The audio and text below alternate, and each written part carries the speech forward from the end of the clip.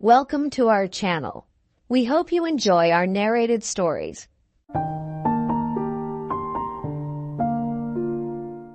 The Fallen Leaves by Wilkie Collins. The Prologue, Section 1. The resistless influences which are one day to reign supreme over our poor hearts and to shape the sad short course of our lives are sometimes of mysteriously remote origin, and find their devious ways to us through the hearts and the lives of strangers. While the young man whose troubled career it is here proposed to follow was wearing his first jacket and bowling his first hoop, a domestic misfortune falling on the household of strangers was destined nevertheless to have its ultimate influence over his happiness and to shape the whole after-course of his life. For this reason, some first words must precede the story and must present the brief narrative of what happened in the household of strangers. By what devious ways the event here related affected the chief personage of these pages when he grew to manhood, it will be the business of the story to trace over land and sea, among men and women, in bright days and dull days alike, until the end is reached, and the pen, God willing, is put back in the desk.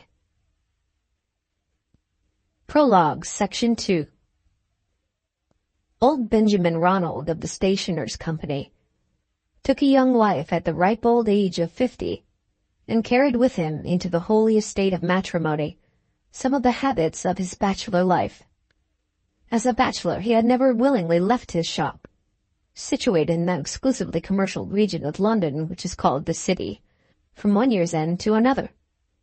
As a married man, he persisted in following the same monotonous course, with this one difference, that he now had a woman to follow it with him. "Traveling by railway," he explained to his wife, "will make your head ache. It makes my head ache. Traveling by sea will make you sick. It makes me sick. If you want change of air, every sort of air is to be found in the city. If you admire the beauties of nature, there is Finsbury Square, with the beauties of nature carefully selected and arranged. When we are in London, you and I are all right. And when we are out of London, you and I are all wrong." As surely as the autumn holiday season set in, so surely old Ronald resisted his wife's petition for a change of scene in that form of words. A man habitually fortified behind his own inbred obstinacy and selfishness is for the most part an irresistible power within the limits of his domestic circle. As a rule, patient Mrs. Ronald yielded, and her husband stood revealed to his neighbors in the glorious character of a married man who had his own way. But in the autumn of 1856, the retribution which sooner or later descends on all despotisms, great and small, overtook the iron rule of old Ronald and defeated the domestic tyrant on the battlefield of his own fireside. The children born of the marriage, 2 in number, were both daughters. The elder had mortally offended her father by marrying imprudently in a pecuniary sense. He had declared that she should never enter his house again, and he had mercilessly kept his word. The younger daughter, now 18 years of age, provided to be also a source of parental inquietude in another way.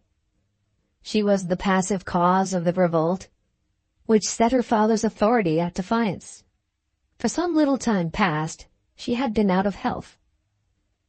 After many ineffectual trials of the mild influence of persuasion, her mother's patience at last gave way. Mrs. Ronald insisted, yes, actually insisted, on taking Miss Emma to the seaside. "What's the matter with you?" old Ronald asked, detecting something that perplexed him in his wife's look and manner on the memorable occasion when she asserted a will of her own for the first time in her life. A man of finer observation would have discovered the signs of no ordinary anxiety and alarm, struggling to show themselves openly in the poor woman's face. Her husband only saw a change that puzzled him. "Send for Emma," he said, his natural cunning inspiring him with the idea of confronting the mother and daughter, and of seeing what came of that. Emma appeared, plump and short, with large blue eyes and full pouting lips, and splendid yellow hair, otherwise miserably pale, languid in her movements, careless in her dress, sullen in her manner. Out of health, as her mother said, and as her father saw. "You can see for yourself," said Mrs. Ronald, "that the girl is pining for fresh air. I have heard Ramsgate recommended." Old Ronald looked at his daughter. She represented the one tender place in his nature. It was not a large place, but it did exist. And the proof of it is that he began to yield. The worst possible grace. "Well, we will see about it," he said. "There is no time to be lost," Mrs. Ronald persisted. "I mean to take her to Ramsgate tomorrow." Mr. Ronald looked at his wife as a dog looked at the maddened sheep that turned on him. "You mean?" repeated the stationer. "Upon my soul, what next? You mean? Where is the money to come from? Answer me that." Mrs. Ronald declined to be drawn into a conjugal dispute in the presence of her daughter. She took Emma's arm and led her to the door. There she stopped and spoke. "I have already told you that the girl is ill," she said to her husband, "and I now tell you again that she must have the sea air. For God's sake, don't let us quarrel. I have enough to try me without that." She closed the door on herself and her daughter, and left her lord and master standing face to face with the wreck of his own outraged authority. What further progress was made by the domestic revolt when the bedroom candles were lit and the hour of retirement had arrived with the night is naturally involved in the mystery. This alone is certain. On the next morning, the luggage was packed, and the cab was called to the door. Mrs. Ronald spoke her parting words to her husband in private. "I hope I have not expressed myself too strongly about taking Emma to the seaside," she said in gentle, pleading tones. "I am anxious about our girl's health. If I've offended you without meaning it, God knows, say you forgive me before I go. I've tried honestly, dear, to be a good wife to you. And you have always trusted me, haven't you? And trust me still?" She took his lean, cold hand and pressed it fervently. Her eyes rested on him with a strange mixture of timidity and anxiety. Still in the prime of her life, she preserved the personal attractions, the fair, calm, refined face, the natural grace of look and movement, which had made her marriage to a man old enough to be her father a cause of angry astonishment among all her friends. In the agitation that now possessed her, her color rose, her eyes brightened. She looked, for the moment, almost young enough to be Emma's sister. Her husband opened his hard old eyes in surly bewilderment. "Why need you make this fuss?" he asked. "I don't understand you." Mrs. Ronald shrank at those words as if he had struck her. She kissed him in silence and joined her daughter in the cab. For the rest of the day, the persons in the stationer's employment had a hard time of it with their master in the shop. Something had upset old Ronald. He ordered the shutters to be put up earlier that evening than usual. Instead of going to his club at the tavern round the corner, he took a long walk in the lonely and lifeless streets of the city by night. There was no disguising it from himself. His wife's behavior at parting had made him uneasy. He naturally swore at her for taking that liberty, while he lay awake alone in his bed. "Damn the woman! What does she mean?" The cry of the soul utters itself in various forms of expression. That was the cry of old Ronald's soul, literally translated. Prologue, Section 3. The next morning brought him a letter from Ramsgate. I write immediately to tell you of our safe arrival. We have found comfortable lodgings, as the address at the head of this letter will inform you, in Albion Place. I thank you, and Emma desires to thank you also, for your kindness in providing us with the ample means for taking our little trip. It is beautiful weather today, the sea is calm, and the pleasure boats are out. We do not, of course, expect to see you here, but if you do, by any chance, overcome your objection to moving out of London, I have a little request to make. Please let me hear of your visit beforehand, so that I may not omit all the needful preparations. I know you dislike being troubled with letters except on business, so I will not write too frequently. Be so good as to take no news for good news in the intervals. When you have a few minutes to spare, you will write, I hope, and tell me how you and the shop are going on. Emma sends you her love, in which I beg to join. So the letter was expressed, and so it ended. They needn't be afraid of my troubling them. Calm seas and pleasure boats, stuff and nonsense. Such was the first impression which his wife's report of herself produced on old Ronald's mind. After a while, he looked at the letter again and frowned, and reflected. Please let me hear of your visit beforehand? He repeated it to himself, as if the request had been, in some incomprehensible way, offensive to him. He opened the drawer of his desk and threw the letter into it. When business was over for the day, he went to his club at the tavern and made himself unusually disagreeable to everybody. A week passed. In the interval, he wrote briefly to his wife. I'm all right, and the shop goes on as usual. He also forwarded 1 or 2 letters which came from Mrs. Ronald. No more news reached him from Ramsgate. I suppose they're enjoying themselves, he reflected. The house looks queer without them.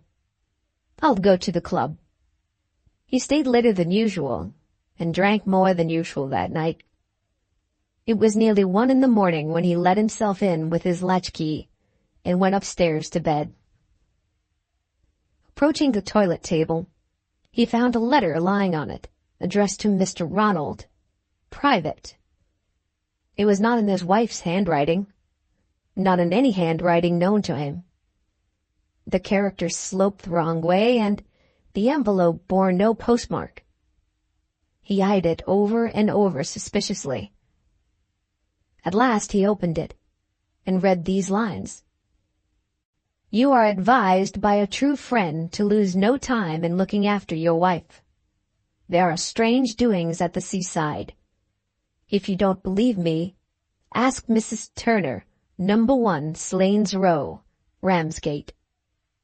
No address, no date, no signature.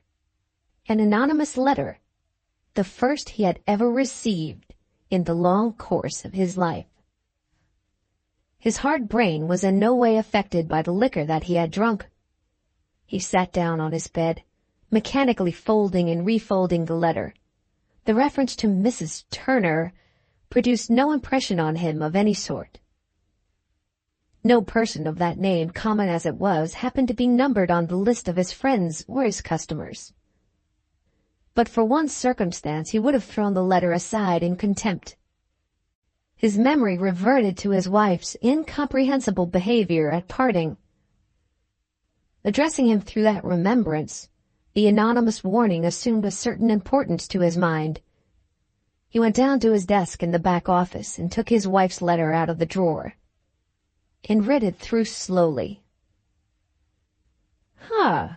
He said, pausing as he came across the sentence which requested him to write beforehand, in the unlikely event of his deciding to go to Ramsgate. He thought again of the strangely persistent way in which his wife dwelt on his dressing her. He recalled her nervous, anxious looks, her deepening color, her agitation at one moment, and then her sudden silence and sudden retreat to the cab. Fed by these irritating influences, the inbred suspicion in his nature began to take fire slowly. She might be innocent enough in asking him to give her notice before he joined her at the seaside. She might naturally be anxious to omit no needful preparation for his comfort. Still, he didn't like it. No, he didn't like it. An appearance, as of a slow collapse, passed little by little over his rugged, wrinkled face. He looked many years older than his age. As he sat at the desk, with the flaring candlelight close in front of him, thinking, the anonymous letter lay before him side by side with his wife's letter. On a sudden, he lifted his gray head and clenched his fist and struck the venomous written warning as if it had been a living thing that could feel. "Whoever you are," he said, "I'll take your advice." He never even made the attempt to go to bed that night. His pipe helped him through the comfortless and dreary hours. Once or twice, he thought of his daughter. Why had her mother been so anxious about her? Why had her mother taken her to Ramsgate? Perhaps as a blind. Ah, yes, perhaps as a blind. More for the sake of something to do than for any other reason, he packed a handbag with a few necessaries. As soon as the servant was stirring, he ordered her to make him a cup of strong coffee. After that, it was time to show himself as usual on the opening of the shop. To his astonishment, he found his clerk taking down the shutters in place of the porter. "What does this mean?" he asked. "Where is Farnaby?" The clerk looked at his master and paused aghast with the shutter in his hands. "Good Lord, what has come to you?" he cried. "Are you ill?" Old Ronald angrily repeated his question. "Where is Farnaby?" "I don't know," was the answer. "You don't know? Have you been up to his bedroom?" "Yes." Well, he isn't in his bedroom, and what's more, his bed hasn't been slept in last night. "Farnaby's off, sir. Nobody knows where." Old Ronald dropped heavily into the nearest chair. The second mystery, following on the mystery of the anonymous letter, staggered him. But his business instincts were still in good working order. He held out his keys to the clerk. "Get the petty cash book," he said, "and see if the money is all right."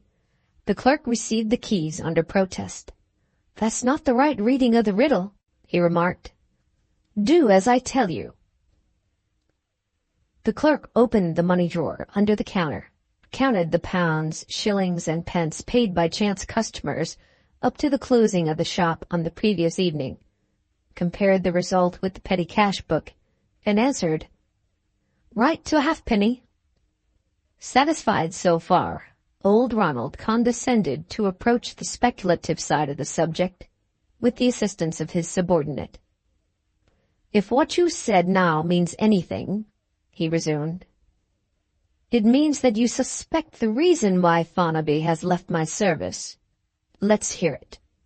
"You know that I never liked John Farnaby," the clerk began. "An active young fellow and a clever young fellow, I grant you, but a bad servant for all that. False, Mr. Ronald. False to the marrow of his bones." Mr. Ronald's patience began to give way. "Come to the facts," he growled. "Why has Farnaby gone off without a word to anybody? Do you know that?" "I know more than you do," the clerk answered coolly. "Don't fly into a passion. I have got some facts for you, if you will only give me time. Turn them over in your own mind, and see what they come to. 3 days ago I was short of postage stamps, and I went to the office. Farnaby was there, waiting at the desk where they pay the post office orders. There must have been 10 or a dozen people with letters, orders, and whatnot between him and me. I got behind him quietly and looked over his shoulder. I saw the clerk give him the money for his post office order, £5 in gold, which I reckoned as they lay on the counter, and a banknote besides, which he crumpled up in his hand. I can't tell you how much it was for, only I know it was a banknote. Just ask yourself how a porter on 20 shillings a week, with a mother who takes in washing and a father who takes in drink, comes to have a correspondent who sends him an order for 5 sovereigns and a banknote, value unknown. Say he's turned a betting man in secret. Very good. There's the post office order, in that case, to show that he's got a run of luck. If he's got a run of luck, tell me this. Why does he leave this place like a thief in the night? He's not a slave. He's not even an apprentice. When he thinks he can better himself, he has no earthly need to keep it a secret that he means to leave your service. He may have met with an accident, to be sure, but that's not my belief. I say he's up to some mischief. And now comes the question. What are we to do? Mr. Ronald, listening with his head down, and without interposing a word on his own part, made an extraordinary answer. Leave it, he said. Leave it till tomorrow. Why? The clerk answered without ceremony. Mr. Ronald made another extraordinary answer. Because I am obliged to go out of town for the day. Look after the business. The ironmonger's man over the way will help you to put up the shutters at night. If anybody inquires for me, say I shall be back tomorrow. With those parting directions, heedless of the effect that he had produced on the clerk, he looked at his watch and left the shop. Prologue, Section 4.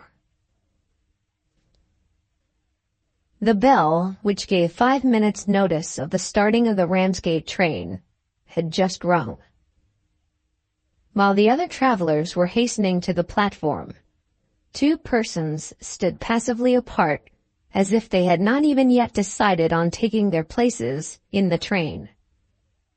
One of the 2 was a smart young man in the cheap traveling suit, mainly noticeable by his florid complexion, his restless dark eyes, and his profusely curling black hair.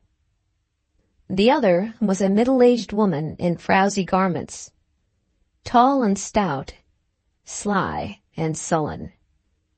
The smart young man stood behind the uncongenial-looking person with whom he had associated himself, using her as a screen to hide him while he watched the travelers on their way to the train.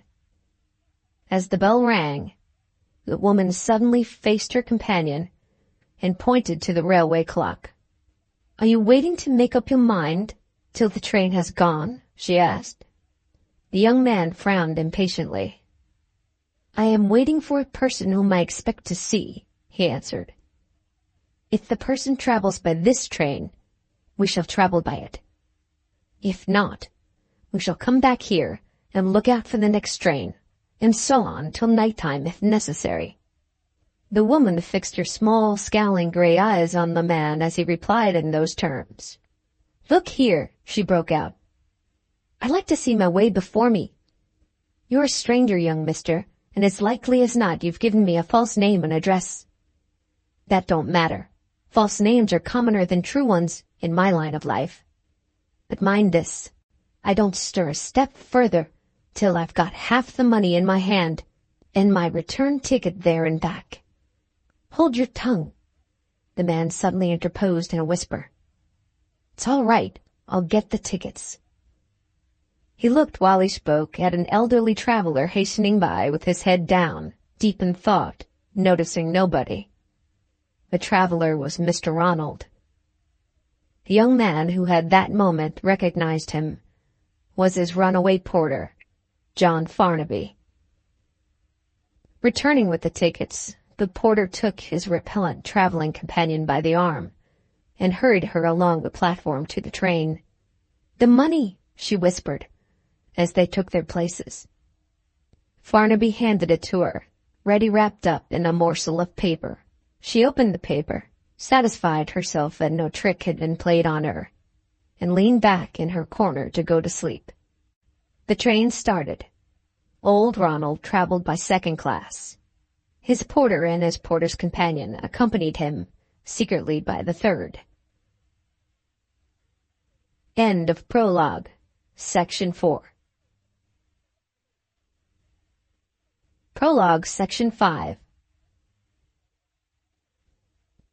It was still early in the afternoon when Mr. Ronald descended the narrow street which leads from the high land of the southeastern railway station to the port of Ramsgate.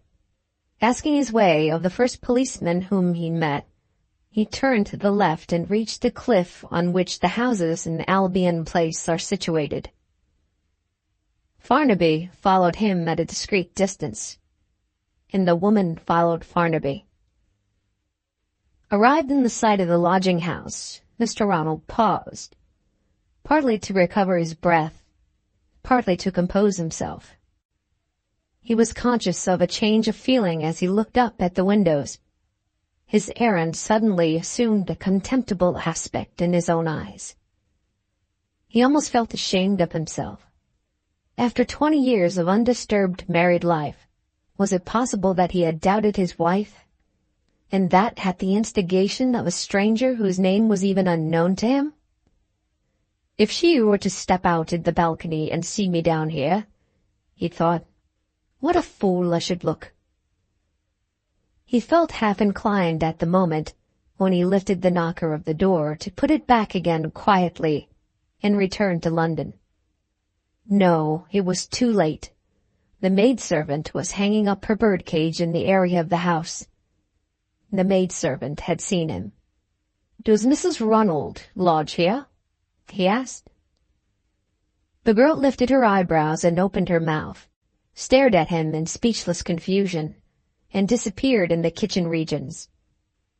This strange reception of this inquiry irritated him unreasonably. He knocked with the absurd violence of a man who vents his anger on the first convenient thing that he can find. The landlady opened the door and looked at him in stern and silent surprise. "Does Mrs. Ronald lodge here?" he repeated. The landlady answered with some appearance of effort, the effort of a person who was carefully considering her words before she permitted them to pass her lips. "Mrs. Ronald has taken rooms here, but she has not occupied them yet." "Not occupied them yet?" The words bewildered him as if they had been spoken in an unknown tongue. He stood stupidly silent on the doorstep.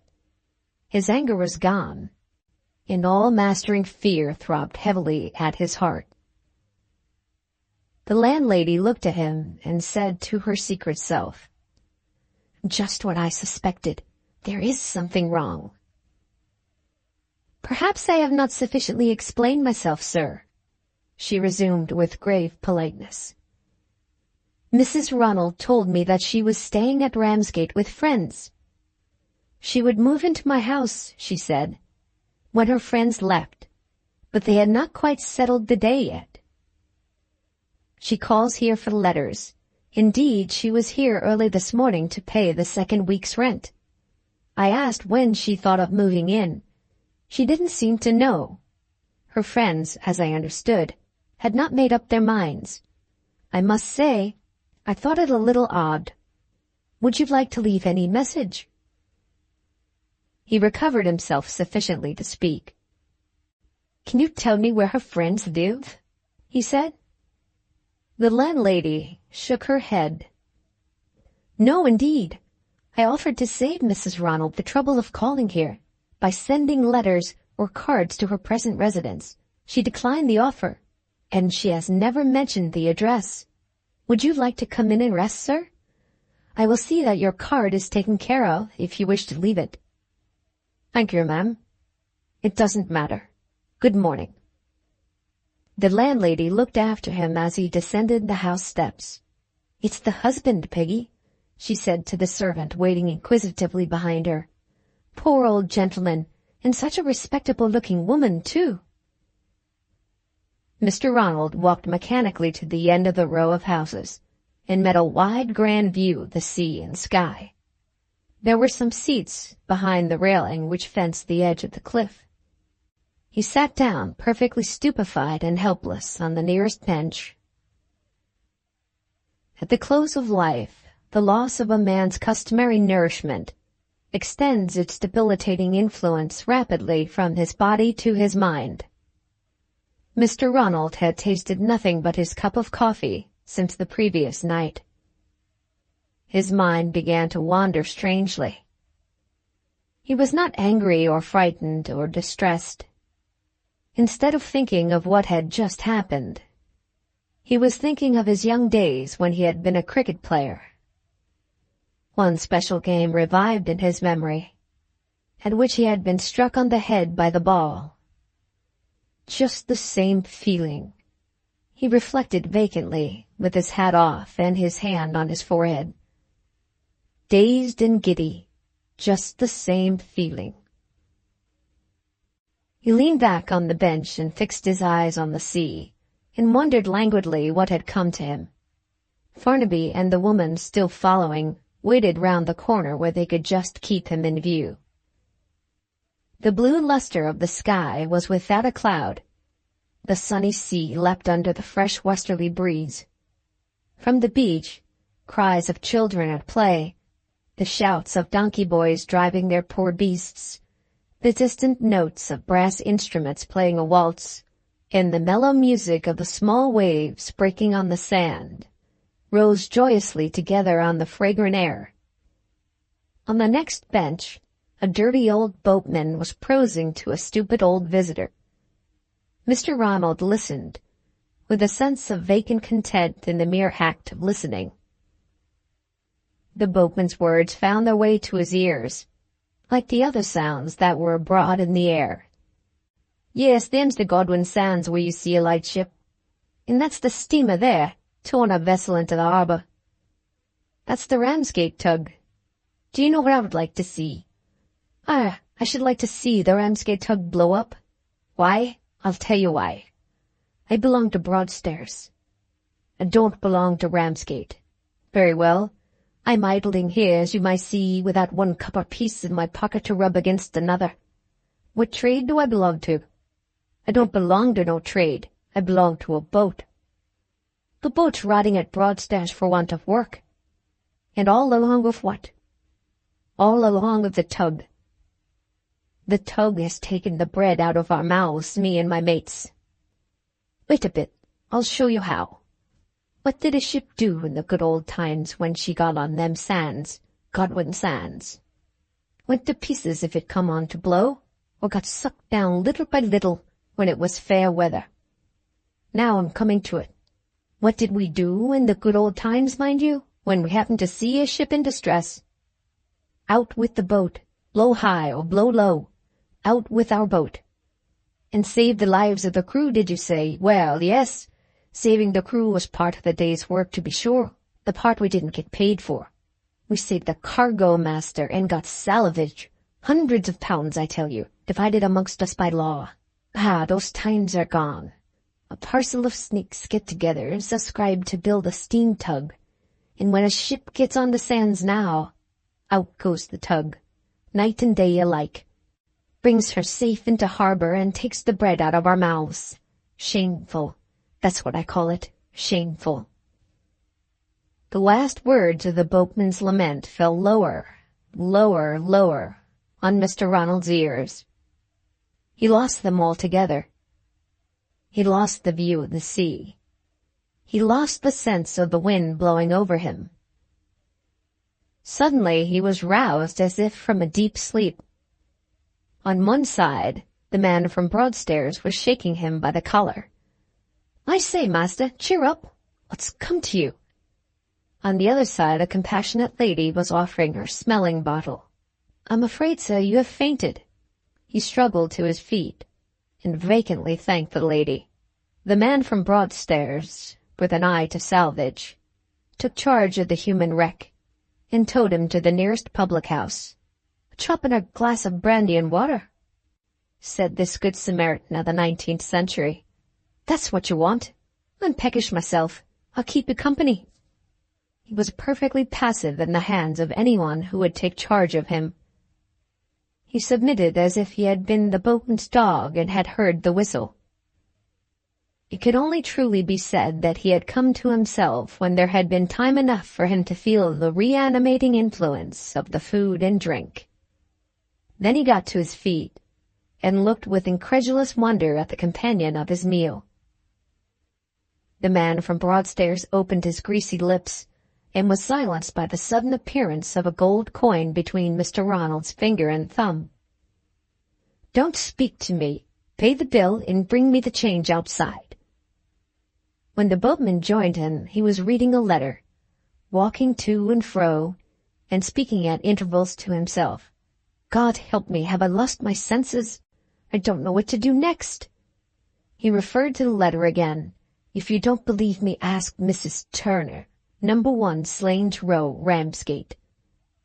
He put the letter back in his pocket and rallied suddenly. "Slange Row," he said, turning to the boatman. "Take me there directly and keep the change for yourself." The boatman's gratitude was apparently beyond expression in words. He slapped his pocket cheerfully, and that was all. Leading the way inland, he went downhill and uphill again, then turned aside towards the eastern extremity of town. Farnaby, still following with the woman behind him, stopped when the boatman diverged towards the east, and looked up at the name of the street. "I've got my instructions," he said. "I know where he's going. Step out. We'll get there before him by another way." Mr. Ronald and his guide reached a row of poor little houses with poor little gardens in front of them and behind them. The back windows looked out on downs and fields lying on either side of the road to Broadstairs. It was a lost and lonely spot. The guide stopped and put a question with inquisitive respect. "What number, sir?" Mr. Ronald had sufficiently recovered himself to keep his own counsel. "That will do," he said. "You can leave me." The boatman waited a moment. Mr. Ronald looked at him. The boatman was slow to understand that his leadership had gone from him. "You're sure you don't want me any more?" he said. "Quite sure," Mr. Ronald answered. The man from Broadstairs retired with his salvage to comfort him. Number 1 was at the farther extremity of the row of houses. When Mr. Ronald rang the bell, the spies were already posted. The woman loitered on the road within view of the door. Farnaby was out of sight round the corner, watching the house over the low wooden palings of the back garden. A lazy-looking man in his shirt-sleeves opened the door. "Mrs. Turner at home?" he repeated. "Well, she's at home, but she's too busy to see anybody. What's your pleasure?" Mr. Ronald declined to accept excuses or to answer questions. "I must see Mrs. Turner directly," he said, "on important business." His tone and manner had their effect on the lazy man. "What name?" he asked. Mr. Ronald declined to mention his name. "Give my message," he said. "I won't detain Mrs. Turner more than a minute." The man hesitated and opened the door of the front parlor. An old woman was fast asleep on a ragged little sofa. The man gave up the front parlor and tried the back parlor next. It was empty. "Please to wait here," he said, and went away to deliver his message. The parlor was a miserably furnished room. Through the open window, the patch of back garden was barely visible under the fluttering rows of linen hanging out on the lines to dry. A pack of dirty cards and some plain needlework littered the bare little table. A cheap American clock ticked with stern and steady activity on the mantelpiece. A smell of onions was in the air. A torn newspaper with stains of beer on it lay on the floor. There was some sinister influence in the place, which affected Mr. Ronald painfully. He felt himself trembling and sat down on one of the rickety chairs. The minutes followed one another wearily. He heard a trampling of feet in the room above. Then a door opened and closed. Then the rustle of a woman's dress on the stairs. In a moment more the handle of the parlor door was turned. He rose in anticipation of Mrs. Turner's appearance. The door opened. He found himself face to face with his wife. End of prologue, section 5.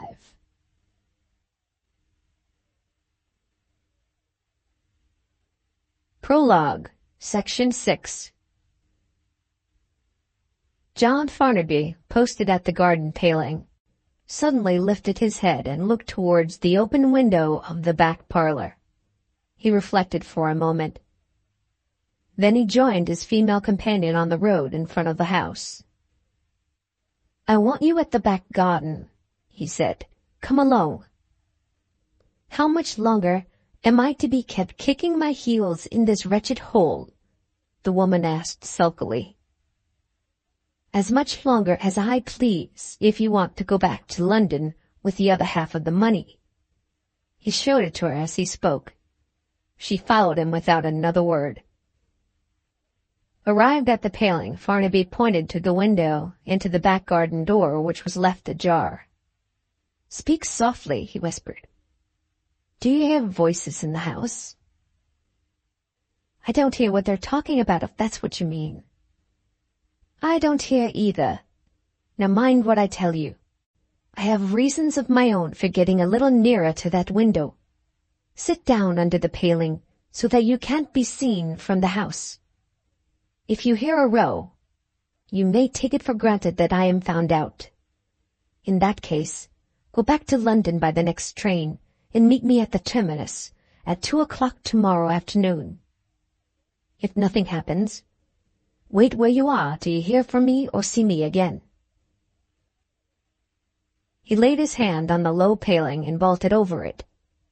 The linen hanging up in the garden to dry offered him a means of concealment, if anyone happened to look out the window, of which he skillfully availed himself. The dustbin was at the side of the house, situated at a right angle to the parlor window. He was safe behind the bin, provided no one appeared on the path, which connected the patch of garden at the back with the patch in front. Here, running the risk, he waited and listened. The first voice that reached his ears was the voice of Mrs. Ronald. She was speaking with a firmness of tone that astonished him. "Hear me to the end, Benjamin," she said. "I have a right to ask as much as that of my husband, and I do ask it. If I had been bent on nothing but saving the reputation of our miserable girl, you would have a right to blame me for keeping you ignorant of the calamity that has fallen on us." There the voice of her husband interposed sternly. "Calamity? Say disgrace. Everlasting disgrace." Mrs. Ronald did not notice the interruption. Sadly and patiently she went on. "But I had a harder trial still to face," she said. "I had to save her, in spite of herself, from the wretch who has brought this infamy on us. He has acted throughout in cold blood. It is his interest to marry her, and from the first to the last he has plotted to force the marriage on us. For God's sake, don't speak loud. She is in the room above us. If she hears you, it will be the death of her. Don't suppose I am talking at random. I have looked at his letters to her. I've got the confession of the servant girl. Such a confession. Emma is his victim, body and soul. I know it. I know that she has sent him money, my money, from this place. I know that the servant, at her instigation, informed him by telegraph of the birth of the child. Oh, Benjamin, don't curse the poor helpless infant. Such a sweet little girl. Don't think of it. I don't think of it. Show me the letter that brought you here. I want to see this letter." Ah, I can tell you who wrote it. He wrote it. In his own interest, always with his own interests in view. Don't you see it for yourself? If I succeeded in keeping the shame and misery a secret from everybody, if I take Emma away to some place abroad on pretense of her health, there is an end of this hope of becoming your son-in-law. There is an end of his being taken into the business. Yes, he, the low-lived vagabond who puts up the shop shutters, he looks forward to being taken into partnership and succeeding you when you die. Isn't his object in writing that letter as plain to you now as the heaven above us? His one chance is to set your temper aflame, to provoke the scandal of a discovery, and to force the marriage on us, as the only remedy left. Am I wrong for making any sacrifice rather than bind our girl for life, our own flesh and blood, to such a man as that? Surely you can feel for me and forgive me now. How could I own the truth to you before I left London, knowing you as I do? How could I expect you to be patient, to go into hiding, to pass under a false name, to do all the degrading things that must be done if we are to keep Emma out of this man's way? No, I know no more than you do where Farnaby is to be found. Hush, there's the doorbell. It's the doctor's time for his visit. I tell you again, I don't know, on my sacred word of honor. I don't know where Farnaby is. Oh, be quiet, be quiet. There's the doctor going upstairs. Don't let the doctor hear you. So far, she had succeeded in composing her husband. But the fury which she had innocently roused in him, in her eagerness to justify herself, now broke beyond all control. "You lie!" he cried furiously. "If you know everything else about it, you know where Farnaby is. I'll be the death of him if I swing for it on the gallows. Where is he? Where is he?" A shriek from the upper room silenced him before Mrs. Ronald could speak again. His daughter had heard him. His daughter had recognized his voice. A cry of terror from her mother echoed the cry from above. The sound of the opening and closing of the door followed instantly. Then there was a momentary silence. Then Mrs. Ronald's voice was heard from the upper room calling to the nurse, asleep in the front parlor. The nurse's gruff tones were just audible, answering from the parlor door. There was another interval of silence, broken by another voice, a stranger's voice, speaking at the open window close by. "Follow me upstairs, sir, directly," the voice said in peremptory tones. "As your daughter's medical attendant, I tell you in the plainest terms that you have seriously frightened her. In her critical condition, I decline to answer for her life, unless you make the attempt at least to undo the mischief you have done. Whether you mean it or not, soothe her with kind words. Say you have forgiven her. No, I have nothing to do with your domestic troubles. I have only my patient to think of. I don't care what she asks of you. You must give way to her now. If she falls into convulsions, she will die, and her death will be at your door." So with feebler and feebler interruptions from Mr. Ronald, the doctor spoke. It ended plainly in his being obeyed. The departing footsteps of the men were the next sounds to be heard. After that, there was a pause of long silence. A long pause broken by Mrs. Ronald calling again from the upper regions. "Take the child into the back parlor, nurse, and wait till I come to you. It's cooler there at this time of the day." The wailing of an infant and the gruff complaining of the nurse were the next sounds that reached Farnaby in his hiding place. The nurse was grumbling to herself over the grievance of having been awakened from her sleep. "After being up all night, a person wants rest. There's no rest for anybody in this house. My head's as heavy as lead, and every bone in me has got an ache in it." Before long, the renewed silence indicated that she had succeeded in hushing the child to sleep. Farnaby forgot the restraints of caution for the first time. His face flushed with excitement, he ventured nearer to the window in his eagerness to find out what might happen next.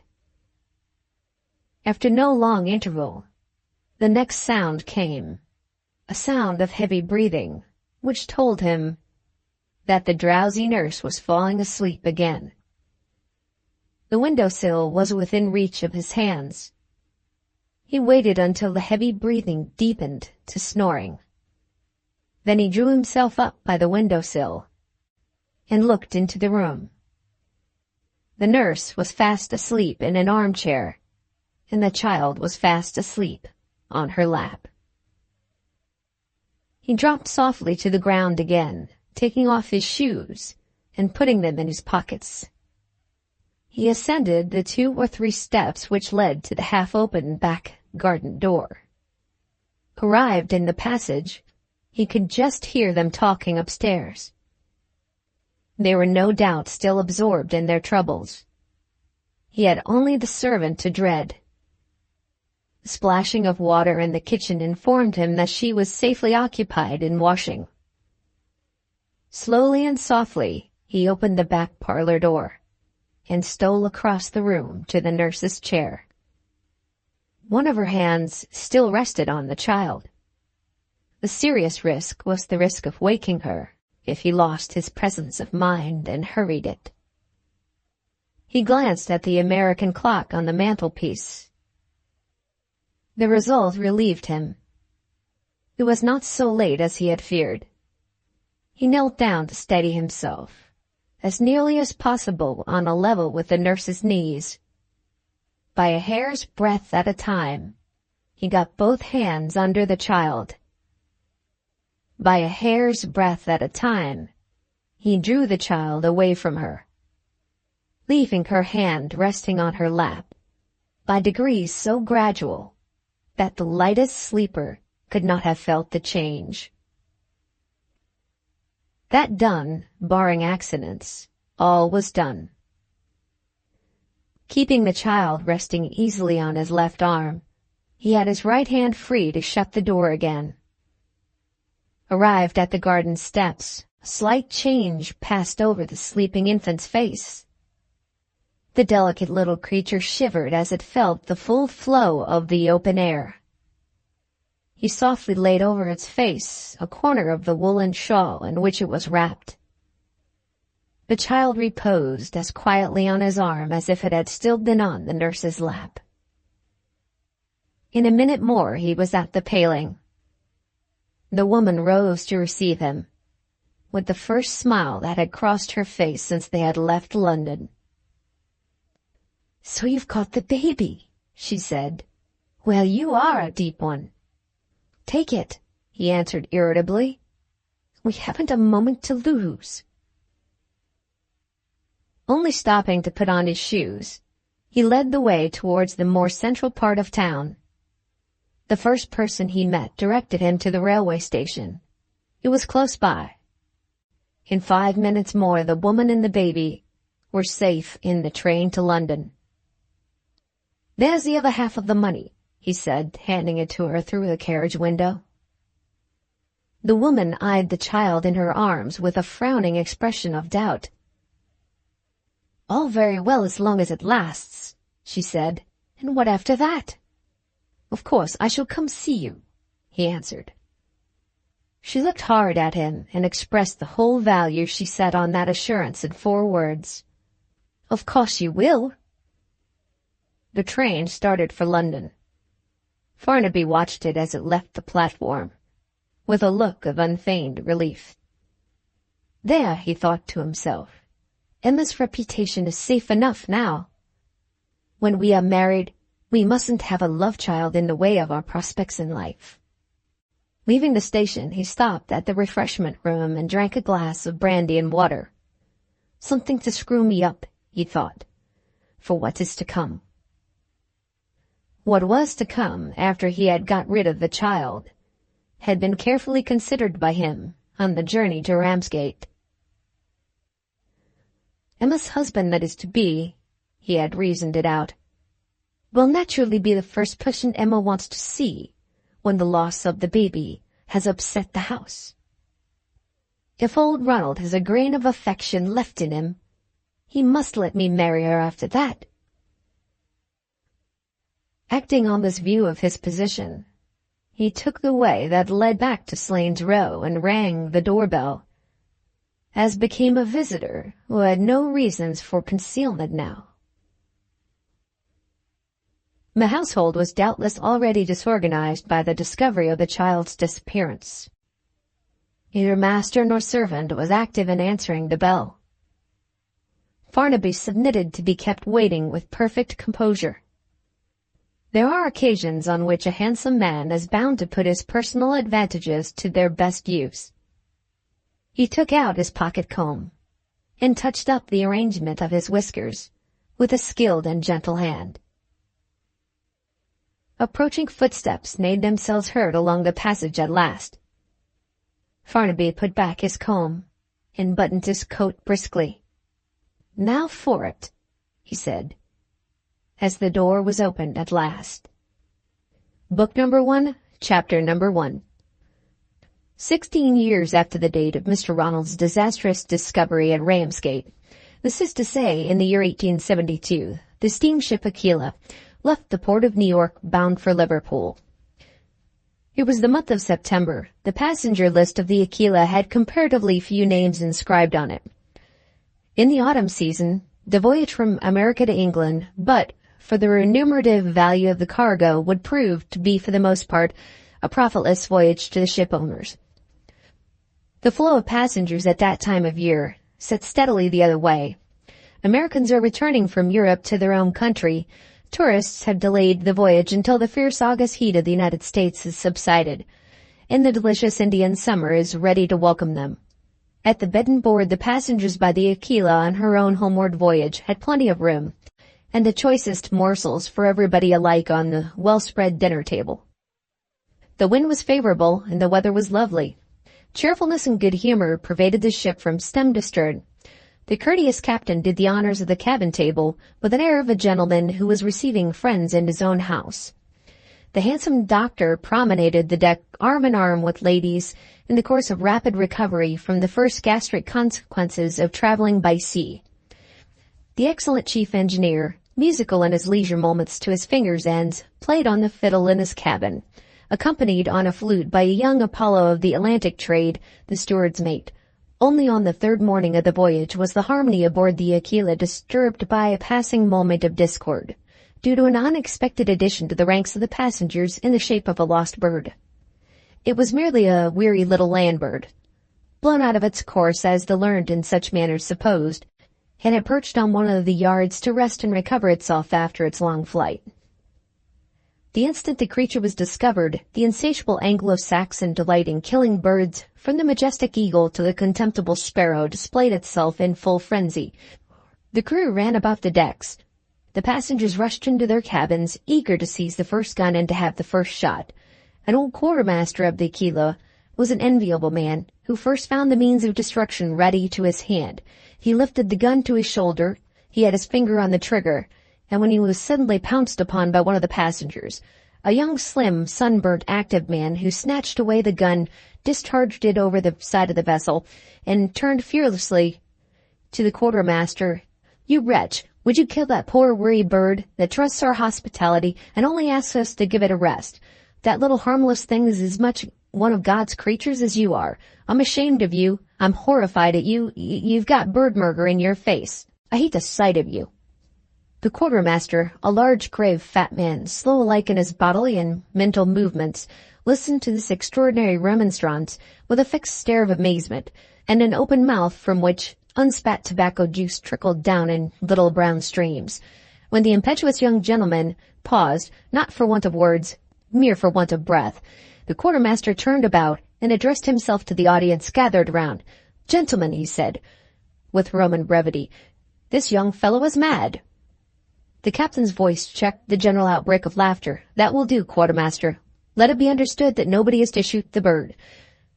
And let me suggest to you, sir, that you might have expressed your sentiments quite as effectually in less of violent language." Addressed in those terms, the impetuous young man burst into another fit of excitement. "You're quite right, sir. I deserve every word you have said to me.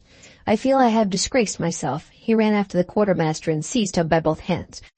"I beg your pardon. I beg your pardon with all my heart. You would have served me right if you had thrown me overboard after the language I used to you.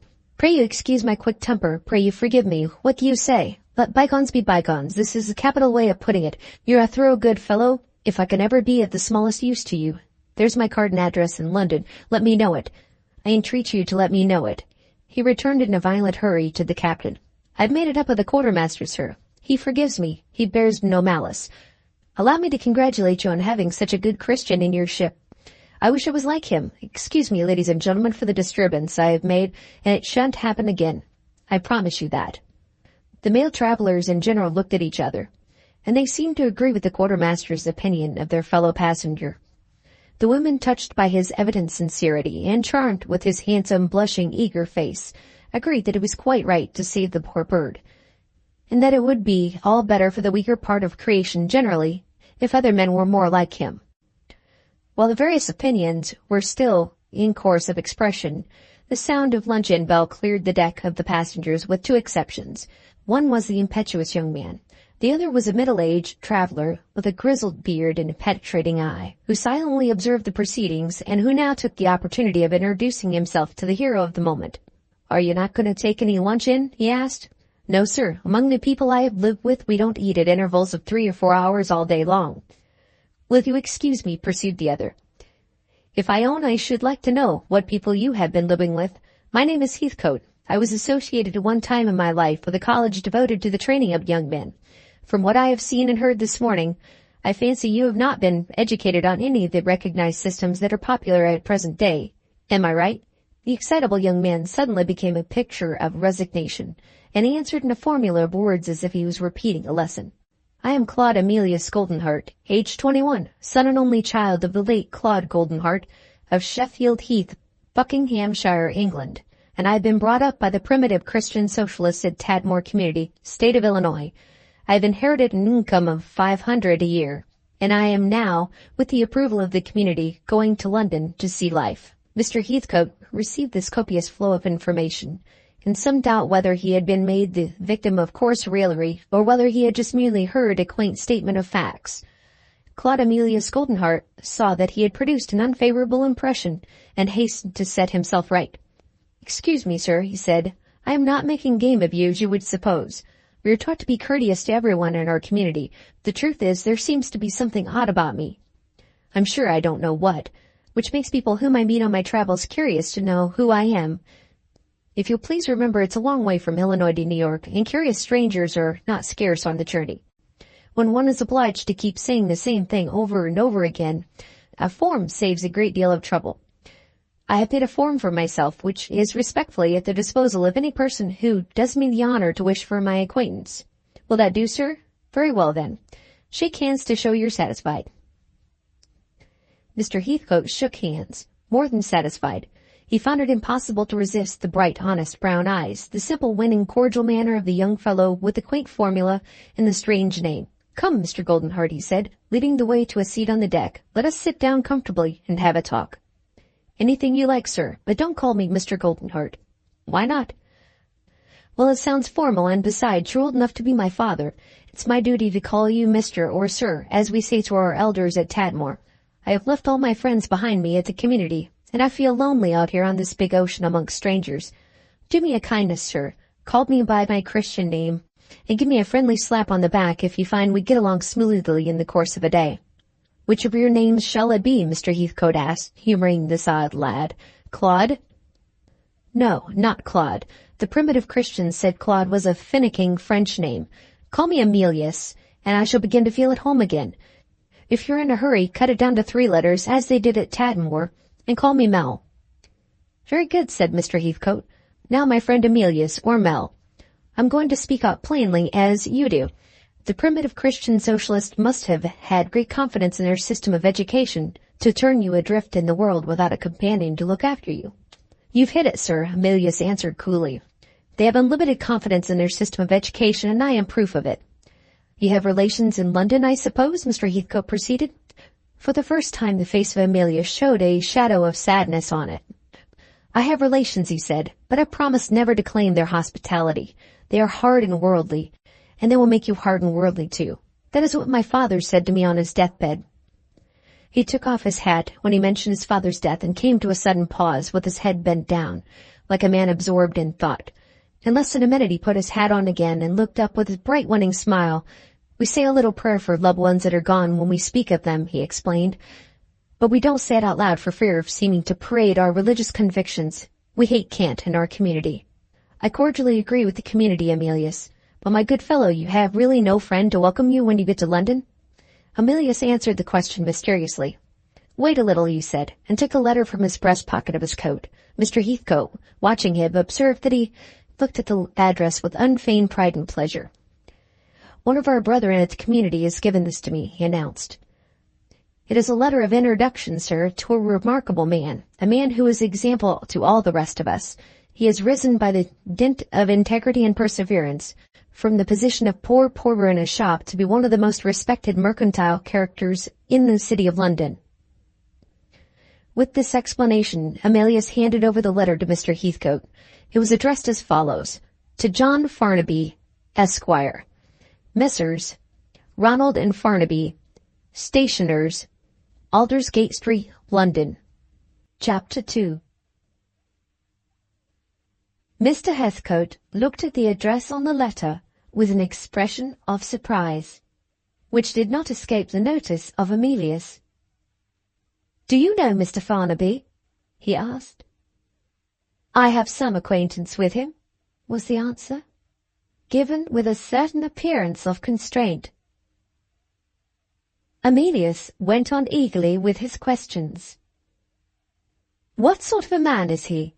Do you think he will be prejudiced against me because I have been brought up in Tadmor?" "I must be a little better acquainted, Emilius, with you in Tadmor before I can answer your question. Suppose you tell me how you became one of the socialists to begin with." "I was only a little boy, Mr. Heathcote, at that time." "Very good. Even little boys have memories. Is there any objection to your telling me what you can remember?" Emilius answered rather sadly, with his eyes bent on the deck. "I remember something happening which threw a gloom over us at home in England. I heard that my mother was concerned in it. When I grew older, I never presumed to ask my father what it was, and he never offered to tell me. I only know this, that he forgave her some wrong she had done him and let her go on living at home, and that relations and friends all blamed him and fell away from him from that time. Not long afterwards, while I was at school, my mother died. I was sent for to follow her funeral with my father. When we got back, and were alone together, he took me on his knee and kissed me. 'Which will you do, Emilius?' he said. 'Stay in England with your uncle and aunt, or come with me all the way to America and never go back to England again? Take time to think of it.' I wanted no time to think of it. I said, 'Go with you, Papa.' He frightened me by bursting out crying. It was the first time I had ever seen him in tears. I can understand it now. He had been cut to the heart and had borne it like a martyr, and his boy was his one friend left. Well, by the end of the week, we were on board the ship, and there we met a benevolent gentleman with a long grey beard, who bade my father welcome, and presented me with a cake. In my ignorance, I thought he was the captain. Nothing of the sort. He was the first socialist I had ever seen, and it was he who had persuaded my father to leave England. Mr. Heathcote's opinions of socialists began to show themselves a little sourly in Mr. Heathcote's smile. "And how did you get on with this benevolent gentleman?" he asked. "After converting your father, did he convert you with the cake?" Emilius smiled. "Do him justice, sir, he didn't trust to the cake. He waited till we were in sight of the American land, and then he preached me a little sermon on our arrival, entirely for my own use." "A sermon?" Mr. Heathcote repeated. "Very little religion in it, I suspect." "Very little indeed, sir," Emilius answered. "Only as much religion as there is in the New Testament." I was not quite old enough to understand him easily, so he wrote down his discourse on the flyleaf of a storybook I had with me, and gave it to me to read when I was tired of the stories. Stories were scarce with me in those days, and when I had exhausted my little stock, rather than read nothing, I read my sermon. Read it so often that I think I can remember every word of it now. "My dear little boy, the Christian religion, as Christ taught it, has long ceased to be the religion of the Christian world. A selfish and cruel pretense is set up in its place. Your own father is one example of the truth of this saying of mine. He has fulfilled the first and foremost duty of a true Christian, the duty of forgiving an injury.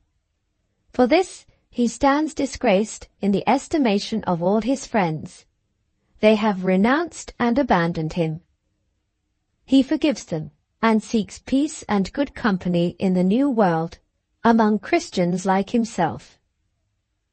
You will not repent leaving home with him. You'll be one of a loving family, and when you are old enough, you will be free to decide for yourself what your future life shall be."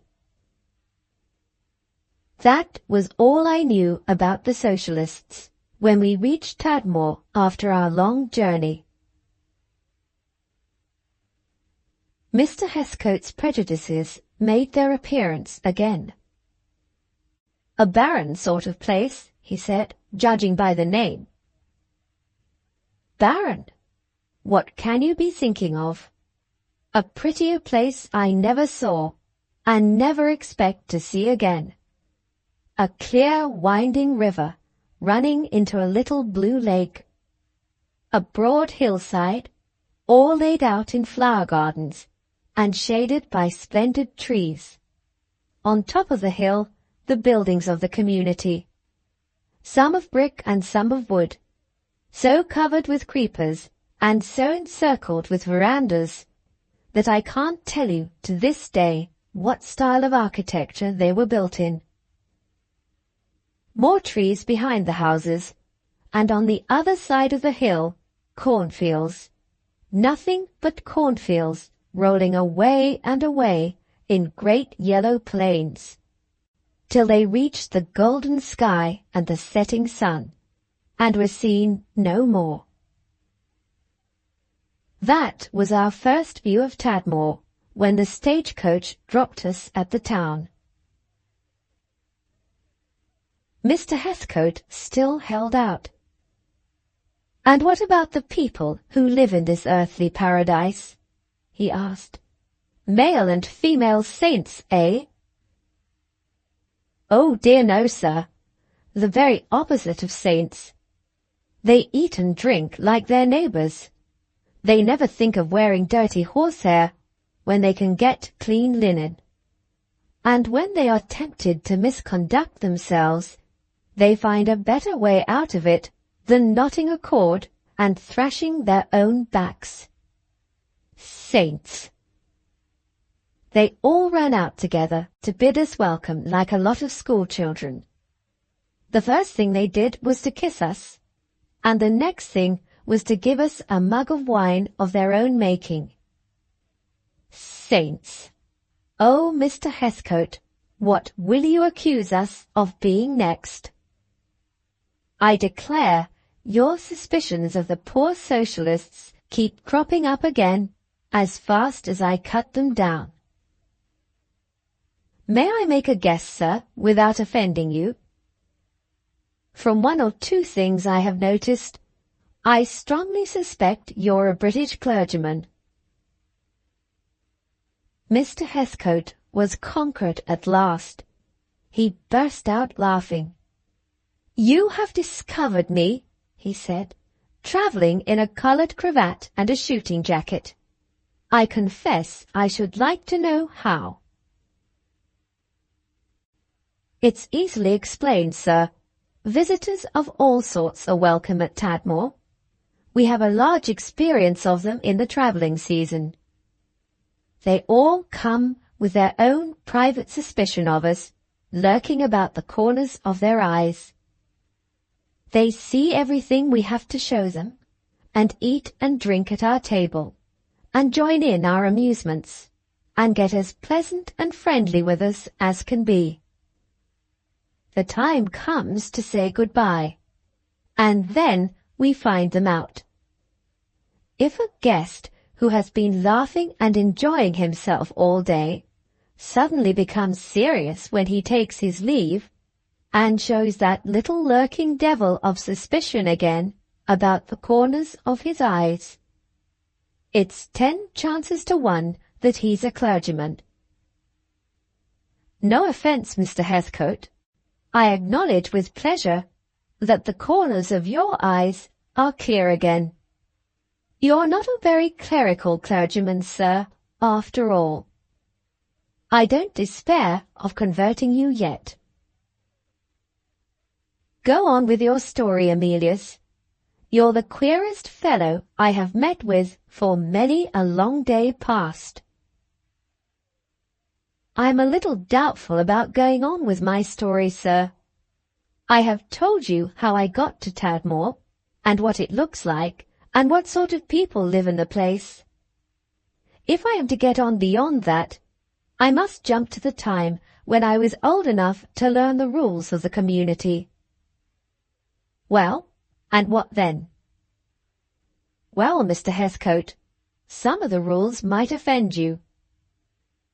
Try. All right, sir. Don't blame me. I am not ashamed of the rules. And now, if I am to speak, I must speak seriously on a serious subject. I must begin with our religious principles. We find our Christianity in the spirit of the New Testament, not in the letter. We have 3 good reasons for objecting to pin our faith on the words alone in that book. First, because we are not sure that the English translation is always to be depended on as accurate and honest. Secondly, because we know that since the invention of printing, there is not a copy of the book in existence which is free from errors of the press, and that before the invention of printing, those errors in manuscript copies must, as a matter of course, been far more serious and far more numerous.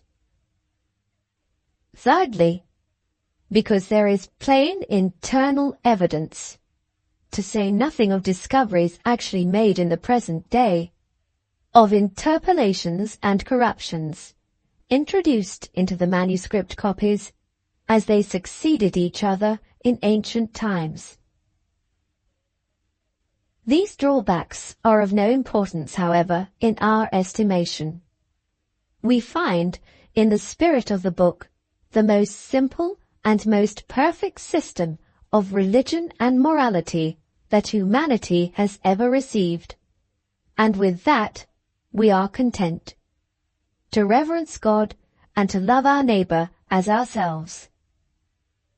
If we had only those 2 commandments to guide us, we should have enough. The whole collection of doctrines, as they are called, we reject at once, without even stopping to discuss them. We apply to them The test suggested by Christ himself. By their fruits ye shall know them. The fruits of doctrines in the past, to quote 3 instances only, have been the Spanish Inquisition, the massacre of St. Bartholomew, and the 30 Years' War. And the fruits in the present are dissension, bigotry, and opposition to useful reforms. Away with doctrines. In the interests of Christianity, away with them. We are to love our enemies. We are to forgive injuries. We are to help the needy. We are to be pitiful and courteous, slow to judge others, and ashamed to exalt ourselves. That teaching doesn't lead to tortures, massacres, and wars, to envy, hatred, and malice. And for that reason, it stands revealed to us as the teaching that we can trust.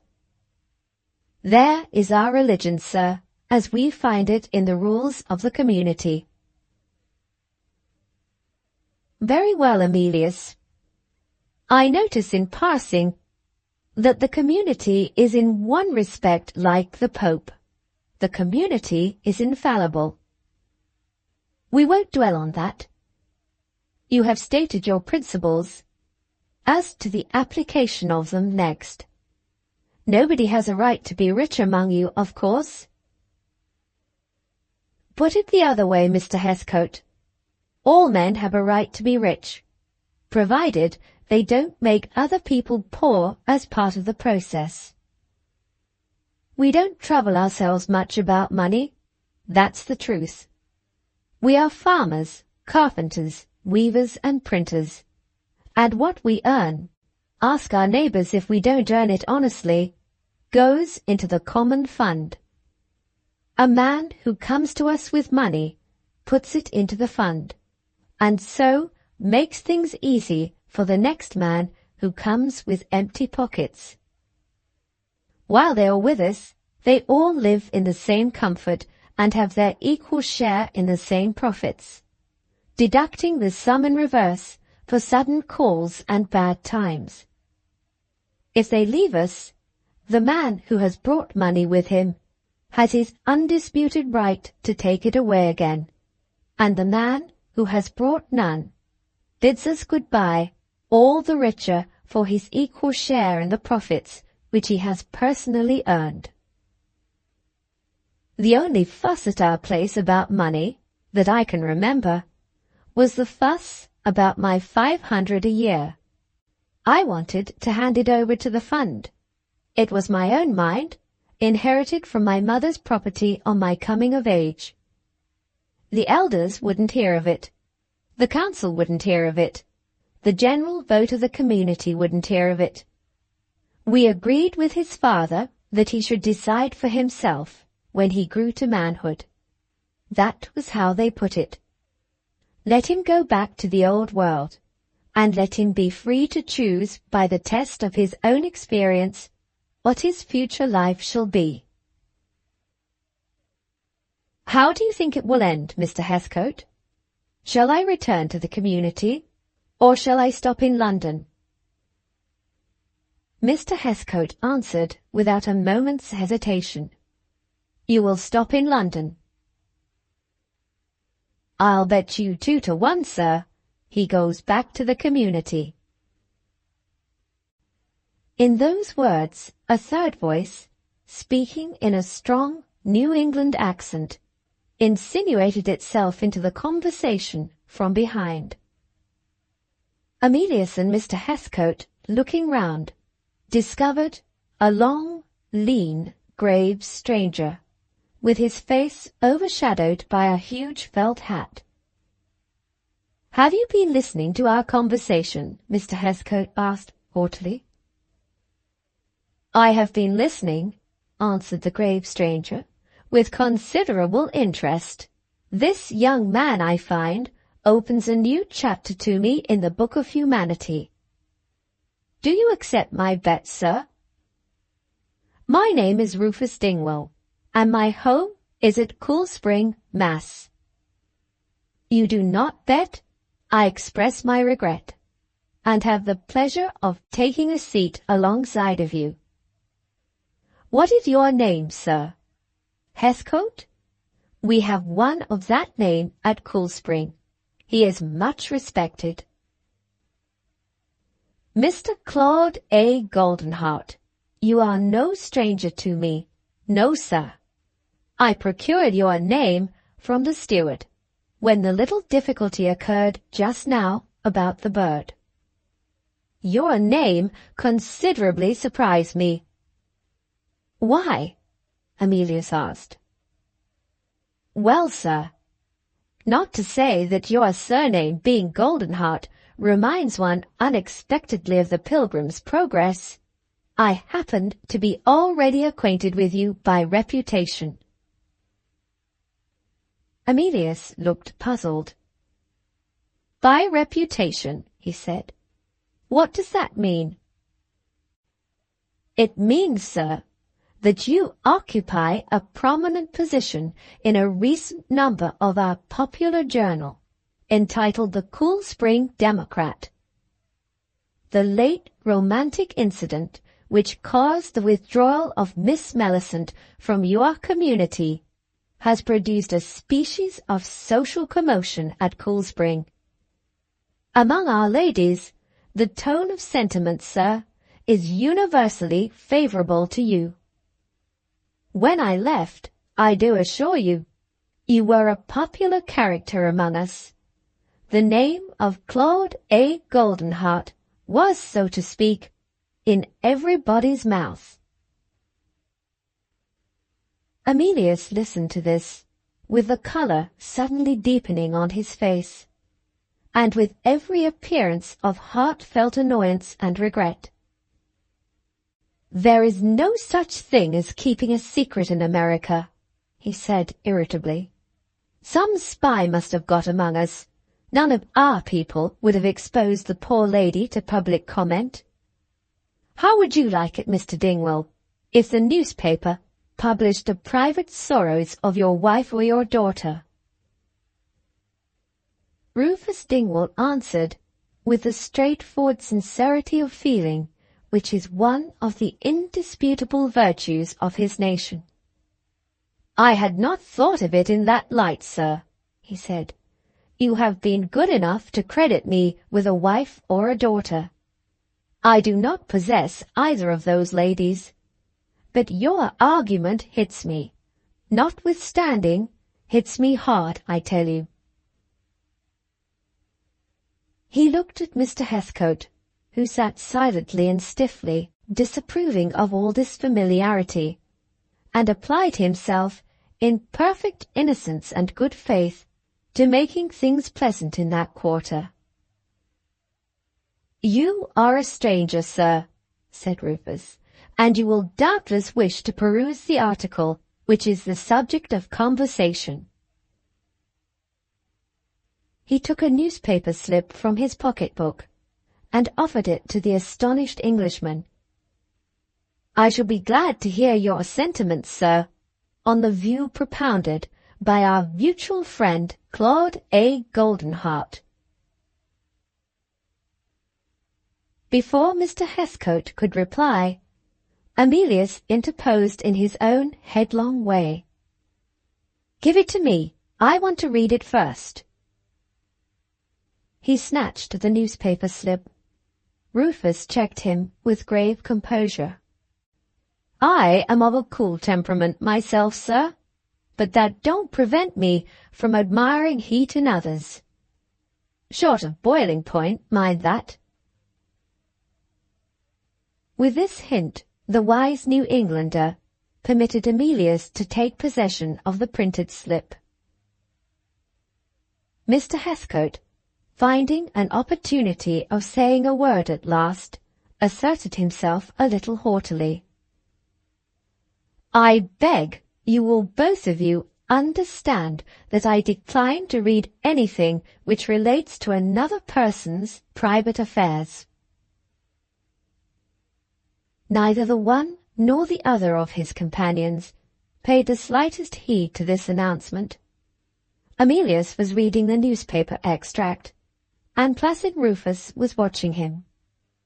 In another moment, he crumpled up the slip and threw it indignantly on the deck. "It's as full of lies as it can hold," he burst out. "It's all over the United States by this time," Rufus remarked, "and I don't doubt we shall find the English papers have copied it when we get to Liverpool. If you will take my advice, sir, you will cultivate a sagacious insensibility to the comments of the press." "Do you think I care for myself?" Emilius asked indignantly. "It's the poor woman I'm thinking of. What can I do to clear her character?" "Well, sir," suggested Rufus, "in your place, I should have notification circulated through the ship, announcing a lecture on the subject, weather permitting, in the course of the afternoon. That's the way we should do it at Cool Spring." Emilius listened without conviction. "It's certainly useless to make a secret of the matter now," he said, "but I don't see my way to making it more public still." He paused and looked at Mr. Heathcote. "It so happens, sir," he resumed, "that this unfortunate affair is an example of some of the rules of our community, which I had not had time to speak of when Mr. Dingwall here joined us. It will be a relief to me to contradict these abominable falsehoods to somebody, and I should like, if you don't mind, to hear what you think of my conduct from your own point of view. It might prepare me," he added, smiling rather uneasily, "for what I may find in the English newspapers." With these words of introduction, he told his sad story, jocosely described in the newspaper heading as "Miss Mellicent and Goldenheart among the Socialists at Tadmor." Chapter 3. "Nearly 6 months since," said Emilius, "we had notice by letter of the arrival of an unmarried English lady, who wished to become a member of our community. You will understand my motive in keeping her family name a secret. Even the newspaper has grace enough only to mention her by her Christian name. I don't want to cheat you out of your interest, so I will own at once that Miss Mellicent was not beautiful and not young. When she came to us, she was 38 years old, and time and trial had set their marks on her face plainly enough for anybody to see. Notwithstanding this, we all thought her an interesting woman. It might have been the sweetness of her voice, or perhaps it was something in her expression that took our fancy. There, I can't explain it. I can only say there were young women and pretty women at Tadmor who failed to win us as Miss Mellicent did. Contradictory enough, isn't it?" Mr. Heathcote said he understood the contradiction. Rufus put an appropriate question. "Do you possess a photograph of this lady, sir?" "No," said Emilius. "I wish I did." "Well, we received her, on her arrival, in the common room, called so because we all assemble there every evening when the work of the day is done. Sometimes we have the reading of a poem or a novel. Sometimes debates on the social and political questions of the time in England and America.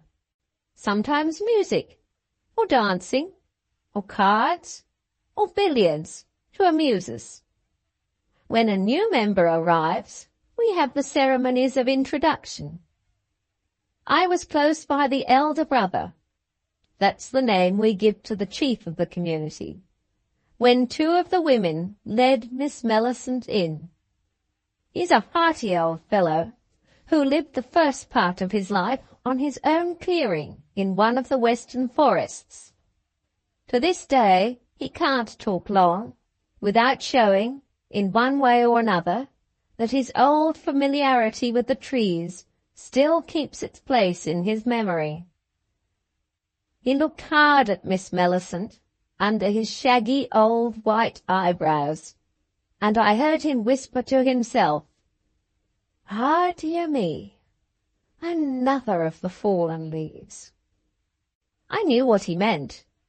The people who have drawn blanks in the lottery of life, the people who have toiled hard after happiness and have gathered nothing but disappointment and sorrow, the friendless and the lonely, the wounded and the lost. These are the people whom our good elder brother calls the fallen leaves. I like the saying myself. It is a tender way of speaking of our poor fellow creatures who are down in the world. He paused for a moment, looking out thoughtfully over the vast void of sea and sky. A passing shadow of sadness clouded his bright young face. The two elder men looked at him in silence, feeling, in widely different ways, the same compassionate interest. What was the life that lay before him? And, God help him, what would he do with it? "Where did I leave off?" he asked, rousing himself suddenly. "You left Miss Millicent, sir, in the common room, the venerable citizen with the white eyebrows being suitably engaged in moralizing on her." In those terms, the ever-ready Rufus set the story going again. "Quite right," Emilius resumed.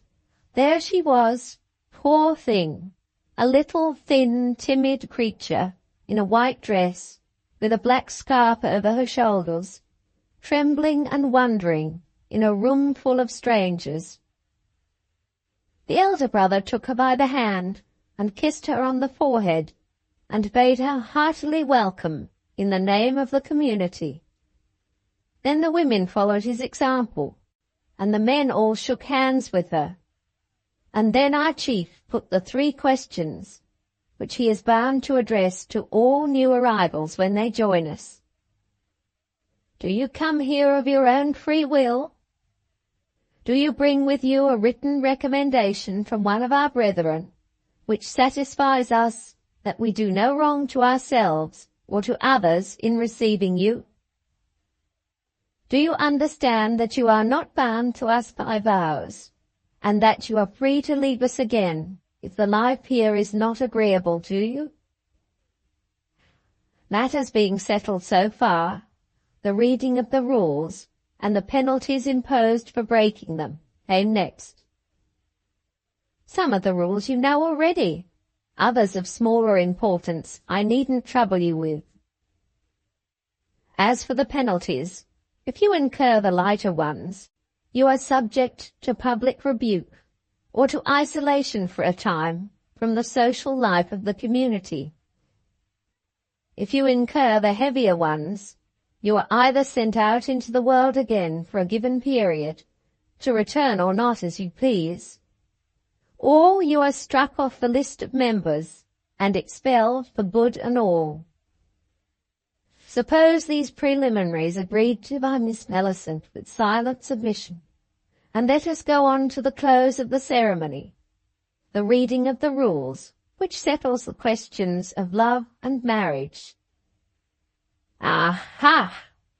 said Mr. Heathcote. "We are coming to the difficulties of the community at last." "Are we also coming to Miss Millicent, sir?" Rufus inquired. "As a citizen of a free country, in which I can love in one state, marry in another, and be divorced in a third, I am not interested in your rules. I am interested in your lady." "The two are inseparable in this case," Emilius answered gravely. "If I am to speak of Miss Millicent, I must speak of the rules. You will soon see why.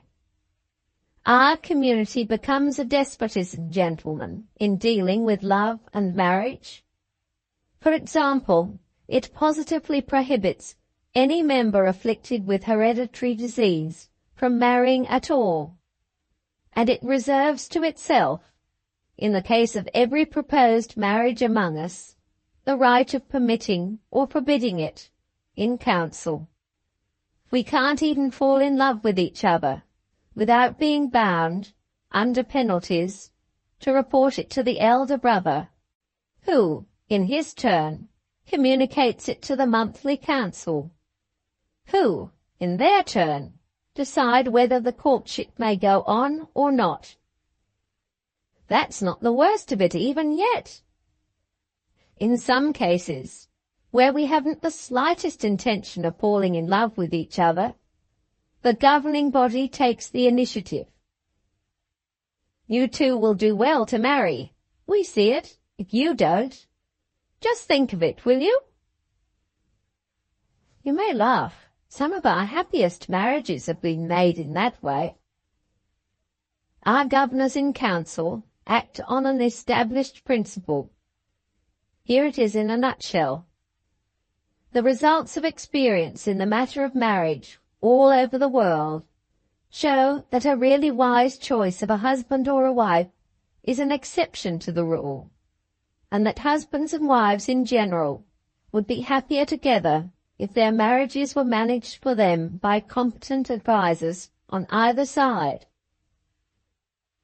Laws laid down on such lines as these, and others equally strict, which I have not mentioned yet, were not put into force, Mr. Heathcote, as you suppose, without serious difficulties, difficulties which threatened the very existence of the community. But that was before my time. When I grew up, I found the husbands and wives about me content to acknowledge that the rules fulfilled the purpose with which they had been made, the greatest happiness of the greatest number. It all looks very absurd, I dare say, from your point of view. But these queer regulations of ours answer the Christian test. By their fruits ye shall know them. Our married people don't live on separate sides of the house. Our children are all healthy.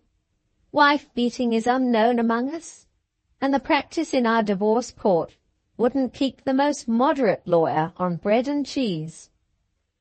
Can you say as much for the success of the marriage laws in Europe? I leave you, gentlemen, to form your own opinions. Mr. Heathcote declined to express an opinion. Rufus declined to resign his interest in the lady. And what did Miss Millicent say to it? He inquired. She said something that startled us all, Emilius replied. When the elder brother began to read the first words relating to love and marriage in the Book of Rules, she turned deathly pale, and rose up in her place with a sudden burst of courage or desperation, I don't know which. "Must you read that to me?" she asked. "I have nothing to do with love or marriage." The elder brother laid aside his Book of Rules. "If you are afflicted with a hereditary malady," he said, "the doctor from the town will examine you and report to us." She answered, "I have no hereditary malady." The elder brother took up his book again. "In due course of time, my dear, the council will decide for you whether you are to love and marry or not." And he read the rules. She sat down again and hid her face in her hands, and never moved or spoke until he had done. The regular questions followed. Had she anything to say in the way of objection? Nothing. In that case, would she sign the rules? Yes. When the time came for supper, she excused herself, just like a child.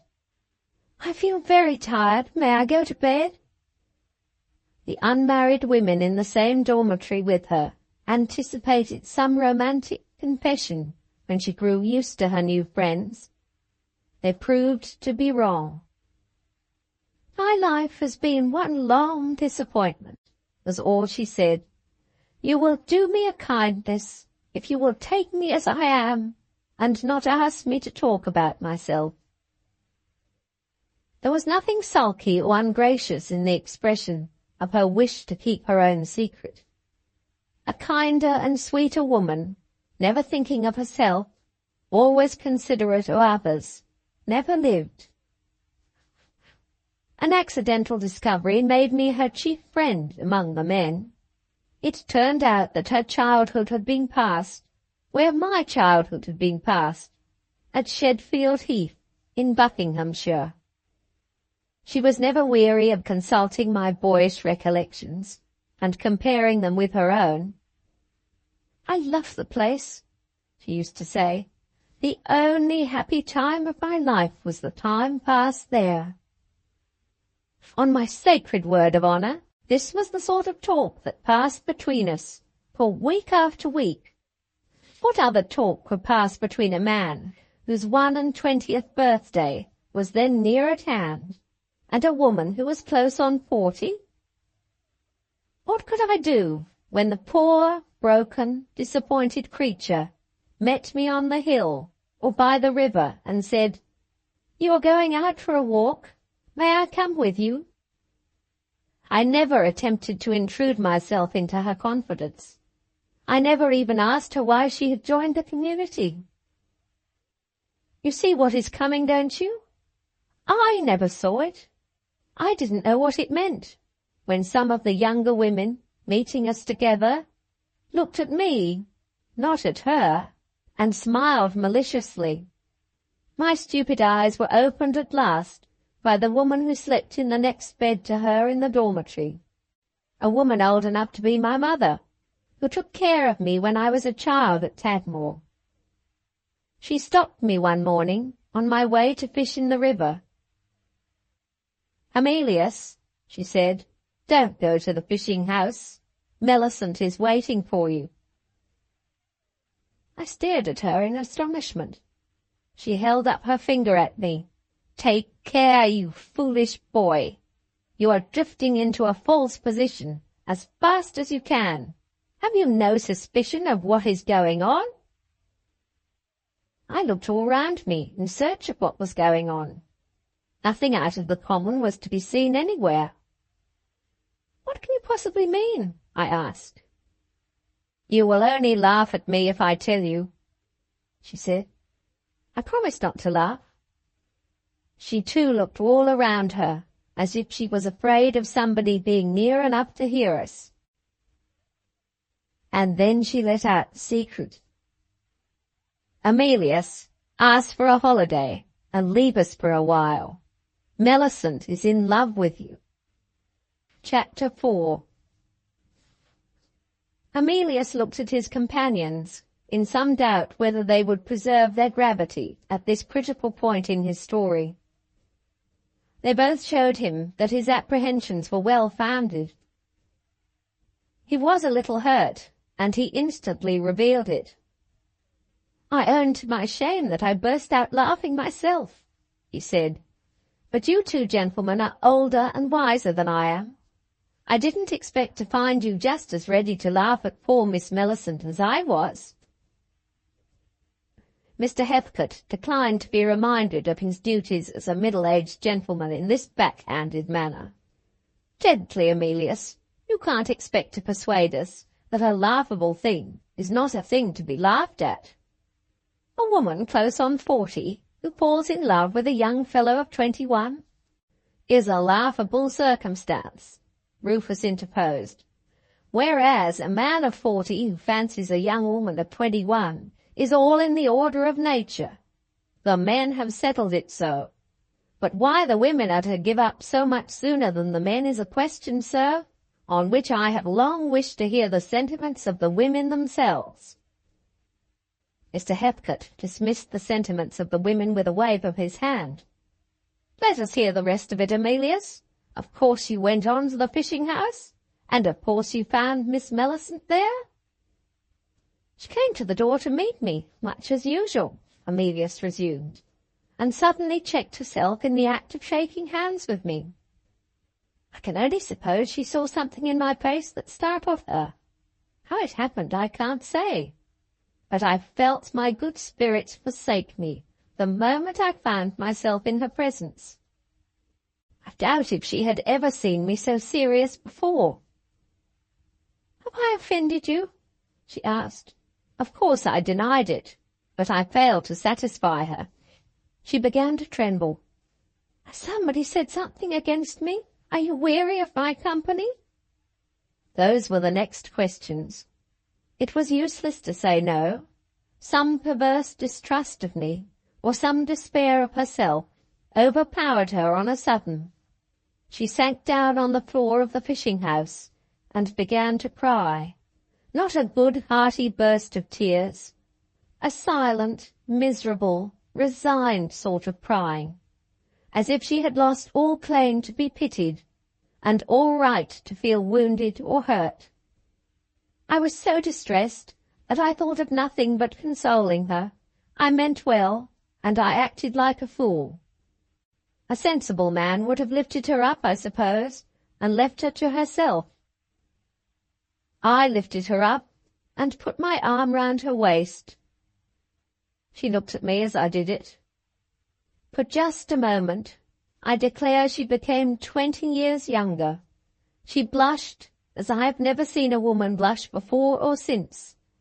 The colour flowed all over her neck as well as her face.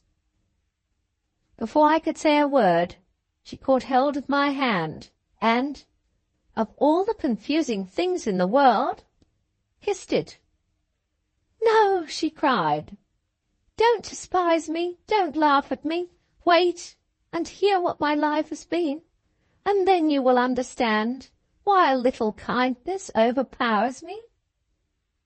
She looked round the corner of the fishing-house suspiciously. "I don't want anybody else to hear us," she said. "All the pride isn't beaten out of me yet. Come to the lake and row me about in the boat."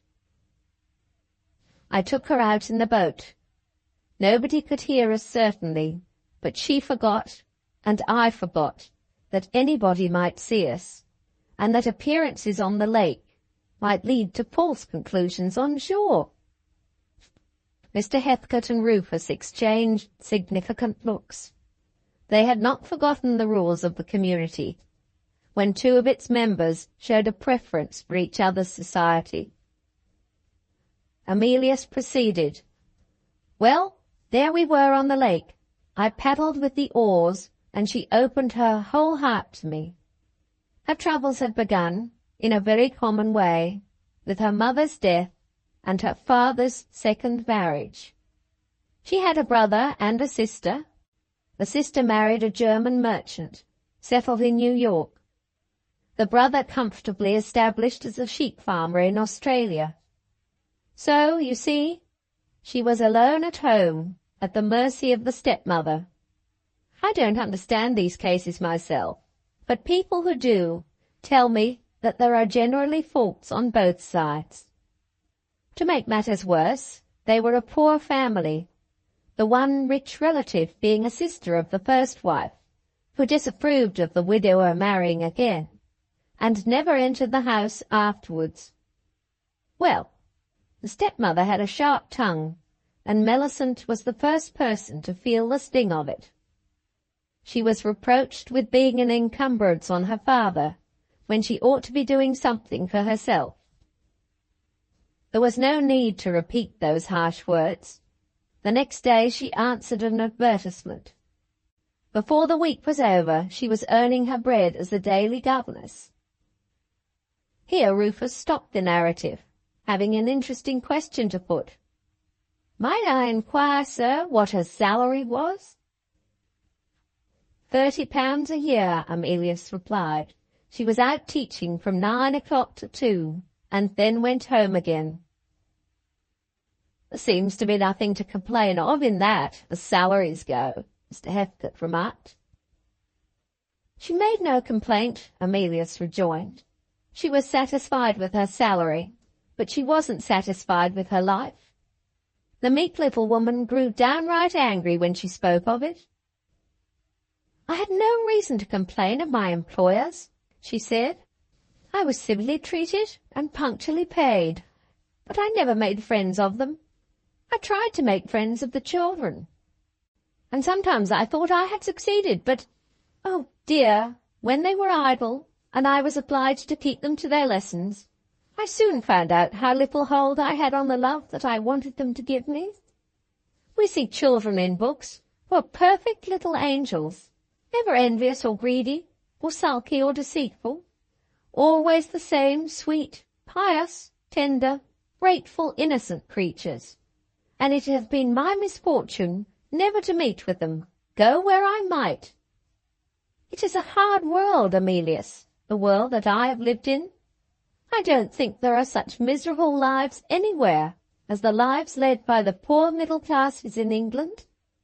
From year's end to year's end, the one dreadful struggle to keep up appearances, and the heart-breaking monotony of an existence without change. We lived in the back street of a cheap suburb. I declare to you we had but one amusement in the whole long, weary year, the annual concert the clergyman got up in aid of his schools. The rest of the year it was all teaching for the first half of the day, and needlework for the young family for the other half. My father had religious scruples. He prohibited theatres, he prohibited dancing and light reading. He even prohibited looking in at the shop windows, because we had no money to spare, and they tempted us to buy. He went to business in the morning, and came back at night, and fell asleep after dinner, and woke up and read prayers, and next day to business and back, and sleeping and waking and reading prayers, and no break in it, week after week, month after month, except on Sunday, which was always the same Sunday, the same church, the same service, the same dinner, the same book of sermons in the evening. Even when we had a fortnight once a year at the seaside, we always went to the same place and lodged in the same cheap house. The few friends we had led just the same lives and were beaten down flat by just the same monotony. All the women seemed to submit to it contentedly, except my miserable self. I wanted so little, only a change now and then, only a little sympathy when I was weary and sick at heart, only somebody whom I could love and serve, and be rewarded with a smile and a kind word in return. Mothers shook their heads, and daughters laughed at me. Have we time to be sentimental? Haven't we enough to do, darning and mending, and turning our dresses, and making the joint last as long as possible, and keeping the children clean, and doing the washing at home, and tea and sugar rising, and my husband grumbling every week when I have to ask him for the house money? Oh, no more of it, no more of it. People meant for better things all round down to the same sordid and selfish level. Is that a pleasant sight to contemplate? I shudder when I think of the last 20 years of my life. That's what she complained of, Mr. Heathcote, in the solitary middle of the lake, with nobody but me to hear her. In my country, sir, Rufus remarked, the lecture bureau would have provided for her amusement on economical terms, and I reckon if a married life would fix her, she might have tried it among us by the way of a change. That's the saddest part of the story, said Emilius. There came a time, only 2 years ago, when her prospects changed for the better. Her rich aunt, a mother's sister, died, and what do you think? Left her a legacy of £6,000. There was a gleam of sunshine in her life. The poor teacher was an heiress in a small way, with her fortune at her own disposal. They had something like a festival at home for the first time, presents to everybody, and kissings and congratulations, and new dresses at last. And, more than that, another wonderful event happened before long. A gentleman made his appearance in the family circle, with an interesting object in view. A gentleman who had called at the house in which she happened to be employed was teacher at the time, and had seen her occupied with her pupils. He had kept it to himself, to be sure, but he had secretly admired her from that moment, and now it had come out. She had never had a lover before, mind that, and he was a remarkably handsome man, dressed beautifully, and sang and played, and was so humble and devoted with it all. Do you think it wonderful that she said yes when he proposed to marry her? I don't think it wonderful at all. For the first few weeks of the courtship, the sunshine was brighter than ever. Then the clouds began to rise. Anonymous letters came, describing the handsome gentleman, seen under his fair surface, as nothing less than a scoundrel. She tore up the letters indignantly. She was too delicate even to show them to him. Signed letters came next, addressed to her father by an uncle and an aunt, both containing one and the same warning.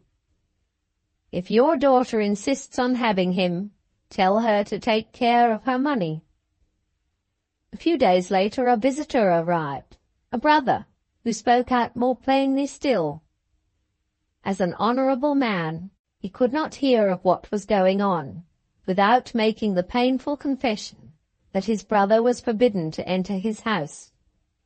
That said, he washed his hands of all further responsibility. You two know the world. You will guess how it ended.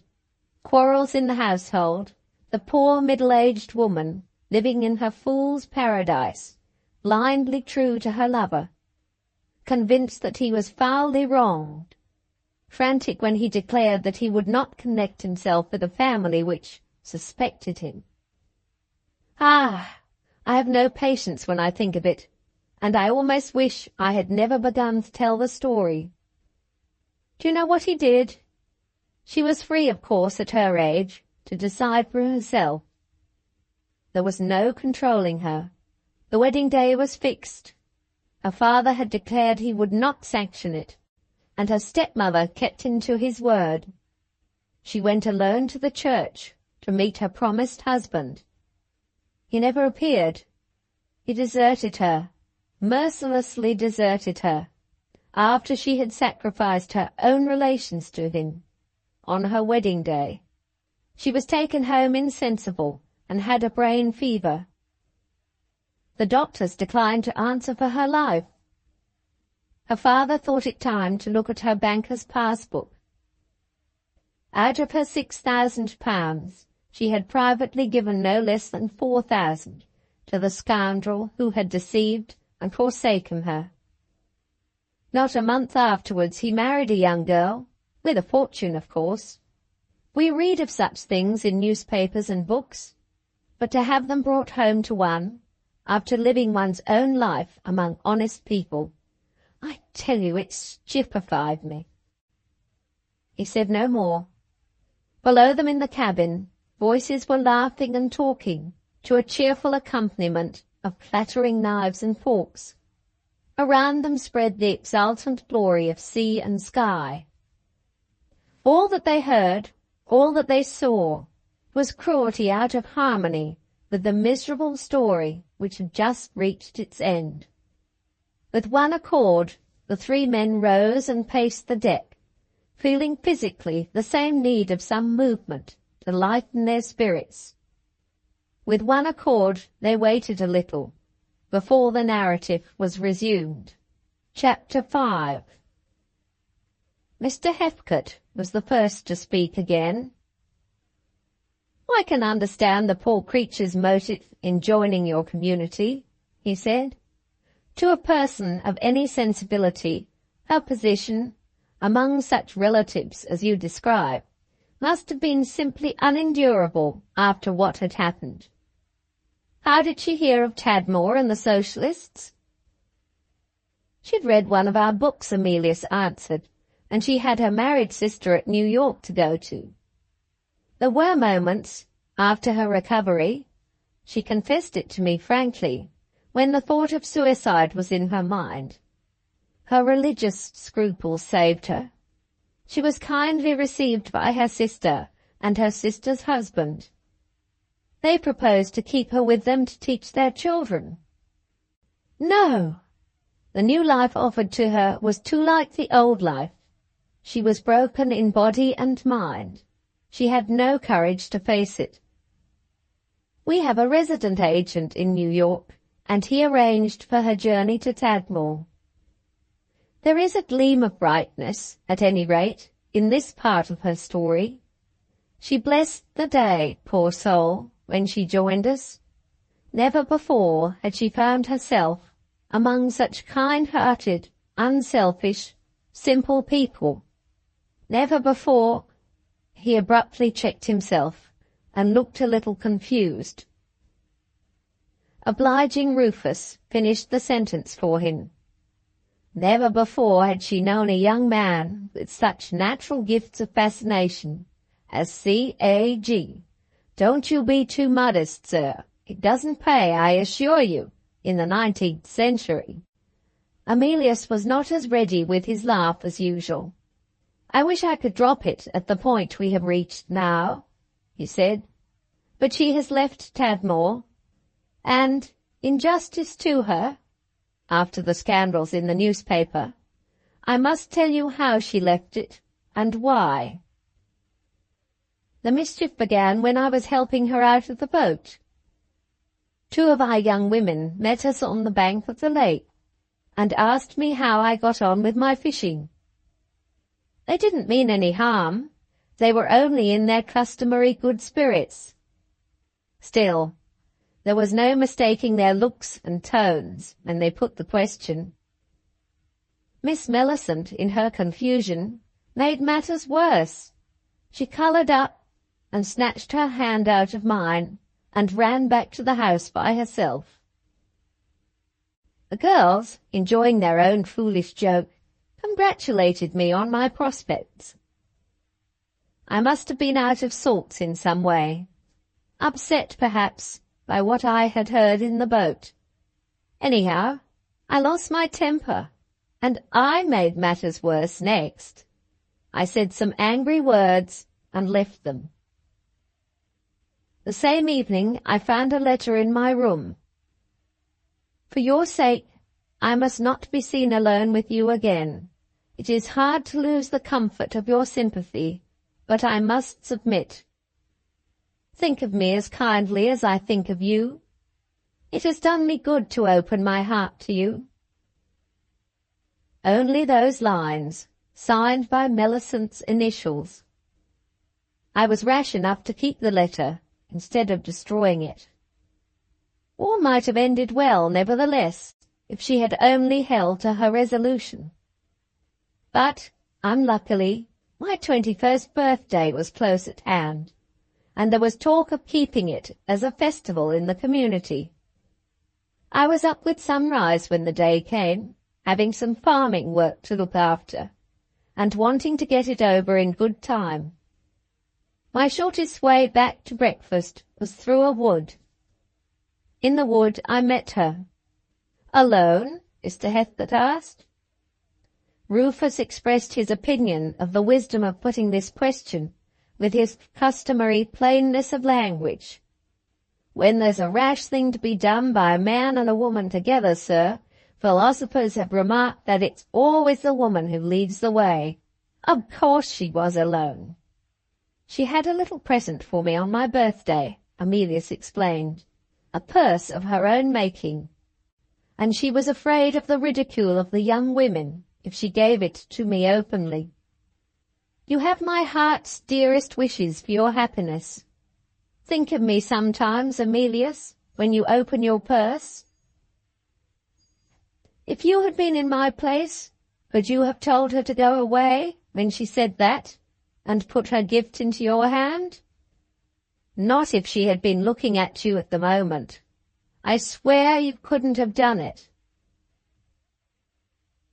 The lean yellow face of Rufus Dingwall relaxed for the first time into a broad grin. "There are further particulars, sir, stated in the newspaper," he said slyly. "Damn the newspaper," Amelius answered. Rufus bowed, serenely courteous, with the air of a man who accepted a British oath as an unwilling compliment paid by the old country to the American press. "The newspaper report states, sir, that she kissed you." "It's a lie!" Amelia shouted. "Perhaps it's an error of the press," Rufus persisted. "Perhaps you kissed her." "Never mind what I did," said Amelia savagely. Mr. Heathcote felt it necessary to interfere. He addressed Rufus in his most magnificent manner. "In England, Mr. Dingwell, a gentleman is not in the habit of disclosing these kissings in a wood," suggested Rufus. "In my country, sir, we do not regard kissing in or out of a wood in the light of a shameful proceeding. Quite the contrary, I do assure you." Emilius recovered his temper. The discussion was becoming too ridiculous to be endured by the unfortunate person who was the object of it. "Don't let us make mountains out of molehills," he said. "I did kiss her. There." A woman pressing the prettiest little purse you ever saw into your hand, and wishing you many happy returns of the day, with the tears in her eyes. I should like to know what else was to be done but to kiss her. Ah, yes. Smooth out your newspaper report, and have another look at it.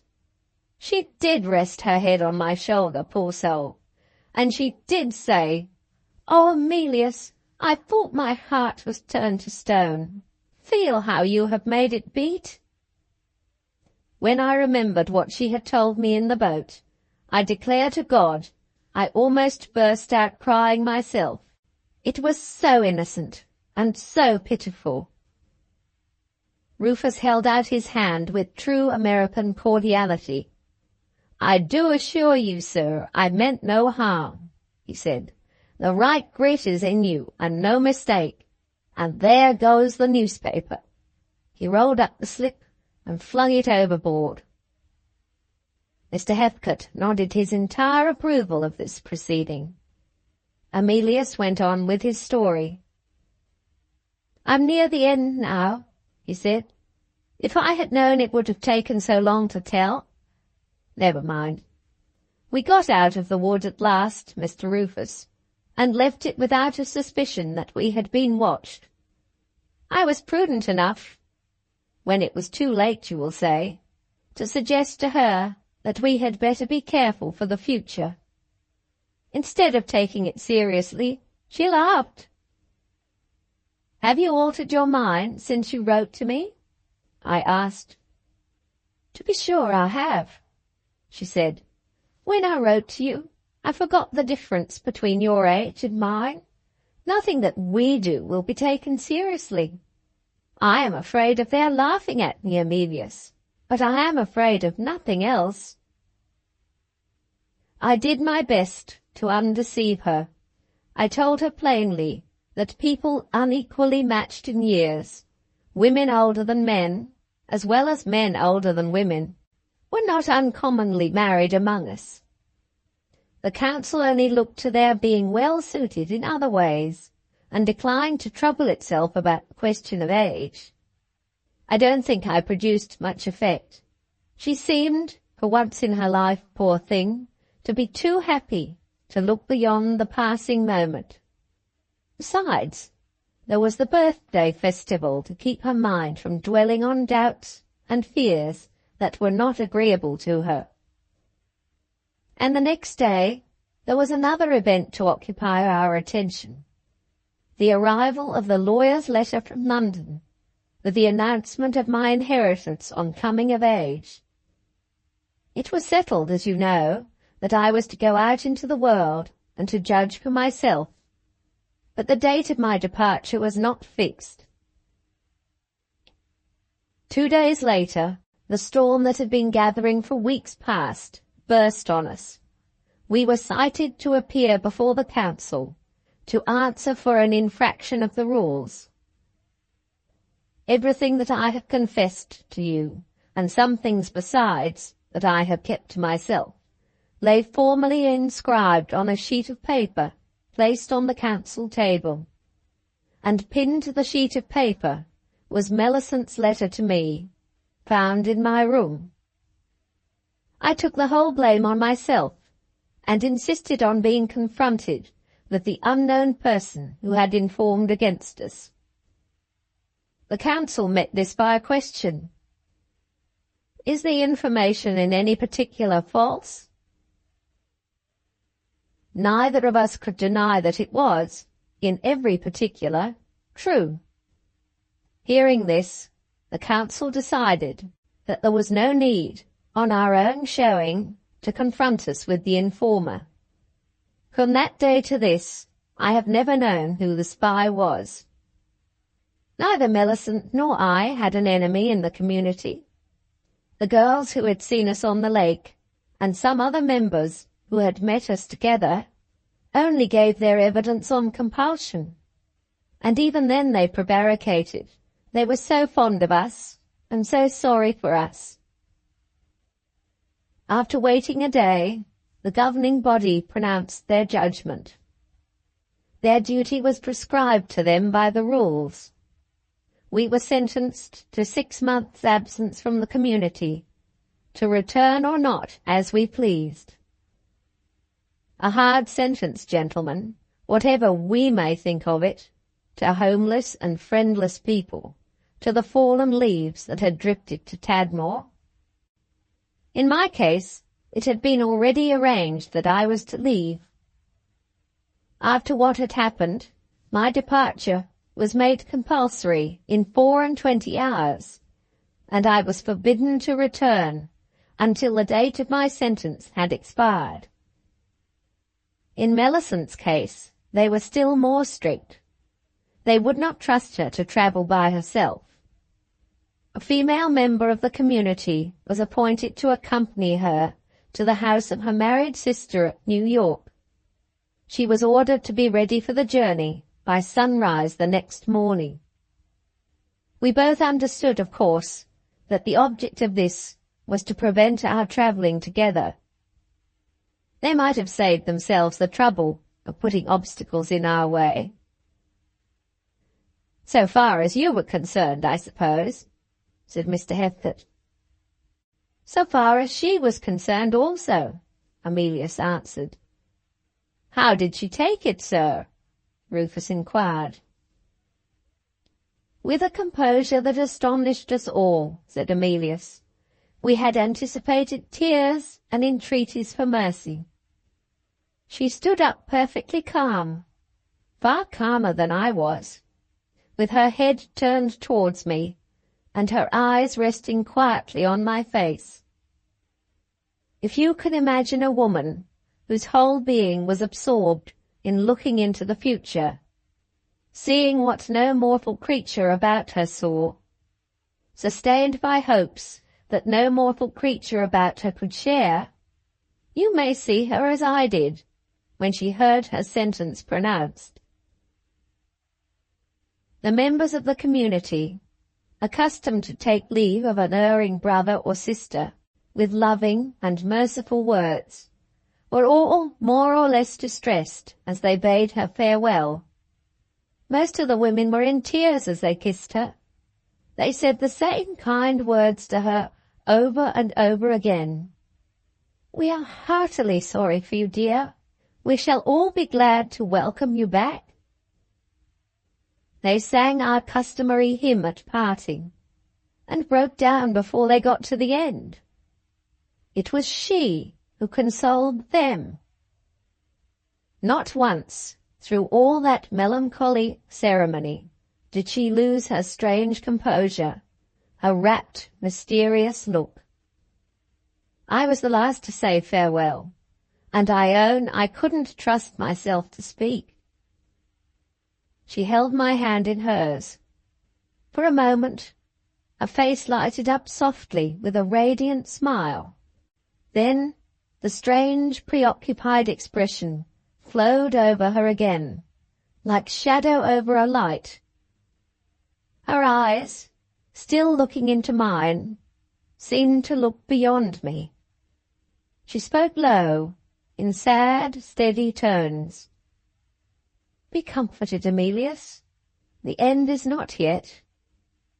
She put her hands on my head and drew it down to her.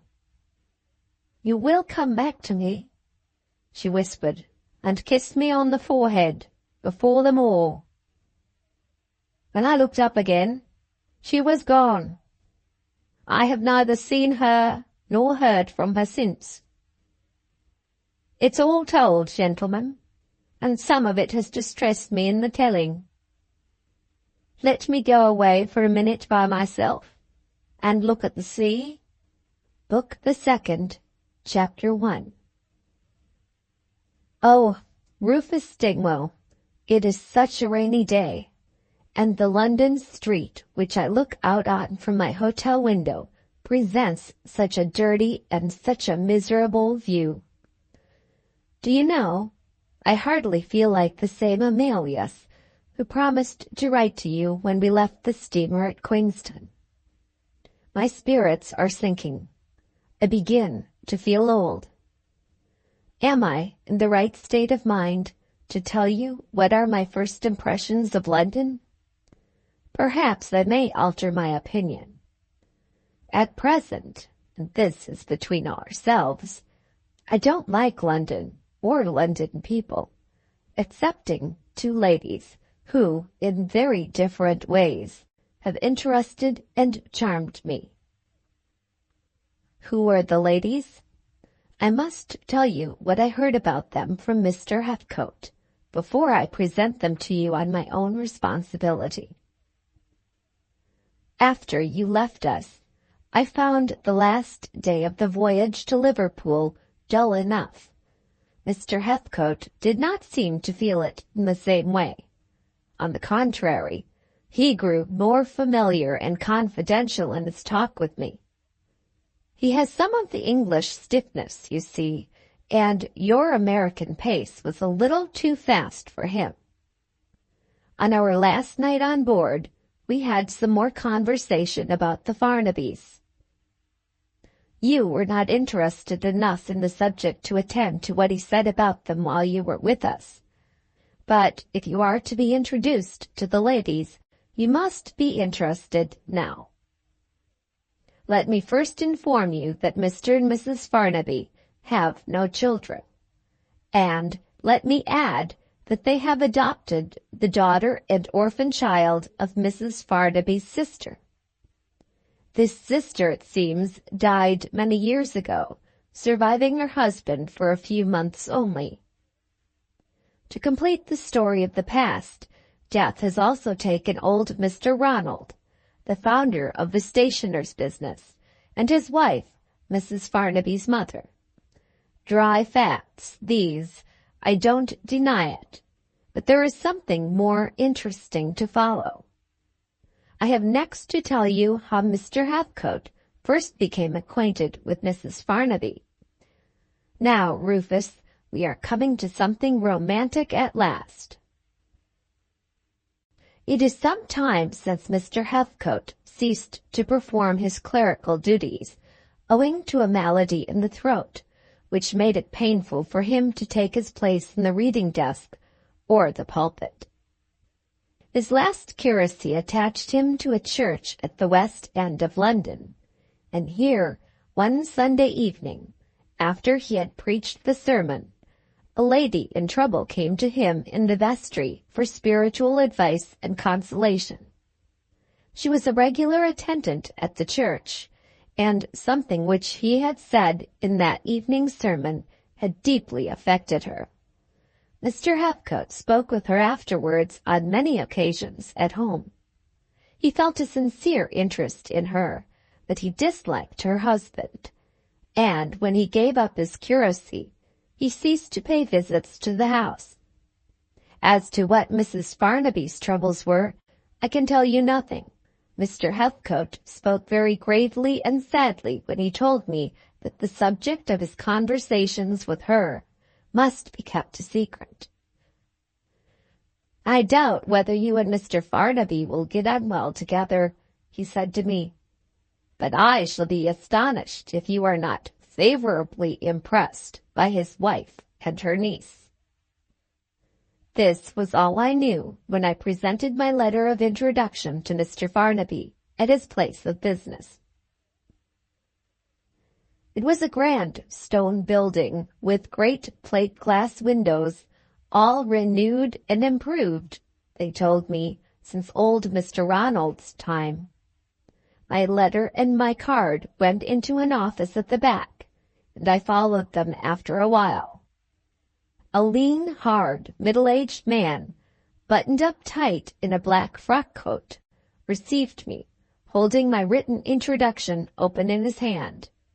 He had a ruddy complexion not commonly seen in Londoners, so far as my experience goes. His iron-gray hair and whiskers, especially the whiskers, were in wonderfully fine order, as carefully oiled and combed as if he had just come out of a barber shop. I had been, in the morning, to the zoological gardens. His eyes, when he lifted them from the letter to me, reminded me of the eyes of the eagles, glassy and cruel. I have a fault that I can't cure myself of. I like people or I dislike them at first sight without knowing, in either case, whether they deserve it or not. In the one moment when our eyes met, I felt the devil in me. In plain English, I hated Mr. Farnaby. "Good morning, sir," he began in a loud, harsh, rasping voice. "The letter you bring me takes me by surprise." "I thought the writer was an old friend of yours," I said. "An old friend of mine," Mr. Farnaby answered, "whose errors I deplore. When he joined your community, I looked upon him as a lost man. I am surprised at his writing to me. It is quite likely I was wrong, knowing nothing of the usage of society in England. I thought this reception of me downright rude. I had laid my hat on a chair. I took it up in my hand again and delivered a parting shot at the brute with the oily whiskers. "If I had known what you now tell me," I said, "I should not have troubled you by presenting that letter. Good morning." This didn't in the least offend him. A curious smile broke out on his face. It widened his eyes, and it twitched up his mouth at one corner. He had held out his hand to stop me. I waited, in case he felt bound to make an apology. He did nothing of the sort. He only made a remark. "You are young and hasty," he said. "I may lament my friend's extravagances, without failing on that account in what is due to an old friendship. You are probably not aware that we have no sympathy in England with socialists." I hit him back again. "In that case, sir, a little socialism in England would do you no harm. We consider it a part of our duty as Christians to feel sympathy with all men who are honest in their convictions, no matter how mistaken, in our opinion, the convictions may be." I rather thought I had him there, and I took up my hat again to get off with the honors of victory while I had the chance. "I am sincerely ashamed of myself, Rufus, in telling you all this. I ought to have given him back the soft answer that turneth away wrath. My conduct was a disgrace to my community. What evil influence was at work in me? Was it the air of London, or was it a possession of the devil?" He stopped me for the second time, not in the least disconcerted by what I had said to him. His inbred conviction of his own superiority to a young adventurer like me was really something magnificent to witness. He did me justice. The Philistine Pharisee did me justice. Will you believe it? He made his remarks next on my good points, as if I had been a young bull at a prize cattle show. "Excuse me for noticing it," he said. "Your manners are perfectly gentlemanlike, and you speak English without any accent, and yet you have been brought up in America. What does it mean?" I grew worse and worse. I got downright sulky now. "I suppose it means," I answered, "that some of us in America cultivate ourselves as well as our land. We have our books and music, though you seem to think we only have our axes and spades. Englishmen don't claim a monopoly on good manners at Tadmor. We see no difference between an American gentleman and an English gentleman. And as for speaking English with an accent, the Americans accuse us of doing that." He smiled again. "How very absurd," he said, with a superb compassion for the benighted Americans. By this time, I suspect he began to feel that he had had enough of me. He got rid of me with an invitation. "I shall be glad to receive you at my private residence and introduce you to my wife and her niece, our adopted daughter. There is the address. We have a few friends to dinner on Saturday next at 7. Will you give us the pleasure of your company? We are all aware that there is a distinction between civility and cordiality, but I myself never knew how wide that distinction might be until Mr. Farnaby invited me to dinner. If I had not been curious, after what Mr. Heathcote had told me, to see Mrs. Farnaby and her niece, I should certainly have slipped out of the engagement. As it was, I promised to dine with Oily Whiskers. He put his hand into mine at parting. It felt as moistly cold as a dead fish. After getting out again into the street, I turned into the first tavern I passed and ordered a drink. Shall I tell you what else I did? I went into the lavatory and washed Mr. Farnaby off my hand. N.B. If I had behaved in this way at Tadmor, I should have been punished with the lighter penalty, taking my meals by myself, and being forbidden to enter the common room for 48 hours. I feel I am getting wickeder and wickeder in London.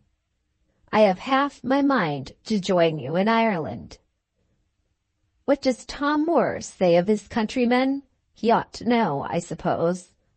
For though they love women and golden store, Sir Knight, they love honor and virtue more. They must have been all socialists in Tom Moore's time. Just the place for me. I have been obliged to wait a little. A dense fog has descended on us by way of variety, with a stinking coal fire, with the gas lit and the curtains drawn at 11:30 in the forenoon. I feel that I am in my own country again at last. Patience, my friend, patience. I am coming to the ladies. Entering Mr. Farnaby's private residence on the appointed day, I became acquainted with one more of the innumerable insincerities of modern English life. When a man asks you to dine with him at 7 o'clock in other countries, he means what he says. In England, he means 7:30, and sometimes 7:45.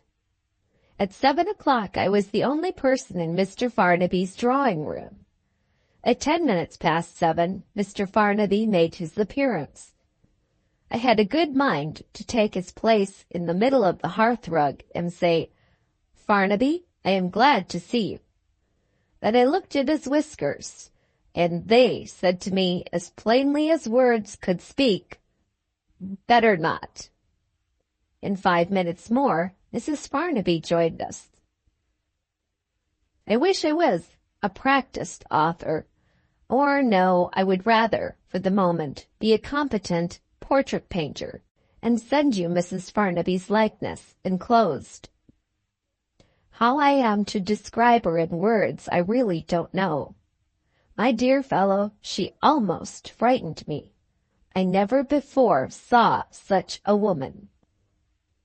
I never expect to see such a woman again. There was nothing in her figure or in her way of moving that produced this impression on me. She is little and fat, and walks with a firm, heavy step, like the step of a man. Her face is what I want to make you see as plainly as I saw it myself. It was her face that startled me. So far as I can pretend to judge, she must have been pretty, in a healthy way, when she was young. I declare I hardly know whether she is not pretty now. She certainly has no marks or wrinkles. Her hair either has no gray in it, or is too light to show the gray. She has preserved her fair complexion, perhaps with art to assist it. I can't say. As for her lips, I am not speaking disrespectfully. I am only describing them truly when I say that they invite kisses in spite of her. In 2 words, though she has been married, as I know from what one of the guests told me after dinner, for 16 years, she would still be an irresistible little woman, but for the one startling drawback of her eyes. Don't mistake me. In themselves, they are large, well-opened blue eyes, and may at one time have been the chief attraction in her face, and there is an expression of suffering in them, long, unsolaced suffering, as I believe, so despairing and so dreadful that she really made my heart ache when I looked at her. I will swear to it, that woman lives in some secret hell of her own making, and longs for the release of death, and is so inveterately full of bodily life and strength that she may carry her burden with her to the utmost verge of life. I am digging the pen into the paper. I feel this so strongly, and I am so wretchedly incompetent as to express my feeling. Can you imagine a diseased mind imprisoned in a healthy body? I don't care what the doctors or books may say. It is that and nothing else. Nothing else will solve the mystery of the smooth face, the fleshy figure, the firm step, the muscular grip of her hand when she gives it to you, and the soul in torment that looks at you all the while out of her eyes. It is useless to tell me that such a contradiction as this cannot exist. I have seen the woman, and she does exist. Oh yes, I can fancy you grinning over my letter. I can hear you saying to yourself, where did he pick up his experience, I wonder? I have no experience. I have only something that serves me instead of it, and I don't know what. The elder brother at Tadmor used to say it was sympathy, but he is a sentimentalist. Well, Mr. Farnaby presented me to his wife, and then walked away as if he was sick of both of us, and looked out of the window. For some reason or other, Mrs. Farnaby seemed to be surprised, for the moment, by my personal appearance. Her husband had, very likely, not told her how young I was. She got over her momentary astonishment, and, signing to me to sit by her on the sofa, said the necessary words of welcome, evidently thinking something else all the time. The strange, miserable eyes looked over my shoulder instead of looking at me. Mr. Farnaby tells me you have been living in America. The tone in which she spoke was curiously quiet and monotonous.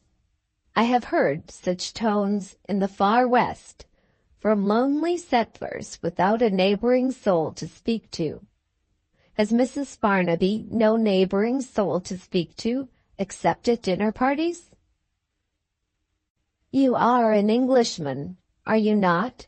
she went on. I said yes and cast about in my mind for something to say to her. She saved me the trouble by making me the victim of a complete series of questions. This, as I afterwards discovered, was her way of finding conversation for strangers. Have you ever met with absent-minded people to whom it is a relief to ask questions mechanically, without feeling the slightest interest in the answers? She began, "Where did you live in America?" "At Tadmor, in the state of Illinois." "What sort of place is Tadmor?" I described the place as well as I could under the circumstances. "What made you go to Tadmor?" It was impossible to reply to this without speaking of the community. Feeling that the subject was not in the least likely to interest her, I spoke as briefly as I could. To my astonishment, I evidently began to interest her from that moment. Her series of questions went on, but now she not only listened, she was eager for the answers. "Are there women among you?" "Nearly as many women as men." Another change. Over the weary misery of her eyes there flashed a bright look of interest, which completely transformed them. Her articulation even quickened when she put her next question. "Are any of the women friendless creatures who came to you from England?" "Yes, some of them." I thought of Millicent as I spoke. Was this new interest that I had so innocently aroused an interest in Millicent? Her next question only added to my perplexity. Her next question proved that my guess had completely failed to hit the mark. "Are there any young women among them?" Mr. Farnaby, standing with his back to us thus far, suddenly turned and looked at her when she inquired if there were young women among us. "Oh, yes," I said, "mere girls." She pressed so near to me that her knees touched mine. "How old?" she asked eagerly. Mr. Farnaby left the window, walked close up to the sofas, and deliberately interrupted us. "Nasty, muggy weather, isn't it?" he said. "I suppose the climate of America—" Mrs. Farnaby deliberately interrupted her husband. "How old?" she repeated in a louder tone. I was bound, of course, to answer the lady of the house. "Some girls from 18 to 20, and some younger." "How much younger?" "Oh, from 16 to 17. She grew more and more excited. She positively laid her hand on my arm in her eagerness to secure my attention all to herself. "American girls or English?" she resumed, her fat, firm fingers closing on me with a tremulous grasp. "Shall you be in town in November?" said Mr. Farnaby, purposely interrupting us again. "If you would like to see the Lord Mayor's show—" Mrs. Farnaby impatiently shook me by the arm. "American girls or English?" she reiterated, more obstinately than ever. Mr. Farnaby gave her one look. If he could have put her on the blazing fire and have burnt her up in an instant by an effort of will, I believe he would have made the effort. He saw that I was observing him, and turned quickly from his wife to me. His ruddy face was pale with suppressed rage. My early arrival had given Mrs. Farnaby an opportunity of speaking to me, which he had not anticipated in inviting me to dinner. "Come and see my pictures," he said. His wife still held me fast. Whether he liked it or not, I had again no choice but to answer her. "Some American girls and some English," I said. Her eyes opened wider and wider in unutterable expectation. She suddenly advanced her face so close to mine that I felt her hot breath on my cheeks as the next words burst their way through her lips. "Born in England?" "No, born at Tadmor." She dropped my arm. The light died out of her eyes in an instant. In some inconceivable way, I had utterly destroyed some secret expectation that she had fixed on me. She actually left me on the sofa and took a chair on the opposite side of the fireplace. Mr. Farnaby, turning paler and paler, stepped up to her as she changed her place. I rose to look at the pictures on the wall nearest to me. You remarked the extraordinary keenness of my sense of hearing, while we were fellow passengers on the steamship. When he stooped over her and whispered in her ear, I heard him, though nearly the whole breadth of the room was between us. "You hell-cat!" That was what Mr. Farnaby said to his wife. The clock on the mantelpiece struck the half-hour after 7. In quick succession, the guests at the dinner now entered the room. I was so staggered by the extraordinary scene of married life which I had just witnessed, that the guests produced only a very faint impression upon me. My mind was absorbed in trying to find the true meaning of what I had seen and heard. Was Mrs. Farnaby a little mad? I dismissed that idea as soon as it occurred to me. Nothing that I had observed in her justified it. The truer conclusion appeared to be that she was deeply interested in some absent and possibly lost young creature, whose age, judging by the actions and tones which had sufficiently revealed that part of the secret to me, could not be more than 16 or 17 years. How long had she cherished the hope of seeing the girl or hearing of her? It must have been, anyhow, a hope very deeply rooted, for she had been perfectly incapable of controlling herself when I had accidentally roused it. As for her husband, there could be no doubt that the subject was not merely distasteful to him, but so absolutely infuriating that he could not even keep his temper in the presence of a third person invited to his house. Had he injured the girl in any way? Was he responsible for her disappearance? Did his wife know it, or only suspect it? Who was the girl? What was the secret of Mrs. Farnaby's extraordinary interest in her?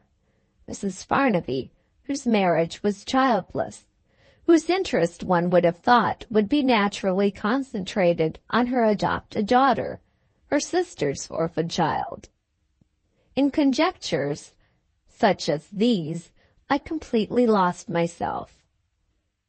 Let me hear what your ingenuity can make of the puzzle, and let me return to Mr. Farnaby's dinner, waiting on Mr. Farnaby's table. The servant threw open the drawing-room door, and the most honored guest present led Mrs. Farnaby to the dining-room. I roused myself to some observation of what was going on about me. No ladies had been invited, and the men were all of a certain age. I looked in vain for the charming niece. Was she not well enough to appear at the dinner party? I ventured on putting the question to Mr. Farnaby. "You will find her at the tea-table when we return to the drawing-room. Girls are out of place at dinner parties." So he answered me, not very graciously. As I stepped out on the landing, I looked up. I don't know why, unless I was the unconscious object of magnetic attraction. Anyhow, I had my reward. A bright young face peeped over the balusters of the upper staircase, and modestly withdrew itself again in a violent hurry. Everybody but Mr. Farnaby and myself had disappeared in the dining-room. Was she having a peep at the young socialist? Another interruption to my letter, caused by another change in the weather. The fog had vanished. The waiter is turning off the gas and letting in the drab-colored daylight.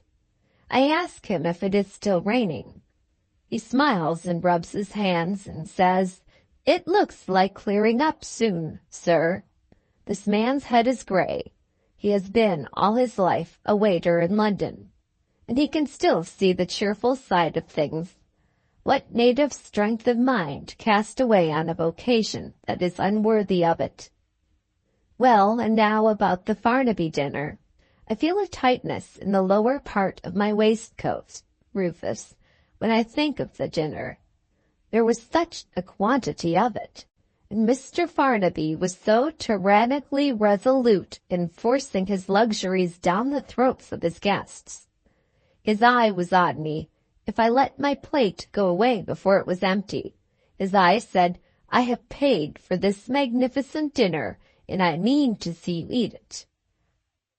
Our printed list of the dishes, as they succeeded each other, also informed us of the varieties of the wine which it was imperatively necessary to drink with each dish. I got into difficulties early in the proceedings. The taste of sherry, for instance, is absolutely nauseous to me.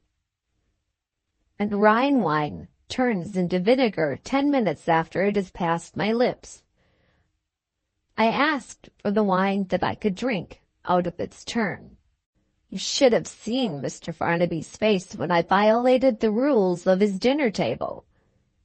It was the one amusing incident of the feast, the one thing that alleviated the dreary and mysterious spectacle of Mrs. Farnaby. There she sat, with her mind hundreds of miles away from everything that was going on about her, entangling the two guests on her right hand and on her left in a network of vacant questions, just as she had entangled me. I discovered that one of these gentlemen was the barrister, and the other a shipowner, by the answers which Mrs. Farnaby absently extracted from them on the subject of their respective vocations in life. And while she questioned incessantly, she ate incessantly. Her vigorous body insisted on being fed. She would have emptied her wine-glass, I suspect, as readily as she plied her knife and fork, but I discovered that a certain system of restraint was established in the matter of wine. At intervals, Mr. Farnaby just looked at the butler, and the butler and his bottle on those occasions deliberately passed her by. Not the slightest visible change was produced in her by the eating and drinking. She was equal to any demands that any dinner could make on her. There was no flush in her face, no change in her spirits when she rose in obedience to English custom and retired to the drawing-room. Left together over their wine, the men began to talk politics. I listened at the outset, expecting to get some information. Our readings in modern history at Tadmor had informed us of the dominant political position of the middle classes in England since the time of the first Reform Bill. Mr. Farnaby's guests represented the respectable mediocrity of social position, the professional and commercial average of the nation. They all talked glibly enough, I and an old gentleman who sat next to me being the only listeners. I had spent the morning lazily in the smoking room of the hotel, reading the day's newspapers. And what did I hear now, when the politicians set in for their discussion? I heard the leading articles of the day's newspapers translated into bald chat and coolly addressed by one man to another, as if they were his own individual views on public affairs. This absurd imposture positively went the round of the table, received and respected by everybody with a stolid solemnity of make-believe, which was downright shameful to see. Not a man present said, "I saw that today in the Times," or the telegraph. Not a man present had an opinion of his own, or, if he had an opinion, ventured to express it, or, if he knew nothing of the subject, was honest enough to say so. One enormous sham, and everybody in a conspiracy to take it for the real thing. That is an accurate description of the state of political feeling among the representative men at Mr. Farnaby's dinner. I am not judging rashly by one example only. I have been taken to clubs and public festivals only to hear over and over again what I heard in Mr. Farnaby's dining room. Does it need any great foresight to see that such a state of things as this cannot last much longer in a country which has not done with reform itself yet? The time is coming, in England, when the people who have opinions of their own will be heard, and when Parliament will be forced to open the door to them. This is a nice outbreak of Republican freedom. What does my long-suffering friend think of it, waiting all the time to be presented to Mr. Farnaby's niece? Everything in its place, Rufus. The niece followed the politics at the time, and she shall follow them now. You shall hear first what my next neighbor said of her, a quaint old fellow, a retired doctor if I remember correctly. He seemed to be as weary of the second-hand newspaper talk as I was. He quite sparkled and cheered up when I introduced the subject of Miss Regina. Have I mentioned her name yet? If not, here it is for you in full. Miss Regina Mildmay. I call her the brown girl, said the old gentleman. Brown hair, brown eyes, and a brown skin. No, not a brunette, not dark enough for that. A warm, delicate brown. Wait till you see it. Takes after her father, I should tell you. He was a fine-looking man in his time. Foreign blood in his veins by his mother's side. Miss Regina gets her queer name by being christened after his mother. Never mind her name, she's a charming person. Let's drink to her health. We drank her health, remembering that he had called her the brown girl. I said I supposed she was still quite young. Better than young, the doctor answered, in the prime of life. I call her a girl by habit. Wait till you see her. Has she a good figure, sir? Ha! Sure like the Turks, are you? A nice-looking woman doesn't content you. You must have her well made, too. We can accommodate you, sir. We are slim and tall, with the swing of our hips, and we walk like a goddess. Wait and see how her head is put on her shoulders. I say no more. Proud? Not she. A simple, unaffected, kind-hearted creature. Always the same. I never saw her out of temper in my life. I never heard her speak ill of anybody. The man who gets her will be a man to be envied, I can tell you. Is she engaged to be married? No, she has had plenty of offers, but she doesn't seem to care for anything of that sort, so far. Devotes herself to Mrs. Farnaby, and keeps up her school friendships. A splendid creature, with the vital thermometer at temperature heart. A calm, meditative, equable person. Pass me the olives. Only think, the man who discovered olives is unknown. No statue of him erected in any part of the civilized earth. I know few more remarkable instances of human ingratitude. I risked a bold question, but not on the subject of olives. Isn't Miss Regina's life rather a dull one in this house? The doctor cautiously lowered his voice. It would be dull enough to some women. Regina's early life has been a hard one. Her mother was Mr. Ronald's eldest daughter. The old brute never forgave her for marrying against his wishes. Mrs. Ronald did all she could, secretly, to help the young wife in disgrace. But old Ronald had sole command of the money and kept it to himself. From Regina's earliest childhood, there was always distress at home. Her father, harassed by creditors, trying one scheme after another and failing in all. Her mother and herself, half starved, with their very bedclothes, sometimes at the pawnbrokers. I attended them in their illnesses, and though they hid their wretchedness from everybody else, proud as Lucifer, both of them, they couldn't hide it from me. Fancy the change to this house. I don't say that living here in clover is enough for such a person as Regina. I only say it has its influence. She is one of those young women, sir, who delight in sacrificing themselves to others. She is devoted, for instance, to Mrs. Farnaby. I only hope Mrs. Farnaby is worthy of it. Not that it matters to Regina. What she does out of her own sweetness of disposition. She brightens this household, I can tell you.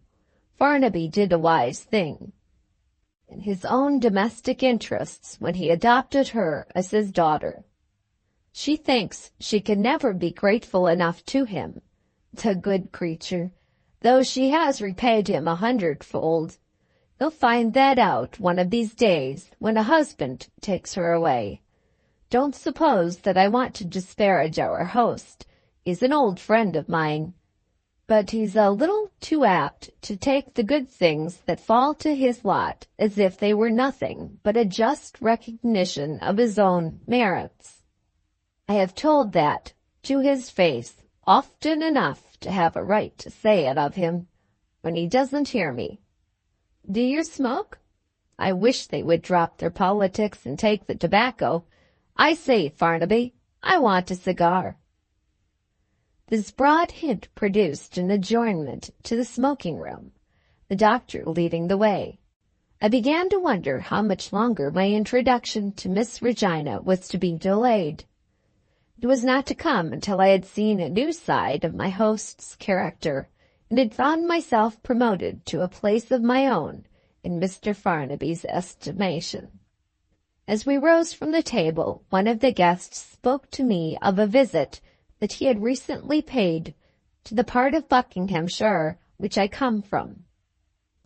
I was shown a remarkably picturesque old house on the heath, he said. They told me it had been inhabited for centuries by the family of the Goldenhearts. Are you in any way related to them? I answered that I was very nearly related, having been born in the house, and there, as I suppose, the matter ended. Being the youngest man of the party, I waited, of course, until the rest of the gentlemen had passed out to the smoking room. Mr. Farnaby and I were left together. To my astonishment, he put his arm cordially into mine, and led me out of the dining room with the genial familiarity of an old friend. "I'll give you such a cigar," he said, "as you can't buy for money in all London. You have enjoyed yourself, I hope? Now we know what wine you like, you won't have to ask the butler for it next time. Drop in any day and take potluck with us." He came to a standstill in the hall. His brassy, rasping voice assumed a new tone, a sort of parody of respect. "Have you been to your family place," he asked, "since your return to England?" He had evidently heard the few words exchanged between his friend and myself. It seemed odd that he should take any interest in a place belonging to people who were strangers to him. However, his question was easily answered. I had only to inform him that my father had sold the house when he left England. "Oh dear, I'm sorry to hear that," he said. "Those old family places ought to be kept up. The greatness of England, sir, strikes its roots in the old families of England. They may be rich or they may be poor. That doesn't matter. An old family is an old family. It's sad to see their hearths and homes sold to wealthy manufacturers who don't know who their own grandfathers were. Would you allow me to ask what is the family motto of the Golden Hearts? Shall I own the truth? The bottles circulated freely at Mr. Farnaby's table. I began to wonder whether he was quite sober. I said I was sorry to disappoint him, but I really did not know what my family motto was. He was unaffectedly shocked. "I think I saw a ring on your finger," he said as soon as he recovered himself. He lifted my left hand in his own cold, fishy paw.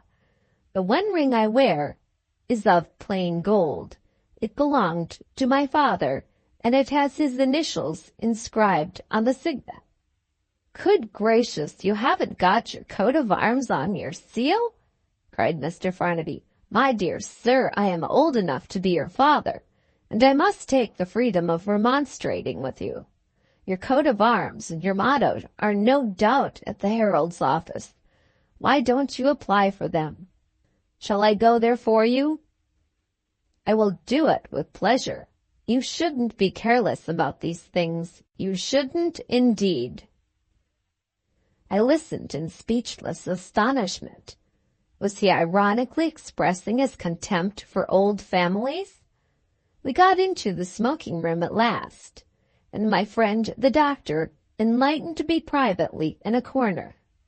Every word Mr. Farnaby had said had been spoken in earnest.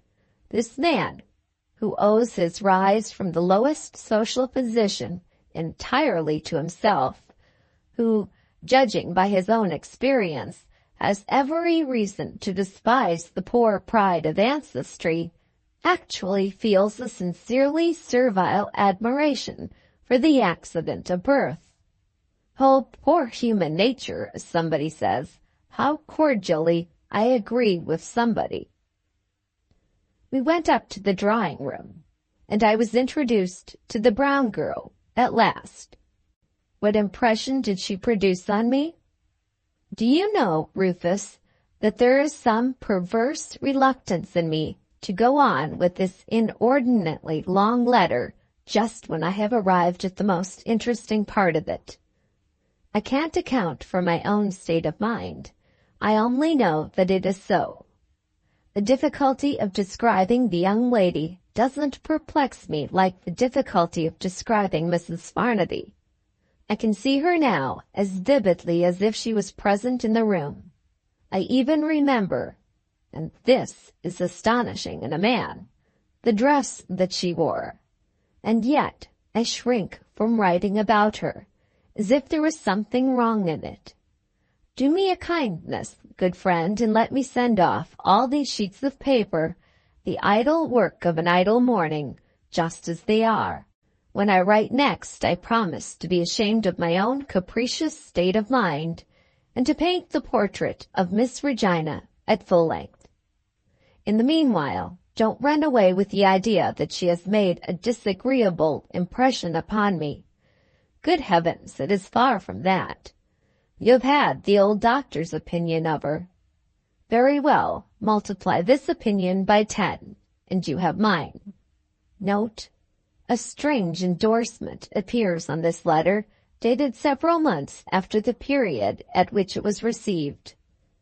Ah, poor Emilius! He had better have gone back to Miss Millicent and put up with the little drawbacks of her age. What a bright, lovable fellow he was! Goodbye to Golden Heart.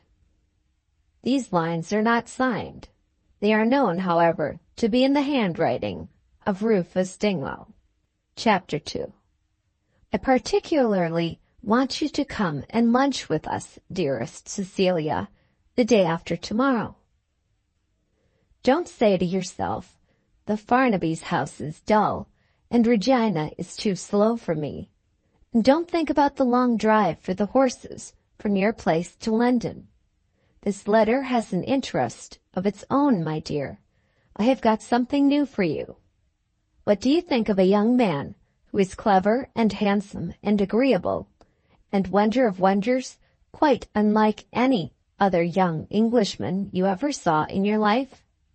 You are to meet him at luncheon, and you are to get used to his strange name beforehand, for which purpose I enclose his card. He made his first appearance at our house at dinner yesterday evening. When he was presented to me at the tea-table, he was not to be put off with a bow. He insisted on shaking hands. "Where I have been," he explained, "we help a first introduction with a little cordiality." He looked into his teacup, after he said that, with an air of a man who could say something more, if he had a little encouragement. Of course, I encouraged him. "I suppose shaking hands is much the same form in America that bowing is in England?" I said as suggestively as I could. He looked up directly and shook his head. "We have too many forms in this country," he said. "The virtue of hospitality, for instance, seems to have become a form in England. In America, when a new acquaintance says, 'Come and see me,' he means it. When he says it here, in 9 cases out of 10, he looks unaffectedly astonished if you are fool enough to take him at his word. I hate insincerity, Miss Regina, and now I have returned to my own country, I find insincerity one of the established institutions of English society. Can we do anything for you? Ask them to do anything for you, and you will see what it means. Thank you for such a pleasant evening. Get into the carriage with them when they go home, and you will find that it means, 'What a bore!' Ah, Mr. So-and-so, allow me to congratulate you on your new appointment. Mr. So-and-so passes out of hearing, and you discover what the congratulations mean. Corrupt old brute, he has got the price of his vote at the last division. Oh, Mr. Blank, what a charming book you have written. Mr. Blank passes out of hearing, and you ask what his book is about. To tell you the truth, I haven't read it. Hush, he's received at court. One must say these things. The other day a friend took me to a grand dinner at the Lord Mayor's. I accompanied him first to his club. Many distinguished guests met there before going on to the dinner. Heavens, how they spoke of the Lord Mayor! One of them didn't know his name and didn't want to know it. Another wasn't certain whether he was a tallow chandler or a button-maker. A third, who had met with him somewhere, described him as a damned ass. A fourth said, "Oh, don't be hard on him. He's only a vulgar old cockney without an H in his whole composition." A chorus of general agreement followed as the dinner hour approached. "What a bore," I whispered to my friend.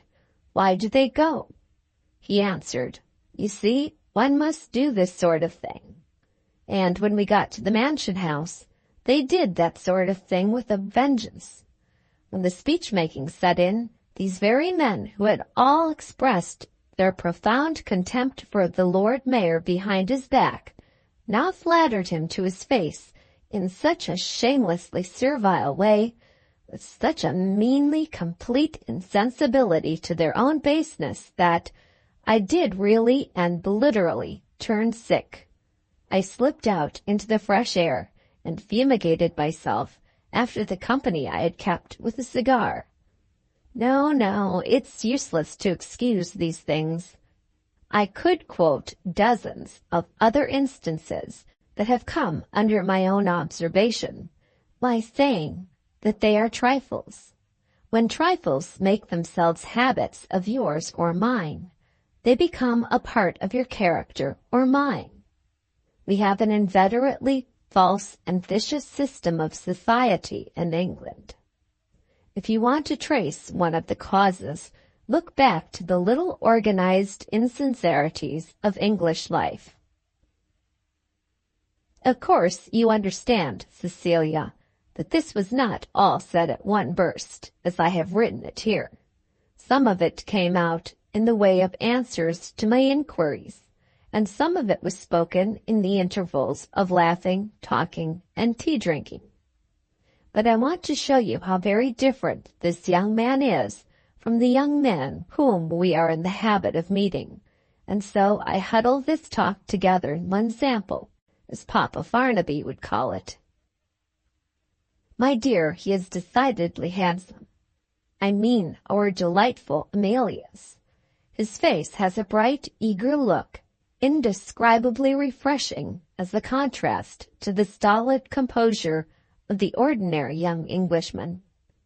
His smile is charming.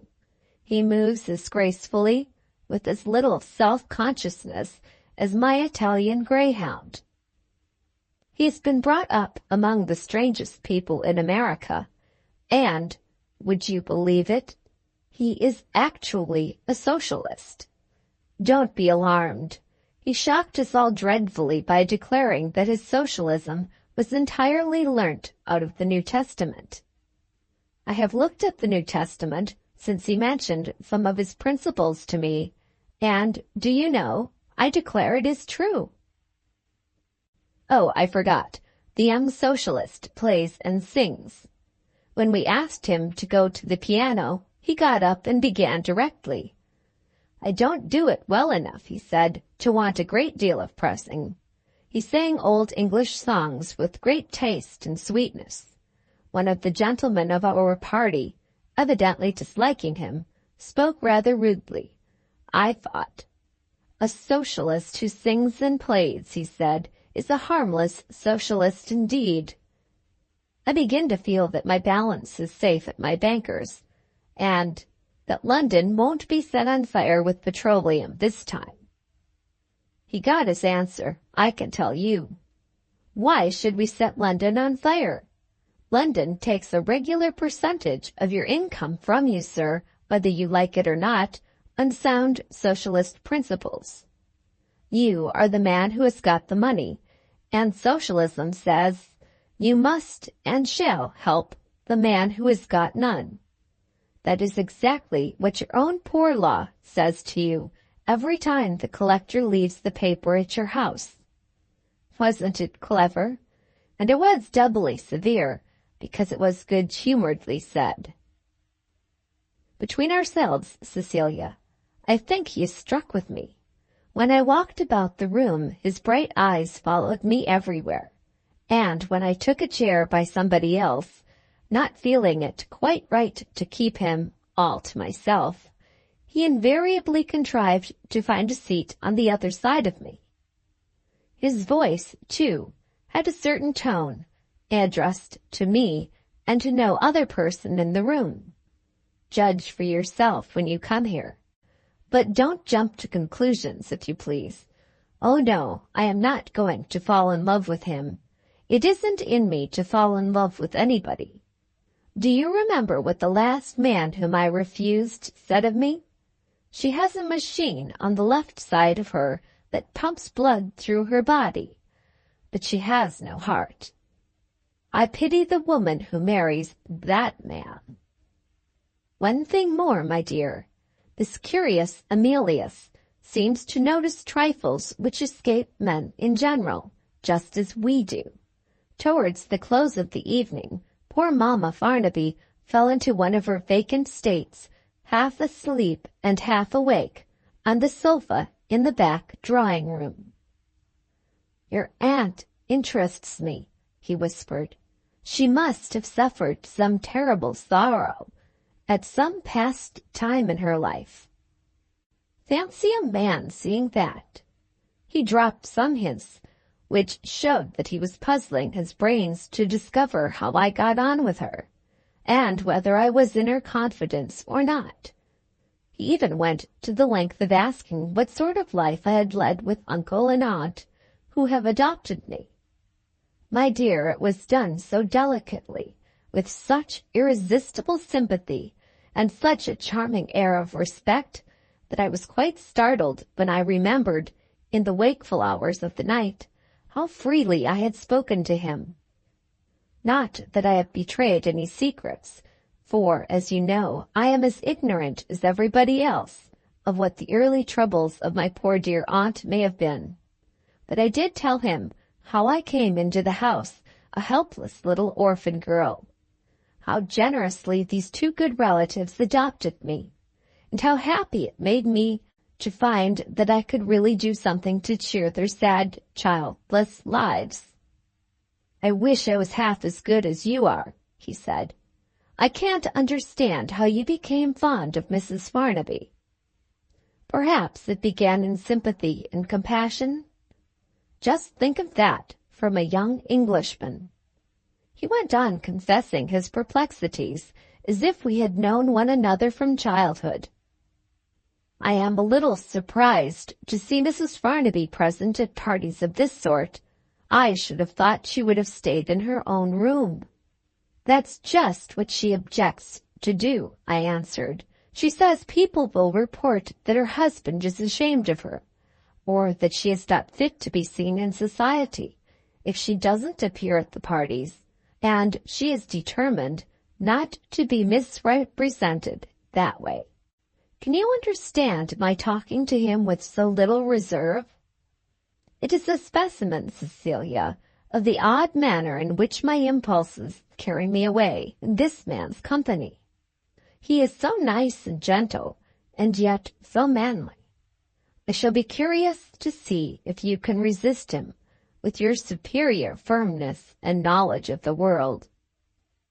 But the strangest incident of all I have not told you yet, feeling some hesitation about the best way of describing it, so as to interest you in what has deeply interested me. I must tell it as plainly as I can and leave it to speak for itself. Who do you think has invited Amelia's Goldenheart to luncheon? Not Papa Farnaby, who only invites him to dinner. Not I. It is as needless to say. Who is it then? Mamma Farnaby herself. He has actually so interested her that she has been thinking of him, dreaming of him, in his absence. I heard her last night, poor thing, talking and grinding her teeth in her sleep, and I went into her room to try if I could quiet her in the usual way by putting my cool hand on her forehead and pressing it gently. The old doctor says it's magnetism, which is ridiculous. Well, it didn't succeed this time. She went on muttering and making the dreadful sound with her teeth. Occasionally, a word was spoken clearly enough to be intelligible. I could make no connected sense of what I heard, but I could positively discover this, that she was dreaming of our guest from America. I said nothing about it, of course, when I went upstairs with her cup of tea this morning. What do you think was her first thing she asked for? Pen, ink, and paper. Her next request was that I would write Mr. Goldenheart's address on the envelope. "Are you going to write to him?" I asked. "Yes," she said. "I want to speak to him while John is out of the way at business." "Secrets?" I said, turning it off with a laugh. She answered, speaking gravely and earnestly, "Yes, secrets." The letter was written and sent to his hotel, inviting him to lunch with us on the first day when he was disengaged. He has replied, appointed the day after tomorrow. By way of trying to penetrate the mystery, I inquired if she wished me to appear at the luncheon. She considered with herself before she answered that, "I want him to be amused and put in a good humor," she said, "before I speak to him. You must lunch with us, and ask Cecilia." She stopped and considered once more. "Mind one thing," she went on. "Your uncle is to know nothing about it. If you tell him, I will never speak to you again." Is this not extraordinary? Whatever her dream may have been, it has evidently produced a strong impression on her. I firmly believe she means to take him away with her to her own room, when the luncheon is over. Dearest Cecilia, you must help me to stop this. I have never been trusted with her secrets. They may, for all I know, be innocent secrets enough, poor soul. But it is surely of the highest degree undesirable that she should take into her confidence a young man who is only an acquaintance of ours. She will either make herself ridiculous or do something worse. If Mr. Farnaby finds out, I really tremble for what may happen. For the sake of old friendship, don't leave me to face this difficulty by myself. A line, only one line, dearest, to say that you will not fail me. Book 3, Chapter 1. It is an afternoon concert, and modern German music was largely represented on the program. The patient English people sat in closely packed rows, listening to the pretentious instrumental noises which were impudently offered to them as a substitute for melody, while these docile victims of the worst of all quackeries, musical quackery, were still toiling through their first hour of endurance. A passing ripple of interest stirred the stagnant surface of the audience, caused by the sudden rising of a lady overcome by the heat. She was quickly led out of the concert room, after whispering a word of explanation to two young ladies seated at her side, by a gentleman who made a fourth member of the party. Left by themselves, the young ladies looked at each other, whispered to each other, half rose from their places, became confusedly conscious that the wandering attention of the audience was fixed on them, and decided at last on following their companions out of the hall. But the lady who had preceded them had some reason of her own for not waiting to recover herself in the vestibule.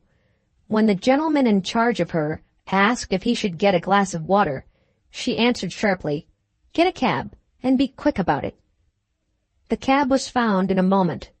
The gentleman got in after her by the lady's invitation. "Are you better now?" he asked. "I have never had anything the matter with me," she replied quietly.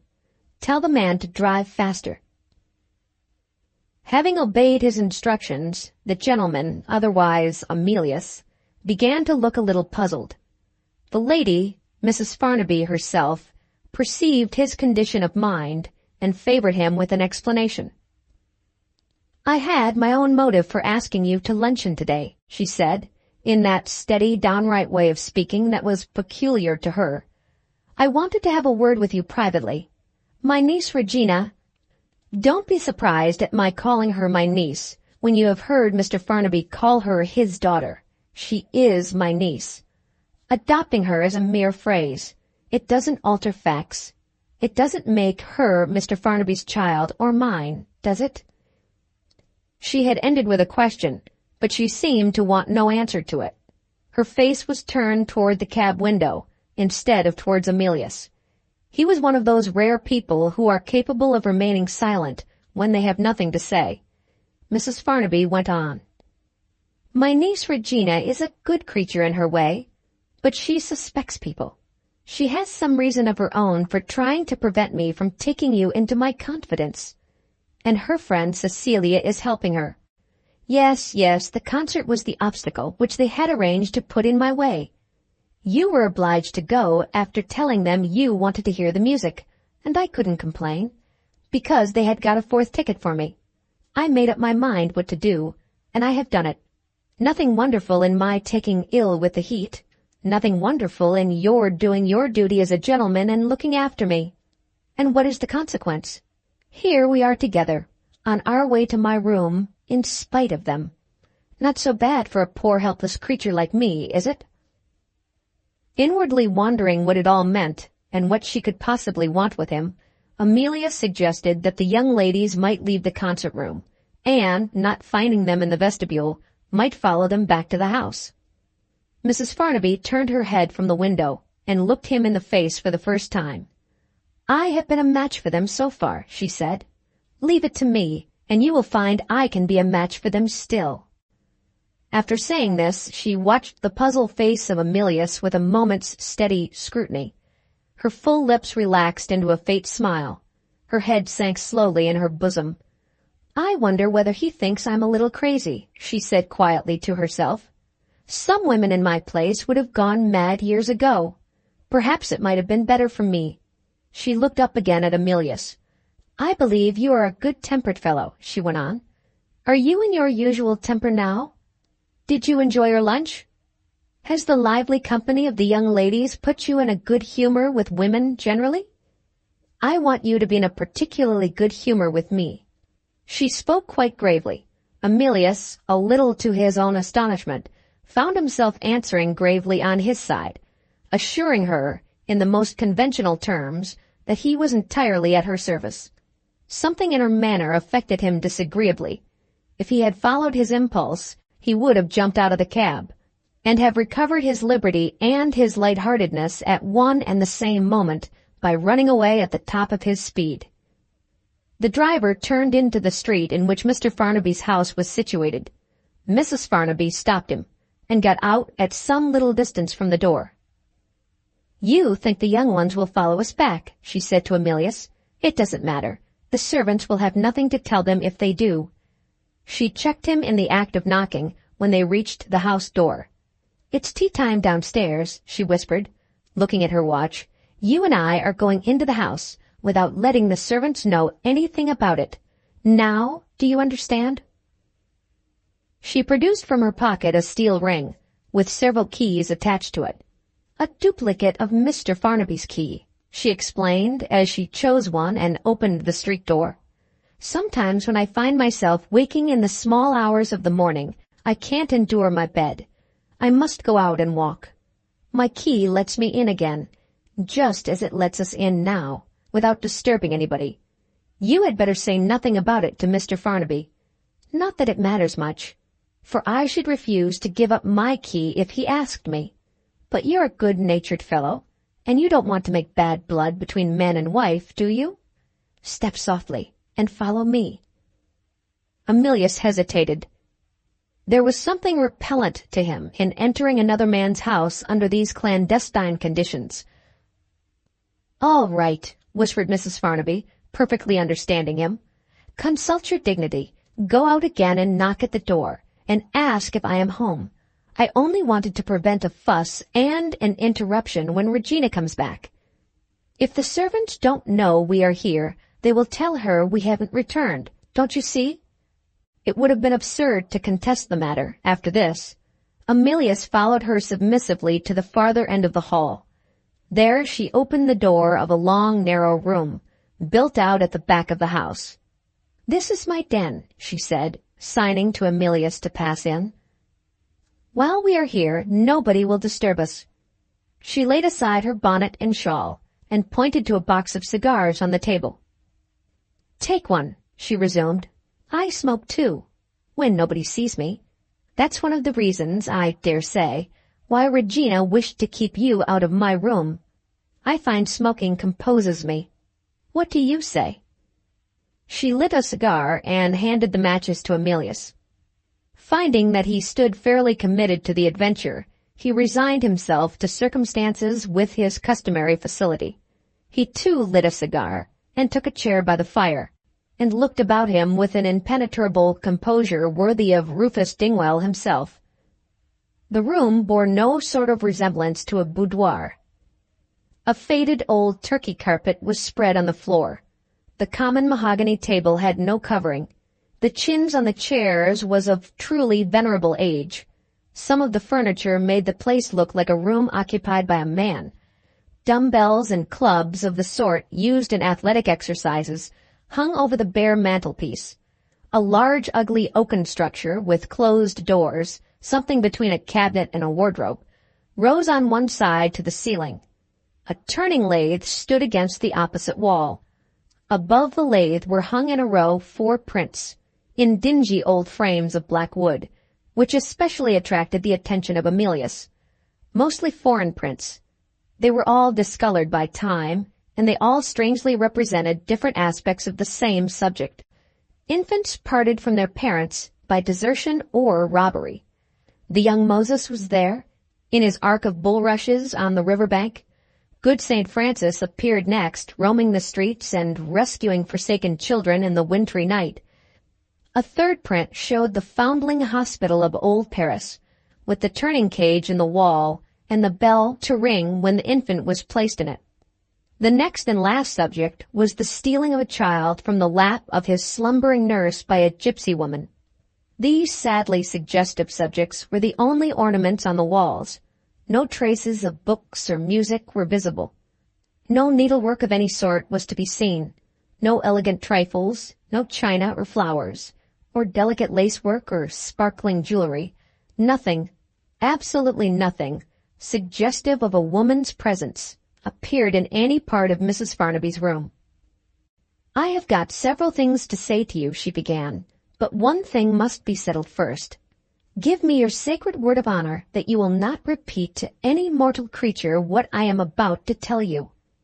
She reclined in her chair, and drew a mouthful of smoke and puffed it out again, and waited for his reply. Young and unsuspicious as he was, this unscrupulous method of taking his confidence by storm startled Emilius. His natural tact and good sense told him plainly that Mrs. Farnaby was asking too much. "Don't be angry with me, ma'am," he said. "I must remind you that you are going to tell me your secrets, without any wish to intrude on them on my part." She interrupted him there. "What does that matter?" she asked coolly. Emilius was obstinate. He went on with what he had to say. "I should like to know," he proceeded, "that I am doing no wrong to anybody, before I give you my promise." "You will be doing a kindness to a miserable creature," she answered, as quietly as ever, "and you will be doing no wrong to yourself or to anybody else, if you promise. That is all I can say. Your cigar's out. Take a light." Emilius took a light, with the dog-like docility of a man in a state of blank amazement. She waited, watching him composedly until his cigar was in working order again. "Well," she asked, "will you promise me now?" Emilius gave her his promise. "On your sacred word of honor?" she persisted. Emilius repeated the formula. She reclined in her chair once more. "I want to speak to you as if I was speaking to an old friend," she explained. "I suppose I may call you Emilius?" "Certainly." "Well, Emilius, I must tell you first that I committed a sin many years ago. I have suffered the punishment. I am suffering it still. Ever since I was a young woman, I have had a heavy burden of misery on my heart. I am not reconciled to it. I cannot submit to it. I shall never be reconciled to it. I never shall submit to it, if I live to be 100. Do you wish me to enter into particulars, or will you have mercy on me and be satisfied with what I have told you so far?" It was not said entreatingly or tenderly or humbly. She spoke with a savage, self-contained resignation in her manner and in her voice. Emilius forgot his cigar again, and again she reminded him of it. He answered as his own generous, impulsive temperament urged him. He said, "Tell me nothing that causes you a moment's pain. Tell me only how I can help you." She handed him the box of matches and said, "Your cigar is out again." He laid down his cigar. In his brief span of life, he had seen no human misery that expressed itself in this way. "Excuse me," he answered. "I won't smoke just now." She laid her cigar aside like Emilius, and crossed her arms over her bosom, and looked at him, with the first softening gleam of tenderness that he had seen on her face. "My friend," she said, "yours will be a sad life. I pity you. The world will wound that sensitive heart of yours. The world will trample on that generous nature. One of these days, perhaps, you will be a wretch like me. No more of that. Get up. I have something to show you." Rising herself, she led the way to a large oaken press, and took her bunch of keys out of her pocket again. "About this old sorrow of mine," she resumed. "Do me justice, Emilius, at the outset. I haven't treated it as some women treat their sorrows. I haven't nursed it and petted it and made the most of it to myself and to others. No, I have tried every means of relief, every possible pursuit that could occupy my mind. One example of what I say will do as well as 100. See it for yourself." She put the key in the lock. It resisted her first efforts to open it. With a contemptuous burst of impatience and a sudden exertion of her rare strength, she tore open the 2 doors of the press. Behind the door on the left appeared a row of open shelves. The opposite compartment, behind the door on the right, was filled by drawers with brass handles. She shut the left door, angrily banging to it, as if the opening of it had disclosed something which she did not wish to be seen. By the merest chance, Emilius had looked that way first.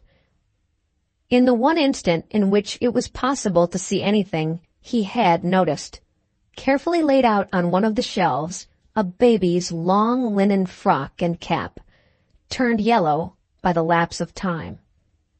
The half-told story of the past was more than half-told now. The treasured relics of the infant threw their little glimmer of light on the motive which had chosen the subjects of the prints on the wall. A child deserted and lost. A child who, by bare possibility, might be living still. She turned towards Emilius suddenly. "There's nothing to interest you on that side," she said. "Look at the drawers here. Open them for yourself." She drew back as she spoke, and pointed to the uppermost of the row of drawers. A narrow slip of paper was pasted on it, bearing this inscription: "Dead Consolations." Emilius opened the drawer. It was full of books. "Look at them," she said. Emilius, obeying her, discovered dictionaries, grammars, exercises, poems, novels, and histories, all in the German language. "A foreign language tried as a relief," said Mrs. Farnaby, speaking quietly behind him. "Month after month of hard study, all forgotten now. The old sorrow came back in spite of it. A dead consolation. Open the next drawer." The next drawer revealed watercolors and drawing materials huddled together in a corner, and a heap of poor little conventional landscapes filling up the rest of the space. As works of art, they were wretched in the last degree, monuments of industry and application miserably and completely thrown away. "I had no talent for that pursuit, as you see," said Mrs. Farnaby, "but I persevered with it, week after week, month after month. I thought to myself, I hate it so. It costs me such dreadful trouble. It so worries and persecutes and humiliates me that this surely must keep my mind occupied and my thoughts away from myself. No, the old sorrow stared me in the face again on the paper that I was spoiling, through the colors that I couldn't learn to use. Another dead consolation. Shut it up." She herself opened a 3rd and a 4th drawer. In one there appeared a copy of Euclid, and a slate with the problems still traced on it. The other contained a microscope, and the treatises relating to its use. "Always the same effort," she said, shutting the door of the press as she spoke, "and always the same result. You've had enough of it, and so have I." She turned and pointed to the lathe in the corner, and to the clubs and dumbbells over the mantelpiece. "I can look at them patiently," she went on. "They give me bodily relief.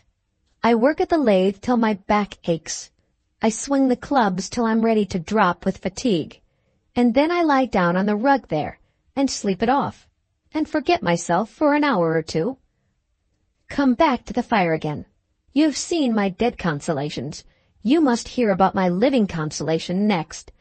In justice to Mr. Farnaby, how I hate him."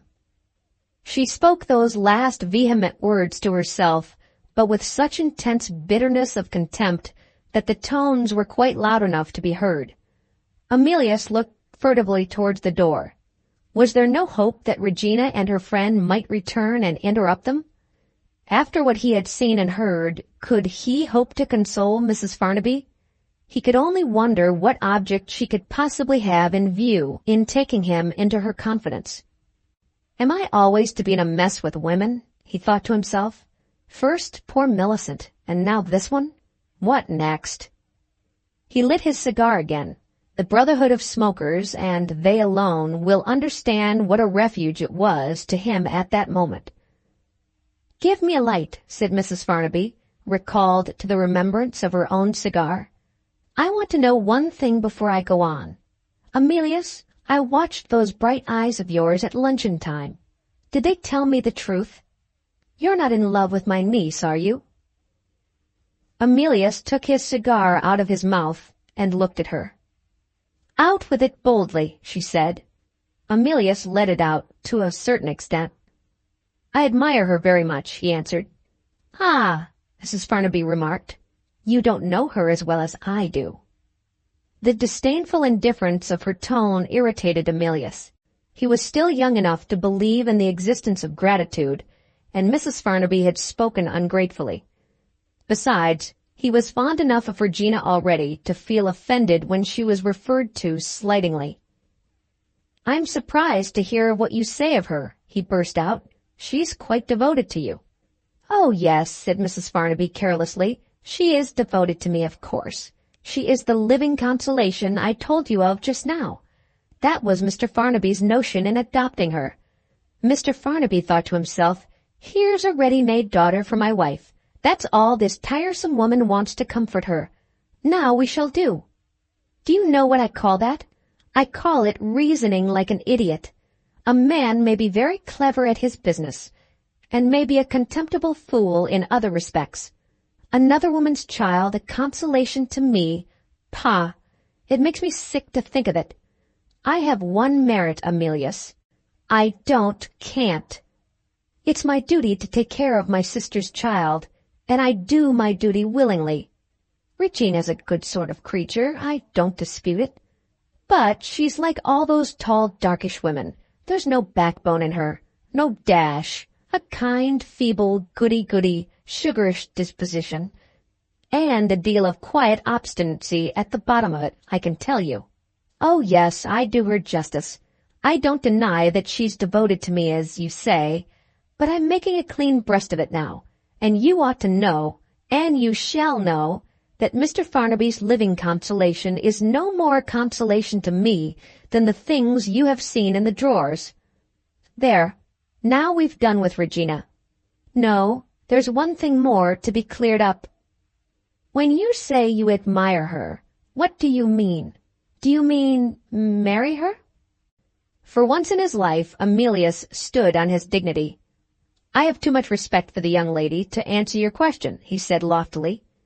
"Because if you do," Mrs. Farnaby proceeded, "I mean to put every obstacle in your way.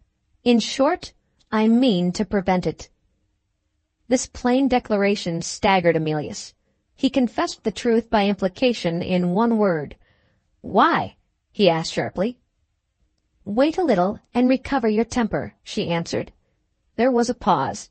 They sat on either side of the fireplace and eyed each other attentively. "Now are you ready?" Mrs. Farnaby resumed. "Here is my reason. If you marry Regina, or marry anybody, you will settle down somewhere and lead a dull life." "Well," said Emilius, "and why not, if I like it?" "Because I want you to remain a roving bachelor, here today and gone tomorrow, traveling all over the world and seeing everything and everybody." "What good will that do to you, Mrs. Farnaby?" She rose from her own side of the fireplace, crossed to the side on which Emilius was sitting, and, standing before him, placed her hands heavily on his shoulders. Her eyes grew radiant with a sudden interest and animation as they looked down on him, riveted on his face. "I am still waiting, my friend, for the living consolation that may yet come to me," she said. "And hear this, Emilius, after all the years that have passed, you may be the man who brings it to me." In the momentary silence that followed, they heard a double knock at the house door. "Regina," said Mrs. Farnaby. As the name passed her lips, she sprang to the door of the room and turned the key in the lock. Chapter 2. Emilius rose impulsively from his chair. Mrs. Farnaby turned at the same moment, and signed him to resume his seat. "You have given me your promise," she whispered. "All I ask of you is to be silent." She softly drew the key out of the door and showed it to him. "You can't get out," she said, "unless you take the key from me by force." Whatever Emilius might think of the situation in which he now found himself, the one thing that he could honorably do was to say nothing, and submit to it. He remained quietly by the fire. No imaginable consideration, he mentally resolved, should induce him to consent to a second confidential interview in Mrs. Farnaby's room. The servant opened the house door. Regina's voice was heard in the hall. "Has my aunt come in?" "No, miss." "Have you heard nothing of her?" "Nothing, miss." "Has Mr. Goldenheart been here?" "No, miss." "Very extraordinary. What can have become of them, Cecilia?" The voice of the other lady was heard in answer. "We have probably missed them on leaving the concert room. Don't alarm yourself, Regina. I must go back under any circumstances. The carriage will be waiting for me. If I see anything of your aunt, I will say that you are expecting her at home." "One moment, Cecilia. Thomas, you needn't wait. Is it really true that you don't like Mr. Goldenheart?" "What? It has come to that already? I'll try to like him, Regina. Goodbye again." The closing of the street door told that the ladies had separated. The sound was followed in another moment by the opening and closing of the dining-room door. Mrs. Farnaby returned to the chair at her fireplace. "Regina has gone into the dining-room to wait for us," she said. "I see you don't like your position here, and I won't keep you more than a few minutes longer. You are, of course, at a loss to understand what I was saying to you when the knock at the door interrupted us. Sit down again for 5 minutes. It fidgets me to see you standing there looking at your boots. I told you I had one consolation still possibly left. Judge for yourself what the hope of it is to me, when I own to you that I should long since have put an end to my life without it.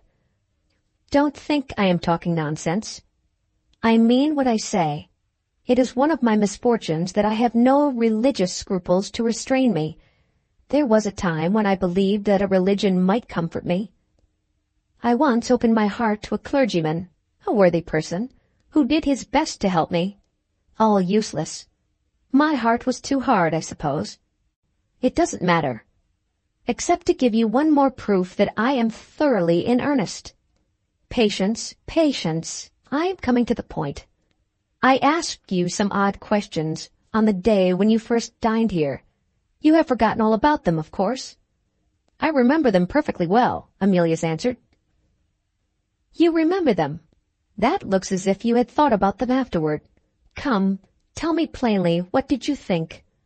Amelius told her plainly. She became more and more interested, and more excited as he went on.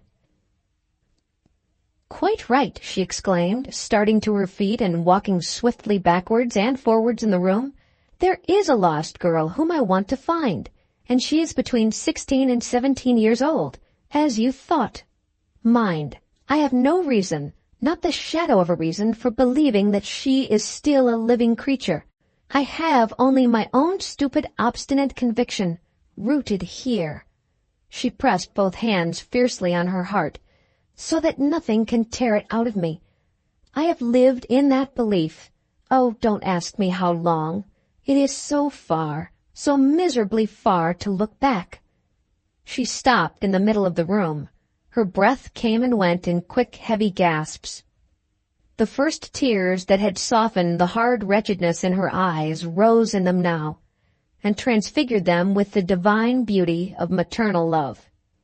"I won't distress you," she said, stamping on the floor as she struggled with the hysterical passion that was raging in her. "Give me a minute, and I'll force it down again." She dropped into a chair, threw her arms heavily on the table, and laid her head on them. Amelius thought of the child's frock and cap hidden in the cabinet. All that was manly and noble in his nature felt for the unhappy woman, whose secret was dimly revealed to him now. The little selfish sense of annoyance at the awkward situation in which she had placed him vanished to return no more. He approached her and put his hand gently on her shoulder. "I am truly sorry for you," he said. "Tell me, how can I help you? And I'll do it with all my heart." "Do you really mean that?" She roughly dashed the tears from her eyes and rose as she put the question. Holding him with one hand, she parted the hair back from his forehead with the other. "I must see your whole face," she said. Your face will tell me. Yes, you do mean it. The world hasn't spoiled you yet. Do you believe in dreams? Amelius looked at her, startled by the sudden transition. She deliberately repeated her question. I ask you seriously, she said. Do you believe in dreams? Amelius answered seriously on his side. I can't honestly say that I do. Ah, she exclaimed, like me. I don't believe in dreams either. I wish I did. But it's not in me to believe in superstitions. I'm too hard, and I'm sorry for it. I have seen people who were comforted by their superstitions, happy people, possessed of faith. Don't you even believe that dreams are sometimes fulfilled by chance? Nobody can deny that, Amelius replied. The instances of it are too many. But for one dream fulfilled by a coincidence, there are 100 at least that are not fulfilled, Mrs. Farnaby interposed. Very well, I calculate on that. See how little hope can live on? There is just the barest possibility that what I dreamed of you the other night may come to pass. It's a poor chance, but it has encouraged me to take you into my confidence and ask you to help me. This strange confession, this sad revelation of despair, still unconsciously deceiving itself under the disguise of hope, only strengthened the compassionate sympathy which Amelius already felt for her. What did you dream about me? He asked gently. It's nothing to tell, she replied. I was in a room that was quite strange to me, and the door opened, and you came in leading a young girl by the hand. You said, Be happy at last, here she is. My heart knew her instantly, though my eyes had never seen her since the first days of her life. And I woke myself, crying for joy. Wait, it's not all told yet. I went to sleep again, and dreamed it again, and woke, and lay awake for a while, and slept once more, and dreamed it for the third time. Ah, if I could only feel some people's confidence in 3 times. No, it produced an impression on me, and that was all. I got as far as thinking to myself, there is just a chance. I haven't a creature in the world to help me. I may as well speak to him. Oh, you needn't remind me that there is a rational explanation of my dream. I have read it all up, in the encyclopedia in the library. One of the ideas of wise men is that we think of something, consciously or unconsciously, in the daytime, and then reproduce it in a dream. That's my case, I dare say. When you were first introduced to me, and when I heard where you had been brought up, I thought directly that she might have been one among the many forlorn creatures who had drifted into your community, and that I might find her through you.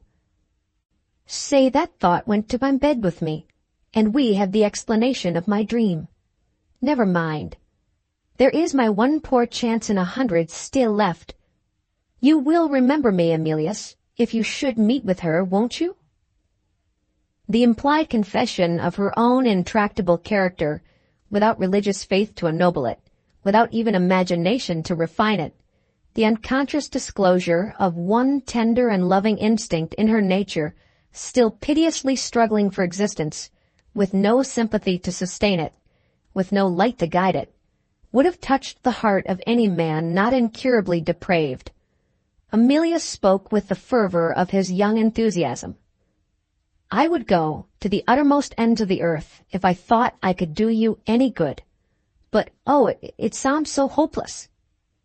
She shook her head and smiled faintly. Don't say that. You are free. You have money.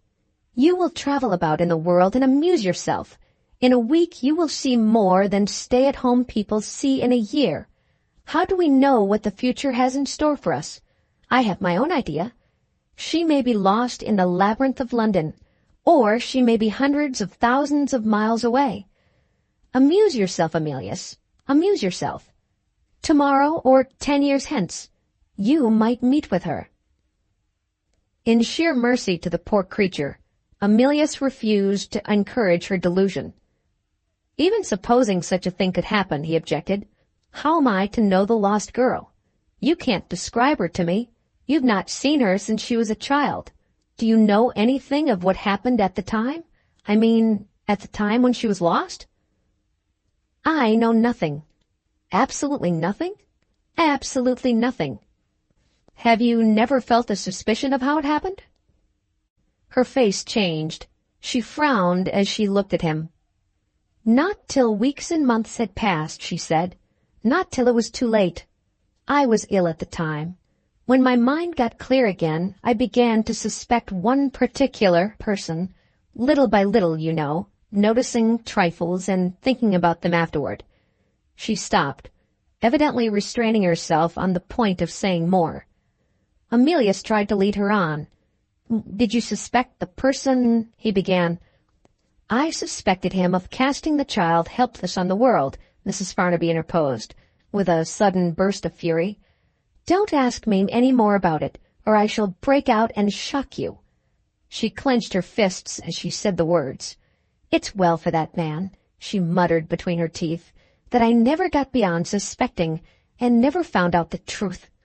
Why did you turn my mind that way? You shouldn't have done it. Help me back again to what you were saying a minute ago. You made some objection. You said—" "I said," Emilius reminded her, "that even if I did meet with the missing girl, I couldn't possibly know it. And I must say more than that. I don't see how you yourself could be sure of recognizing her if she stood before you at this moment." He spoke very gently, fearing to irritate her. She showed no sign of irritation. She looked at him and listened to him attentively. "Are you setting a trap for me?" she asked. "No," she cried, before Emilius could answer. "I am not mean enough to distrust you. I forgot myself. You have innocently said something that rankles in my mind. I can't leave it where you have left it. I don't like to be told that I shouldn't recognize her. Give me time to think. I must clear this up." She consulted her own thoughts, keeping her eyes fixed on Emilius. "I am going to speak plainly," she announced with a sudden appearance of resolution. "Listen to this. When I banged to the door of that big cupboard of mine, it was because I didn't want you to see something on the shelves. Did you see anything in spite of me?" The question was not an easy one to answer. Emilius hesitated. Mrs. Farnaby insisted on a reply. "Did you see anything?" she reiterated.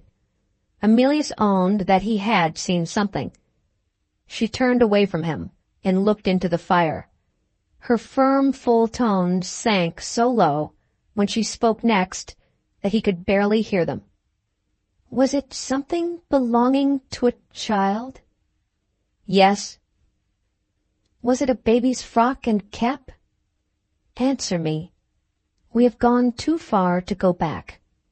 I don't want apologies or explanations. I want yes or no." "Yes." There was an interval of silence. She never moved. She still looked into the fire, looked as if all her past life was pictured there in the burning coals. "Do you despise me?" she asked at last, very quietly.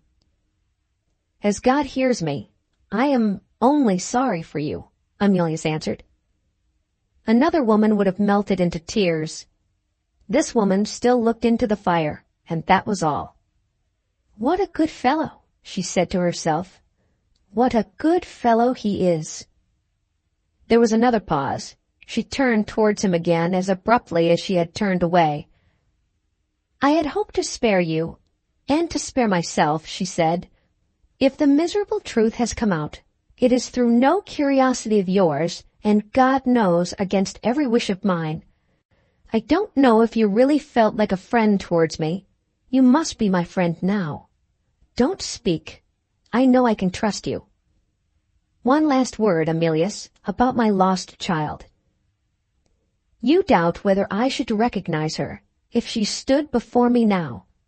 That might be quite true, if I had only my own poor hopes and anxieties to guide me. But I have something else to guide me, and, after what has passed between us, you may as well know what it is. It might even, by accident, guide you. Don't alarm yourself. It's nothing distressing this time. How can I explain it?" She went on, pausing and speaking in some perplexity to herself. "It would be easier to show it. And why not?" She addressed herself to Emilius once more. "I'm a strange creature," she resumed. "First, I worry you about my own affairs. Then I puzzle you. Then I make you sorry for me. And now, would you think it? I am going to amuse you. Emilius, are you an admirer of pretty feet?"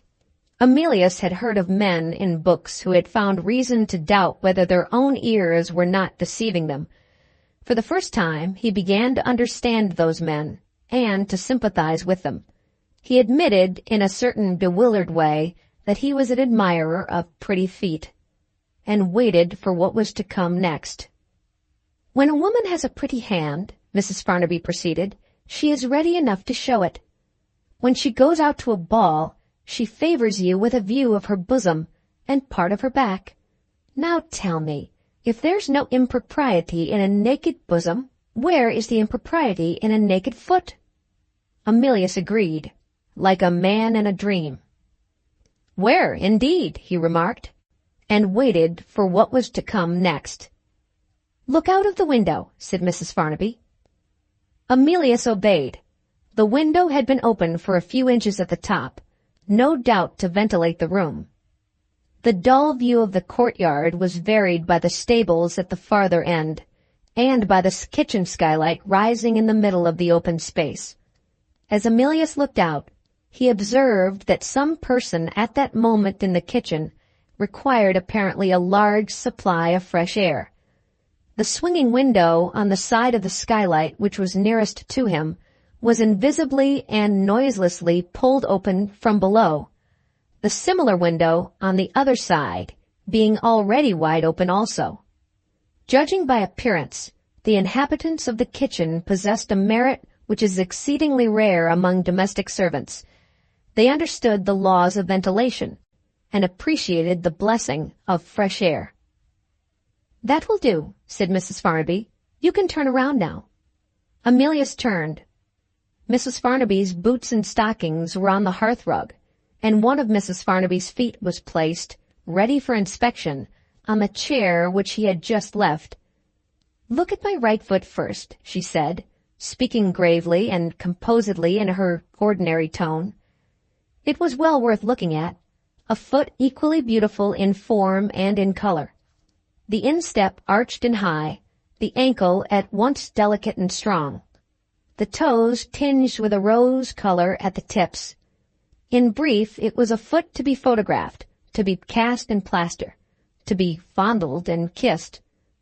Emilius attempted to express his admiration, but was not allowed to get beyond the first 2 or 3 words. "No," Mrs. Farnaby explained, "this is not vanity, simply information. You have seen my right foot, and you have noticed that there is nothing the matter with it. Very well. Now look at my left foot." She put her left foot up on the chair. "Look between the 3rd toe and the 4th, she said. Following his instructions, Emilius discovered that the beauty of the foot was spoilt, in this case by a singular defect. The 2 toes were bound together by a flexible web or membrane, which held them to each other as high as the insertion of the nail on either side. "Do you wonder," Mrs. Farnaby asked, "why I show you the fault in my foot?" "Emilius, my poor darling was born with my deformity, and I want you to know exactly what it is, because neither you nor I can say what reason for remembering it there may not be in the future." She stopped, as if to give him an opportunity of speaking. A man shallow and flippant by nature might have seen the disclosure in a grotesque aspect. Emilius was sad and silent. "I like you better and better," she went on. "You are not like the common run of men. 9 out of 10 of them would have turned what I have just told you into a joke. 9 out of 10 would have said, 'Am I to ask every girl I meet to show me her left foot?' You are above that. You understand me. Have I no means of recognizing my own child now?" She smiled, and took her foot off the chair. Then, after a moment's thought, she pointed to it again. "Keep this as strictly secret as you keep everything else," she said. "In the past days, when I used to employ people privately to help me find her, it was my own defense against being imposed upon. Rogues and vagabonds thought of other marks and signs, but not one of them could guess at such a mark as that. Have you got your pocketbook, Emilius? In case we are separated at some later time, I want to write the name and address in it of a person whom we can trust. I persist, you see, in providing for the future. There's the one chance in 100 that my dream may come true, and you have so many years before you, and so many girls to meet with in that time." She handed back the pocketbook which Emilius had given her, after having inscribed a man's name and address on one of the blank leaves. "He was my father's lawyer," she explained, "and he and his son are both men to be trusted. Suppose I am ill, for instance. No, that's absurd. I never had a day's illness in my life. Suppose I am dead, killed perhaps by some accident, or perhaps my own hand. The lawyers have my written instructions in the case of my child being found. Then again, I am such an unaccountable woman, I may go away somewhere, all by myself. Never mind. The lawyers shall have my address and my positive orders, though they keep it a secret from all the world besides, to tell it to you. I don't ask your pardon, Emilius, for troubling you. The chances are so terribly against me. It is all but impossible that I shall ever see you, as I saw you in my dream, coming into the room, leading my girl by the hand. Odd, isn't it? This is how I veer about between hope and despair. Well, it may amuse you to remember it one of these days. Years hence, when I am at rest in Mother Earth, and when you are a middle-aged married man, you may tell your wife how strangely you once became the forlorn hope of the most wretched woman that ever lived, and you may say to each other, as you sit by your snug fireside, perhaps that poor lost daughter is still living somewhere, and wondering who her mother was. No, I won't let you see the tears in my eyes again. I'll let you go at last." She led the way to the door, a creature to be pitied, if there ever was a pitiable creature yet, a woman whose whole nature was maternal, who was nothing if not a mother, and who had lived through 16 years of barren life, in the hopeless anticipation of recovering her lost child. "Goodbye and thank you," she said. "I want to be left by myself, my dear, with that little frock and cap which you found out in spite of me. Go and tell my niece it's all right, and don't be stupid enough to fall in love with a girl who has no love to give you in return." She pushed Emilius into the hall. "Here he is, Regina," she called out.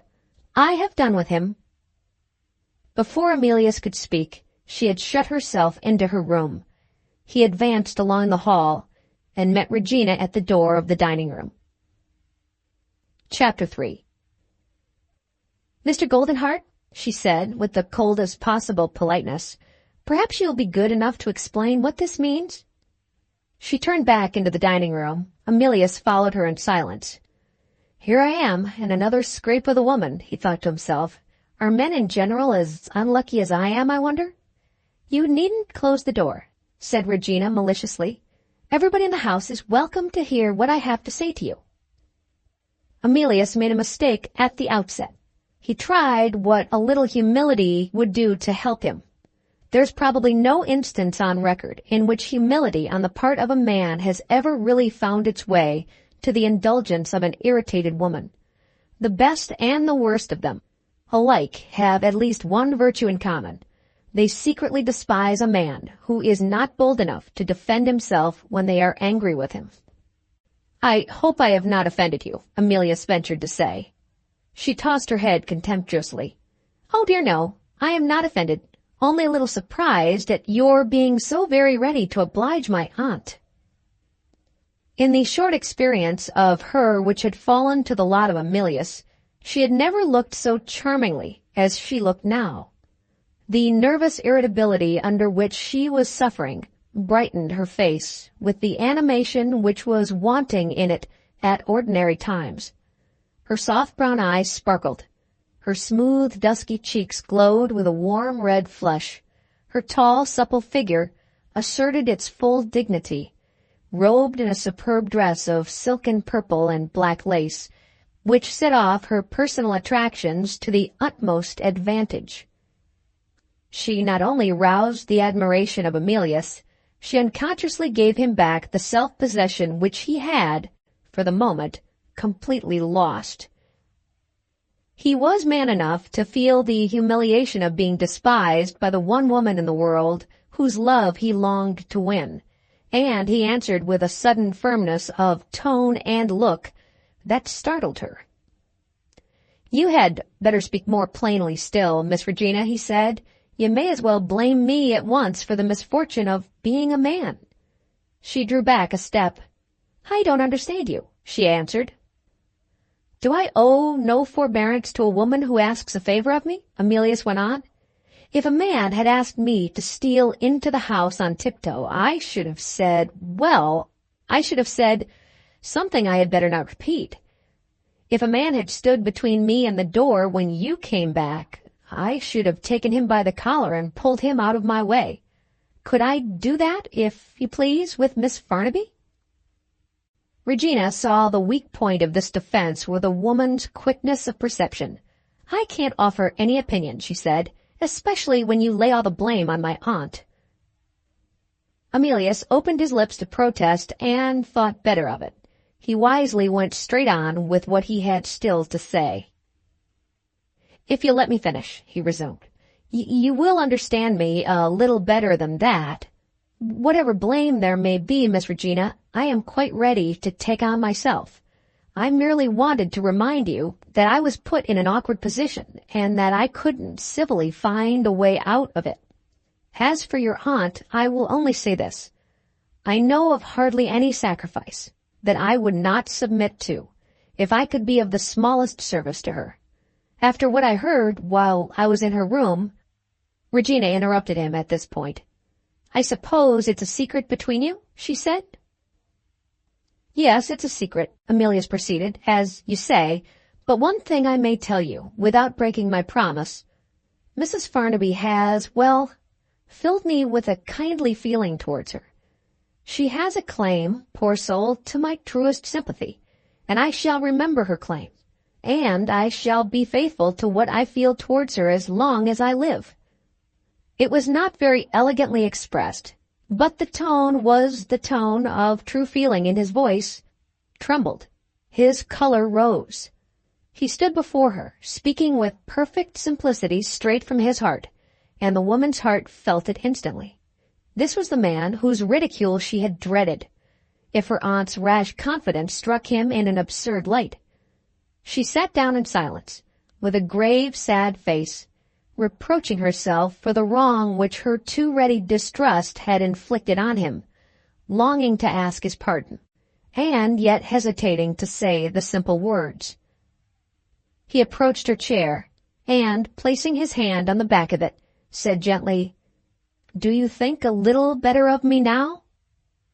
She had taken off her gloves. She silently folded and refolded them in her lap.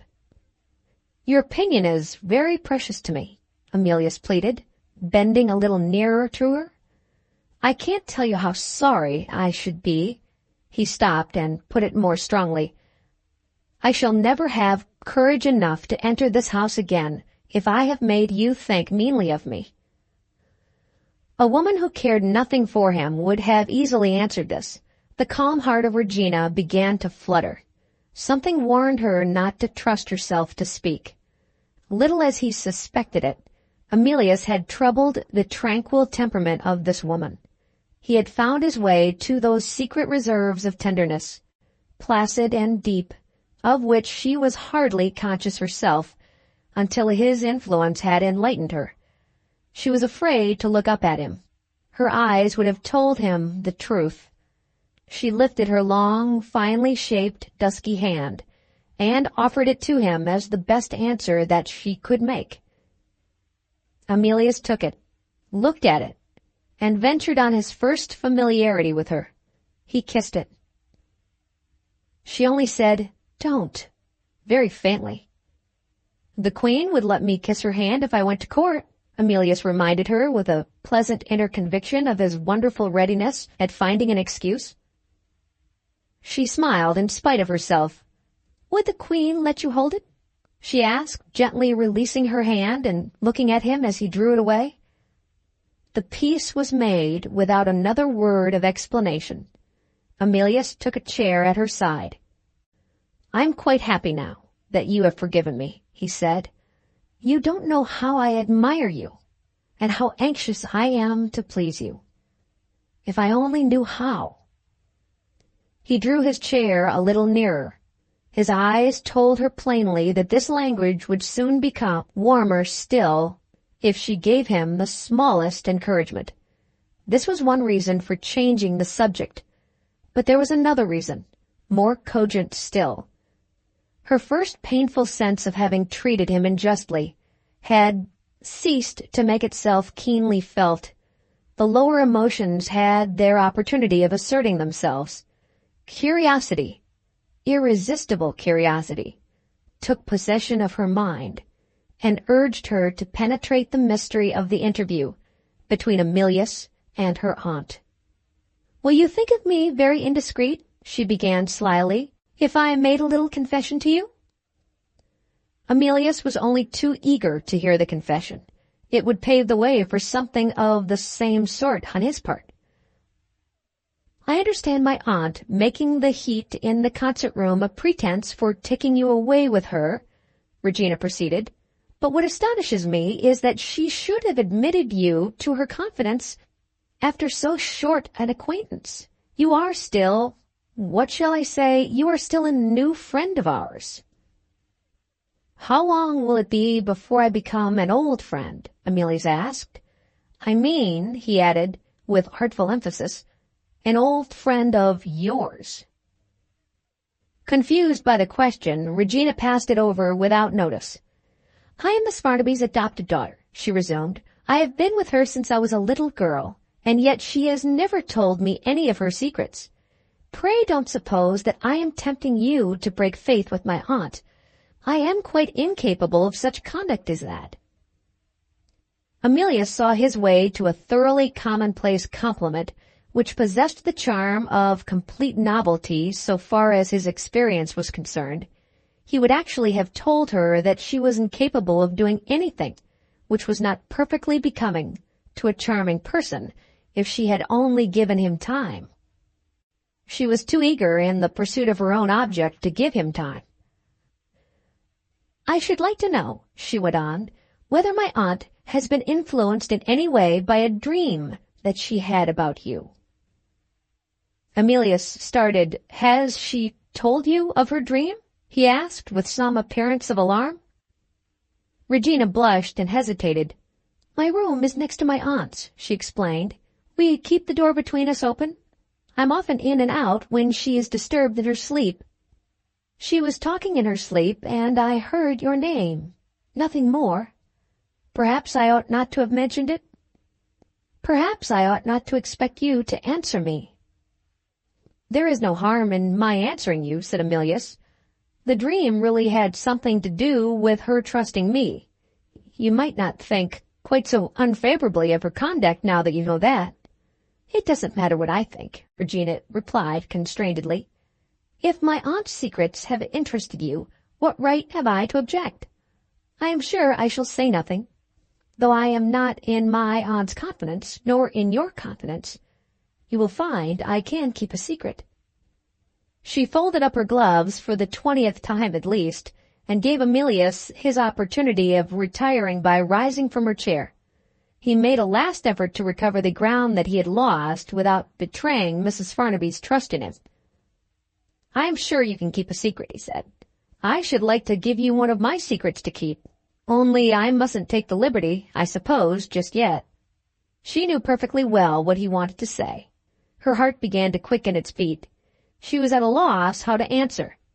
After an awkward silence, she made an attempt to dismiss him.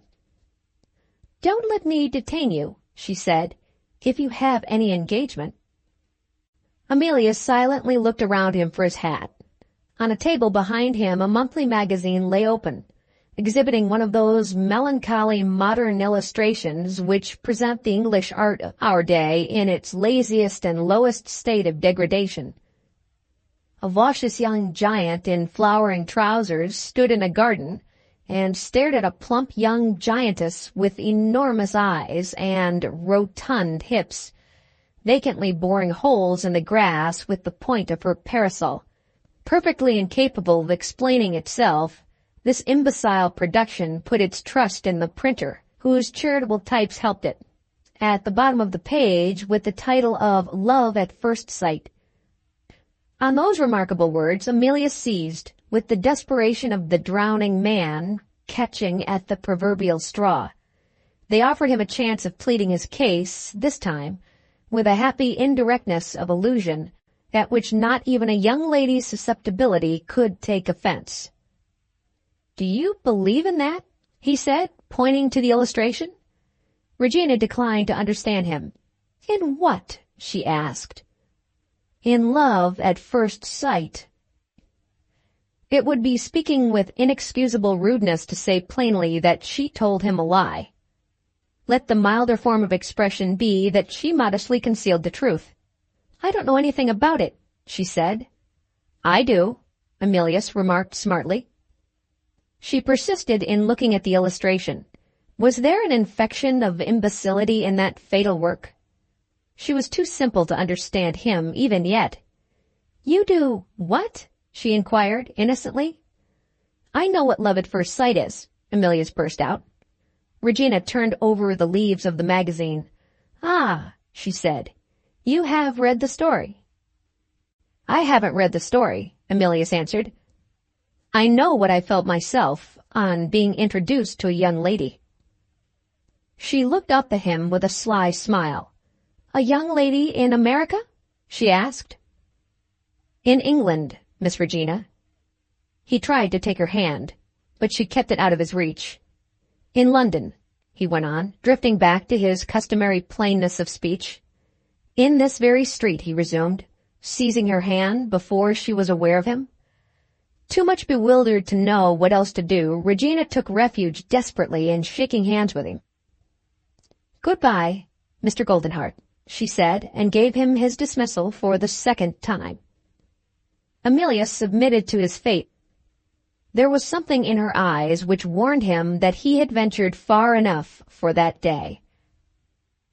"May I call again soon?" he asked piteously. "No," answered a voice at the door which they both recognized, the voice of Mrs. Farnaby. "Yes," Regina whispered to him, as her aunt entered the room.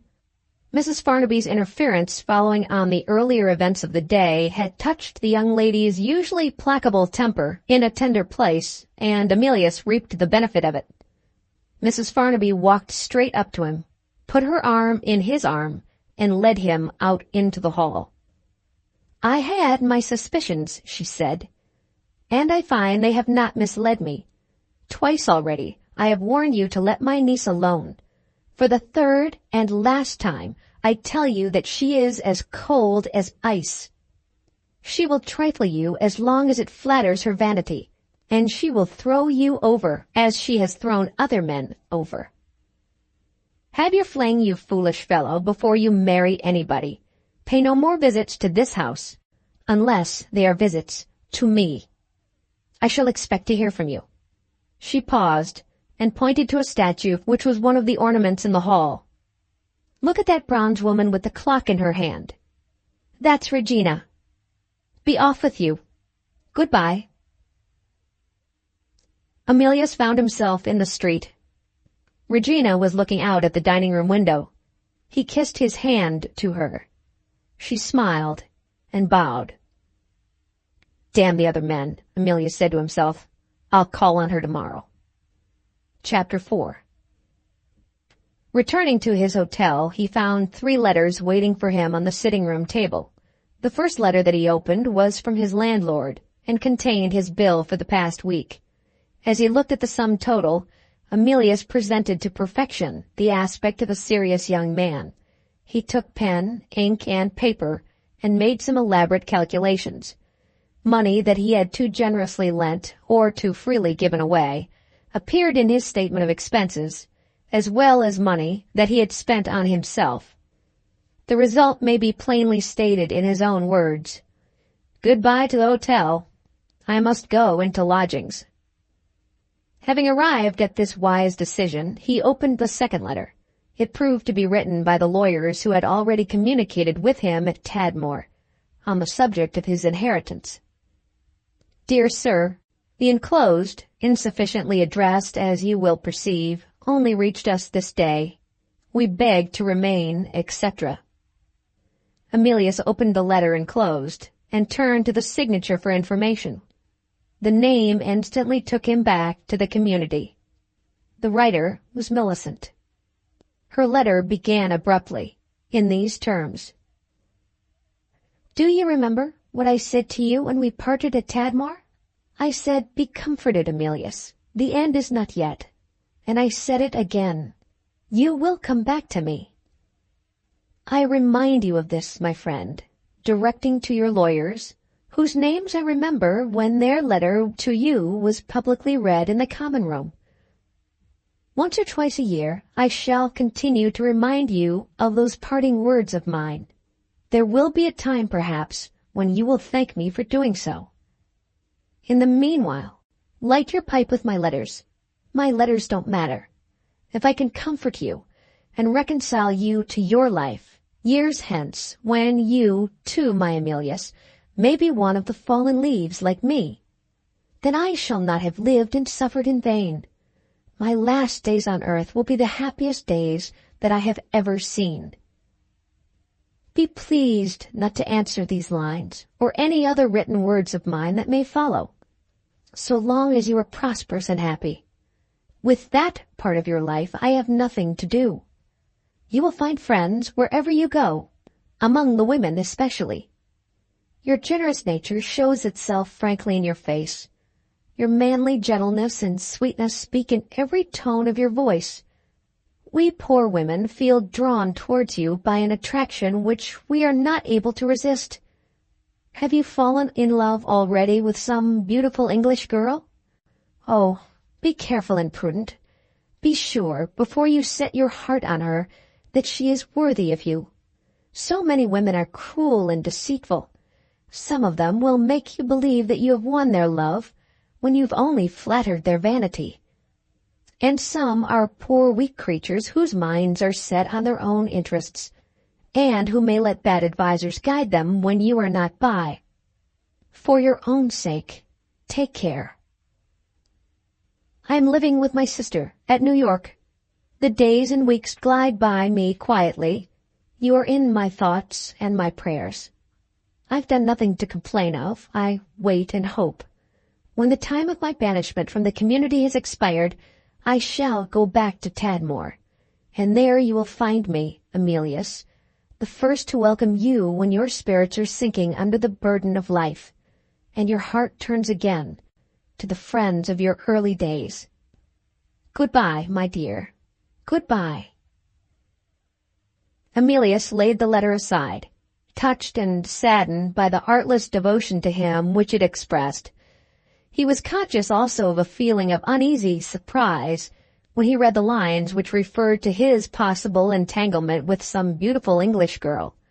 Here, with widely different motives, was Mrs. Farnaby's warning repeated, by a stranger writing from another quarter of the globe. It was an odd coincidence, to say the least of it. After thinking for a while, he turned abruptly to the third letter that was waiting for him.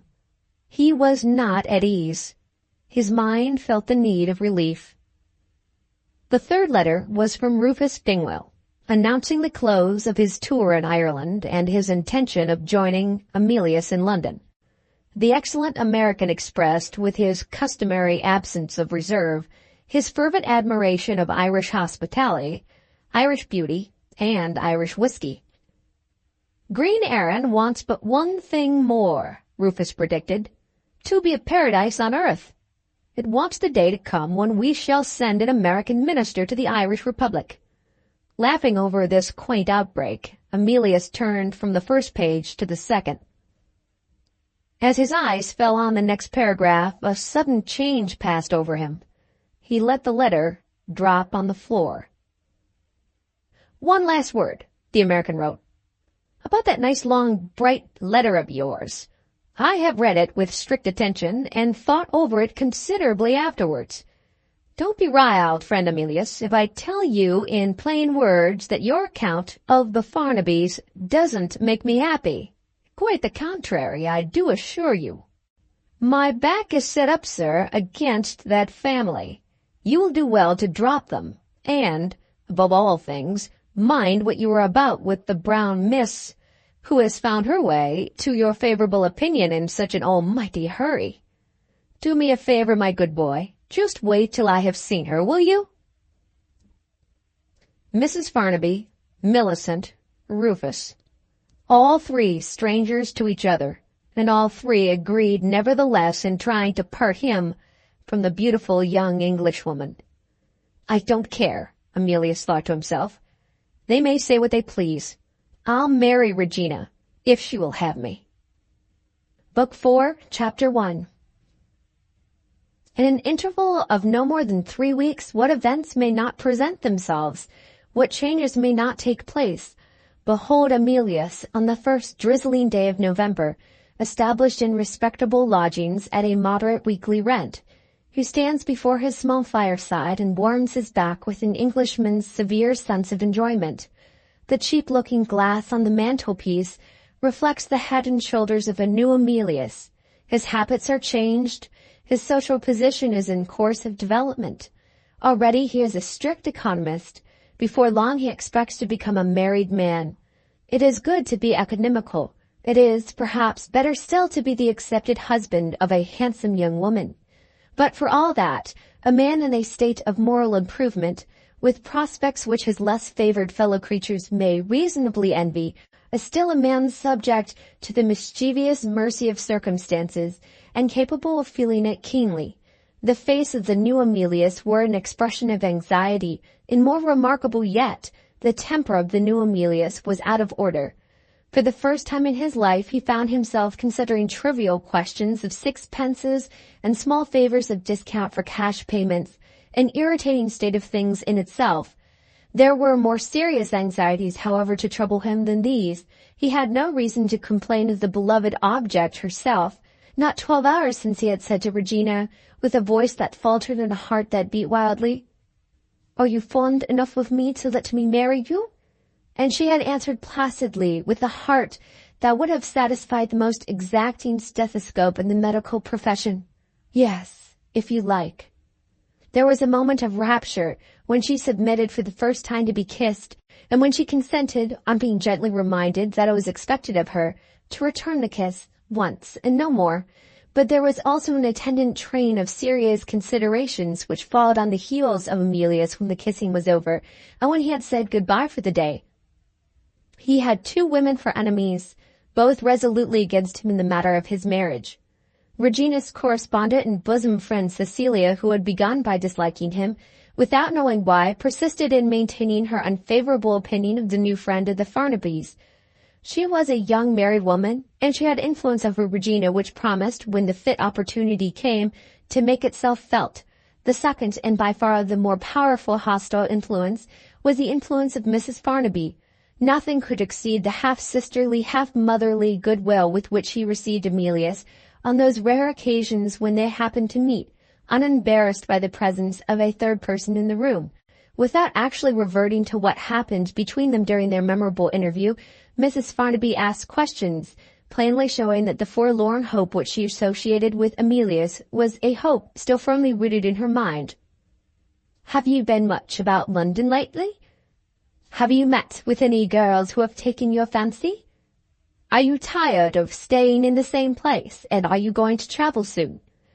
Inquiries such as these she was, sooner or later, sure to make when they were alone, But if Regina happened to enter the room, or if Emilius contrived to find his way to her in some other part of the house, Mrs. Farnaby deliberately shortened the interview and silenced the lovers, still as resolute as ever to keep Emilius exposed to the adventurous freedom of a bachelor's life.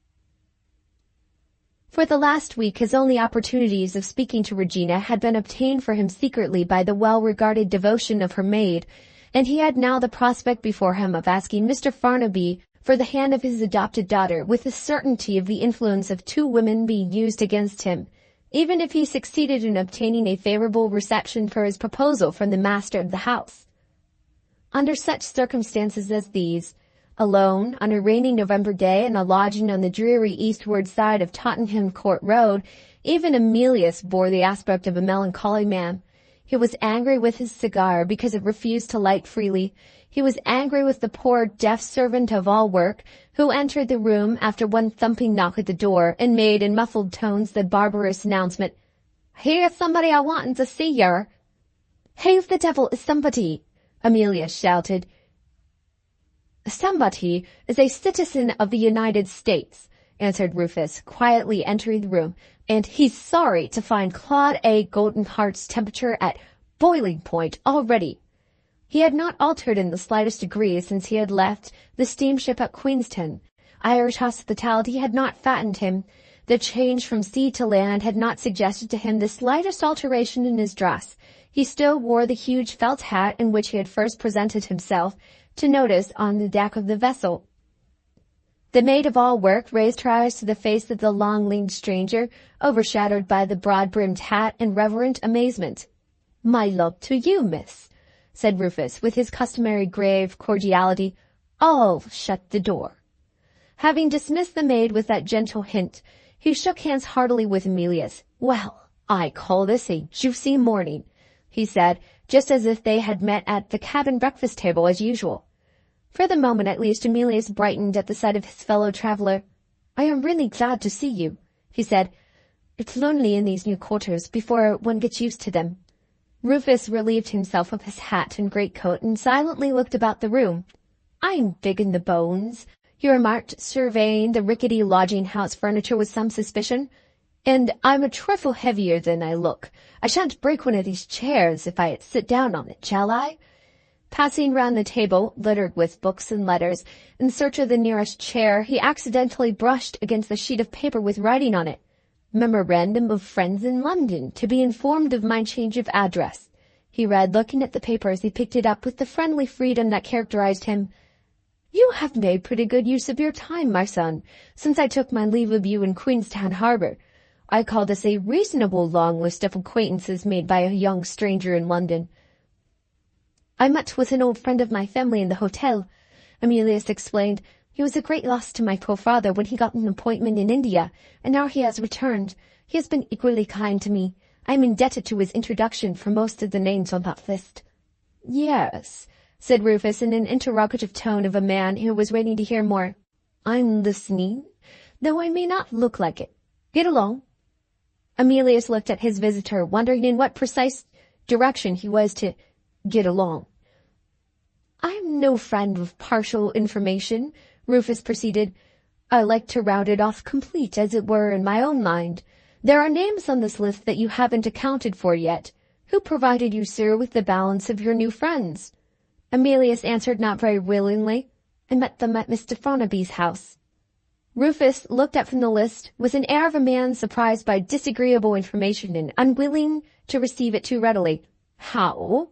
he exclaimed, using the old English equivalent often heard in America for the modern "what?" "I met them at Mr. Farnaby's," Emilius repeated. "Did you happen to receive a letter of my writing, dated Dublin?" Rufus asked. "Yes." "Do you set any particular value on my advice?" "Certainly." "And you cultivate social relationships with Farnaby and family notwithstanding?"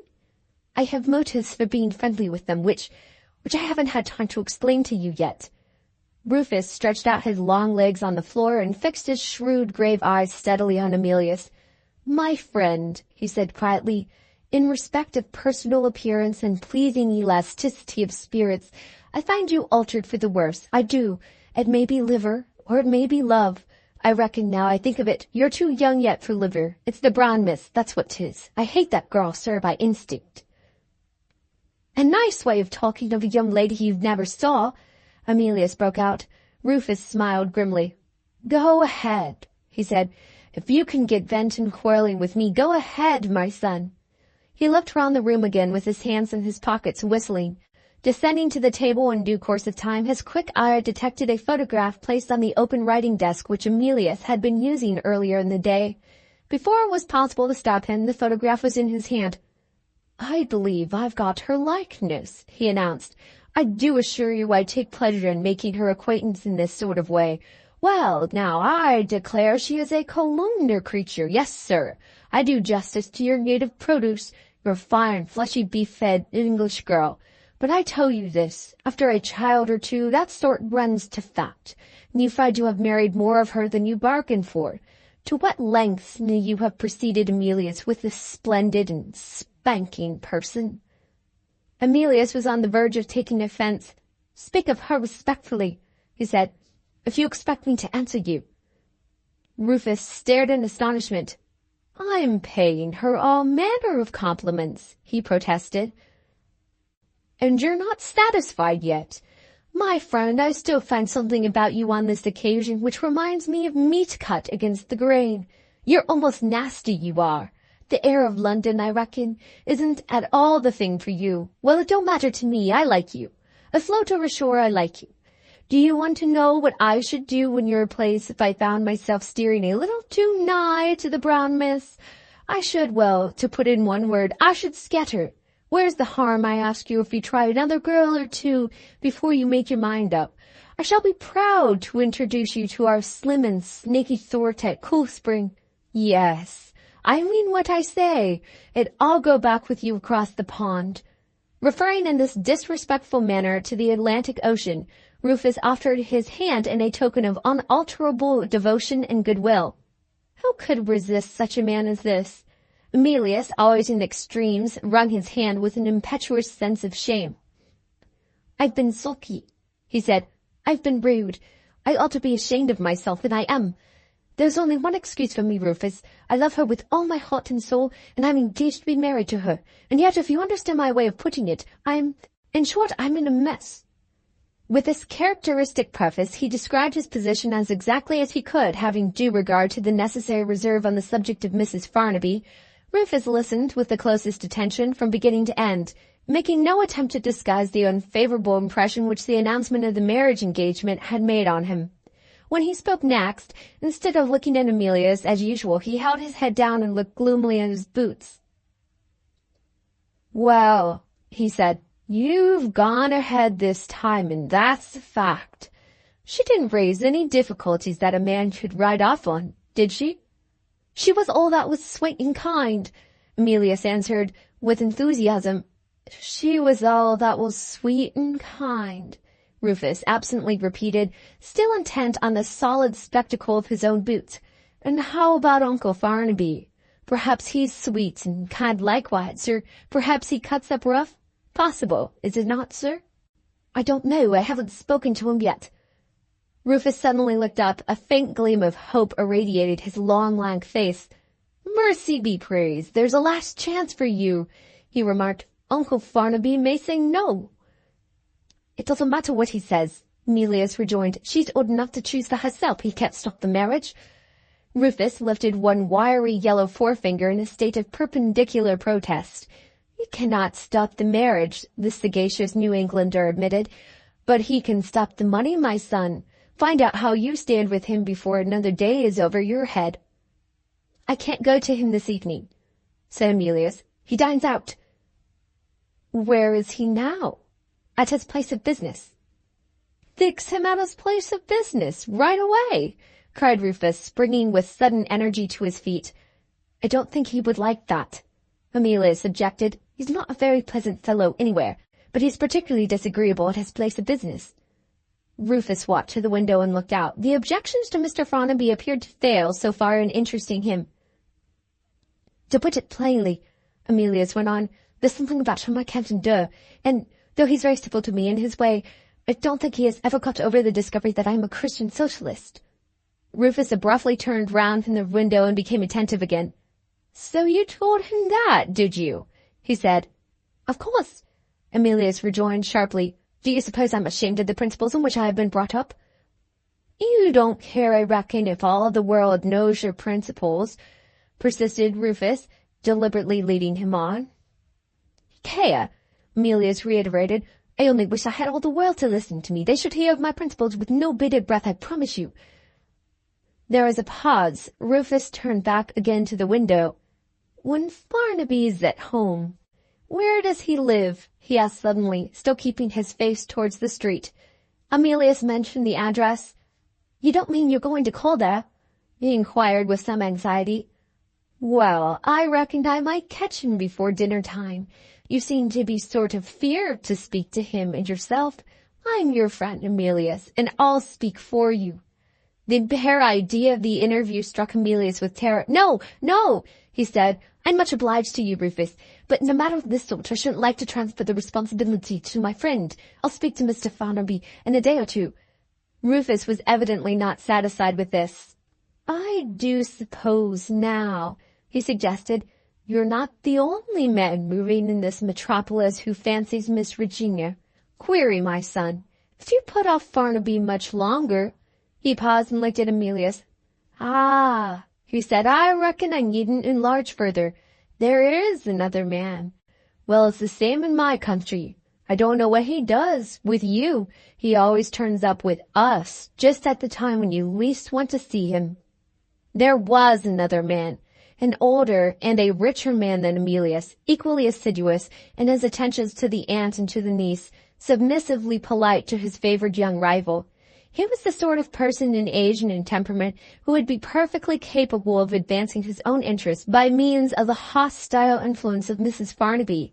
Who could say what the result might be if, by some unlucky accident, he made the attempt before Emilius had secured for himself the support of the master of the house? In his present condition of nervous irritability, he was ready to believe in any coincidence of the disastrous sort. The wealthy rival was a man of business, a near-city neighbor of Mr. Farnaby. They might be together at that moment, and Regina's fidelity to her lover might be put to a harder test than she was prepared to endure. Emilius remembered the gentle conciliatory smile, too gentle by half, with which his placid mistress had received his first kisses, and without stopping to weigh conclusions snatched up his hat. "Wait for me, Rufus, like a good fellow. I'm off to the station shop." With those parting words he hurried out of the room. Left by himself, Rufus began to rummage the pockets of his frock-coat, a long, loose, and dingy garment, which had become friendly and comfortable to him by dint of ancient use. Producing a handful of correspondence, he selected the largest envelope of all, shook out on the table several smaller letters enclosed, picked one out of the number, and read the concluding paragraph only with the closest attention. "I enclose letters of introduction to the securities of literary institutions in London, and in some of the principal cities of England. If you feel disposed to lecture yourself, or if you can persuade friends and citizens known to you to do so, I believe it may be in your power to advance in this way the interests of our Bureau. Please take notice that the more advanced institutions, which are ready to countenance and welcome free thought in religion, politics, and morals, are marked on the envelopes with a cross in red ink. The envelopes without a mark are addressed to platforms on which the customary British prejudices remain rampant, and in which the charge for places reaches a higher figure than can be as yet obtained in the sanctuaries of free thought." Rufus laid down the letter, and choosing one among the envelopes marked in red ink, looked at the introduction enclosed. If the right sort of invitation reached Emilius from this institution, he thought, the boy would lecture on Christian socialism with all his heart and soul.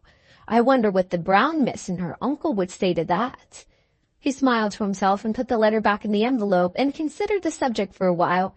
Below the odd rough surface he was a man in 10,000. No more single-hearted and more affectionate creature ever breathed the breath of life. He had not been understood in his own little circle. There had been a want of sympathy with him, and even a want of knowledge of him at home. Emilius, popular with everyone, had touched the great heart of this man. He perceived the peril that lay hidden under the strange and lonely position of his fellow voyager. So innocent in the ways of the world, so young and so easily impressed, his fondness for Emilius, it is hardly too much to say, was the fondness of a father for his son. With a sigh he shook his head and gathered up his letters and put them back in his pockets.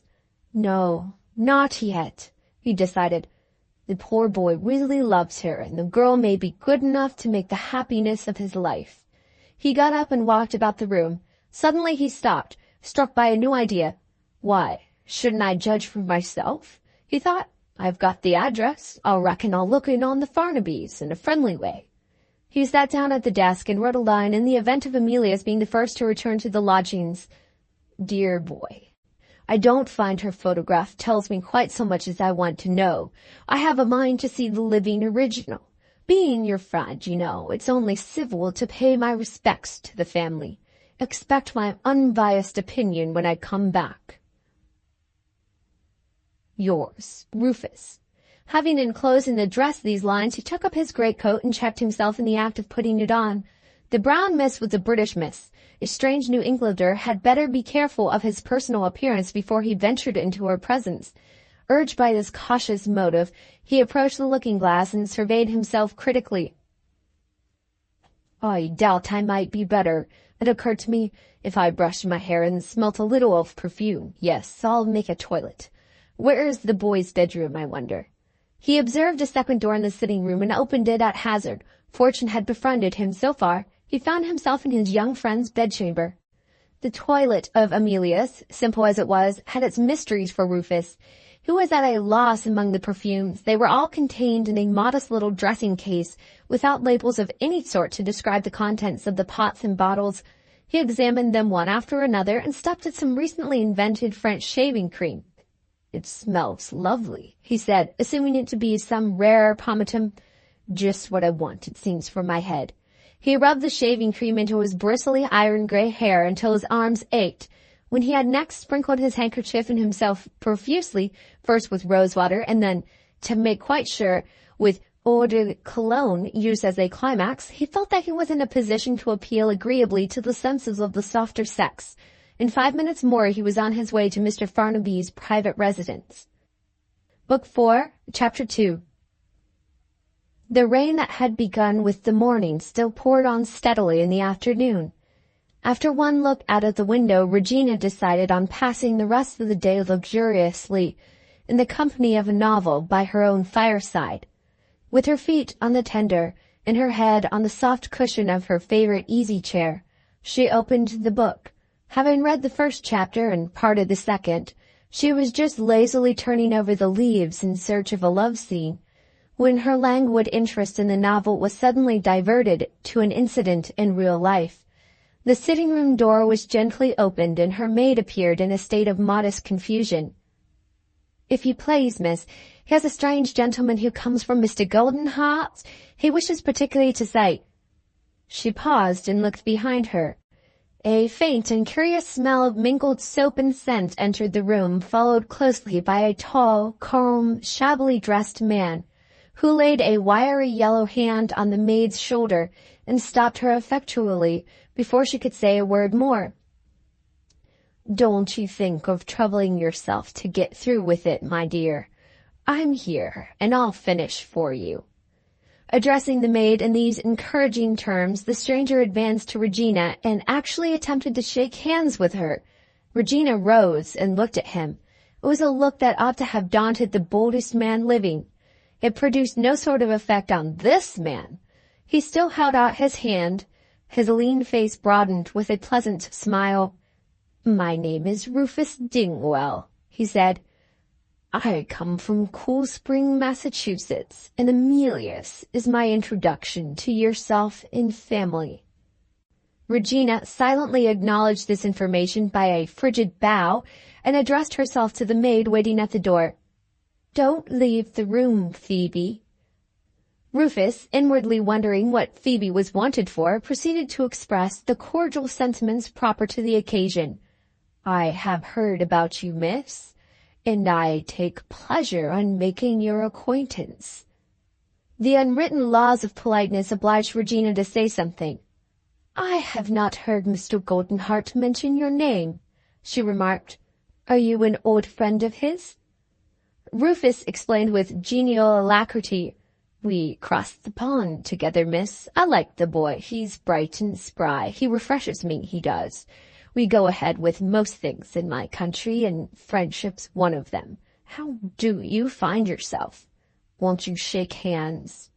He took her hand without waiting to be repelled this time and shook it with the heartiest goodwill. Regina shuddered faintly. She summoned assistance in case of further familiarity.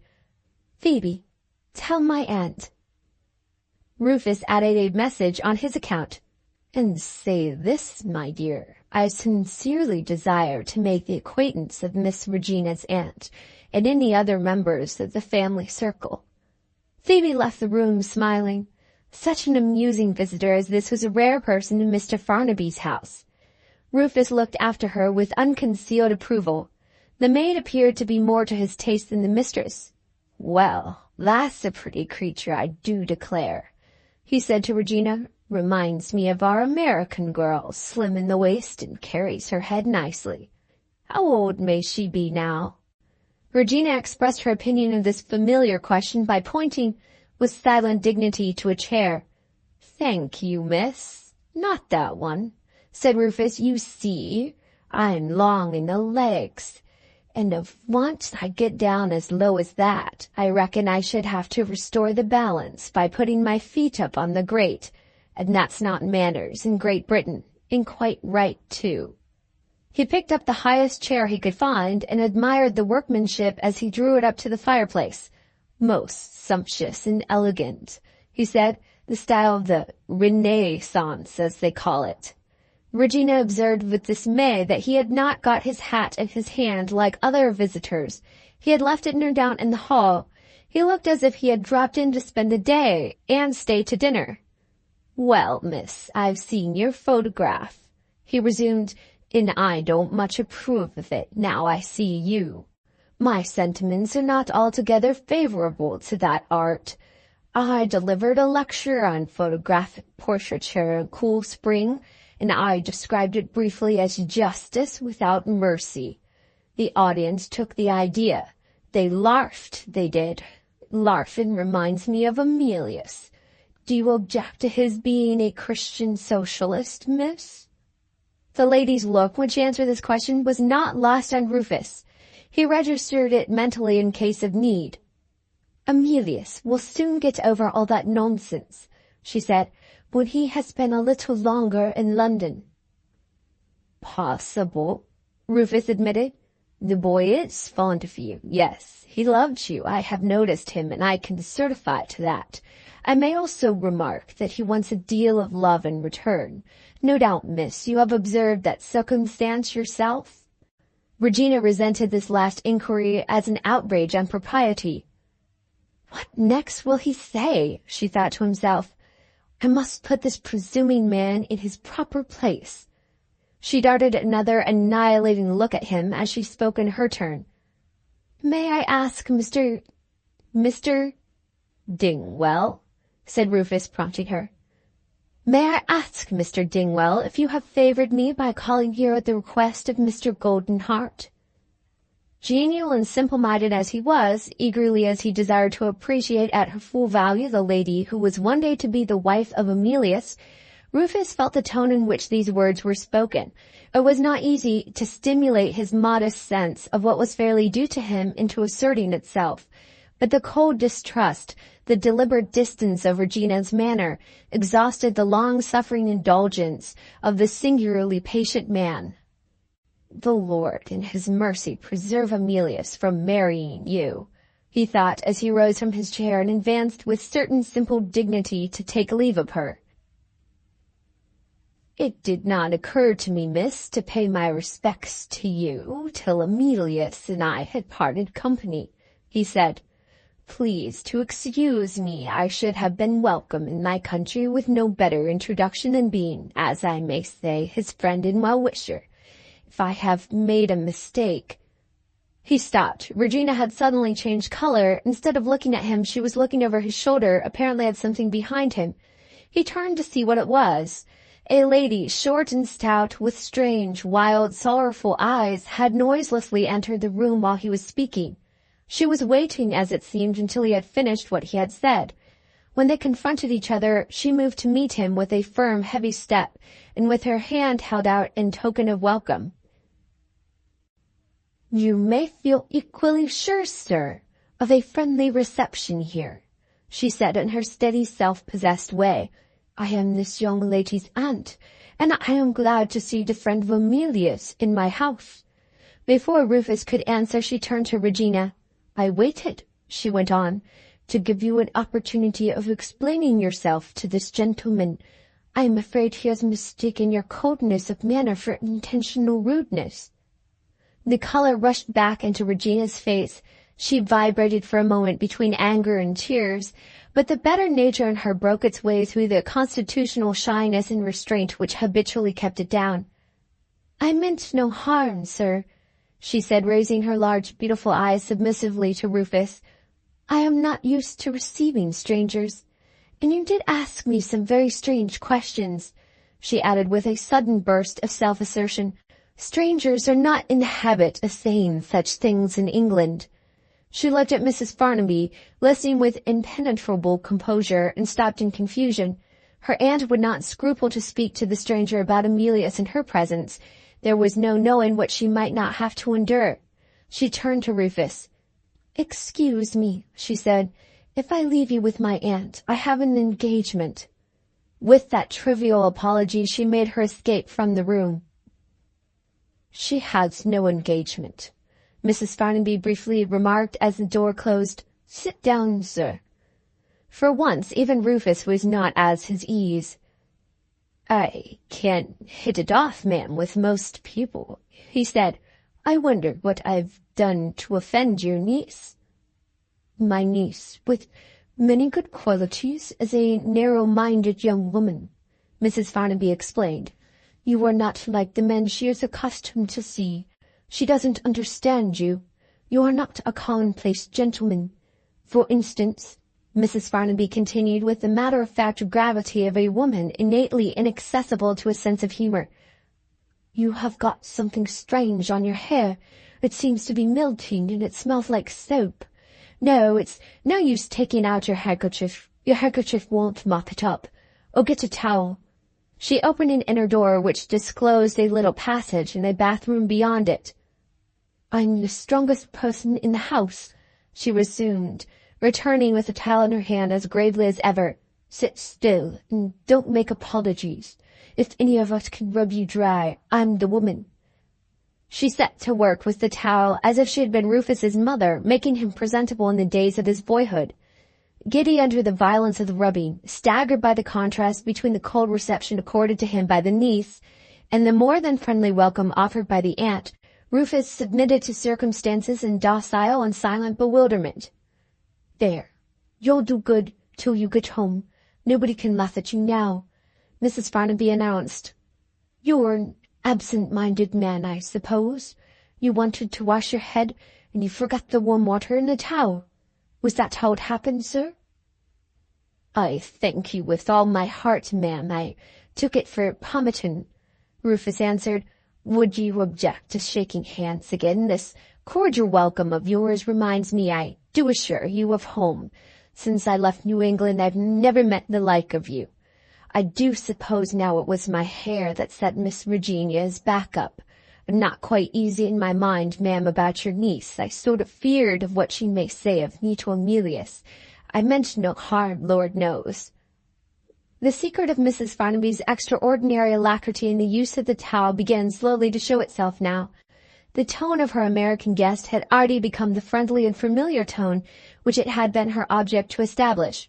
With a little management he might be made an invaluable ally in the great work of hindering the marriage of Emilius. "You're very fond of your young friend?" she began quietly. "That is so, ma'am." "And he has told you that he has taken a liking to my niece?" "And shown me her likeness," Rufus added. and shown you her likeness, and you thought you would come here and see for yourself what sort of girl she was?" "Naturally," Rufus admitted. Mrs. Farnaby revealed without further hesitation the object that she had in view. "Emilius is little more than a lad still," she said. "He has got all his life before him. It would be a sad thing if he married a girl who didn't make him happy." She turned in her chair and pointed to the door by which Regina had left them. "Between ourselves," she resumed, dropping her voice to a whisper, "do you believe my niece will make him happy?" Rufus hesitated. "I'm above family prejudices," Mrs. Farnaby proceeded. "You needn't be afraid of offending me. Speak out." Rufus would have spoken out to any other woman in the universe. This woman had preserved him from ridicule. This woman had rubbed his head dry. He prevaricated. "I don't suppose I understand the ladies in this country," he said. But Mrs. Farnaby was not to be trifled with. "If Emilius was your son, and if he asked you to consent to marriage with my niece," she rejoined, "would you say yes?" This was too much for Rufus. "Not if he went down on both his knees to ask me," he answered. Mrs. Farnaby was satisfied at last, and owned it without reserve. "My own opinion," she said. "Exactly expressed. Don't be surprised. Didn't I tell you I had no family prejudices? Do you know if he has spoken to my husband yet?" Rufus looked at his watch. "I reckon he's just about done it by this time." Mrs. Farnaby paused and reflected for a moment. She had already attempted to prejudice her husband against Emilius, and had received an answer which Mr. Farnaby considered to be final. "Mr. Goldenheart honours us if he seeks our alliance. He is the representative of an old English family." Under these circumstances it was quite possible that the proposals of Emilius had been accepted. Mrs. Farnaby was not the less determined that the marriage should never take place, and not the less eager to secure the assistance of her new ally. "When will Emilius tell you about it?" she asked. "When I go back to his lodgings, ma'am." "Go back at once, and bear this in mind as you go. If you can find out any likely way of parting these two young people in their own best interests, depend on one thing, if I can help you I will. I'm as fond of Emilius as you are. Ask him if I haven't done my best to keep him away from my niece. Ask him if I haven't expressed my opinion that she's not the right wife for him. Come and see me again as soon as you like. I'm fond of Americans. Good morning." Rufus attempted to express his sense of gratitude in his own briefly eloquent way. He was not allowed a hearing. With one and the same action, Mrs. Farnaby patted him on the shoulder and pushed him out of the room. "If that woman was an American citizen," Rufus reflected on his way through the streets, "she'd be the first female president of the United States." His admiration of Mrs. Farnaby's energy and resolution expressed in these strong terms acknowledged but one limit. Highly as he approved of her, there was nevertheless an unfathomable something in the woman's eyes that disturbed and daunted him. Book 4, Chapter 3. Rufus found his friend at the lodgings, prostrate on the sofa, smoking furiously. Before a word had passed between them, it was plain to the New Englander that something had gone wrong. "Well?" he asked. "And what does Farnaby say?" "Damn Farnaby!" Rufus was secretly conscious of an immense sense of relief. "I call that a stiff way of putting it," he quietly remarked. "But the meaning's clear. Farnaby has said no." Emilius jumped off the sofa and planted himself defiantly on the hearth-rug. "You're wronged for once," he said with a bitter laugh. "The exasperating part of it is that Farnaby has said neither yes or no. The oily, whiskered brute, you haven't seen him yet, have you? Begun by saying yes. Men like me, the heir of a fine old English family, honor him by making proposals.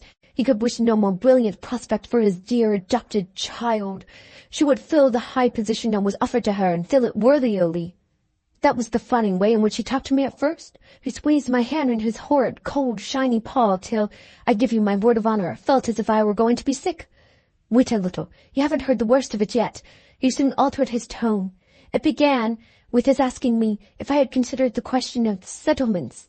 I didn't know what he meant. He had to put it in plain English. He wanted to hear what my property was. "Oh, that's soon settled," I said. "I've got 500 a year, and Regina's welcome to every farthing of it." He fell back in his chair as if I had shot him. He turned, it was worse than pale, he was positively turned green. At first he wouldn't believe me. He declared I must be joking. I set him right about that immediately. His next change was a proud impudence. "Have you not observed, sir, in what style Regina is accustomed to live in my house? 500 a year! Good heavens! With strict economy, 500 a year might pay her milliner's bill and the keep of her horse and carriage. Who is to pay for everything else? The establishment, the dinner parties and balls, the tour abroad, the children, the nurses, the doctor.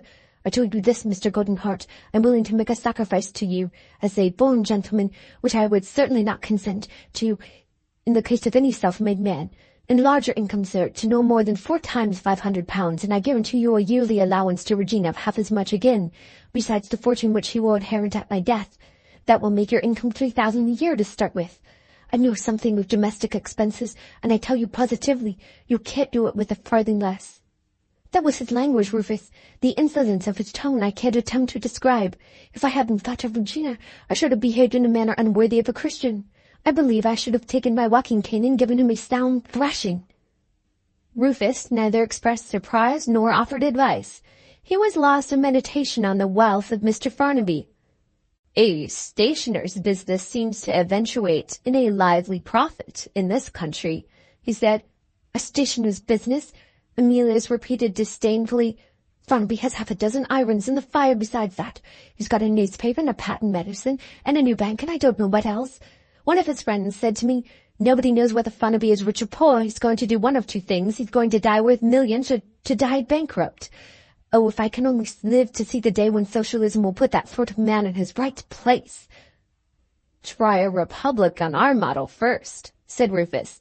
"When Farnaby talks of the style his young woman is accustomed to live in, what does he mean?" "He means," Amelius answered smartly, "a carriage to live in, champagne on the table, and a footman to answer the door." "Farnaby's ideas, sir, have crossed the water and landed in New York," Rufus remarked. "Well, and what did you say to him on your side?" "I gave it to him, I tell you. That's all ostentation," I said.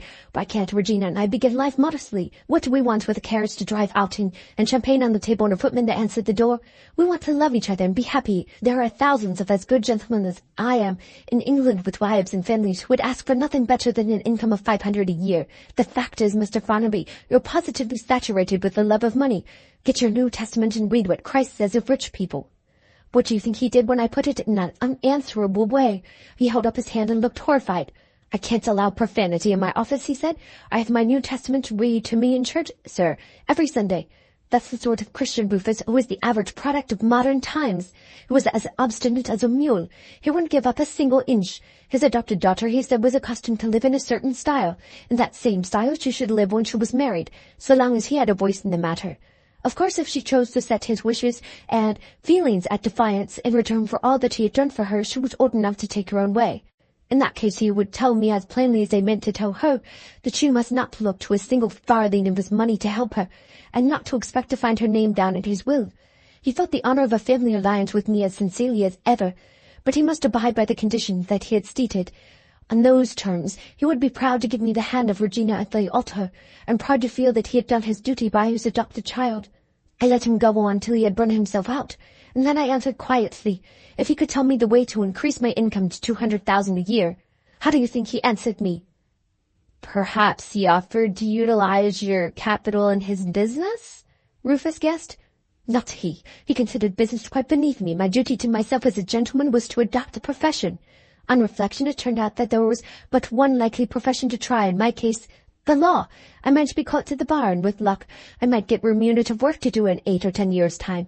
That, I declare to you, was the prospect he set before me if I chose to take his advice. I asked him if he was joking. Certainly not. I was only 21 years old, he reminded me. I had plenty of time to spare. I should still marry young if I married at 30. I took up my hat and gave him a bit of my mind at parting.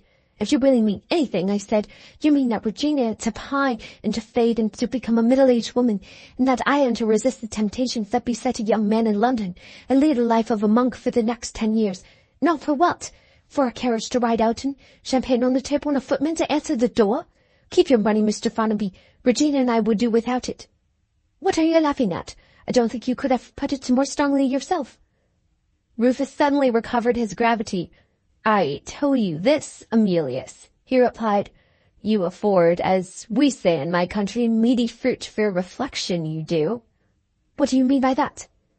Well, I reckon you remember when we were aboard the boat, you gave us a narrative of what happened in that community of yours, which I can truly characterize as a combination of native eloquence and chastine good sense. I put the question to myself, sir, what has become of that well-informed and discreet young Christian, now he has changed the spear to England and mixed with the Farnabys?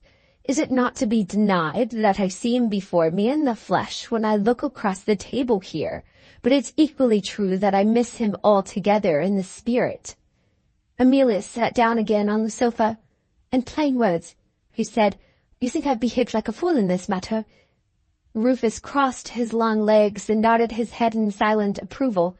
Instead of taking offense, Emilius considered a little. It didn't strike me before, he said. But now you mention it, I can understand that I appear to be a simple sort of fellow in what is called society here. And the reason I suspect is that it's not the society in which I've been accustomed to mix. The Farnabys are new to me, Rufus. When it comes to a question of my life a tad more, of what I saw and learnt and felt in the community, then I can think and speak like a reasonable being, because I am thinking and speaking of what I know thoroughly well. Hang it, make some allowance for the difference of circumstances. Besides, I'm in love, and that alters a man, and I have heard some people say not always for the better. Anyhow, I've done it with Farnaby, and it can't be undone. There will be no peace from me now until I have spoken to Virginia. I have read the note you left me. Did you see her when you called at the house? The quiet tone in which this question was put surprised Rufus. He had fully expected, after Regina's reception of him, to be called to account for the liberty he had taken. Emilius was too completely absorbed by his present anxieties to consider trivial questions of etiquette. Hearing that Rufus had seen Regina, he never even asked for his friend's opinion of her. His mind was full of the obstacles that might be interposed to his seeing her again. Farnaby is sure, after what has passed between us, to keep her out of my way if he can, Emilius said, and Mrs. Farnaby, to my certain knowledge, will help him. They don't suspect you. Couldn't you call again? You're old enough to be her father, and make some excuse to take her out with you for a walk?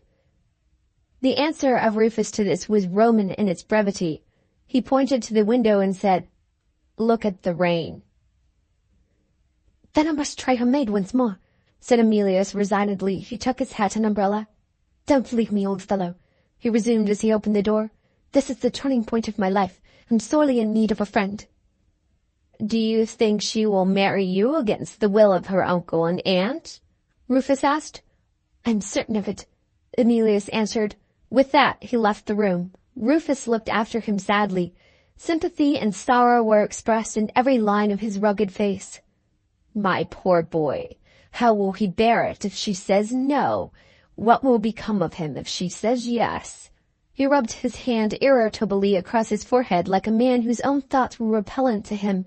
In a moment more he plunged into his pockets and drew out again the letters introducing him to the secretaries of public institutions.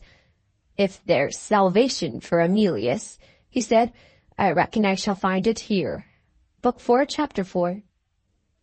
The medium of correspondence between Emilius and Regina's maid was an old woman who kept a shop for the sale of newspapers and periodicals in a by-street not far from Mr. Farnaby's house. From this place his letters were delivered to the maid, under cover of the morning newspapers, and here he found the answers waiting for him later in the day. If Rufus could only have taken her out for a walk, I might have seen Regina this afternoon, thought Emilius. As it is, I may have to wait till tomorrow, or later still, and then there's the sovereign to Phoebe. He sighed as he thought of the fee. Sovereigns were becoming scarce at our young socialist's purse. Arriving in sight of the news vendor's shop, Emilius noticed a man leaving it, who walked away towards the farther end of the street. When he entered the shop himself a minute afterwards, the woman took up a letter from the counter. A young man has just left this for you, she said. Emilius recognized the maid's handwriting on the address. The man whom he had seen leaving the shop was Phoebe's messenger. He opened the letter. Her mistress, Phoebe explained, was too much flurried to be able to write, The master had astonished the whole household by appearing among them at least 3 hours before the time at which he was accustomed to leave his place of business. He had found Mrs. Ormond, otherwise Regina's friend and correspondent Cecilia, paying a visit to his niece, and had asked to speak with her in private before she took leave. The result was an invitation to Regina, from Mrs. Ormond, to stay for a little while at her house in the neighbourhood of Harrow. The ladies were to leave London together in Mrs. Ormond's carriage that afternoon. Under stress of strong persuasion on the part of her uncle and aunt as well as her friend, Regina had ended in giving way. But she had not forgotten the interests of Emilius. She was willing to see him privately on the next day, provided he left London by the train which reached Harrow soon after the 11 in the forenoon. If it happened to rain, that he must put off his journey until the first fine day, arriving in any case at the same hour. The place at which he was to wait was described to him, and with these instructions the letter ended. The rapidity with which Mr. Farnaby had carried out his resolution to separate the lovers placed the weakness of Regina's character before Emilius in a new and startling light. Why had she not stood on her privileges as a woman who had arrived at years of discretion and refused to leave London until she had first heard what her lover had to say?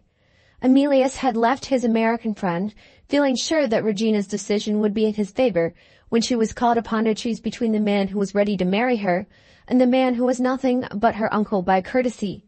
For the first time he now felt that his own confident anticipations might, by bare possibility, deceive him. He returned to his lodgings in such a state of depression that compassionate Rufus insisted on taking him out to dinner, and hurried him off afterwards to the play. Thoroughly prostrated, Emilius submitted to the genial influence of his friend. He had not even energy enough to feel surprised when Rufus stopped on their way to the tavern at a dingy building adorned with a Grecian portico, and left a letter and a card in charge of a servant at the side door. The next day, by a happy interposition of fortune, proved to be a day without rain. Emilius followed his instructions to the letter. A little watery sunshine showed itself as he left the station at Harrow. His mind was still in such a state of doubt and disturbance that it drew from superstition a faint encouragement to hope. He nailed the feeble November sunlight as a good omen. Mr. and Mrs. Ormond's place of residence stood alone, surrounded by its own grounds. A wooden fence separated the property on one side from a muddy little by-road leading to a neighboring farm. At a wicket gate in this fence, giving admission to a shrubbery situated at some distance from the house, Emilius now waited for the appearance of the maid. After a delay of a few minutes only, the faithful Phoebe arrived at the gate with the key in her hand. "Where is she?" Emilius asked, as the girl opened the gate for him. "Waiting for you in the shrubbery. Stop, sir. I have something to say to you first." Emilius took out his purse and produced the fee. Even he had observed that Phoebe was perhaps a little too eager to get her money. "Thank you, sir. Please to look at your watch. You mustn't be with Miss Regina a moment longer than a quarter of an hour." "Why not?" "This is the time, sir, when Mrs. Ormond is engaged every day with her cook and housekeeper. In a quarter of an hour the orders will be given, and Mrs. Ormond will join Miss Regina for a walk in the grounds. You will be the ruin of me, sir, if she finds you here." Without warning, the maid led the way along the winding paths of the shrubbery. "I must thank you for your letter, Phoebe," said Emilius as he followed her. "By the by, who is your messenger?" Phoebe's answer was no answer at all. "Only a young man, sir," she said. "And playing with your sweetheart, I suppose." Phoebe's expressive silence was her only reply. She turned a corner and pointed to her mistress standing alone before the entrance of a damp and deserted summer-house. Regina put her handkerchief to her eyes when the maid had discreetly retired. "Oh," she said softly, "I am afraid this is very wrong." Emilius removed the handkerchief by the exercise of a little gentle force, and administered comfort under the form of a kiss. Having opened the proceedings in this way, he put his first question. "Why did you leave London?" "How could I help it?" said Regina feebly. "They were all against me. What else could I do?" It occurred to Emilius that she might at her age have asserted a will of her own. He kept his idea, however, to himself, and giving her his arm, led her slowly along the path of the shrubbery. "You've heard, I suppose, what Mr. Farnaby expects of me?" he said. "Yes, dear." I call it worse than mercenary. I call it downright brutal. Oh, Emilius, don't talk so. Emilius came suddenly to a standstill. Does that mean you agree with him? He asked. Don't be angry with me, dear. I only meant there was some excuse for him. What excuse? Well, you see, he has a high idea of your family, and he thought you were rich people, and I know you didn't mean it, Emilius, but still you did disappoint him. Emilius dropped her arm. The mildly persistent defense of Mr. Farnaby exasperated her. Perhaps I should have disappointed you, he said. Oh, no, no. Oh, how cruel you are. The ready tears showed themselves again in her magnificent eyes, gentle considerate tears that raised no storm in her bosom and produced no unbecoming results in her face. Don't be hard on me, she said, appealing to him helplessly, like a charming, overgrown child. Some men might have still resisted her, but Emilius was not one of them. He took her hand and pressed it tenderly. Regina, he said, do you love me? You know I do. He put his arm round her waist. He concentrated the passion that was in him into a look and poured the look into her eyes. Do you love me as dearly as I love you? He whispered. She felt it with all the little passion that was in her. After a moment of hesitation, she put one arm timidly round his neck and, bending her grand head, laid it on his bosom. Her finely rounded, supple, muscular figure trembled, as if she had been the most fragile woman living. Dear Emilius, she murmured inaudibly. He tried to speak to her. His voice failed him. She had, in perfect innocence, fired his young blood. He drew her closer and closer to him. He lifted her head with a masterful resolution that she was not able to resist, and pressed his kisses in hot and breathless succession on her lips. His vehemence frightened her. She tore herself out of his arms with a sudden exertion of strength that took him completely by surprise. I didn't think you would have been rude to me. With that mild reproach she turned away and took the path which led from the shrubbery to the house. Emilius followed her, entreating that she would accept his excuses and grant him a few minutes more. He modestly laid all the blame on her beauty, and lamented that he had not resolution enough to resist the charm of it. When did that commonplace compliment ever fail to produce its effect? Regina smiled with the weakly complacent good nature which was only saved from being contemptible by its association with her personal attractions. Will you promise to behave? She stipulated, and Emilius not very eagerly promised. Shall we go into the summer house? He suggested. It's very damp at this time of year, Regina answered with placid good sense. Perhaps we might catch cold. We had better walk about. They walked accordingly. I wanted to speak to you about our marriage, Emilius resumed. She sighed softly. We have some time to wait, she said, before we can think of that. He passed this reply over without notice. You know, he went on, that I have an income of 500 a year. Yes, dear. There are hundreds of thousands of respectable artisans, Regina, with large families, who live comfortably on less than half my income. Do they, dear? And many gentlemen are not better off. Curates, for instance. Do you see what I am coming to, my darling? No, dear. Could you live with me in a cottage in a little country with a nice garden and one little maid to wait on us and 2 or 3 new dresses in a year? Regina lifted her fine eyes in sober ecstasy to the sky. It sounds very tempting, she remarked in the sweetest tones of her voice. And it could be done, Emilius proceeded, on 500 a year. Could it, dear? I've calculated it, allowing the necessary margin, and I am sure of what I say, and I have done something else. I have asked about the marriage license. I could easily find lodgings in the neighborhood. We might be married at Harrow in a fortnight.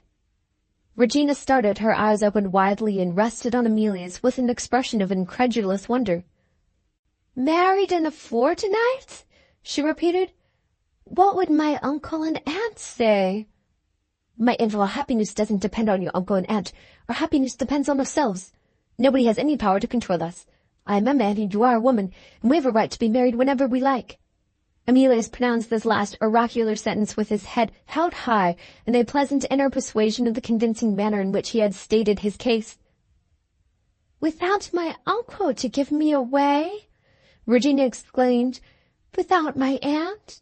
With no bridesmaids, and no friends, and no wedding breakfast? Oh, Emilius, what can you be thinking of?" She drew back a step and looked at him in helpless consternation. For the moment, and the moment only, Emilius lost all patience with her. "If you really loved me," he said bitterly, "you wouldn't think of the bridesmaids and the breakfast." Regina had her answer ready in her pocket. She took out her handkerchief. Before she could lift it to her eyes, Emilius recovered himself. "No, no," he said. "I didn't mean that. I am sure you love me. Take my arm again. Do you know, Regina, I doubt whether your uncle has told you everything that has passed between us. Are you really aware of the hard terms that he insists on? He expects me to increase my 500 a year to 2,000 before I sanction our marriage." "Yes, dear, he has told me that." "I have as much chance of earning 1,500 a year, Regina, as I have of being made King of England. Did he tell you that?" "He doesn't agree with you, dear. He thinks you might earn it, with your abilities in 10 years. This time it was the turn of Emilius to look at Regina in helpless consternation. 10 years, he repeated. "Do you coolly contemplate waiting 10 years before we are married? Good heavens! Is it possible that you are thinking of the money? That you can't live without carriages and footmen and ostentation and grandeur?" He stopped. For once, even Regina showed that she had spirit enough to be angry. "You ought to be ashamed of yourself to speak to me in that way," she broke out indignantly. "If you have no better opinion of me than that, I won't marry you at all. No, not if you have 50,000 a year, sir, tomorrow. Am I to have no sense of duty to my uncle, to the good man who was but a second father to me? Do you think I am ungrateful enough to set his wishes at defiance? Oh, yes, I know you don't like him. I know that a great many people don't like him. That doesn't make any difference to me. But for dear Uncle Farnaby, I might have gone to the workhouse. I might have been made a starving needlewoman, a poor, persecuted maid of all work. Am I to forget that, because you have no patience, and only think of yourself? Oh, I wish I had never met with you. I wish I had never been fool enough to be as fond of you as I am." With that confession, she turned her back on him and took refuge in her handkerchief once more. Amelia stood looking at her in silent despair. After the tone in which she had spoken of her obligations to her uncle, it was useless to anticipate any satisfactory result from the exertion of his influence over Regina. Recalling what he had seen and heard in Mrs. Farnaby's room, Emilius could not doubt that the motive of pacifying his wife was the motive which had first led Farnaby to receive Regina into his house. Was it unreasonable or unjust to infer that the orphan child must have been mainly indebted to Mrs. Farnaby's sense of duty to the memory of her sister, for the parental protection afforded to her? From that time forth, it would have been useless, and worse than useless, to place before Regina such considerations as these. Her exaggerated idea of the gratitude that she owed to her uncle was beyond the limited reach of reason. Nothing was to be gained by opposition, and no sensible course was left but to say some peacemaking word and submit. "I beg your pardon, Regina, if I have offended you. You have sadly disappointed me. I haven't deliberately misjudged you. I can say no more." She turned round quickly and looked at him. There was an ominous change into resignation in his voice. There was a dogged submission in his manner that alarmed her. She had never yet seen him under the perilously patient aspect in which he now presented himself, after his apology had been made. "I forgive you, Emilius, with all my heart," she said, and timidly held out her hand. He took it, raised it silently to his lips, and dropped it again. She suddenly turned pale. All the love that she had in her to give to a man, she had given to Emilius. Her heart sank. She asked herself in blank terror if she had lost him. "I am afraid it is I who have offended you," she said. "Don't be angry with me, Emilius. Don't make me more unhappy than I am." "I'm not in the least angry," he answered, still in the quiet, subdued way that terrified her. "You can't expect me, Regina, to contemplate a 10 years' engagement cheerfully." She took his hand and held it in both her own hands, held it as if his love for her was there and she was determined not to let it go. "If you will only leave it to me," she pleaded, "the engagement shan't be so long as that. Try my uncle with a little kindness and respect, Emilius, instead of saying hard words to him, or let me try him, if you are too proud to give way. May I say that you have no intention of offending him, and that you are willing to leave the future to me? Certainly, said Emilius, if you think it will be of the slightest use. His tone added plainly, I don't believe in your Uncle Mind as you do. She still persisted. It will be of the greatest use, she went on. He will let me go home again, and he will not object to your coming to see me. He doesn't like to be despised and set at defiance. Who does? Be patient, Emilius, and I will persuade him to expect less money from you. Only what you may earn, dear, with your talents, long before 10 years have passed. She waited for a word of reply which might show that she had encouraged him a little. He only smiled. You talk of loving me, she said, drawing back from him with a look of reproach, and you don't even believe what I say to you. She stopped and looked behind her with a faint cry of alarm. Hurried footsteps were audible on the other side of the evergreens that screened them. Amelia stepped back to a turn in the path and discovered Phoebe.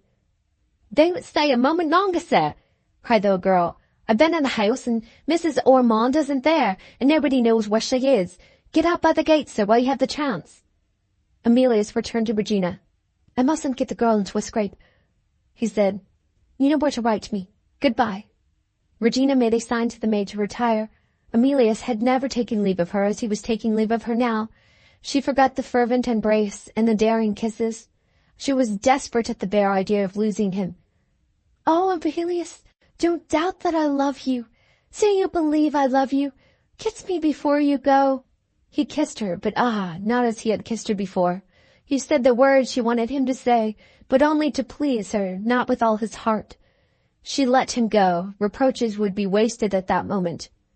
Phoebe found her pale and unmovable, rooted to the spot on which they had parted. Dear me, miss, what's gone wrong? And her mistress answered wildly in words that had never before passed her placid lips. Oh, Phoebe, I wish I was dead. Such was the impression left on the mind of Regina by the interview in the shrubbery. The impression left on the mind of Emilius was stated in equally strong language later in the day. His American friend asked innocently for news and was answered in these terms. Find something to occupy my mind, Rufus, or I shall throw the whole thing over and go to the devil. The wise man from New England was too wise to trouble Emilius with questions under these circumstances. Is that so? Was all he said. Then he put his hand in his pocket and, producing the letter, laid it quietly on the table. For me? Emilius asked. You wanted something to occupy your mind, the wily Rufus answered. There 'tis. Emilius read the letter. It was dated Hampton Institution. The secretary invited Emilius, in highly complimentary terms, to lecture in the hall of the institution on Christian socialism as taught and practiced in the community at Tadmor. He was offered 2/3 of the profits derived from the sale of places, and was left free to appoint his evening, at a week's notice, and to issue his own advertisements. Minor details were reserved to be discussed with the secretary when the lecturer had consented to the arrangement proposed to him. Having finished the letter, Emilius looked at his friend. This is your doing, he said. Rufus admitted it with his customary candor. He had a letter of introduction to the letter, and he had called by appointment that morning. The institution wanted something new to attract the members and the public. Having no present intention of lecturing himself, he had thought of Emilius and had spoken his thought. I mentioned, Rufus added slyly, that I didn't reckon you would mount the platform, but he's a sanguine creature, that secretary, and he said he'd try. Why should I say no? Emilius asked a little irritably. The secretary pays me a compliment and offers me an opportunity of spreading our principles. Perhaps, he added more quietly after a moment's reflection, you thought I might not be equal to the occasion, and in that case I don't say you were wrong. Rufus shook his head. If you had passed your life in this decrepit little island, he replied, I might have doubted you likely enough, but Tadmor is situated in the United States. If they don't practice the boys in the art of orating, don't you tell me there's an American citizen with a voice in that society. Yes again, my son. You won't? Well, then 'twas Uncle Farnaby I had in my mind. I said to myself, not to the secretary. Emilius is bound to consider Uncle Farnaby. Oh my, what would Uncle Farnaby say? The hot temper of Emilius took fire instantly. What the devil do I care for Farnaby's opinions? He burst out. There's a man in England who wants the principles of Christian socialism beaten into his thick head. It's Farnaby. Are you going to see the secretary again? I might look in, Rufus answered, in the course of the evening. Tell him I'll give the lecture with my compliments and thanks. If I can only succeed, pursued Emilius, hearing himself with the new idea. I may make a name as a lecturer, and a name means money, and money means beating Farnaby with his own weapons. That's an opening for me, Rufus, at the crisis of my life. That is so, Rufus admitted. I may as well look up the secretary. Why shouldn't I go with you? Emilius suggested. Why not? Rufus agreed. They left the house together. Book the 5th. The Fatal Lecture. Chapter 1. Late that night, Emilius sat alone in his room, making notes for the lecture which he had now formally engaged himself to deliver in a week's time. Thanks to his American education, as Rufus had supposed, he had not been without practice in the art of public speaking. He had learnt to face his fellow creatures in the act of oratory, and to hear the sound of his own voice in a silent assembly, without trembling from head to foot. English newspapers were regularly sent to Tadmor, and English politics were frequently discussed in the little parliament of the community. The prospect of addressing a new audience with their sympathies probably against him, at the outset, had its terrors undoubtedly, but the more formidable consideration to the mind of Emilius was presented by the limits imposed on him in the matter of time. The lecture was to be succeeded, at the request of a clerical member of the institution, by a public discussion, and the secretary's experience suggested that the lecturer would do well to reduce his address within the compass of an hour. Socialism is a large subject to be squeezed into that small space, Emilius had objected, and the secretary sighed and answered, they won't listen any longer. Making notes from time to time of the points on which it was most desirable to insist and on the relative positions which they should occupy in his lecture, the memory of Emilius became more and more absorbed in recalling the scenes in which his early life had been passed. He laid down his pen as the clock of the nearest church struck the first dark hour of the morning, and let his thoughts take him back again, without interruption or restraint, to the hills and vales of Tadmor. Once more, the kind old elder brother taught him the noble lessons of Christianity as they came from the inspired teacher's own lips. Once more, he took his turn of healthy work in the garden and the field. Once more, the voices of his companions joined with him in the evening songs, and the timid little figure of Millicent stood at his side, content to hold the music book and listen. How poor, how corrupt did the life look that he was leading now, by comparison with the life that he had led in those earlier and happier days. How shamefully he had forgotten the simple precepts of Christian humility, Christian sympathy, and Christian self-restraint, in which his teachers had trusted as the safeguards that were to preserve him from the foul contact of the world. Within the last 2 days only, he had refused to make merciful allowance for the errors of a man whose life had been wasted in the sordid struggle upward from poverty to wealth. And, worse yet, he had cruelly distressed the poor girl who loved him, at the prompting of those selfish passions which it was his first and foremost duty to restrain. The bare remembrance of it was unendurable to him in his present frame of mind. With his customary impetuosity, he snatched up the pen to make atonement before he went to rest that night. He wrote in few words to Mr. Farnaby, declaring that he regretted having spoken impatiently and contemptuously at the interview between them, and expressing the hope that their experience of each other in the time to come might perhaps lead to acceptable concessions on either side. His letter to Regina was written, it is needless to say, in warmer terms and at much greater length. It was the honest outpouring of his love and his penitence. When the letters were safe in their envelopes, he was not satisfied even yet. No matter what the hour might be, there was no ease of mind for Emilius until he had actually posted his letters. He stole downstairs and softly unbolted the door and hurried away to the nearest letter box. When he had let himself in again with his latchkey, his mind was relieved at last. Now, he thought, as he lit his bedroom candle, I can go to sleep. A visit from Rufus was the first event of the day. The two set to work together to draw out the necessary advertisement of the lecture. It was well calculated to attract attention in certain quarters. The announcement addressed itself in capital letters to all honest people who were poor and discontented. Come and hear the remedy which Christian socialism provides for your troubles, explained to you by a friend and a brother, and pay no more than 6 pence for the place that you occupy. The necessary information as to time and place followed this appeal, including the offer of reserved seats at higher prices. By advice of the secretary, the advertisement was not sent to any journal having its circulation among the wealthier classes of society. It appeared prominently in one daily paper and in 2 weekly papers, the 3 possessing an aggregate sale of 400,000 copies.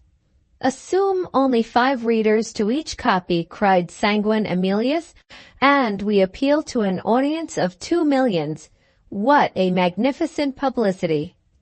There was one inevitable result of magnificent publicity which Emilius failed to consider. His advertisements were certain to bring people together who might otherwise never have met in the great world of London under one roof. All over England, Scotland, and Ireland, he invited unknown guests to pass the evening with him. In such circumstances, recognitions may take place between persons who have lost sight of each other for years. Conversations may be held which might otherwise never have been exchanged, and results may follow for which the hero of the evening may be innocently responsible, because 2 or 3 among his audience happen to be sitting to hear him on the same bench. A man who opens his doors and invites the public indiscriminately to come in runs the risk of playing with inflammable materials and can never be sure at what time or in what direction they may explode. Rufus himself took the fair copies of the advertisement to the nearest agent. Emilius stayed at home to think over his lecture. He was interrupted by the arrival of Mr. Farnaby's answer to his letter. The man of the oily whiskers wrote courteously and guardedly. He was evidently flattered and pleased by the advance that had been made to him, and he was quite willing, under the circumstances, to give the lovers opportunities of meeting at his house. At the same time, he limited the number of the opportunities. Once a week for the present, my dear sir. Regina will doubtless write to you when she returns to London. Regina wrote by return of post. The next morning Emilius received a letter from her which enchanted him. She had never loved him as she loved him now. She longed to see him again. She had prevailed on Mrs. Ormond to let her shorten her visit, and to intercede for her with the authorities at home. They were to return together to London on the afternoon of the next day. Emilius would be sure to find her if he arranged to call in time for 5 o'clock tea. Towards 4 o'clock on the next day, while Emilius was putting the finishing touches to his dress, he was informed that a young person wished to see him. The visitor proved to be Phoebe, with her handkerchief to her eyes, indulging in grief, in humble imitation of her young mistress's gentle method of proceeding on similar occasions. "Good God!" cried Emilius, "has anything happened to Regina?" "No, sir," Phoebe murmured behind the handkerchief. "Miss Regina is at home and well." "Then what are you crying about?" Phoebe forgot her mistress's gentle method. She answered with an explosion of sobs, "I'm ruined, sir." "What do you mean by being ruined? Who's done it?" "You've done it, sir." Emilius started. His relations with Phoebe had been purely and entirely of the pecuniary sort. She was a showy pretty girl, with a smart little figure, but with some undeniably bad lines, which only observant physiognomists remarked, about her eyebrows and her mouth. Emilius was not a physiognomist, but he was in love with Regina, which at his age implied faithful love. It is only men over 40 who can court the mistress, with reserves of admiration to spare for the maid. "Sit down," said Emilius, "and tell me in 2 words what you mean." Phoebe sat down and dried her eyes. "I have been infamously treated, sir, by Mrs. Farnaby," she began, and stopped, overpowered by the bare remembrance of her wrongs. She was angry enough at that moment to be off her guard. The vindictive nature that was in the girl found its way outward and showed itself in her face.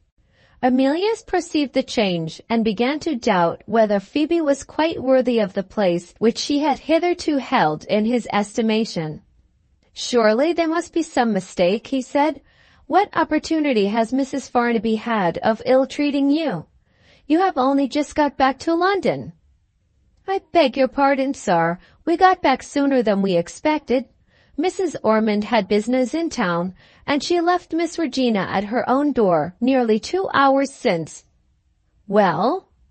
"Well, sir, I had hardly taken off my bonnet and shawl when I was sent for by Mrs. Farnaby.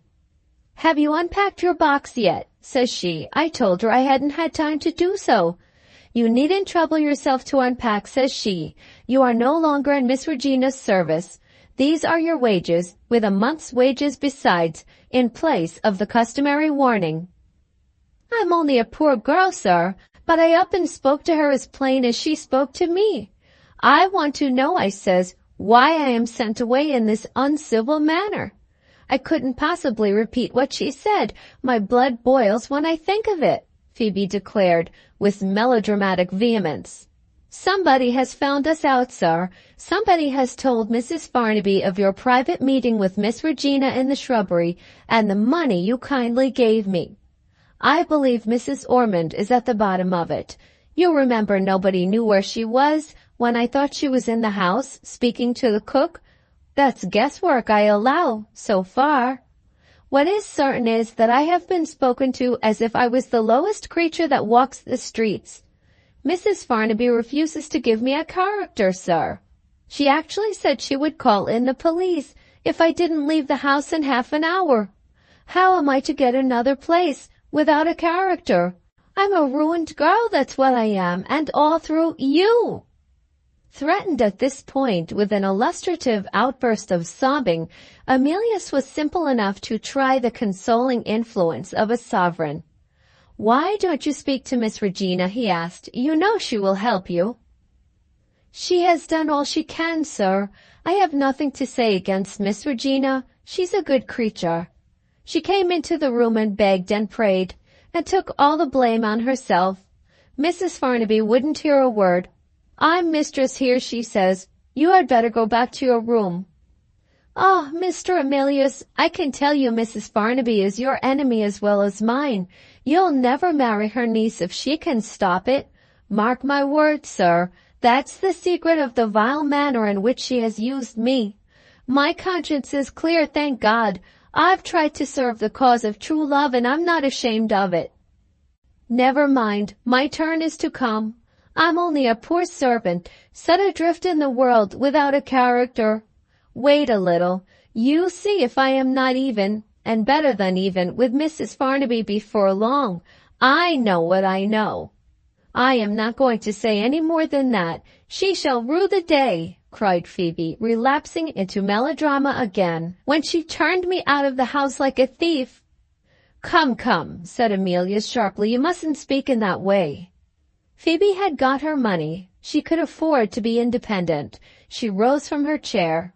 The insolence which is the almost invariable accompaniment of a sense of injury among Englishwomen of her class expressed itself in her answer to Emilius. "I speak as I think, sir. I have some spirit in me. I am not a woman to be trodden underfoot, and so Mrs. Farnaby shall find before she is many days older." "Phoebe, Phoebe, you are talking like a heathen. If Mrs. Farnaby has behaved to you with unjust severity, set her an example of moderation on your side. It's your duty as a Christian to forgive injuries." Phoebe burst out laughing. "He, thank you, sir, for a sermon as well as a sovereign. You have been most kind indeed." She changed suddenly from irony to anger. "I never was called a heathen before. Considering what I have done for you, I think you might at least have been civil. Good afternoon, sir."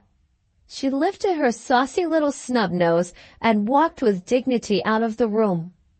For the moment, Emilius was amused.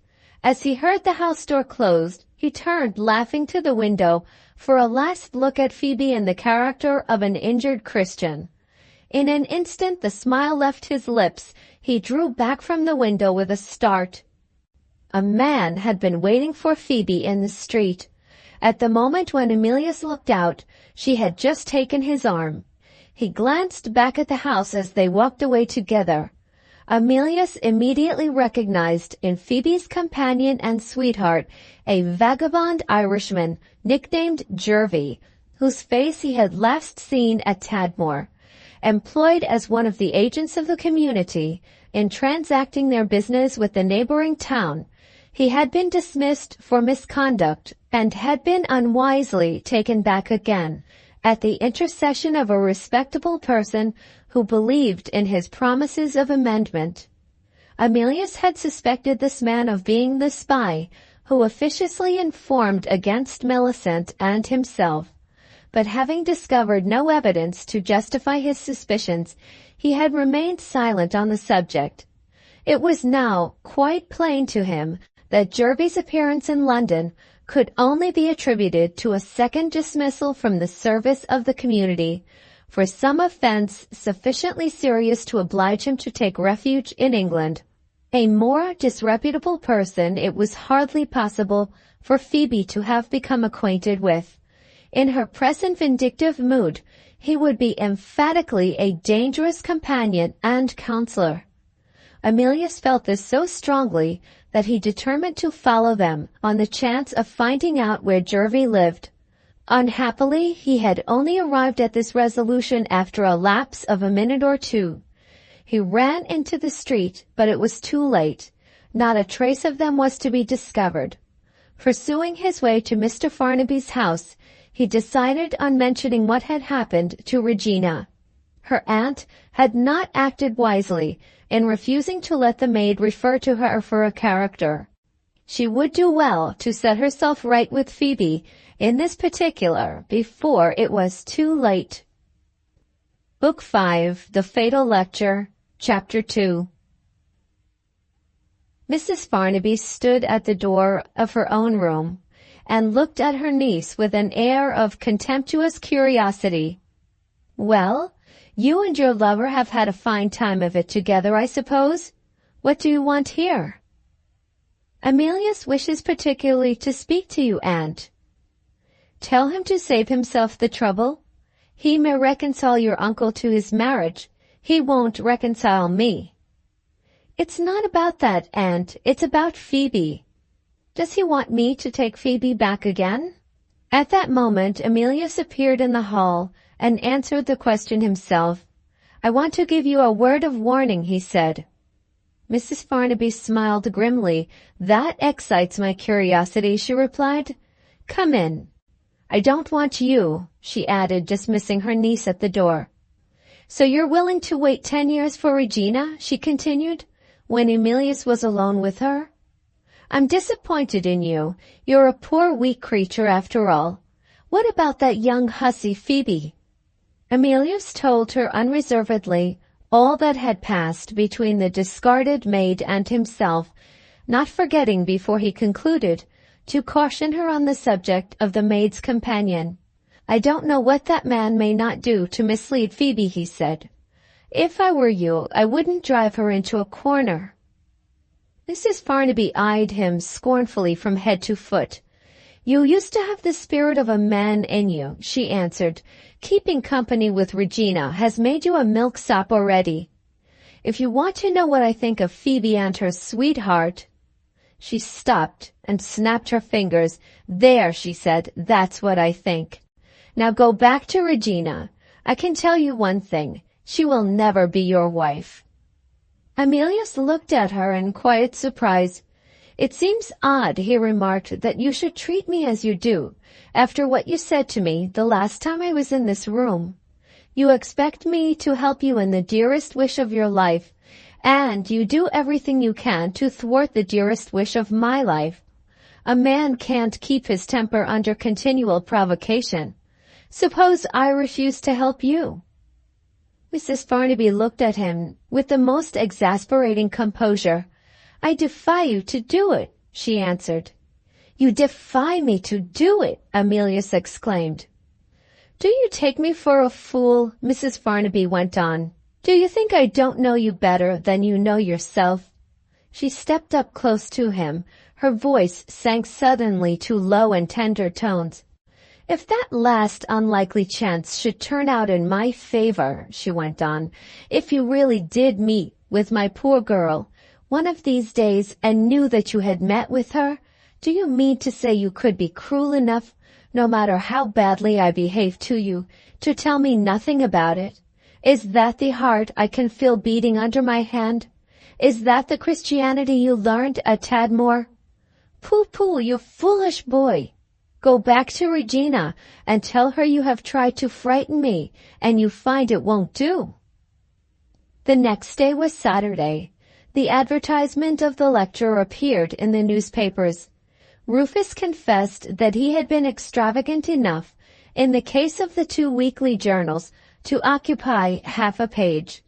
The public, he explained, have got a nasty way of overlooking advertisements of a modest and retiring character. Hit 'em in the eyes when they open the paper, or you don't hit 'em at all. Among the members of the public attracted by the new announcement, Mrs. Farnaby was one. She honored Emilius with a visit at his lodgings. "I called you a poor weak creature yesterday." These were her first words on entering the room. "I talked like a fool. You're a splendid fellow. I respect your courage, and I shall attend your lecture. Never mind what Mr. Farnaby and Regina say. Regina's poor little conventional soul is shaken, I dare say.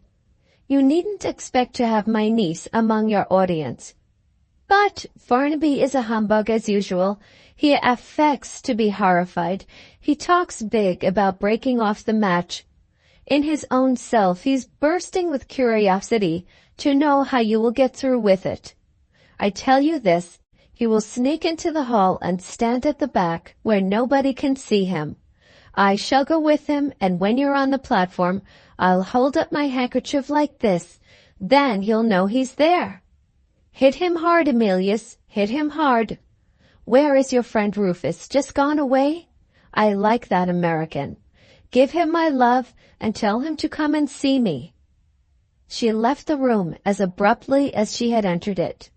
Emilius looked after her in amazement. Mrs. Farnaby was not like herself. Mrs. Farnaby was in good spirits. Regina's opinion of the lecture arrived by post. Every other word in her letter was underlined. Half the sentences began with "Oh." Regina was shocked, astonished, ashamed, alarmed. What would Emilius do next? Why had he deceived her and left her to find it out in the papers? He had undone all the good effect of those charming letters to her father and herself.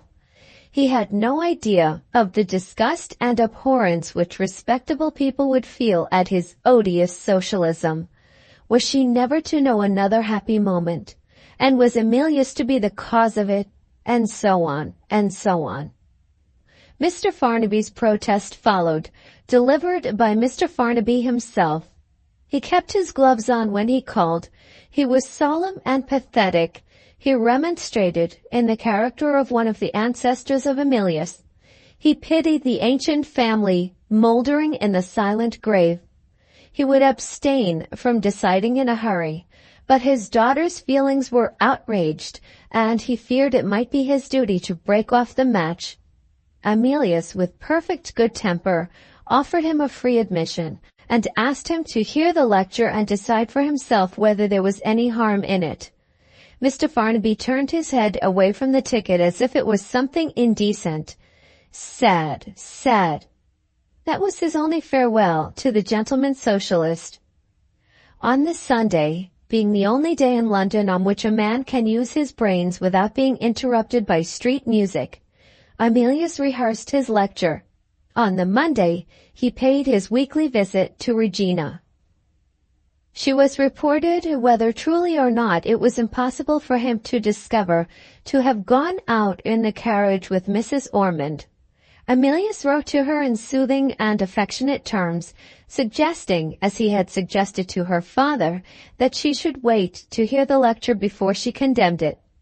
In the meantime, he entreated her to remember that they had promised to be true to one another in time and eternity, socialism notwithstanding. The answer came back by private messenger. The tone was serious. Regina's principles forbade her to attend a socialist lecture. She hoped Emilius was in earnest in writing as he did about time and eternity. The subject was very awful to a rightly constituted mind. On the next page, some mitigation of this severity followed in a postscript. Regina would wait at home to see Emilius the day after his regrettable appearance in public. The evening of Tuesday was the evening of the lecture. Rufus posted himself at the ticket-taker's office in the interests of Emilius. Even sixpences do sometimes stick to a man's fingers on their way from the public to the money-box, he remarked. The sixpences did indeed flow in rapidly. The advertisements had so far produced their effect. But the reserved seats sold very slowly. The members of the institution, who were admitted for nothing, arrived in large numbers and secured the best places. Towards 8 o'clock, the hour at which the lecture was to begin, the sixpenny audience was still pouring in. Rufus recognized Phoebe among the late arrivals, escorted by a person in the dress of a gentleman, who was palpably a blackguard nevertheless. A short, stout lady followed, who warily shook hands with Rufus and said, "Let me introduce you to Mr. Farnaby." Mr. Farnaby's mouth and chin were shrouded in a wrapper. His hat was over his eyebrows. Rufus observed that he looked as if he was ashamed of himself. A gaunt, dirty, savage old woman, miserably dressed, offered her sixpence to the money-taker, while the two gentlemen were shaking hands. The example, it is needless to say, being set by Rufus. The old woman looked attentively at all that was visible of Mr. Farnaby, that is to say, at his eyes and his whiskers, by the gas lamp hanging in the corridor. She instantly drew back, though she had got her ticket, waited until Mr. Farnaby had paid for his wife and himself, and then followed close behind them into the hall. And why not? The advertisements addressed this wretched old creature as one of the poor and discontented public. 16 years ago, John Farnaby had put his own child into that woman's hands at Ramsgate, and had never seen either of them since. Book 5, Chapter 3. Entering the hall, Mr. Farnaby discovered without difficulty the position of modest retirement of which he was in search. The cheap seats were situated as usual on that part of the floor of the building which was farthest from the platform. A gallery at this end of the hall threw its shadow over the hindermost benches and the gangway by which they were approached. In the sheltering obscurity thus produced, Mr. Farnaby took his place, standing in the corner formed by the angle of it which the two walls of the building met, with his dutiful wife at his side. Still following them, unnoticed in the crowd, the old woman stopped at the extremity of the hindermost bench, looked close at a smartly dressed young man who occupied the last seat at the end, and who paid marked attention to a pretty girl sitting by him, and whispered in his ear, "Now then, Jervie, can't you make room for Mother Saller?" The man started and looked round. "You here?" he exclaimed with an oath. Before he could say more, Phoebe whispered to him on the other side, "What a horrid old creature! How did you ever come to know her?" At the same moment, Mrs. Sowler reiterated her request in more peremptory language. "Do you hear, Jervie? Do you hear? Sit a little closer." Jervie apparently had his reasons for treating the expression of Mrs. Sowler's wishes with deference, shabby as she was. Making abundant apologies, he asked his neighbors to favor him by sitting a little nearer to each other, and so contrived to leave a morsel of vacant space at the edge of the bench. Phoebe, making room under protest, began to whisper again. "What does she mean by calling you Jervie? She looks like a beggar. Tell her your name is Jervis." The reply she received did not encourage her to say more. "Hold your tongue. I have reasons for being civil to her. You be civil too." He turned to Mrs. Sowler with the readiest submission to circumstances. Under the surface of his showy looks and his vulgar facility of manner, there lay hidden a substance of callous villainy and impenetrable cunning. He had in him the materials out of which the clever murderers are made, who baffle the police. If he could have done it with impunity, he would have destroyed without remorse the squalid old creature who sat by him, and who knew enough of his past career in England to send him to penal servitude for life. As it was, he spoke to her with a spurious condescension and good humor. "Why, it must be 10 years, Mrs. Sowler, since I last saw you. What have you been doing?" The woman frowned at him as she answered, "Can't you look at me and see? Starving." She eyed his gaudy watch and chain greedily. "Money don't seem to be scarce with you. Have you made your fortune in America?" He laid his hand on her arm and pressed it warningly. "Hush," he said under his breath. "We'll talk about that after the lecture." His bright, shifty black eyes turned furtively towards Phoebe, and Mrs. Sowler noticed it. The girl's savings in service had paid for his jewelry and his fine clothes. She silently resented his rudeness in telling her to hold her tongue, sitting sullen with her impudent little nose in the air. Jervie tried to include her indirectly in his conversation with his shabby old friend. "This young lady," he said, "knows Mr. Goldenheart. She feels sure he'll break down, and we've come here to see the fun. I don't hold with socialism myself. I am for what my favorite newspaper calls the altar and the throne. In short, my politics are conservative." "Your politics are in your girl's pocket," muttered Mrs. Sowler. "How long will her money last?" Jervie turned a deaf ear to the interruption. "And what has brought you here?" he went on in his most ingratiating way. "Did you see the advertisement in the papers?" Mrs. Sowler answered loud enough to be heard above the hum of talking in the sixpenny places. "I was having a drop of gin, and I saw the paper at the public house. I'm one of the discontented poor. I hate rich people, and I'm ready to pay my 6 pence to hear them abused." "Hear, hear," said a man near, who looked like a shoemaker. "I hope he'll give it to the aristocracy," added one of the shoemaker's neighbors, apparently a groom out of place. "I'm sick of the aristocracy," cried a woman with a fiery face and a crushed bonnet. "It's them as swallows up the money. What business have they with their palaces and their parks when my husband's out of work and my children hungry at home?" The acquiescent shoemaker listened with admiration. "Very well put," he said, "very well put." These expressions of popular feeling reached the respectable ears of Mr. Farnaby. "Do you hear those wretches?" he said to his wife. Mrs. Farnaby seized the welcome opportunity of irritating him. "Poor things," she answered. "In their place we should talk as they do." "You had better go into the reserved seats," rejoined her husband, turning from her with a look of disgust. "There's plenty of room. Why do you stop here?" "I couldn't think of leaving you, my dear. How did you like my American friend?" "I am astonished at your taking the liberty of introducing him to me. You knew perfectly well that I was here incognito. What do I care about a wandering American?"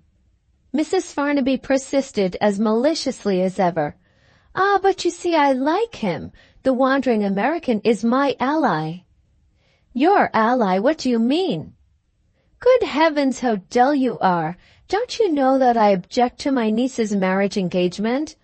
I was quite delighted when I heard of this lecture, because it's an obstacle in the way. It disgusts Regina, and it disgusts you.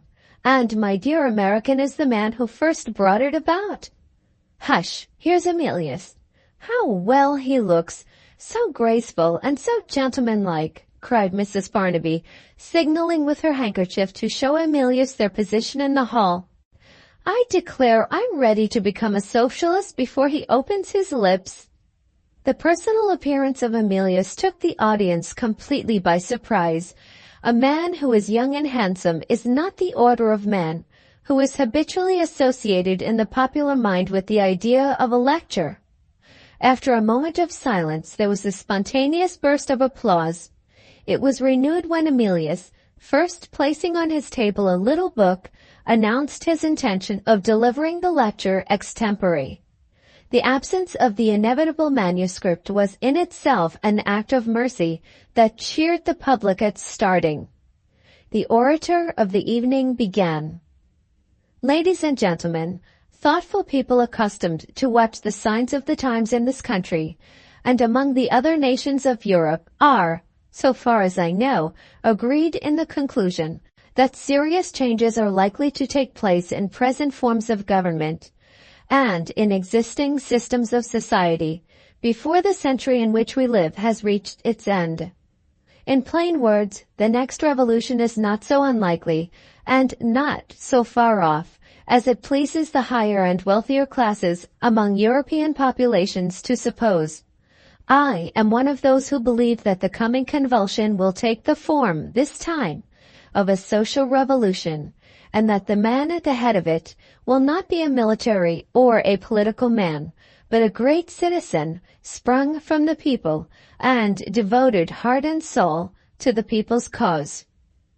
Within the limits assigned to me tonight, it is impossible that I should speak to you of government and society among other nations, even if I possessed the necessary knowledge and experience to venture on so vast a subject. All that I can now attempt to do is, first, to point out some of the causes which are paving the way for a coming change in the social and political condition of this country, and, secondly, to satisfy you that the only trustworthy remedy for existing abuses is to be found in the system which Christian socialism extracts from this little book on my table, the book which you all know under the name of the New Testament. Before, however, I enter on my task, I feel it a duty to say one preliminary word on the subject of my claim to address you, such as it is. I am most unwilling to speak of myself, but my position here forces me to do so. I am a stranger to all of you, and I am a very young man. Let me tell you then briefly what my life has been and where I have been brought up, and then decide for yourselves whether it is worth your while to favor me with your attention or not." "A very good opening," remarked the shoemaker. "A nice-looking fellow?" said the fiery-faced woman. "I should like to kiss him." "He's too civil by half," grumbled Mrs. Sowler. "I wish I had my sixpence back in my pocket." "Give him time," whispered Jervie, "and he'll warm up." "I say, Phoebe, he doesn't begin like a man who is going to break down. I don't expect there will be much to laugh at tonight." "What an admirable speaker," said Mrs. Farnaby to her husband. "Fancy such a man as that being married to such an idiot as Regina." "There's always a chance for him," returned Mr. Farnaby savagely, "as long as he's not married to such a woman as you." In the meantime, Emilius had claimed national kindred with his audience as an Englishman, and had rapidly sketched his life at Tadmor in its most noteworthy points. This done, he put the question whether they would hear him. His frankness and freshness had already won the public. They answered by a general shout of applause. "Very well," Emilius proceeded. "Now let us get on. Suppose we take a glance, We have no time to do more. At the present state of our religious system first, what is the public aspect of the thing called Christianity in the England of our day? 100 different sects, all at variance with each other, an established church, rent in every direction by incessant wrangling, disputes about black gowns or white, about having candlesticks on tables or off tables, about bowing to the east or bowing to the west, about which doctrine collects the most respectable support and possesses the largest sum of money. The doctrine in my church, or the doctrine in your church, or the doctrine in the church over the way. Look up, if you like, from this multitudinous and incessant squabbling among the rank and file, to the high regions in which the right reverend representatives of state religions sit apart. Are they Christians? If they are, show me the bishop who dare assert his Christianity in the House of Lords, when the ministry of the day happens to see its advantage in engaging in a war. Where is that bishop, and how many supporters does he count among his own order? Do you blame me for using intemperate language which I cannot justify? Take a fair test and try me by that. The result of the Christianity of the New Testament is to make men true, humane, gentle, modest, strictly scrupulous, and strictly considerate in their dealings with their neighbors. Does the Christianity of the churches and the sects produce these results among us? Look at the staple of the country, at the occupation which employs the largest number of Englishmen of all degrees. Look at our commerce. What is its social aspect, judged by the morality which is in this book in my hand? Let those organized systems of imposture, masquerading under the disguise of banks and companies, answer the question. There is no need for me to answer it. You know what respectable names are associated year after year with the shameless falsification of accounts and the merciless ruin of thousands on thousands of victims. You know how our poor Indian customer finds his cotton print dress a sham that falls to pieces, how the savage who deals honestly with us for his weapon finds his gun a delusion that bursts, how the half-starved needlewoman who buys her reel of thread finds printed on the label a false statement of the number of yards that she buys. You know that in the markets of Europe, foreign goods are fast taking the place of English goods, because the foreigner is the most honest manufacturer of the two.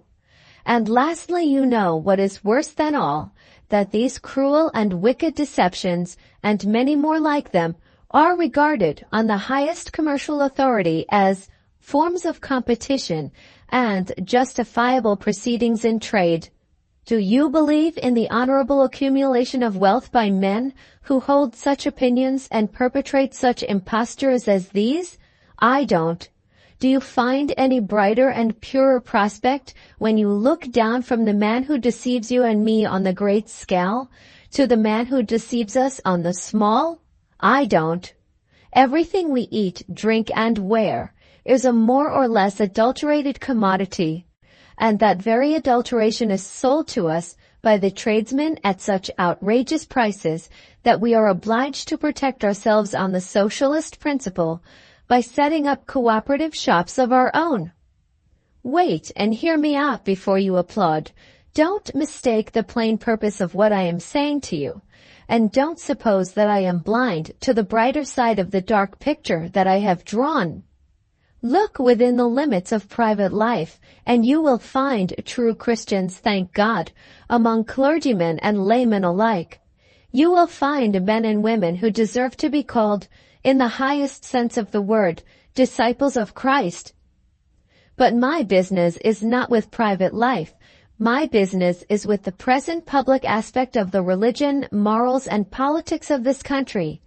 And again I say it, that aspect presents one wide field of corruption and abuse, and reveals a callous and shocking insensibility on the part of the nation at large to the spectacle of its own demoralization and disgrace. There Emilius paused and took his first drink of water.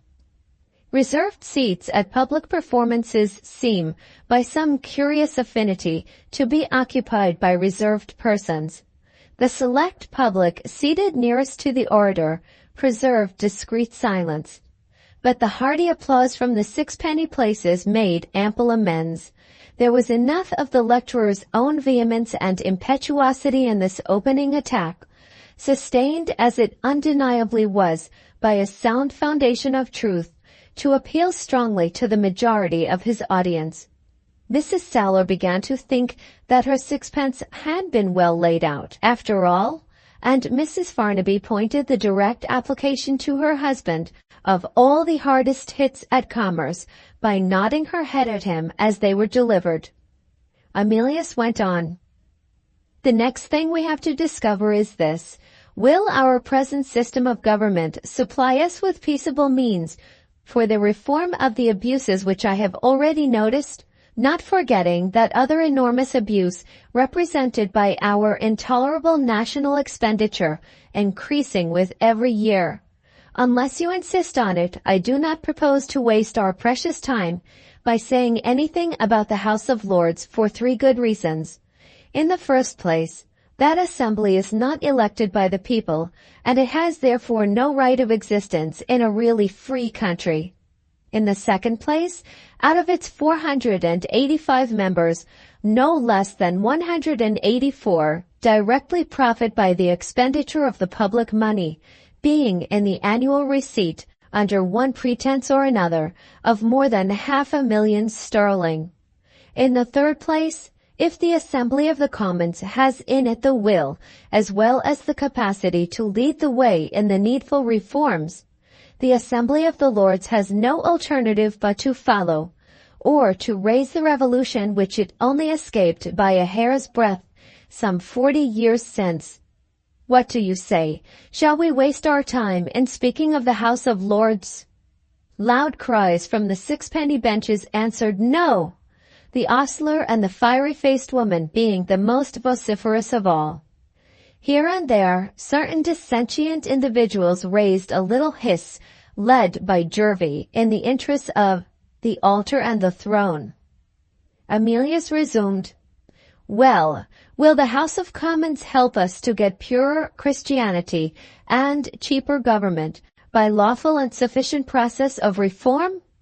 Let me again remind you that this assembly has the power, if it has the will. Is it so constituted at present as to have the will? There is the question. The number of members is a little over 650. Out of this muster, 1/5 only represent, or pretend to represent, the trading interests of the country. As for the members charged with the interests of the working class, they are more easily counted still. They are 2 in number. Then, in heaven's name, you will ask, what interest does the majority of members in this assembly represent? There is but one answer, the military and aristocratic interest. In these days of the decay of representative institutions, the House of Commons has become a complete misnomer. The Commons are not represented. Modern members belong to classes of the community which have really no interest in providing for popular needs and lightening popular burdens. In one word, there is no sort of hope for us in the House of Commons, and whose fault is this? I own it with shame and sorrow. It is emphatically the fault of the people. Yes, I say to you plainly, it is the disgrace and the peril of England that the people themselves have elected the representative assembly which ignores the people's wants. You voters, in town and county alike, having had every conceivable freedom and encouragement secured to you in the exercise of your sacred trust, and there is the modern House of Commons to prove that you are thoroughly unworthy of it. These bold words produced an outbreak of disapprobation from the audience, which, for the moment, completely overpowered the speaker's voice. They were prepared to listen with inexhaustible patience to the enumeration of their virtues and their wrongs, but they had not paid 6 each to be informed of the vicious and contemptible part which they play in modern politics.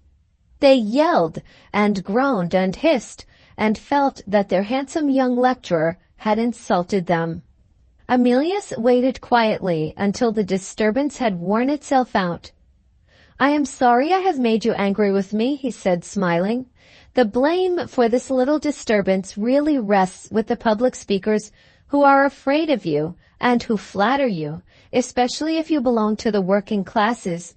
You are not accustomed to have the truth told you to your faces.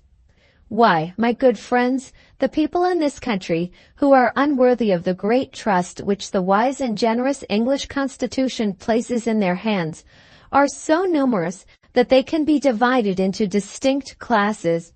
There is the highly educated class which despairs and holds aloof.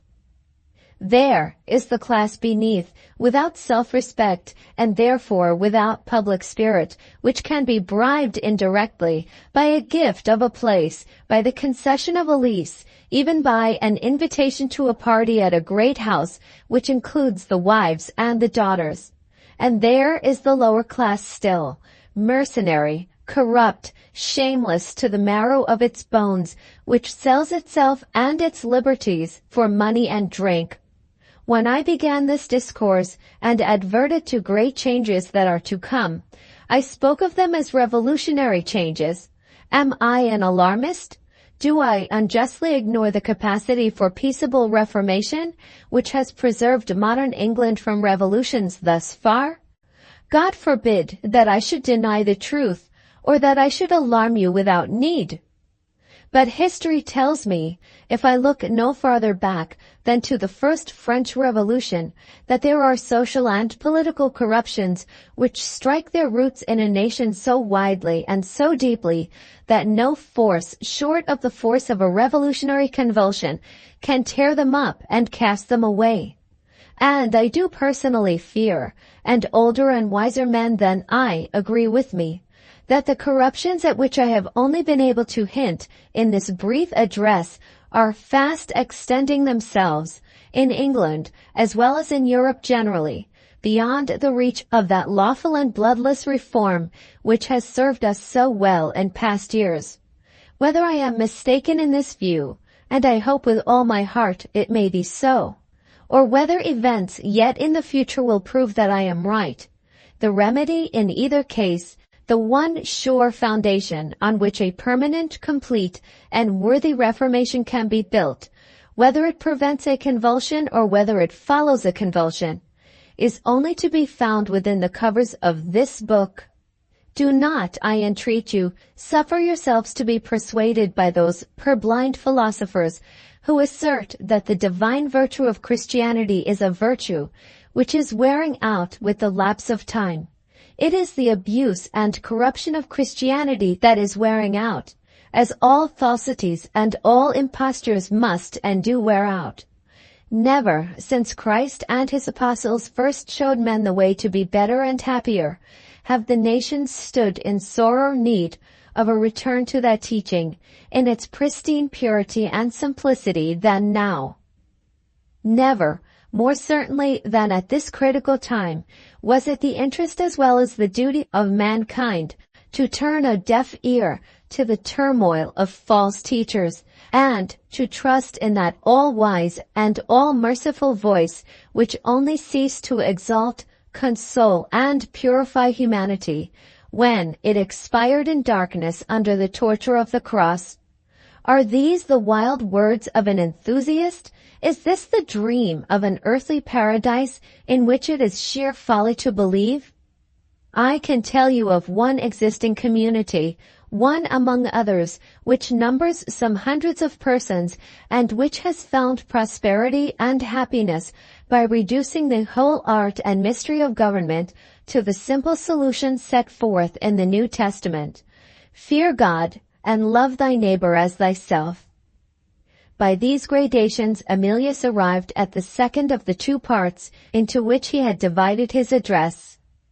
He now repeated at greater length and with a more careful choice of language the statement of the religious and social principles of the community at Tadmor, which he had already addressed to his two fellow travelers on their voyage to England. While he confined himself to plain narrative, describing a mode of life which was entirely new to his hearers. He held the attention of the audience. But when he began to argue the question of applying Christian socialism to the government of large populations as well as small, when he inquired logically whether what he had proved to be good for some hundreds of persons was not also good for some thousands, and conceding that for some hundreds of thousands, and so on until he had arrived, by dint of sheer argument, at the conclusion that what had succeeded at Tadmor must necessarily succeed on a fair trial in London, then the public interest began to flag. People remembered their coughs and colds, and talked in whispers, and looked about them with a vague feeling of relief in staring at each other. Mrs. Sowler, hitherto content with furtively glancing at Mr. Farnaby from time to time, now began to look at him more boldly as he stood in his corner with his eyes fixed sternly on the platform at the other end of the hall. He, too, began to feel that the lecture was changing its tone. It was no longer the daring outbreak which he had come to hear as his sufficient justification, if necessary, for bidding Emilius to enter his house. "I have had enough of it," he said, suddenly turning to his wife. "Let us go."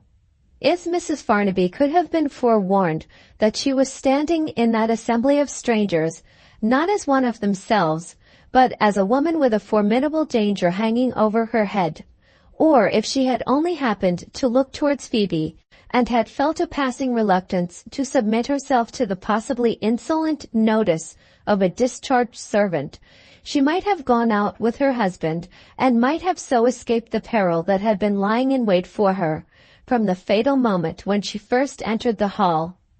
As it was, she refused to move. "You forget the public discussion," she said. "Wait and see what sort of fight Emilius makes of it when the lecture is over." She spoke loud enough to be heard by some of the people seated nearest to her. Phoebe, critically examining the dresses of the few ladies in the reserved seats, twisted round on the bench and noticed for the first time the presence of Mr. and Mrs. Farnaby in their dim corner. "Look," she whispered to Jervie, "there is the wretch who turned me out of her house without a character, and her husband with her." Jervie looked round in his turn, a little doubtful of the accuracy of his sweetheart's information. "Surely they wouldn't come to the sixpennies places," he said. "Are you certain it's Mr. and Mrs. Farnaby?" He spoke in cautiously lowered tones, but Mrs. Sowler had seen him look back at the lady and gentleman in the corner, and was listening attentively to catch the first words that fell from his lips. "Which is Mr. Farnaby?" she asked. "The man in the corner there, with the white silk wrapper over his mouth and his hat down to his eyebrows." Mrs. Sowler looked round for a moment to make sure that Jervie's man and her man were one and the same. "Farnaby?" she muttered to herself in the tone of a person who heard the name for the first time. She considered a little, and leaning across Jervie, addressed herself to his companion. "My dear," she whispered, "did that gentleman ever go by the name of Morgan, and have his letters addressed to the George and Dragon in Tooley Street?" Phoebe lifted her eyebrows with a look of contemptuous surprise, which was an answer in itself. "Fancy the great Mr. Farnaby going by an assumed name and having his letters addressed to a public house," she said to Jervie. Mrs. Sowler asked no more questions. She relapsed into muttering to herself under her breath, "His whiskers have turned grey, to be sure, but I know his eyes again. I'll take my oath to it. There's no mistaking his eyes." She suddenly appeared to Jervie. "Is Mr. Farnaby rich?" she asked. "Rolling in riches," was the answer. "Where does he live?" Jervie was cautious how he replied to that. He consulted Phoebe. "Shall I tell her?" Phoebe answered petulantly, "I'm turned out of the house. I don't care what you tell her." Jervie again addressed the old woman, still keeping his information in reserve. "Why do you want to know where he lives?" "He owes me money," said Mrs. Sowler. Jervie looked hard at her, and emitted a long, low whistle, expressive of blank amazement. The persons near, annoyed by the incessant whispering, looked round irritably, and insisted on silence. Jervie ventured nevertheless on a last interruption. "You seem to be tired of this," he remarked to Phoebe. "Let's go and get some oysters." She rose directly. Jervie tapped Mrs. Sowler on the shoulder as they passed her. "Come and have some supper," he said. "I'll stand treat."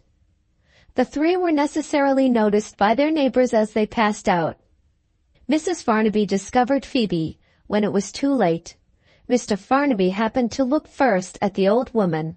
16 years of squalid poverty effectually disguised her in that dim light. He only looked away again and said to his wife impatiently, "Let us go too." Mrs. Farnaby was still obstinate. "You can go if you like," she said. "I shall stay here." Book 5, The Fatal Lecture, Chapter 4. 3 dozen oysters, bread and butter, and bottled stout. A private room and a good fire. Issuing these instructions on his arrival at the tavern, Jervie was surprised by a sudden act of interference on the part of his venerable guest. Mrs. Sowler actually took it on herself to order her own supper. "Nothing cold to eat or drink for me," she said.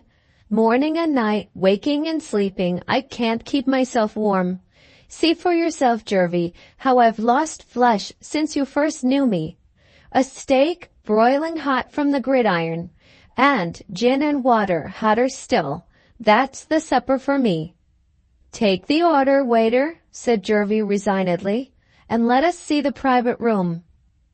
The tavern was of the old-fashioned English sort, which scorns to learn a lesson of brightness and elegance from France.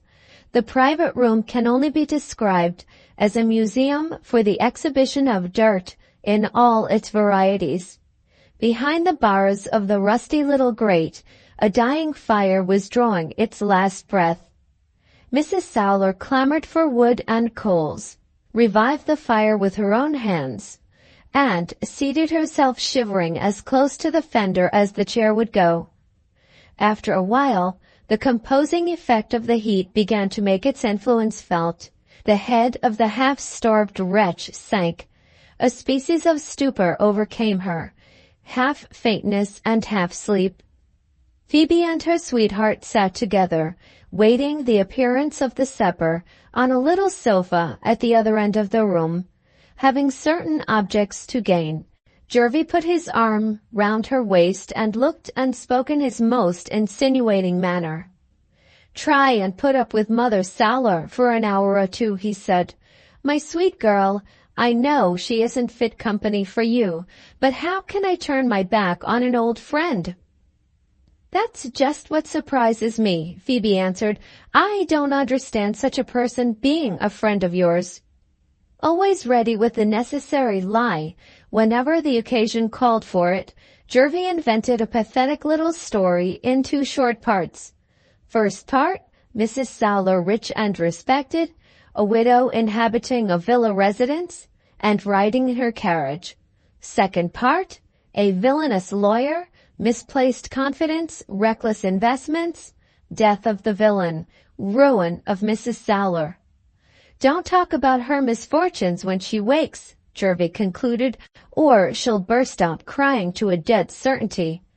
Only tell me, dear Phoebe, would you turn your back on a forlorn old creature because she has outlived all her other friends and hasn't a farthing left in the world? Poor as I am, I can help her to a supper at any rate." Phoebe expressed her admiration of these noble sentiments by an inexpensive ebullition of tenderness which failed to fulfill Jervie's private anticipations. He had aimed straight at her purse, and he had only hit her heart. He tried a broad hint next. "I wonder whether I shall have a shilling or 2 left to give Mrs. Sowler when I have paid for the supper." He sighed and pulled out some small change and looked at it in eloquent silence. Phoebe was hit in the right place at last. She handed him her purse. "What is mine will be yours when we are married," she said. "Why not now?" Jervie expressed his sense of obligation with the promptitude of a grateful man. He repeated those precious words, "My sweet girl." Phoebe laid her head on his shoulder and let him kiss her, and enjoyed it in silent ecstasy with half-closed eyes. The scoundrel waited and watched her. until she was completely under his influence. Then, and not till then, he risked the gradual revelation of the purpose which had induced him to withdraw from the hall before the proceedings of the evening had reached their end. "Did you hear what Mrs. Sowler said to me just before we left the lecture?" he asked. "No, dear." "You remember that she asked me to tell her Farnaby's address?" "Oh, yes. And she wanted to know if he had ever gone by the name of Morgan. Ridiculous, wasn't it?" "I'm not so sure of that, my dear. She told me in so many words that Farnaby owed her money. He didn't make his fortune all at once, I suppose. How do we know what he might have done in his young days, or how he might have humbugged a feeble woman? Wait till our friend there at the fire has warmed her old bones with some hot grog, and I'll find out something more about Farnaby's debt." "Why, dear, what is it to you?" Jervie reflected for a moment and decided that the time had come to speak more plainly. "In the first place," he said, "it would only be an act of common humanity on my part to help Mrs. Sowler to get her money. You see that, don't you? Very well. Now, I am no socialist, as you are aware. Quite the contrary. At the same time, I am a remarkably just man, and I own I was struck by what Mr. Goldenheart said about the uses to which wealthy people are put by the rules at Tadmor. The man who has got the money is bound, by the express law of Christian morality, to use it in assisting the man who has got none. Those were his words, as nearly as I can remember them. He put it still more strongly afterwards. He said, a man who hoards up a large fortune from a purely selfish motive, either because he is a miser or because he looks only to the aggrandizement of his own family after his death, is, in either case, an essentially unchristian person who stands in manifest need of enlightenment and control by Christian law. And then, if you remember, some of the people murmured, and Mr. Goldenheart stopped them by reading a line from the New Testament, which said exactly what he had been saying, only in fewer words. Now, my dear girl, Farnaby seems to me to be one of the many people pointed at in this young gentleman's lecture. Judging by looks, I should say he was a hard man.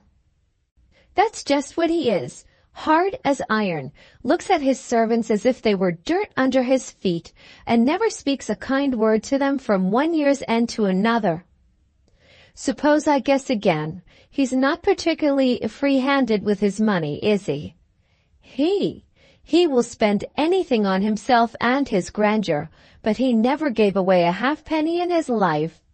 Jervie pointed to the fireplace with a burst of virtuous indignation. And there's that poor old soul starving for want of the money he owes her. Damn it, I agree with the socialists. It's a virtue to make that sort of man bleed. Look at you and me. We are the very people he ought to help. We might be married at once if we only knew where to find a little money. I've seen a deal of the world, Phoebe, and my experience tells me there's something about that debt of Farnaby's which he doesn't want to have known. Why shouldn't we screw a few 5-pound notes for ourselves out of the rich miser's fears? Phoebe was cautious. It's against the law, ain't it? She said. Trust me to keep clear of the law, Jervie answered. I won't stir in the matter till I know for certain that he daren't take the police into his confidence. It will be all easy enough when we are once sure of that. You have been long enough in the family to find out Farnaby's weak side. Would it do if we got at him to begin with through his wife? Phoebe suddenly reddened to the roots of her hair. Don't talk to me about his wife, she broke out fiercely. I've got a day of reckoning to come with that lady. She looked at Jervie and checked herself.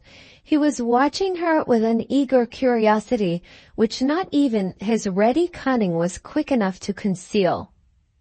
I wouldn't intrude on your little secrets, darling, for the world, he said, in his most persuasive tones. But if you want advice, you know that I am heart and soul at your service. Phoebe looked across the room at Mrs. Sowler, still nodding over the fire. Never mind now, she said. I don't think it's a matter for a man to advise about. It's between Mrs. Farnaby and me. Do what you like with her husband. I don't care. He's a brute, and I hate him.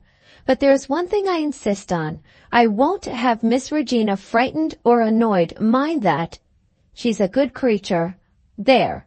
Read the letter she wrote to me yesterday and judge for yourself. Jervie looked at the letter. It was not very long. He resignedly took upon himself the burden of reading it. Dear Phoebe, don't be downhearted. I am your friend always, and I will help you to get another place. I am sorry to say that it was indeed Mrs. Ormond who found us out that day. She had her suspicions, and she watched us and told my aunt. This she owned to me with her own lips. She said, I would do anything, my dear, to save you from an ill-assorted marriage. I am very wretched about it, because I can never look on her as my friend again. My aunt, as you know, is of Mrs. Ormond's way of thinking. You must make allowances for her hot temper. Remember, out of your kindness towards me, you had been secretly helping forward the very thing which she was most anxious to prevent. That made her very angry. But, never fear, she will come round in time. If you don't want to spend your little savings while you are waiting for another situation, let me know. A share of my pocket money is always at your service. Your friend, Regina. Very nice indeed, said Jervie, handing the letter back and yawning as he did it. And convenient, too, if we run short of money. Ah, here's the waiter with the supper at last. Now, Mrs. Sowler, there's a time for everything. It's time to wake up. He lifted the old woman off her chair and settled her before the table like a child.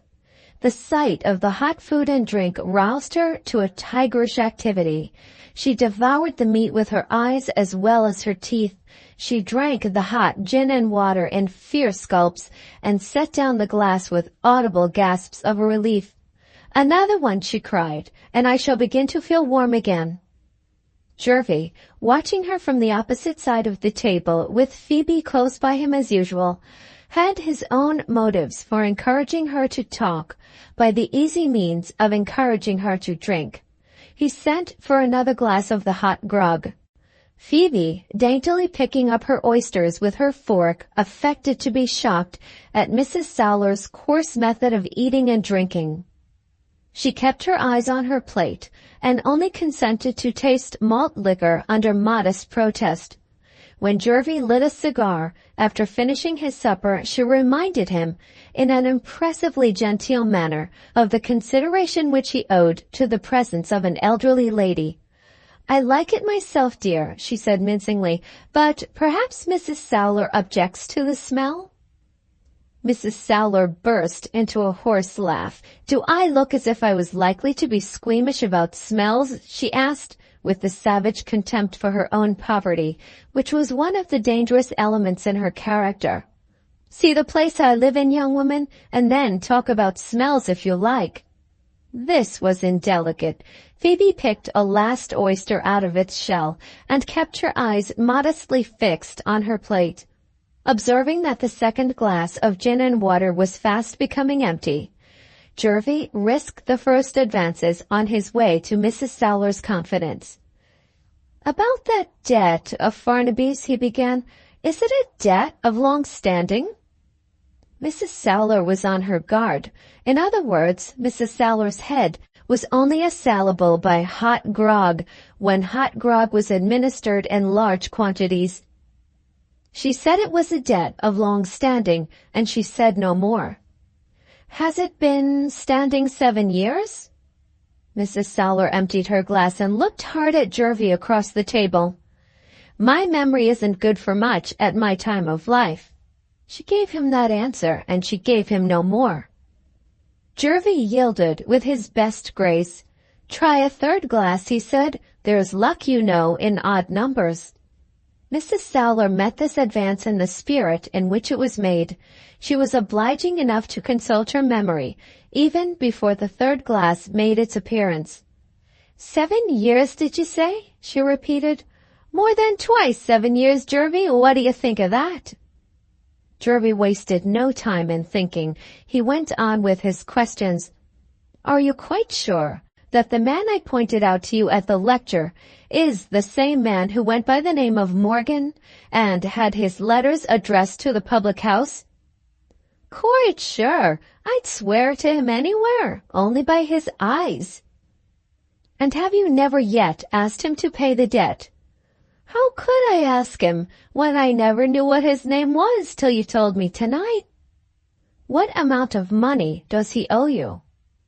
Whether Mrs. Sowler had her mind prophetically fixed on a fourth glass of grog, or whether she thought it time to begin asking questions on her own account, is not easy to say. Whatever her motive might be, she slyly shook her head and winked at Jervy.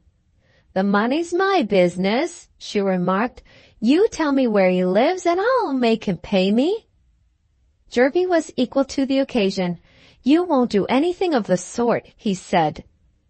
Mrs. Sowler laughed defiantly. So you think, my fine fellow?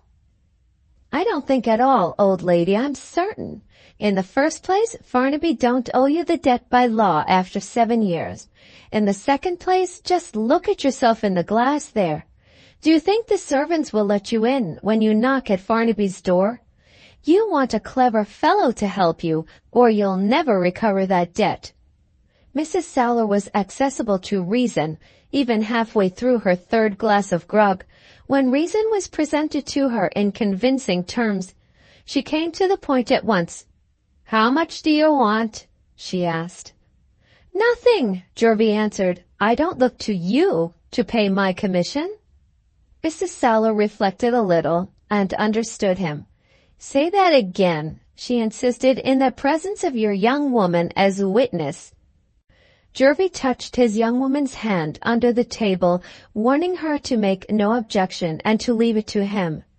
Having declared for the second time that he would not take a farthing from Mrs. Sowler, he went on with his inquiries. I'm acting in your interests, Mother Sowler, he said, and you'll be the loser if you don't answer my questions patiently and tell me the truth. I want to go back to the debt. What is it for? For 6 weeks' keep of a child at 10 shillings a week. Phoebe looked up from her plate. Whose child? Jervy asked, noticing the sudden movement. Morgan's child, the same man you said was Farnaby. Do you know who the mother was? I wish I did. I should have got the money out of her long ago. Jervy stole a look at Phoebe. She had turned pale. She was listening, with her eyes riveted on Mrs. Sowler's ugly face. How long ago was it? Jervy went on.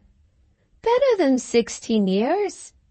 Did Farnaby himself give you the child? With his own hands, over the garden paling of a house at Ramsgate. He saw me and the child into the train for London. I had £10 from him, and no more. He promised to see me and settle everything in a month's time. I have never set eyes on him from that day, till I saw him paying his money this evening at the door of the hall. Jervy stole another look at Phoebe. She was still perfectly unconscious that he was observing her. Her attention was completely absorbed by Mrs. Sowler's replies. Speculating on the possible result, Jervy abandoned the question of the debt and devoted his next inquiries to the subject of the child. I promise you every farthing of your money, Mother Sowler, he said, with interest added to it. How old was the child when Farnaby gave it to you? Old? Not a week old, I should say. Not a week old, Jervy repeated, with his eye on Phoebe.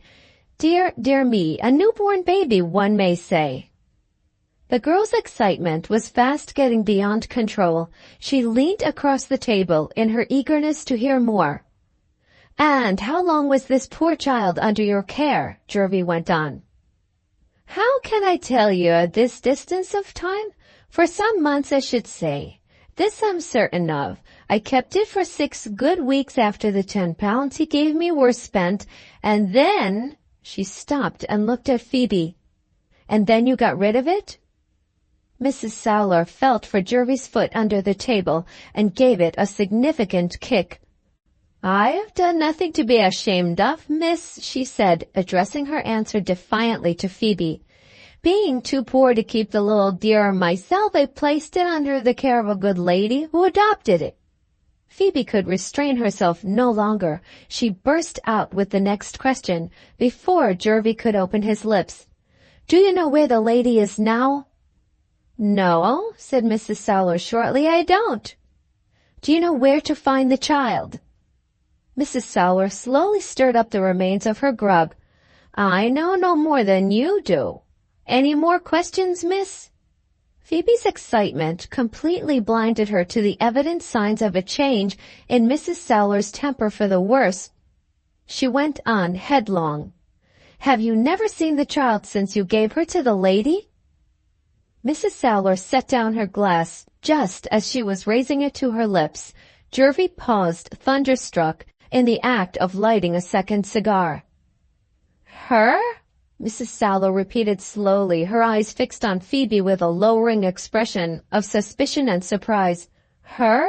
She turned to Jervie. Did you ask me if the child was a girl or a boy? I never even thought of it, Jervie replied. Did I happen to say it myself without being asked? Jervie deliberately abandoned Phoebe to the implacable old wretch before whom she had betrayed herself. It was the only likely way of forcing the girl to confess everything. No, he answered, you never said it without being asked. Mrs. Sowler turned once more to Phoebe. How do you know the child was a girl? She inquired. Phoebe trembled and said nothing. She sat with her head down and her hands fast clasped together, resting on her lap. Might I ask if you please, Mrs. Sowler proceeded with a ferocious assumption of courtesy, how old you are, miss? You're young enough and pretty enough not to mind answering to your age, I'm sure. Even Jervie's villainous experience of the world failed to forewarn him of what was coming. Phoebe, it is needless to say, instantly fell into the trap. 24, she replied, next birthday.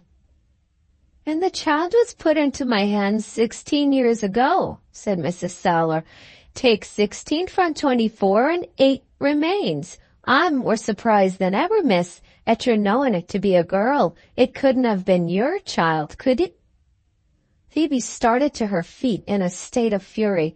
Do you hear that? She cried, appealing to Jervie. How dare you bring me here to be insulted by that drunken wretch? Mrs. Sowler rose on her side. The old savage snatched up her empty glass, intending to throw it at Phoebe. At the same moment, the ready Jervie caught her by the arm, dragged her out of the room, and shut the door behind them. There was a bench on the landing outside. He pushed Mrs. Sowler down on the bench with one hand and took Phoebe's purse out of his pocket with the other. Here's £1, he said, towards the recovery of that debt of yours. Go home quietly and meet me at the door of this house tomorrow evening at 6. Mrs. Sowler, opening her lips to protest, suddenly closed them again, fascinated by the sight of the gold. She clutched the coin and became friendly and familiar in a moment. Help me downstairs, dearie, she said, and put me into a cab. I'm afraid of the night air. One word more before I put you into a cab, said Jervie. What did you really do with the child? Mrs. Sowler grinned hideously and whispered her reply in the strictest confidence. Sold her to Moll Davies for 5 and 6pence. Who was Moll Davis? A cadger. And you really know nothing now of Moll Davis or the child? Should I want you to help me if I did? Mrs. Sowler asked contemptuously. They may be both dead and buried for all I know to the contrary. Jervie put her into the cab without further delay. Now for the other one, he said to himself as he hurried back to the private room. Book the 5th, The Fatal Lecture. Chapter 5. Some men would have found it no easy task to console Phoebe under the circumstances. Jervie had the immense advantage of not feeling the slightest sympathy for her.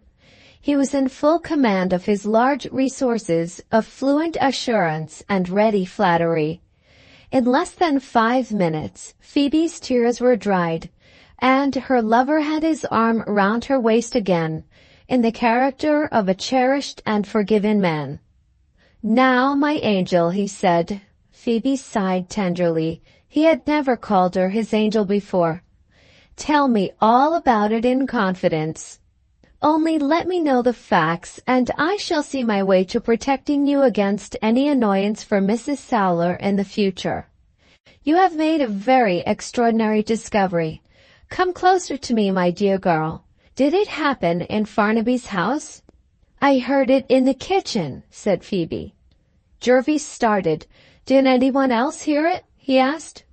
"No, they were all in the housekeeper's room, looking at the Indian curiosities which her son in Canada had sent to her. I had left my bird on the dresser, and I ran into the kitchen to put the cage in a safe place, being afraid of the cat. One of the swinging windows in the skylight was open, and I heard voices in the back room above, which is Mrs. Farnaby's room." "Whose voices did you hear?" "Mrs. Farnaby's voice and Mr. Goldenheart's." "Mrs. Farnaby?" Jervis repeated in surprise. "Are you sure it was Mrs.?" "Of course I am. Do you think I don't know that horrid woman's voice? She was saying a most extraordinary thing when I first heard her. She was asking if there was anything wrong in showing her naked foot, and a man answered, and the voice was Mr. Goldenheart's. You would have felt curious to hear more if you had been in my place, wouldn't you? I opened the second window in the kitchen so as to make sure of not missing anything. And what do you think I heard her say?" "You mean Mrs. Farnaby?" "Yes, I heard her say, 'Look at my right foot. You see there's nothing the matter with it.' And then, after a while, she said, 'Look at my left foot. Look between the third toe and the fourth.' Did you ever hear of such an audacious thing for a married woman to say to a young man?" Go on. What did he say?" "Nothing. I suppose he was looking at her foot." "Her left foot?" "Yes, her left foot was nothing to be proud of, I can tell you. By her own account, she has some horrid deformity in it, between the third toe and the fourth. No, I didn't hear her say what the deformity was. I only heard her call it so. And she said her poor darling was born with the same fault, and that was her defense against being imposed upon by rogues. I remember the very words. In the past days when I employ people to find her. Yes, she said her. I heard it plainly.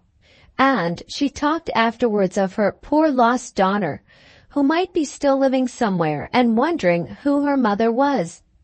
Naturally enough, when I heard that hateful old drunkard talking about a child given to her by Mr. Farnaby, I put 2 and 2 together.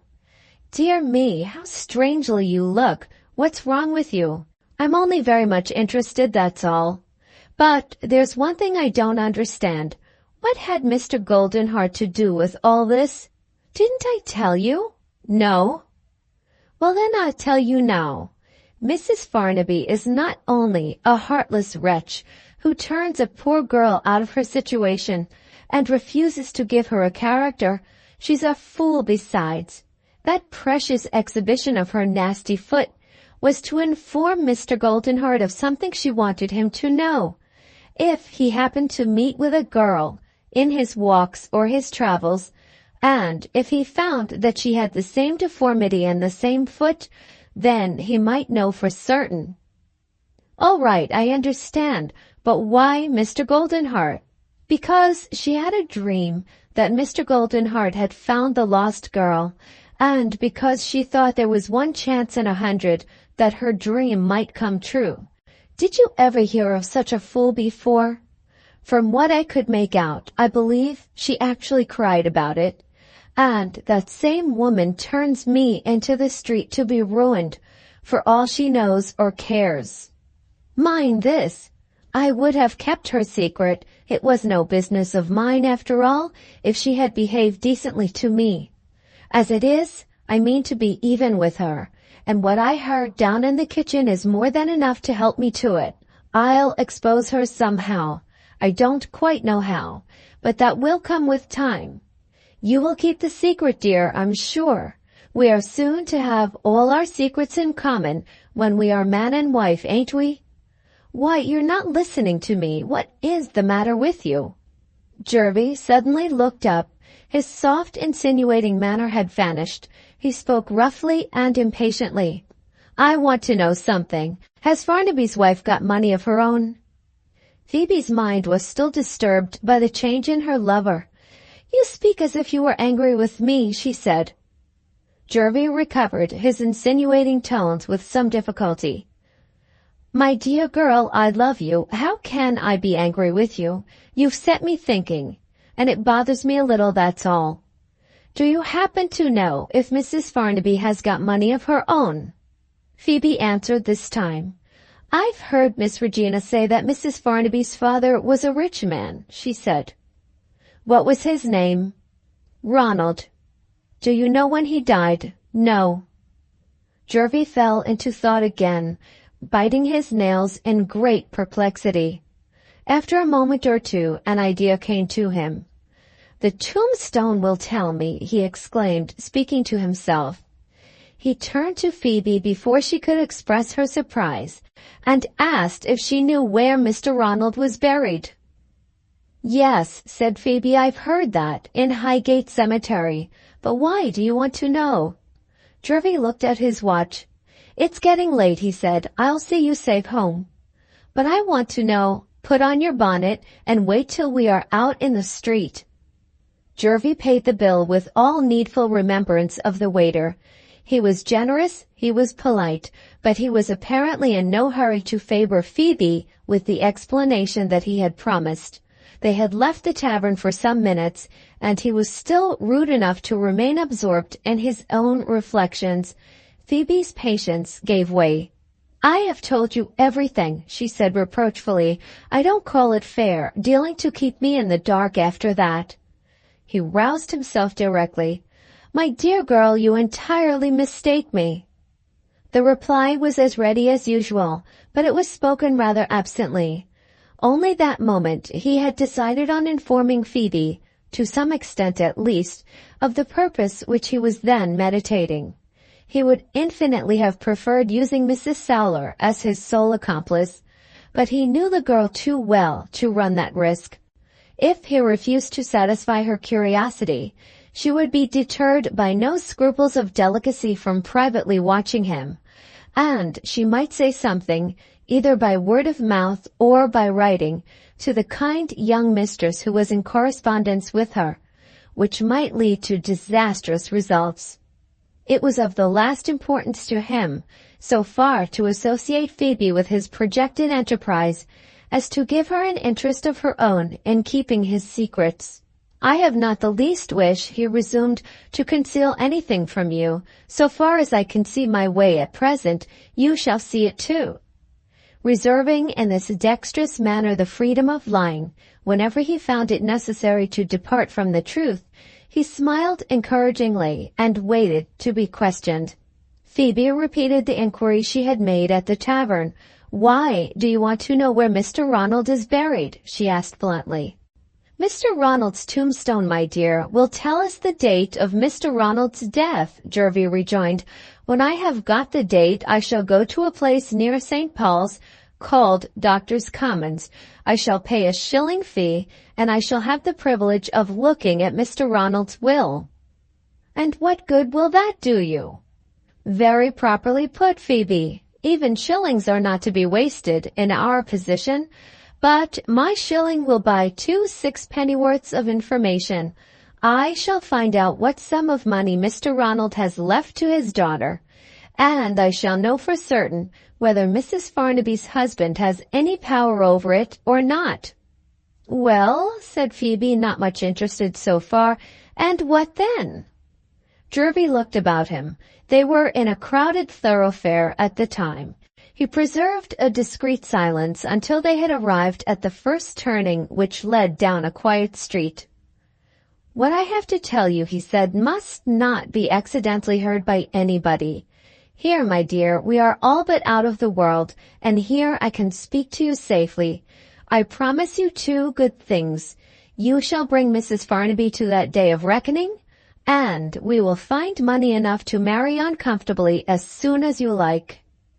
Phoebe's languid interest in the subject began to revive. She insisted on having a clearer explanation than this. "Do you mean to get the money out of Mr. Farnaby?" she inquired. "I will have nothing to do with Mr. Farnaby unless I find that his wife's money is not at her own disposal. What you heard in the kitchen has altered all my plans. Wait a minute and you will see what I am driving at.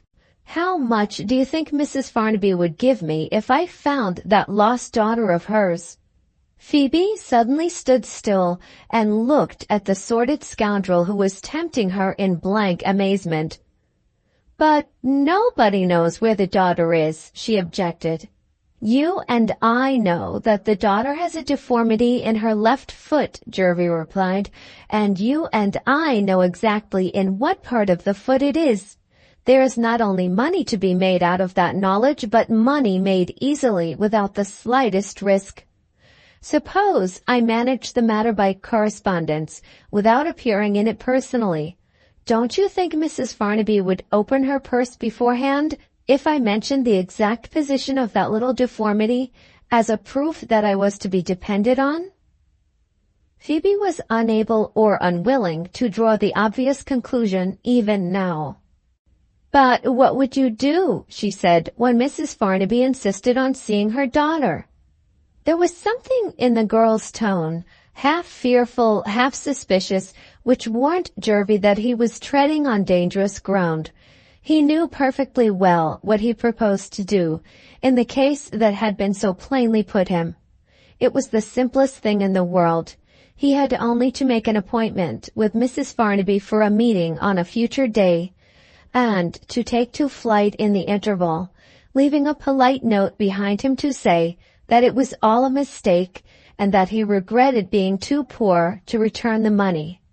Having thus far acknowledged the design he had in view, could he still venture on answering his companion without reserve? Phoebe was vain, Phoebe was vindictive, and, more promising still, Phoebe was a fool. But she was not yet capable of consenting to an act of the vilest infamy in cold blood.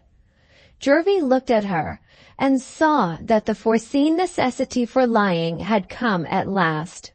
"That's just the difficulty," he said. "That's just where I don't see my way plainly yet. Can you advise me?" Phoebe started and drew back from him. "I advise you?" she exclaimed. "It frightens me to think of it.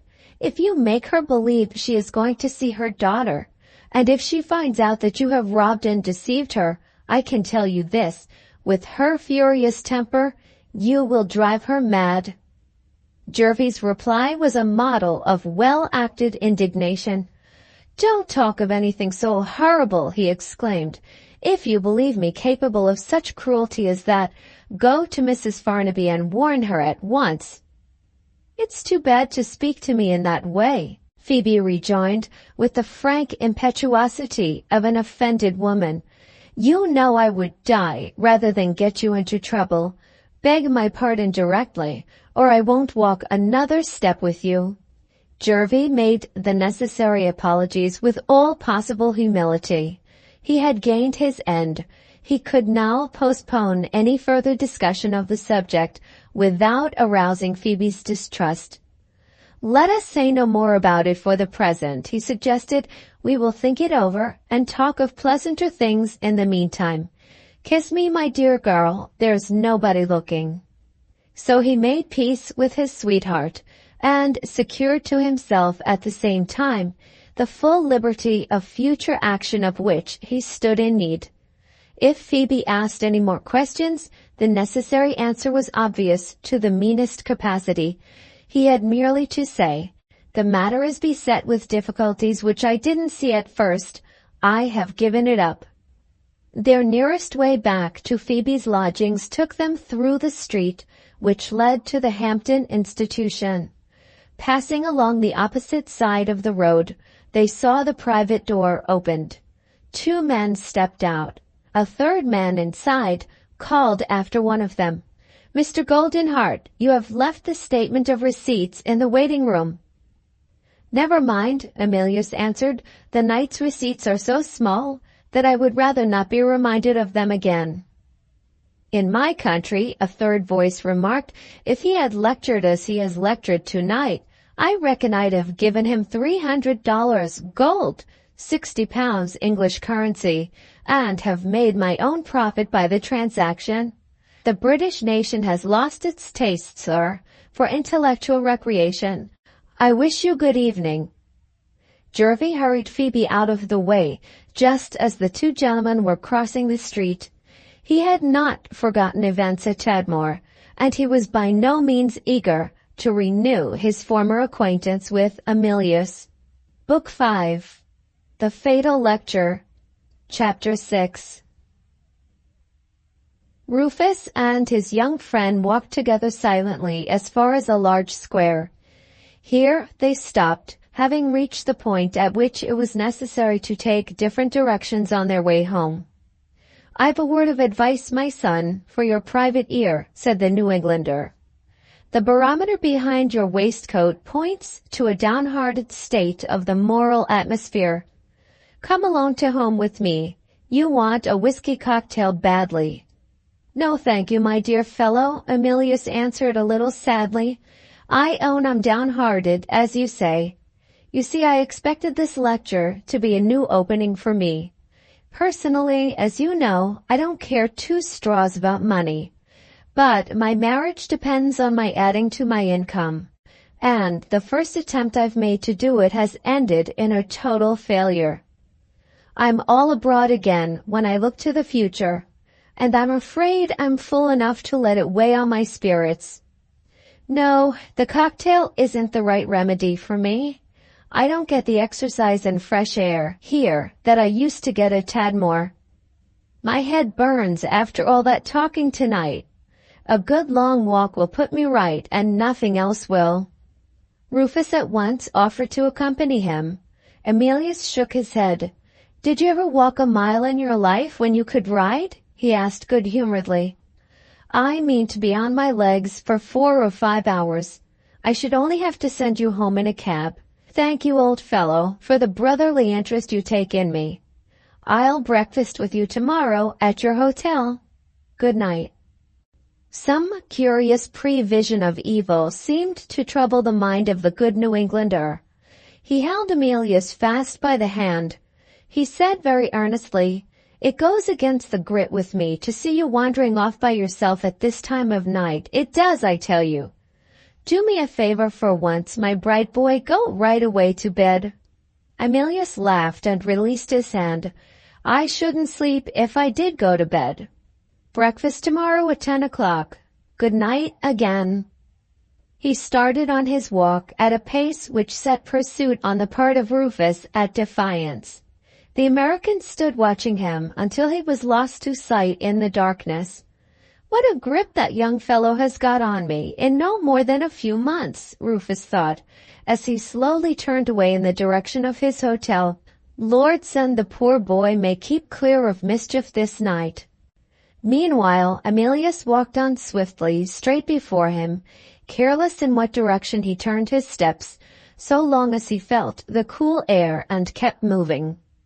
His thoughts were not at first occupied with the doubtful question of his marriage. The lecture was still the uppermost subject in his mind. He had reserved for the conclusion of his address the justification of his view of the future, afforded by the widespread and frightful poverty among the millions of the population of London alone. On this melancholy theme he had spoken with the eloquence of true feeling, and had produced a strong impression even on those members of the audience who were most resolutely opposed to the opinions which he advocated. Without any undue exercise of self-esteem, he could look back on the close of his lecture with the conviction that he had really done justice to himself and to his cause. The retrospect of the public discussion that had followed failed to give him the same pleasure. His warm temper, his vehemently sincere belief in the truth of his own convictions, placed him at a serious disadvantage towards the more self-restrained speakers, all older than himself, who rose one after another to combat his views. More than once he had lost his temper and had been obliged to make his apologies. More than once he had been indebted to the ready help of Rufus, who had taken part in the battle of words, with the generous purpose of covering his retreat. No, he thought to himself with bitter humility, I'm not fit for public discussions. If they put me into Parliament tomorrow, I should only get called to order and do nothing. He reached the bank of the Thames at the eastward end of the Strand. Walking straight on, as absently as ever, he crossed Waterloo Bridge and followed the broad street that lay before him on the other side. He was thinking of the future again. Regina was in his mind now. The one prospect that he could see of a tranquil and happy life, with duties as well as pleasures, duties that might rouse him to find a vocation for which he was fit, was the prospect of his marriage. What was the obstacle that stood in his way? The vile obstacle of money, the contemptible spirit of ostentation which forbade him to live humbly on his own sufficient little income, and insisted that he should purchase domestic happiness at the price of the tawdry splendor of a rich tradesman and his friends. And Regina, who was free to follow her own better impulses, Regina, whose heart acknowledged him as its master, bowed before the golden image which was the tutelary deity of her uncle's household, and said resignedly, "Love must wait." Still walking blindly on, he was roused on a sudden to a sense of passing events. Crossing a side street at the moment, a man caught him roughly by the arm and saved him from being run over. The man had a broom in his hand. He was a crossing sweeper. "I think I've earned my penny, sir," he said. Emilius gave him half a crown. The man shouldered his broom and tossed up the money in a transport of delight. "Here's something to go home with," he cried, as he caught the half-crown again. "Have you got a family at home?" Emilius asked. "Only one, sir," said the man. "The others are all dead. She's as good a girl and as pretty a girl as ever put on a petticoat, though I say it that shouldn't. Thank you kindly, sir. Good night." Emilius looked after the poor fellow, happy at least for that night. "If I had only been lucky enough to fall in love with the crossing sweeper's daughter," he thought bitterly, "she would have married me when I asked her." He looked along the street. It curved away in the distance with no visible limit to it. Arrived at the next side street on his left, Emilius turned down it, weary of walking longer in the same direction. Whither it might lead him he neither knew nor cared. In his present humor it was a pleasurable sensation to feel himself lost in London. The short street suddenly widened. A blaze of flaring gaslight dazzled his eyes. He heard all round him the shouting of innumerable voices. For the first time since he had been in London, he found himself in one of the street markets of the poor. On either side of the road, the barrows of the costermongers, the wandering tradesmen of the highway, were drawn up in rows, and every man was advertising his wares by means of the cheap publicity of his own voice. Fish and vegetables, pottery and writing paper, looking-glasses, saucepans, and colored prints all appealed together to the scantily filled purses of the crowds who thronged the pavement. One lusty vagabond stood up in a rickety donkey cart, knee-deep in apples, selling a great wooden measure full for a penny, and yelling louder than all the rest, "Never was such apples sold in the public streets before, sweet as flowers and sound as a bell. Who says the poor ain't looked after? cried the fellow with ferocious irony, when they can have such applesauce as this to their loin of pork. Here's nobby apples. Here's a penn'orth for your money. Sold again. Hello, you look hungry. Catch. There's an apple for nothing, just to taste. Be in time before they're all sold. Emilius moved forward a few steps and was half deafened by a rival butcher shouting, "Buy, buy, buy," to audiences of ragged women who fingered the meat doubtfully with longing eyes. A little farther and there was a blind man selling staylaces and singing a psalm, and beyond him again a broken-down soldier playing God Save the Queen on a tin flageolet. The one silent person in this sordid carnival was a Lascar beggar, with a printed placard round his neck addressed to the charitable public.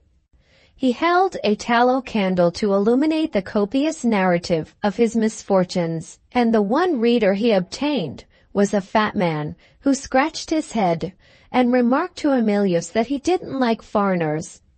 Starving boys and girls lurked among the costermongers' barrows and begged piteously on pretense of selling cigar lights and comic songs.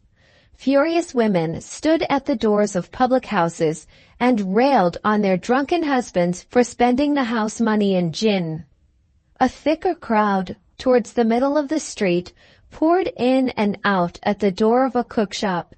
Here the people presented a less terrible spectacle. They were even touching to see. These were the patient poor, who bought hot morsels of sheep's heart and liver at a penny an ounce, with lamentable little mouthfuls of peas pudding, greens, and potatoes at a halfpenny each. Pale children in corners supped on penny basins of soup and looked with hungry admiration at their enviable neighbors who could afford to buy stewed eels for 2 pence. Everywhere there was the same noble resignation to their hard fate, in old and young alike. No impatience, no complaints. In this wretched place, the language of true gratitude was still to be heard, thanking the good-natured cook for a little spoonful of gravy thrown in for nothing. And here, humble mercy that had its one superfluous halfpenny to spare, gave that halfpenny to utter destitution, and gave it with right goodwill. Emilius spent all his shillings and sixpences in doubling and trebling the poor little pennyworths of food, and left the place with tears in his eyes. He was near the end of the street by this time. The sight of the misery about him, and the sense of his own utter inability to remedy it, weighed heavily on his spirits. He thought of the peaceful and prosperous life at Tadmor, were his happy brethren of the community, and these miserable people about him, creatures of the same all-merciful God?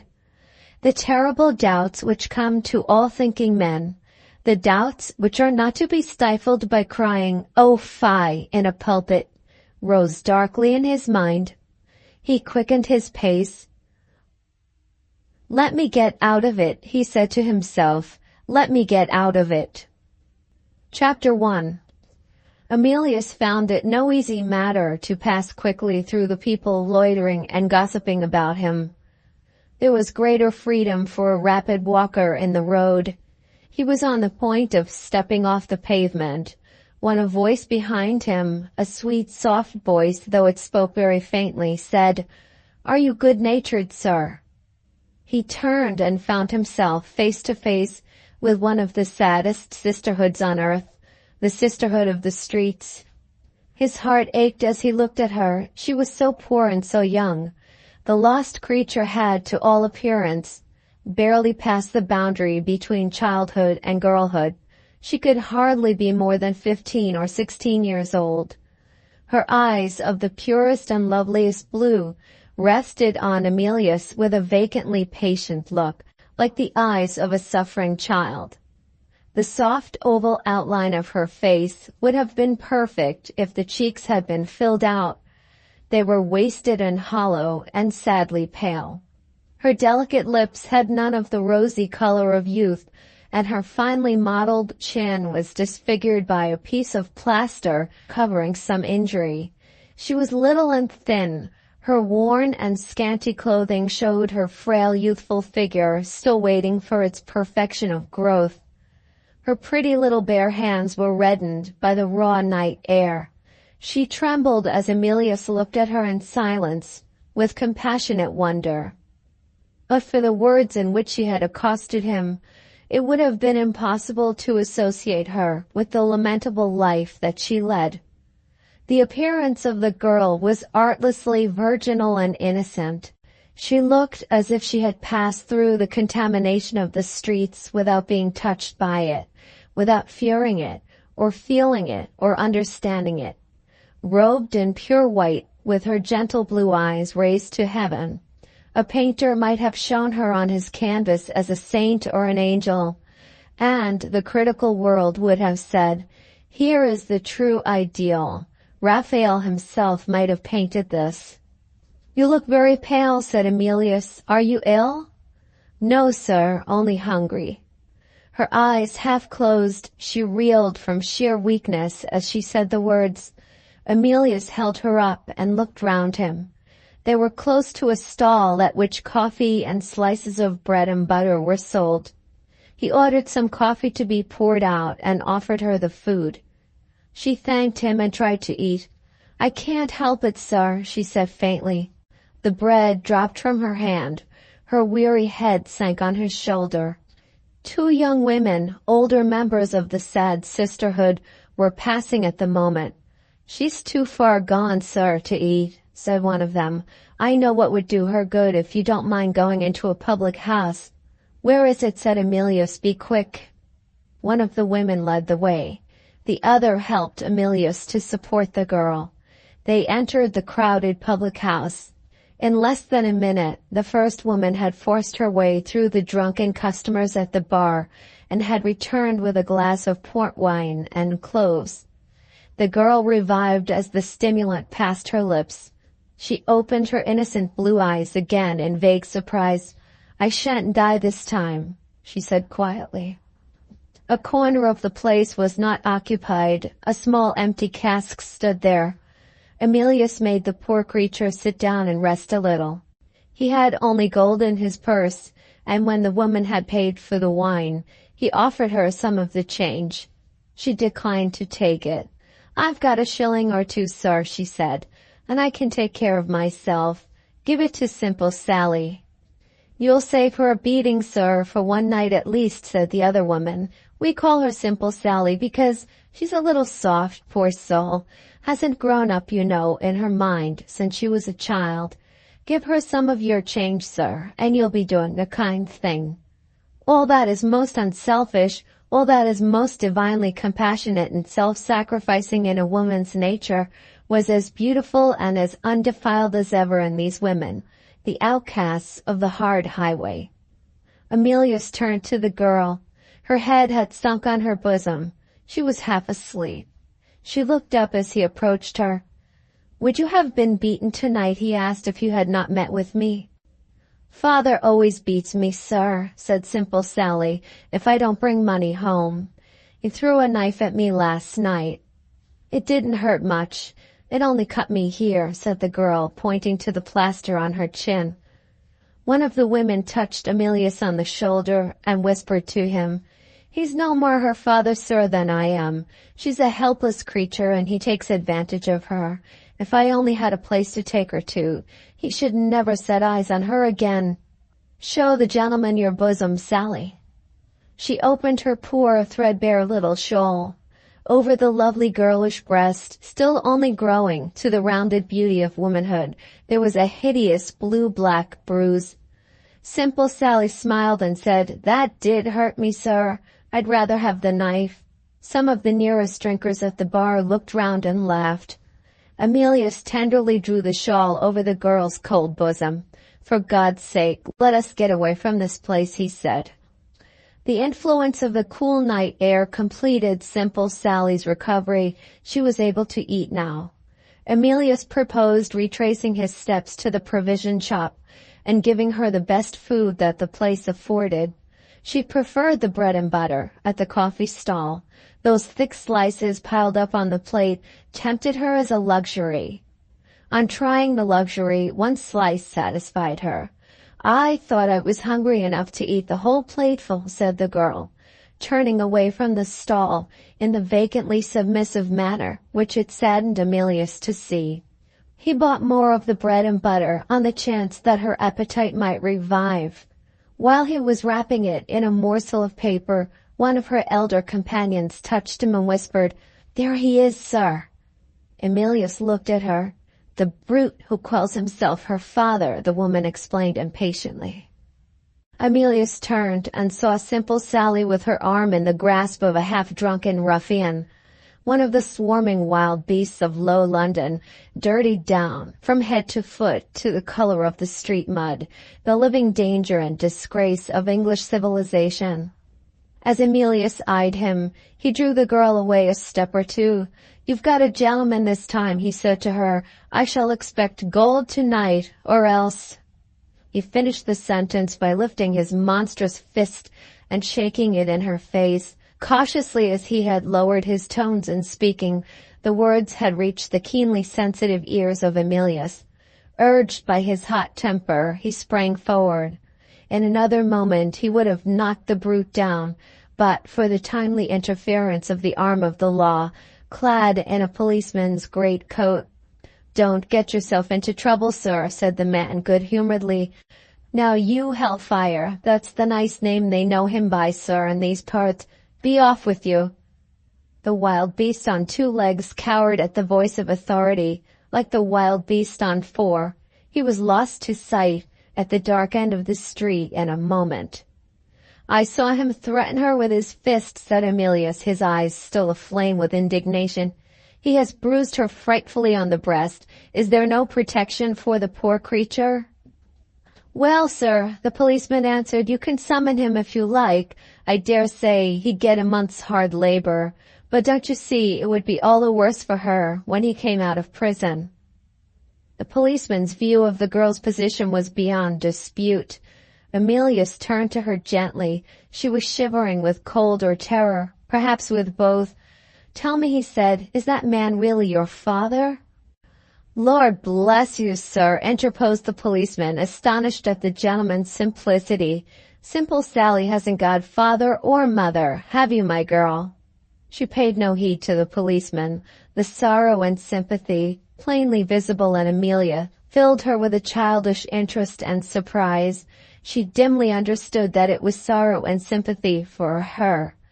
The bare idea of distressing this new friend, so unimaginably kind and considerate, seemed to frighten her. "Don't fret about me, sir," she said timidly.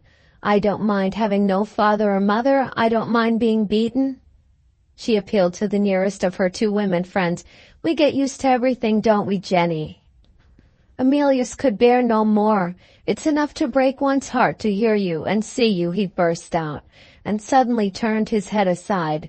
His generous nature was touched to the quick. He could only control himself by an effort of resolution that shook him body and soul. "I can't and won't let that unfortunate creature go back to be beaten and starved," he said, passionately addressing himself to the policeman. "Oh, look at her, how helpless and how young." The policeman stared. These were strange words to him. But all true emotion carries with it, among all true people, its own title to respect. He spoke to Emilius with marked respect. "It's a hard case, sir, no doubt," he said. "The girl's a quiet, well-disposed creature, and the other two there are the same. They're of the sort that keep to themselves and don't drink. They, all of them, do well enough as long as they don't let the liquor overcome them. Half the time it's the men's fault when they do drink. Perhaps the workhouse might take her in for the night. What's this you've got, girl, in your hand? Money?" Emilius hastened to say that he had given her the money. "The workhouse," he repeated. "The very sound of it is horrible." "Make your mind easy, sir," said the policeman. "They won't take her in at the workhouse with money in her hand." In sheer despair, Emilius asked helplessly if there was no hotel near. The policeman pointed to Simple Sally's threadbare and scanty clothes and left them to answer the question for themselves. "There's a place they call a coffee house," he said, with the air of a man who thought he had better provoke as little further inquiry on that subject as possible. Too completely preoccupied or too innocent in the ways of London to understand the man, Emilius decided on trying the coffee house. A suspicious old woman met them at the door and spied the policeman in the background. Without waiting for any inquiries, she said, "All full for tonight," and shut the door in their faces. "Is there no other place?" said Emilius. "There is a lodging house," the policeman answered more doubtfully than ever. "It's getting late, sir, and I'm afraid you'll find 'em packed like herrings in a barrel. Come and see for yourself." He led the way into a wretchedly lighted by-street and knocked with his foot on a trapdoor in the pavement. The door was pushed open from below by a sturdy boy with a dirty nightcap on his head. "Any of 'em wanted tonight, sir?" asked the sturdy boy the moment he saw the policeman. "What does he mean?" said Emilius. "There's a sprinkling of thieves among them, sir," the policeman explained. "Stand out of the way, Jacob, and let the gentleman look in." He produced his lantern and directed the light downward as he spoke. Emilius looked in. The policeman's figure of speech, likening the lodgers to herrings in a barrel, accurately described the scene. On the floor of a kitchen, men, women, and children lay all huddled together in closely packed rows. Ghastly faces rose terrified out of the seething obscurity when the light of the lantern fell on them. The stench drove Emilius back, sickened and shuddering. "How's the sore place on your head, Jacob?" the policeman inquired. "This is a civil boy," he explained to Emilius, "and I like to encourage him." "I'm getting better, sir, as fast as I can," said the boy. "Good night, Jacob." "Good night, sir." The trapdoor fell, and the lodging-house disappeared like the vision of a frightful dream. There was a moment of silence among the little group on the pavement. It was not easy to solve the question of what to do next. "There seems to be some difficulty," the policeman remarked, "about housing this girl for the night." "Why shouldn't we take her along with us?" one of the women suggested. "She won't mind sleeping 3 in a bed, I know." "What are you thinking of?" the other woman remonstrated. "When he finds she don't come home, our place will be the first place he looks for her in." Emilius settled the difficulty in his own headlong way. "I'll take care of her for the night," he said. "Sally, will you trust yourself with me?" She put her hand in his with the air of a child who was ready to go home. Her wan face brightened for the first time. "Thank you, sir," she said. "I'll go anywhere along with you." The policeman smiled. The two women looked thunderstruck. Before they had recovered themselves, Emilius forced them to take some money from him and cordially shook hands with them. "You're good creatures," he said in his eager, hearty way. "I'm sincerely sorry for you. Now, Mr. Policeman, show me where to find a cab, and take that for the trouble I am giving you. You're a humane man and a credit to the force." In 5 minutes more, Emilius was on the way to his lodgings with Simple Sally by his side. The act of reckless imprudence which he was committing was nothing but an act of Christian duty to his mind. Not the slightest misgiving troubled him. "I shall provide for her in some way," he thought to himself cheerfully. He looked at her. The weary outcast was asleep already in her corner of the cab. From time to time she still shivered, even in her sleep. Emilius took off his greatcoat and covered her with it. How some of his friends at the club would have laughed if they had seen him at that moment. He was obliged to wake her when the cab stopped. His key admitted them to the house. He lit his candle in the hall and led her up the stairs. "You'll soon be asleep again, Sally," he whispered. She looked round the little sitting room with drowsy admiration. "What a pretty place to live in," she said. "Are you hungry again?" Emilius asked. She shook her head and took off her shabby bonnet. Her pretty light brown hair fell about her face and her shoulders. "I think I'm too tired, sir, to be hungry. Might I take the sofa pillow and lay down on the hearth rug?" Emilius opened the door of his bedroom. You are to pass the night more comfortably than that, he answered. There is a bed for you here. She followed him in and looked round the bedroom with renewed admiration of everything that she saw. At the sight of the hairbrushes and the comb, she clapped her hands in ecstasy. "Oh, how different from mine!" she exclaimed. "Is the comb tortoiseshell, sir, like one sees in the shop windows?" The bath and the towels attracted her next. She stood looking at them with longing eyes, completely forgetful of the wonderful comb. "I've often peeped into the ironmongers' shops," she said, "and thought I should be the happiest girl in the world if I had such a bath as that. A little pitcher is all I have got of my own, and they swear at me when I want it filled more than once. In all my life I have never had as much water as I should like." She paused and thought for a moment. The forlorn, vacant look appeared again and dimmed the beauty of her blue eyes. "It will be hard to go back after seeing all these pretty things," she said to herself, and sighed, with that inborn submission to her fate so melancholy to see in a creature so young. "You shall never go back again to that dreadful life," Emilius interposed. "Never speak of it, never think of it any more. Oh, don't look at me like that." She was listening with an expression of pain and with both her hands lifted to her head. There was something so wonderful in the idea which he had suggested to her that her mind was not able to take it all in at once. "You make my head giddy," she said. "I'm such a poor, stupid girl. I feel out of myself, like when a gentleman like you sets me thinking of new things. Would you mind saying it again, sir?" "I'll say it tomorrow morning," Emilius rejoined kindly. "You are tired, Sally. Go to rest." She roused herself and looked at the bed. "Is that your bed, sir?" "It's your bed tonight," said Emilius. "I shall sleep on the sofa in the next room."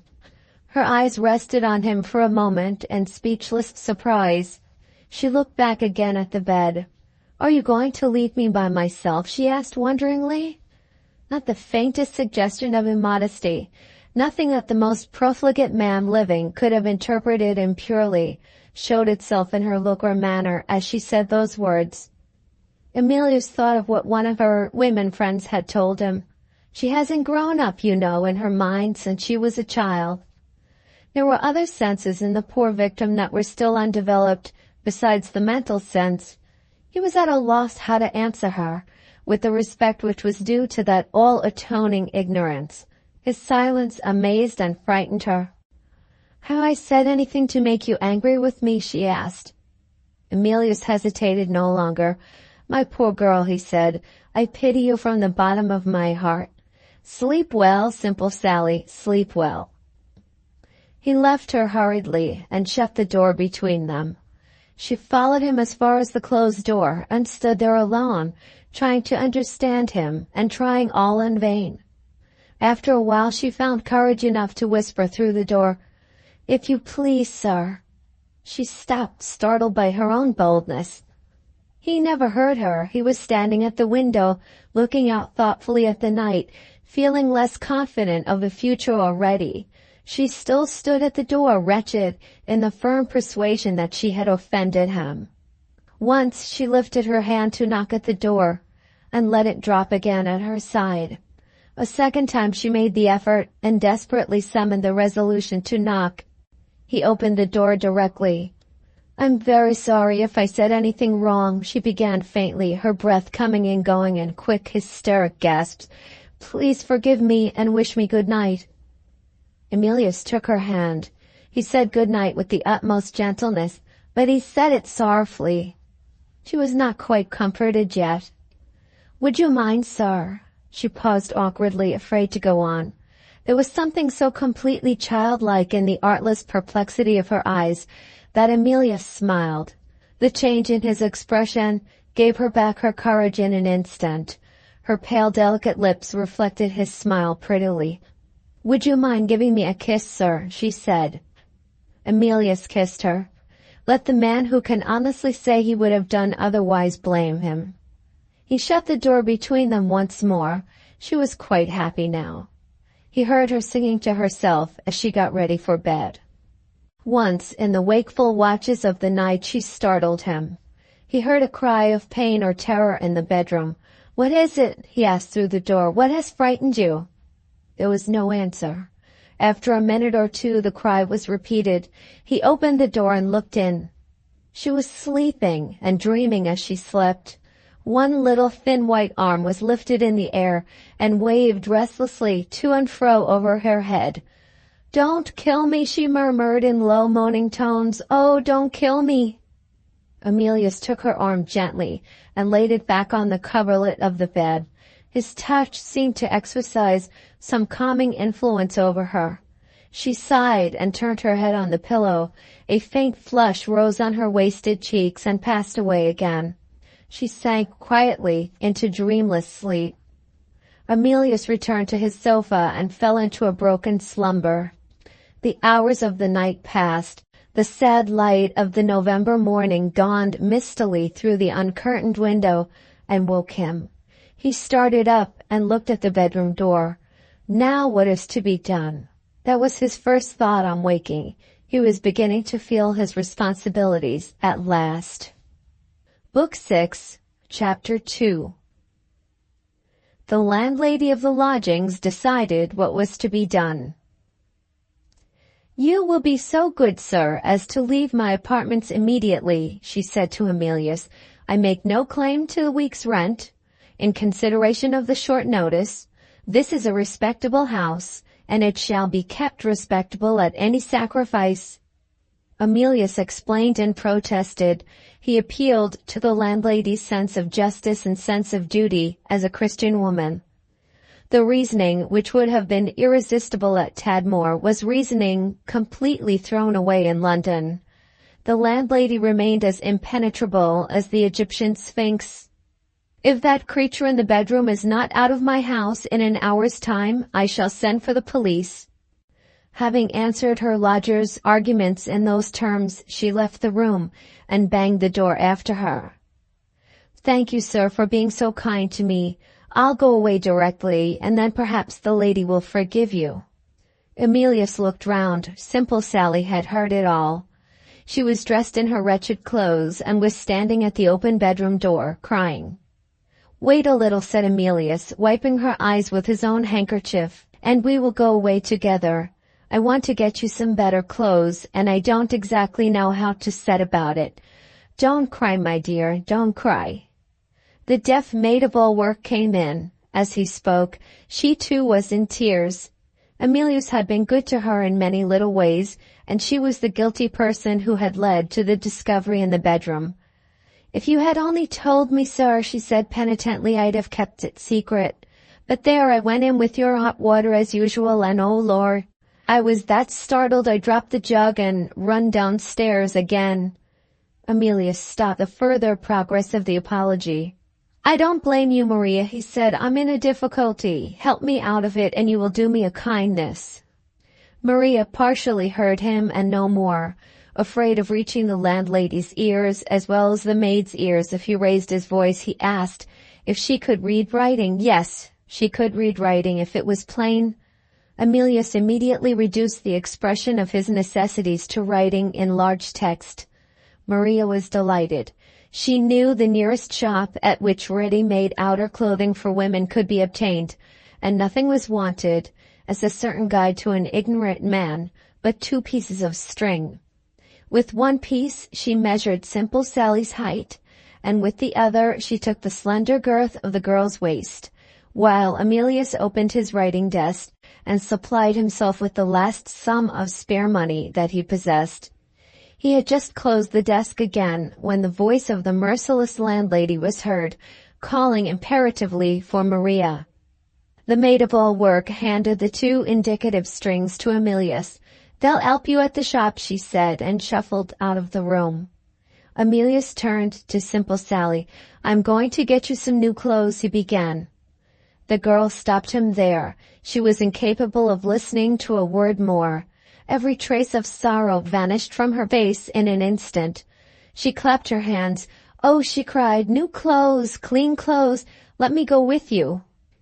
Even Emilius saw that it was impossible to take her out in the streets with him in broad daylight, dressed as she was then.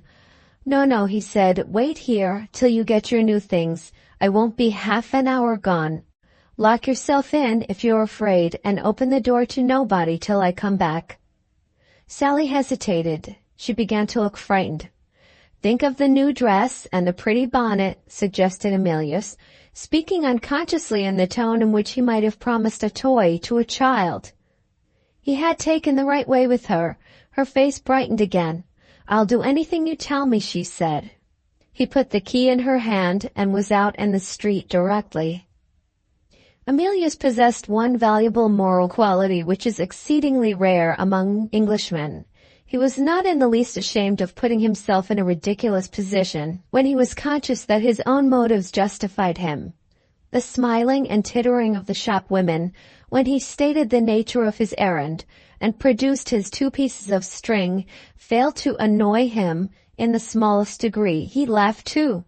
Funny, isn't it, he said, a man like me buying gowns and the rest of it. She can't come herself, and you'll advise me like good creatures, won't you?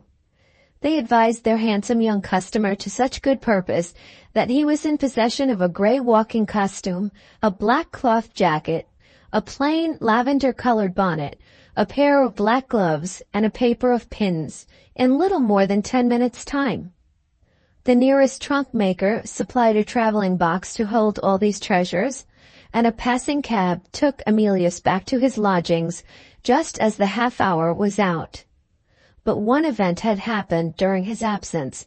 The landlady had knocked at the door, had called through it in a terrible voice, "Half an hour more," and had retired again without waiting for an answer. Emilius carried the box into the bedroom. "Be as quick as you can, Sally," he said, and left her alone to enjoy the full rapture of discovering the new clothes. When she opened the door and showed herself, the change was so wonderful that Emilius was literally unable to speak to her. Joy flushed her pale cheeks and diffused its tender radiance over her pure blue eyes. A more charming little creature in that momentary transfiguration of pride and delight no man's eyes ever looked on. She ran across the room to Emilius and threw her arms round his neck. "Let me be your servant," she cried. "I want to live with you all my life. Jump me up, I'm wild. I want to fly through the window." She caught sight of herself in the looking-glass and suddenly became composed and serious. "Oh," she said, with the quaintest mixture of awe and astonishment, "was there ever such another bonnet as this? Do look at it. Do please look at it." Emilius good-naturedly approached to look at it. At the same moment the sitting-room door was opened without any preliminary ceremony of knocking, and Rufus walked into the room. "It's 10:30, he said, "and the breakfast is spoiling as fast as it can." Before Emilius could make his excuses for having completely forgotten his engagement, Rufus discovered Sally. No woman, young or old, high in rank or low in rank, ever found the New Englander unprepared with his own characteristic acknowledgment of the debt of courtesy which he owed to the sex. With his customary vast strides, he marched up to Sally and insisted on shaking hands with her. "How do you find yourself, miss?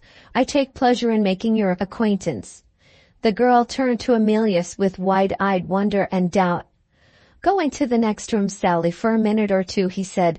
"This gentleman is a friend of mine, and I have something to say to him."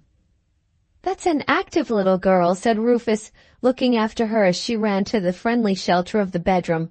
"Reminds me of one of our girls at Cool Spring, she does.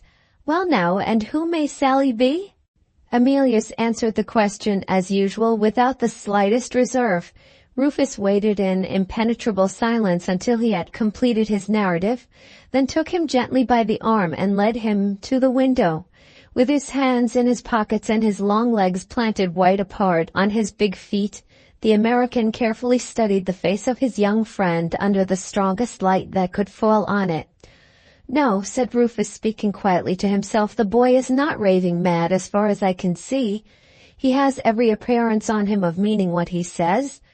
And this is what comes of the community of Tadmor, is it? Well, civil and religious liberty is dearly purchased sometimes in the United States, and that's a fact." Emilius turned away to pack his portmanteau. "I don't understand you," he said. I don't suppose you do, Rufus remarked. I am at a similar loss myself to understand you. My store of sensible remarks is copious on most occasions, but I'm darned if I ain't dried up in the face of this.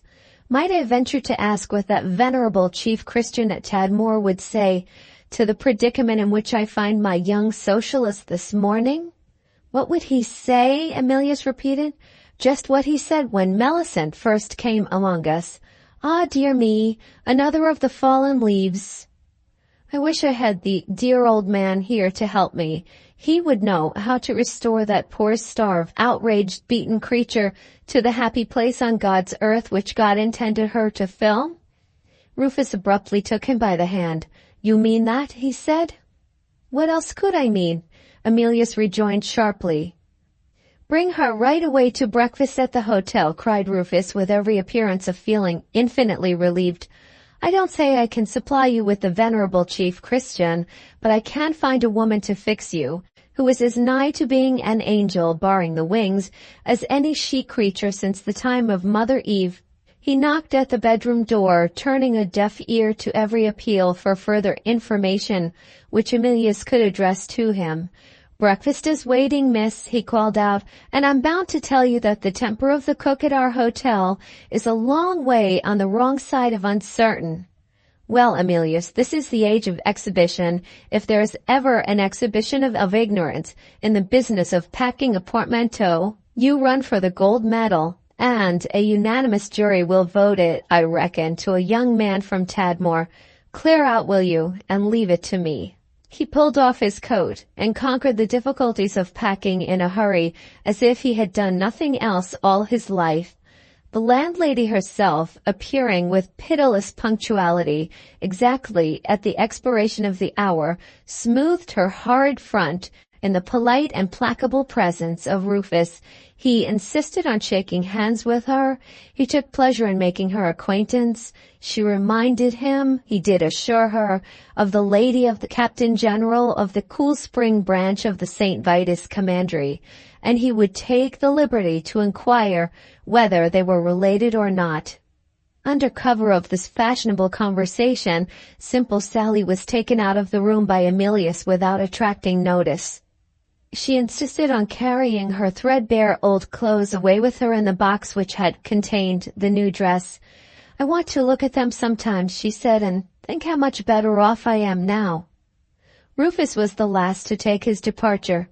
He persisted in talking to the landlady all the way down the stairs and out to the street door. While Emilius was waiting for his friend on the house steps, a young man driving by in a cab leaned out and looked at him. The young man was Jervy, on his way from Mr. Ronald's tombstone to Doctors' Commons. Book 6, Chapter 3. With a rapid succession of events, the morning had begun. With a rapid succession of events, the day went on. The breakfast being over, rooms at the hotel were engaged by Rufus for his 2 young friends.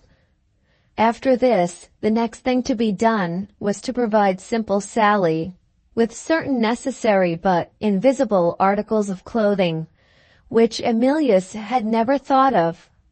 A note to the nearest shop produced the speedy arrival of a smart lady, accompanied by a boy and a large basket.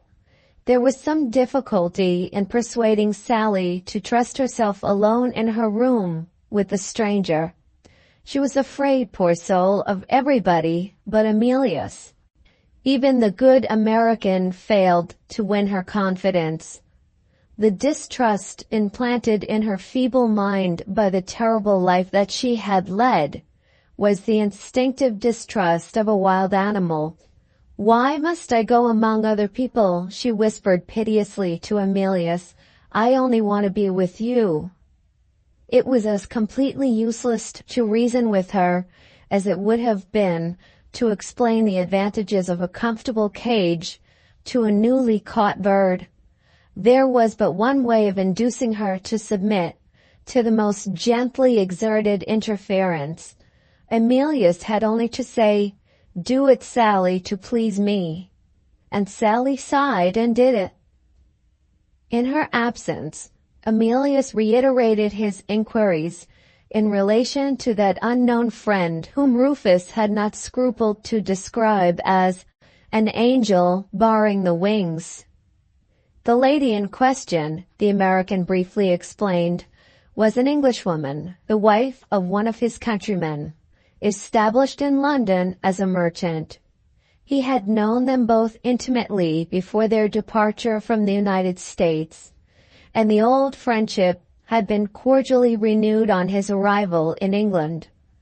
Associated with many other charitable institutions, Mrs. Payson was one of the managing committee of a home for friendless women, especially adapted to receive poor girls in Sally's melancholy position. Rufus offered to write a note to Mrs. Payson, inquiring at what hour she could receive his friend and himself, and obtain permission for them to see the home. Emilius, after some hesitation, accepted the proposal. The messenger had not been long dispatched with the note before the smart person from the shop made her appearance once more, reporting that the young lady's outfit had been perfectly arranged and presenting the inevitable result in the shape of a bill. The last farthing of ready money in the possession of Emilius proved to be insufficient to discharge the debt. He accepted a loan from Rufus until he could give his bankers the necessary order to sell out some of his money invested in the funds. His answer, when Rufus protested against this course, was characteristic of the teaching which he owed to the community. "My dear fellow, I am bound to return the money you have lent to me, in the interests of our poor brethren. The next friend who borrows of you may not have the means of paying you back." After waiting for the return of simple Sally and waiting in vain, Emilius sent a chambermaid to her room with a message to her. Rufus disapproved of this hasty proceeding. "Why disturb the girl at her looking-glass?" asked the old bachelor, with his quaintly humorous smile. Sally came in with no bright pleasure in her eyes this time. The girl looked worn and haggard. She drew Emilius away into a corner and whispered to him. "I get a pain sometimes where the bruise is," she said, "and I've got it bad now." She glanced with an odd furtive jealousy at Rufus. "I kept away from you," she explained, "because I didn't want him to know." She stopped and put her hand on her bosom and clenched her teeth fast. "Never mind," she said cheerfully as the pang passed away again. "I can bear it." Emilius, acting on impulse as usual, instantly ordered the most comfortable carriage that the hotel possessed. He had heard terrible stories of the possible result of an injury to a woman's bosom. "I shall take her to the best doctor in London," he announced. Sally whispered to him again, still with her eye on Rufus. "Is he going with us?" she asked. "No," said Emilius. "One of us must stay here to receive a message." Rufus looked after them very gravely as the two left the room together. Applying for information to the mistress of the hotel, Emilius obtained the address of a consulting surgeon of great celebrity, while Sally was getting ready to go out. "Why don't you like my good friend upstairs?" he said to the girl as they drove away from the house. The answer came swift and straight from the heart of the daughter of Eve. "Because you like him." Emilius changed the subject. He asked if she was still in pain. She shook her head impatiently. Pain or no pain, the uppermost idea in her mind was still that idea of being his servant, which had already found expression in words before they left the lodgings. "Will you let me keep my beautiful new dress for going out on Sundays?" she asked. "The shabby old things will do when I am your servant. I can black your boots and brush your clothes and keep your room tidy, and I will try hard to learn if you will have me taught to cook." Emilius attempted to change the subject again. He might as well have talked to her in an unknown tongue.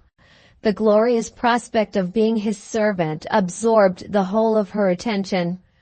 "I'm little and I'm stupid," she went on, "but I do think I could learn to cook if I knew I was doing it for you."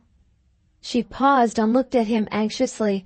"Do let me try," she pleaded. "I haven't had much pleasure in my life, and I should like it so." It was impossible to resist this. "You shall be as happy as I can make you, Sally," Emilius answered.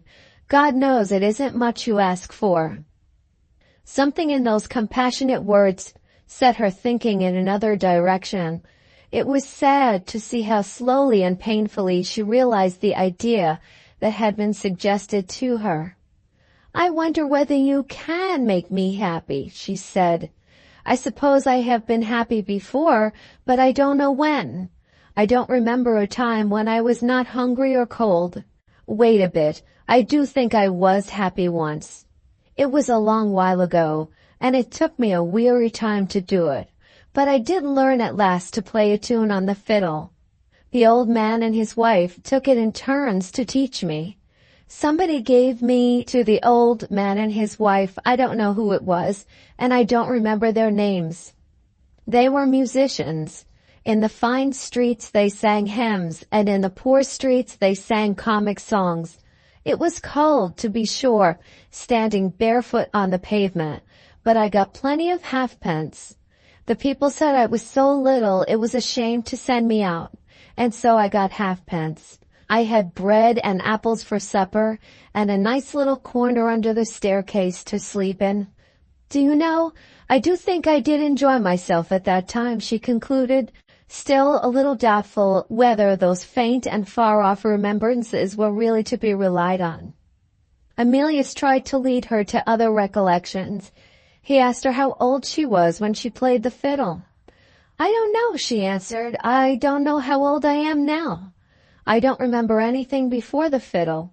I can't call to mind how long it was first, but there came a time when the old man and his wife got into trouble. They went to prison, and I never saw them afterwards. I ran away with the fiddle to get the halfpence, you know, all to myself. I think I should have got a deal of money if it hadn't been for the boys. They're so cruel, the boys are. They broke my fiddle. I tried selling pencils after that, but people didn't seem to want pencils. They found me out begging. I got took up and brought before the gentleman who sits in a high place, you know, behind a desk. Oh, but I was frightened when they took me before the gentleman. He looked very much puzzled. He says, 'Bring her up here. She's so small I can hardly see her.' He says, 'Good God, what am I to do with this unfortunate child?' There was plenty of people about. One of them says, 'The workhouse ought to take her.' And a lady came in, and she says, 'I'll take her, sir, if you'll let me.' And he knew her, and he let her. She took me to a place they call a refuge, for wandering children, you know. It was very strict at the refuge. They did give us plenty to eat, to be sure, and they taught us lessons. They told us about our Father up in heaven. I said a wrong thing. I said, 'I don't want him up in heaven. I want him down here.' They were very much ashamed of me when I said that. I was a bad girl. I turned ungrateful. After a time I ran away. You see, it was so strict and I was so used to the streets. I met with a Scotchman in the streets. He wore a kilt and played the pipes. He taught me to dance and dressed me up like a Scotch girl. He had a curious wife, a sort of half-black woman. She used to dance, too, on a bit of carpet, you know, so as not to spoil her fine shoes. They taught me songs. He taught me a Scotch song. And one day his wife said she was English.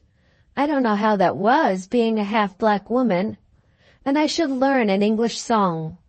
And they quarreled about it, and she had her way. She taught me Sally in Our Alley.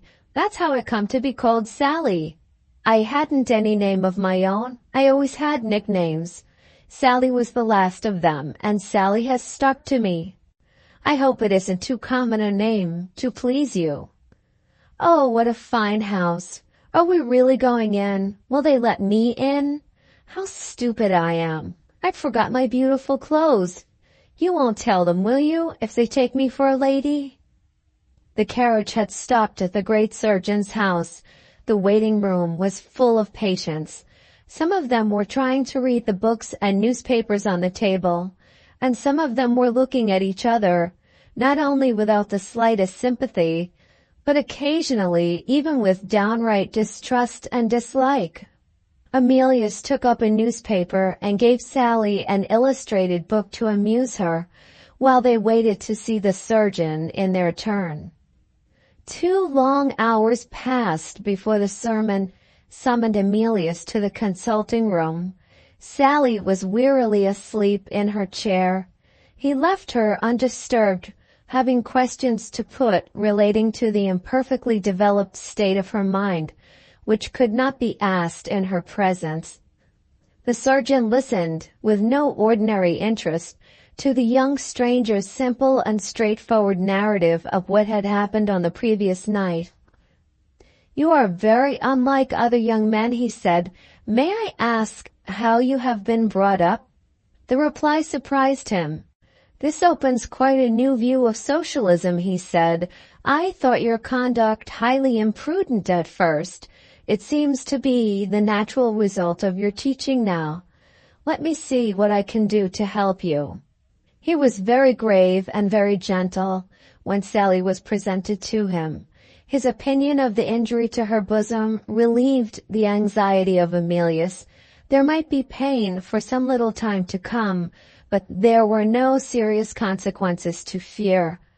Having written his prescription, and having put several questions to Sally, the surgeon sent her back with marked kindness of manner to wait for Amelius in the patient's room.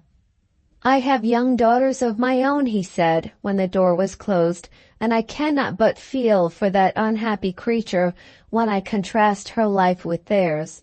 So far as I can see it, the natural growth of her senses, her higher and her lower senses alike, has been stunted, like the natural growth of her body, by starvation, terror, exposure to cold, and other influences inherent in the life that she has led. With nourishing food, pure air, and above all, kind and careful treatment, I see no reason at her age why she should not develop into an intelligent and healthy young woman. Pardon me if I venture on giving you a word of advice. At your time of life, you will do well to place her at once under competent and proper care. You may live to regret it if you are too confident in your own good motives in such a case as this. Come to me again if I can be of any use to you. No," he continued, refusing to take his fee, "my help to that poor lost girl is help given freely." He shook hands with Amelius, a worthy member of the noble order to which he belonged. The surgeon's parting advice, following on the quaint protest of Rufus, had its effect on Amelius. He was silent and thoughtful when he got into the carriage again. Simple Sally looked at him with a vague sense of alarm. Her heart beat fast under the perpetually recurring fear that she had done something or said something to offend him. "Was it bad behavior in me," she asked, "to fall asleep in the chair?" Reassured so far, she was still as anxious as ever to get at the truth. After a long hesitation and long previous thought, she ventured to try another question. "The gentleman sent me out of the room. Did he say anything to set you against me?" "The gentleman said everything that was kind of you," Amelius replied, "and everything to make me hope that you will live to be a happy girl." She said nothing to that. Vague assurances were no assurances to her. She only looked at him with the dumb fidelity of a dog. Suddenly she dropped on her knees in the carriage, hid her face in her hands, and cried silently. Surprised and distressed, he attempted to raise her and console her. "No," she said obstinately, "something has happened to vex you, and you won't tell me what it is. Do tell me what it is." "My dear child," said Emilius, "I was only thinking anxiously about you in the time to come." She looked up at him quickly. "What? Have you forgotten already?" she exclaimed. "I'm to be your servant in the time to come." She dried her eyes and took her place again joyously by his side. "You did frighten me," she said, "and all for nothing. But you didn't mean it, did you?" An older man might have had the courage to undeceive her. Emilius shrank from it.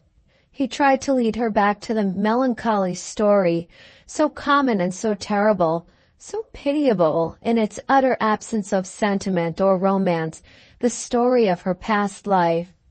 "No," she answered with that quick insight where her feelings were concerned, which was the only quick insight that she possessed. "I don't like making you sorry, and you did look sorry, you did, when I talked about it before. The streets, the streets, the streets. Little girl or big girl, it's only the streets. And always being hungry or cold, and cruel men when it isn't cruel boys. I want to be happy. I want to enjoy my new clothes. You tell me about your own self. What makes you so kind?" "I can't make it out. Try as I may, I can't make it out." Some time elapsed before they got back to the hotel. Emilius drove as far as the city to give the necessary instructions to his bankers. On returning to the sitting room at last, he discovered that his American friend was not alone. A gray-haired lady with a bright, benevolent face was talking earnestly to Rufus. The instant Sally discovered the stranger, she started back, fled to the shelter of her bedchamber, and locked herself in. Emilius, entering the room after a little hesitation, was presented to Mrs. Payson. "There was something in my old friend's note," said the lady, smiling and turning to Rufus, "which suggested to me that I should do well to answer it personally. I am not too old yet to follow the impulse of the moment, sometimes, and I am very glad that I did so. I have heard what is to me a very interesting story. Mr. Goldenheart, I respect you, and I will prove it by helping you, with all my heart and soul, to save that poor little girl who has just run away from me. Pray, don't make excuses for her. I should have run away too at her age. We have arranged," she continued, looking again at Rufus, "that I shall take you both to the home this afternoon. If we can prevail on Sally to go with us, one serious obstacle in our way will be overcome. Tell me the number of her room. I want to try if I can't make friends with her. I have had some experience, and I don't despair of bringing her back here, hand in hand, with the terrible person who has frightened her."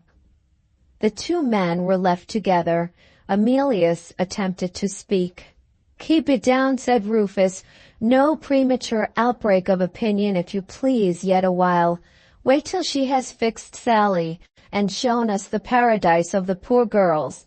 It's within the London postal district, and that's all I know about it. Well now, and did you go to the doctor? Thunder, what's come to the boy? Seems as though he has left his complexion in the carriage. He looks, I do declare, as if he wanted medical tinkering himself." Emilius explained that his past night had been a wakeful one, and that the events of the day had not allowed him any opportunities of repose. "Since the morning," he said, "things have hurried so, one on the top of the other, that I am beginning to feel a little dazed and weary." Without a word of remark, Rufus produced the remedy. The materials were ready on the sideboard. He made a cocktail. "Another?" asked the New Englander, after a reasonable lapse of time. Emilius declined taking another. He stretched himself on the sofa. His good friend considerately took up a newspaper. For the first time that day, he had now the prospect of a quiet interval for rest and thought. In less than a minute the delusive prospect vanished. He started to his feet again, disturbed by a new anxiety. Having leisure to think, he had thought of Regina. "Good heavens," he exclaimed, "she's waiting to see me, and I never remembered it till this moment." He looked at his watch. It was 5 o'clock. "What am I to do?" he said helplessly. Rufus laid down the newspaper and considered the new difficulty in its various aspects. "We are bound to go with Mrs. Payson to the home," he said, "and I tell you this, Emilius, the matter of Sally is not a matter to be played with. It's a thing that's got to be done. In your place, I should write politely to Miss Regina and put it off till tomorrow." In 99 cases out of 100, a man who took Rufus for his counselor was a man who acted wisely in every sense of the word. Events, however, of which Emilius and his friend were both ignorant alike, had so ordered it that the American's well-meant advice, in this one exceptional case, was the very worst advice that could have been given. In an hour more, Jervie and Mrs. Sowler were to meet at the tavern door. The one last hope of protecting Mrs. Farnaby from the abominable conspiracy of which she was the destined victim rested solely on the fulfillment by Emilius of his engagement with Regina for that day. Always ready to interfere with the progress of the courtship, Mrs. Farnaby would be especially eager to seize the first opportunity of speaking to her young socialist friend on the subject of his lecture. In the course of the talk between them, the idea which, in the present disturbed state of his mind, had not struck him yet, the idea that the outcast of the streets might, by the barest conceivable possibility, be identified with the lost daughter, would, in one way or another, be almost infallibly suggested to Emilius, and at the 11th hour the conspiracy would be foiled. If, on the other hand, the American's fatal advice was followed, the next morning's post might bring a letter from Jervie to Mrs. Farnaby, with this disastrous result. At the first words spoken by Emilius, she would put an end to all further interest in the subject on his part, by telling him that the lost girl had been found, and found by another person. Rufus pointed to the writing materials on a side table, which he had himself used earlier in the day. The needful excuse was, unhappily, quite easy to find. A misunderstanding with his lady had obliged Emilius to leave his lodgings at an hour's notice, and had occupied him in trying to find a new residence for the rest of the day. The note was written. Rufus, who was nearest to the bell, stretched out his hand to ring for the messenger. Emilius suddenly stopped him. "She doesn't like me to disappoint her," he said. "I needn't stay long. I might get there and back in half an hour in a fast cab." His conscience was not quite easy. The sense of having forgotten Regina, no matter how naturally and excusably, oppressed him with a feeling of self-reproach. Rufus raised no objection. The hesitation of Emilius was unquestionably creditable to him. "If you must do it, my son," he said, "do it right away, and we'll wait for you." Emilius took up his hat. The door opened as he approached it, and Mrs. Payson entered the room, leading Simple Sally by the hand. "We are all going together," said the genial old lady, "to see my large family of daughters at the home. We can have our talk in the carriage. It's an hour's drive from this place, and I must be back again to dinner at 7:30. Emilius and Rufus looked at each other. Emilius thought of pleading an engagement and asking to be excused. Under the circumstances, it was assuredly not a very gracious thing to do. Before he could make up his mind one way or the other, Sally stole to his side and put her hand on his arm. Mrs. Payson had done wonders in conquering the girl's inveterate distrust of strangers, and, to a certain extent at least, winning her confidence. But no early influence could shake Sally's dog-like devotion to Emilius. Her jealous instinct discovered something suspicious in his sudden silence. "You must go with us," she said. "I won't go without you." Certainly not, Mrs. Payson added. I promised her that, of course, beforehand. Rufus rang the bell and dispatched the messenger to Regina. That's the one way out of it, my son, he whispered to Emilius, as they followed Mrs. Payson and Sally down the stairs of the hotel. They had just driven up to the gates of the home when Jervie and his accomplice met at the tavern and entered on their consultation in a private room. In spite of her poverty-stricken appearance, Mrs. Sowler was not absolutely destitute. In various underhand and wicked ways, she contrived to put a few shillings in her pocket from week to week. If she was half-starved, it was for the very ordinary reason, among persons of her vicious class, that she preferred spending her money on drink. Stating his business with her as reservedly and as cunningly as usual, Jervie found to his astonishment that even this squalid old creature presumed to bargain with him. The two wretches were on the point of a quarrel which might have delayed the execution of the plot against Mrs. Farnaby, but for the vile self-control which made Jervie one of the most formidable criminals living. He gave way on the question of money, and from that moment he had Mrs. Sowler absolutely at his disposal. "Meet me tomorrow morning to receive your instructions," he said. "The time is 10 sharp, and the place is the Powder Magazine in Hyde Park. And mind this, you must be decently dressed. You know where to hire the things. If I smell you of spirits tomorrow morning, I shall employ somebody else. No, not a farthing now. You will have your money, first installment only, mind, tomorrow at 10. Left by himself, Jervie sent for pen, ink, and paper, using his left hand, which was just as serviceable to him as his right. He traced these lines. "You are informed by an unknown friend that a certain lost young lady is now living in a foreign country and may be restored to her afflicted mother on receipt of a sufficient sum to pay expenses and to reward the writer of this letter, who is undeservedly in distressed circumstances.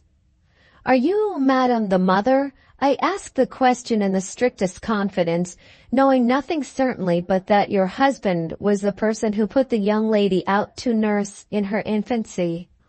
I don't address your husband because his inhuman desertion of the poor baby does not incline me to trust him. I run the risk of trusting you to a certain extent at starting. Shall I drop a hint which may help you to identify the child in your own mind? It would be inexcusably foolish on my part to speak too plainly just yet. The hint must be a vague one. Suppose I use a poetical expression and say that the young lady is enveloped in mystery from head to foot, especially the foot. In the event of my addressing the right person, I beg to offer a suggestion for a preliminary interview. If you will take a walk on the bridge over the Serpentine River on Kensington Gardens side at 10:30 tomorrow morning, holding a white handkerchief in your left hand, you will meet the much injured woman who is deceived into taking charge of the infant child at Ramsgate, and will be satisfied so far that you are giving your confidence to persons who really deserve it." Jervie addressed this infamous letter to Mrs. Farnaby in an ordinary envelope marked "Private." He posted it that night with his own hand. Book 6, Chapter 4. "Rufus, I don't quite like the way you look at me. You seem to think—" "Give it tongue, my son. What do I seem to think?" "You think I'm forgetting Regina. You don't believe I'm just as fond of her as ever. The fact is, you're an old bachelor." "That is so. Where's the harm, Emilius?" "I don't understand." "You're out there, my bright boy. I reckon I understand more than you think for. The wisest thing you ever did in your life is what you did this evening, when you committed Sally to the care of those ladies at the home. Good night, Rufus. We shall quarrel if I stay here any longer." "Good night, Emilius. We shan't quarrel. Stay here as long as you like." The good deed had been done. The sacrifice, already a painful sacrifice, had been made.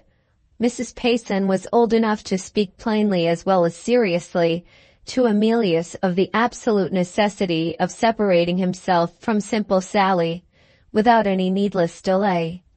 "You have seen for yourself," she said, "that the plan on which this little household is ruled is the unvarying plan of patience and kindness. So far as Sally is concerned, you can be quite sure that she will never hear a harsh word, never meet with a hard look while she is under our care. The lamentable neglect under which the poor creature has suffered will be tenderly remembered and atoned for here. If we can't make her happy among us, I promise that she shall leave the home, if she wishes it, in 6 weeks' time. As to yourself, consider your position if you persist in taking her back with you. Our good friend Rufus has told me that you are engaged to be married. Think of the misinterpretations, to say the least of it, to which you would subject yourself. Think of the reports which would sooner or later find their way to the young lady's ears, and of the deplorable consequences that would follow. I believe implicitly in the purity of your motives, but remember who taught us to pray that we may not be led into temptation, and complete the good work that you have begun by leaving Sally among friends and sisters in this house." To any honorable man, these were unanswerable words. Coming after what Rufus and the surgeon had already said to him, they left Emilius no alternative but to yield. He pleaded for leave to write to Sally and to see her, at a later interval, when she might be reconciled to her new life. Mrs. Payson had just consented to both requests. Rufus had just heartily congratulated him on his decision, when the door was thrown violently open. Simple Sally ran into the room, followed by one of the women attendants in a state of breathless surprise. "She showed me a bedroom," cried Sally, pointing indignantly to the woman, "and she asked if I should like to sleep there." She turned to Emilius and caught him by the hand to lead him away. The ineradicable instinct of distrust had been once more aroused in her by the too zealous attendant. "I'm not going to stay here," she said. "I'm going away with you." Emilius glanced at Mrs. Payson. Sally tried to drag him to the door. He did his best to reassure her by a smile. He spoke confusedly some composing words, but his honest face, always accustomed to tell the truth, told the truth now. The poor lost creature, whose feeble intelligence was so slow to discern, so inapt to reflect, looked at him with the heart's instantaneous perception and saw her doom. She let go of his hand. Her head sank. Without word or cry, she dropped at the floor at his feet. The attendant instantly raised her and placed her on a sofa. Mrs. Payson saw how resolutely Emilius struggled to control himself, and felt for him with all her heart. Turning aside for a moment, she hastily wrote a few lines and returned to him. "Go, before we revive her," she whispered, "and give what I have written to the coachman." "You shall suffer no anxiety that I can spare you," said the excellent woman. "I will stay here myself tonight and reconcile her to the new life." She held out her hand. Emilius kissed it in silence. Rufus led him out. Not a word dropped from his lips on the long drive back to London. His mind was disturbed by other subjects besides the subject of Sally. He thought of his future, darkened by the doubtful marriage engagement that was before him. Alone with Rufus for the rest of the evening, he petulantly misunderstood the sympathy with which the kindly American regarded him. Their bedrooms were next to each other. Rufus heard him walking restlessly to and fro, and now and then talking to himself. After a while, these sounds ceased. He was evidently worn out, and was getting the rest that he needed at last. The next morning, he received a few lines from Mrs. Payson, giving a favorable account of Sally, and promising further particulars in a day or two. Encouraged by this good news, revived by a long night's sleep, he went towards noon to pay his postponed visit to Regina. At that early hour, he could feel sure that his interview with her would not be interrupted by visitors. She received him quietly and seriously, pressing his hand with a warmer fondness than usual. He had anticipated some complaint of his absence on the previous day, and some severe allusion to his appearance in the capacity of a socialist lecturer. Regina's indulgence, or Regina's interest in circumstances of more pressing importance, preserved a merciful silence on both subjects. "It is a comfort to me to see you, Emilius," she said.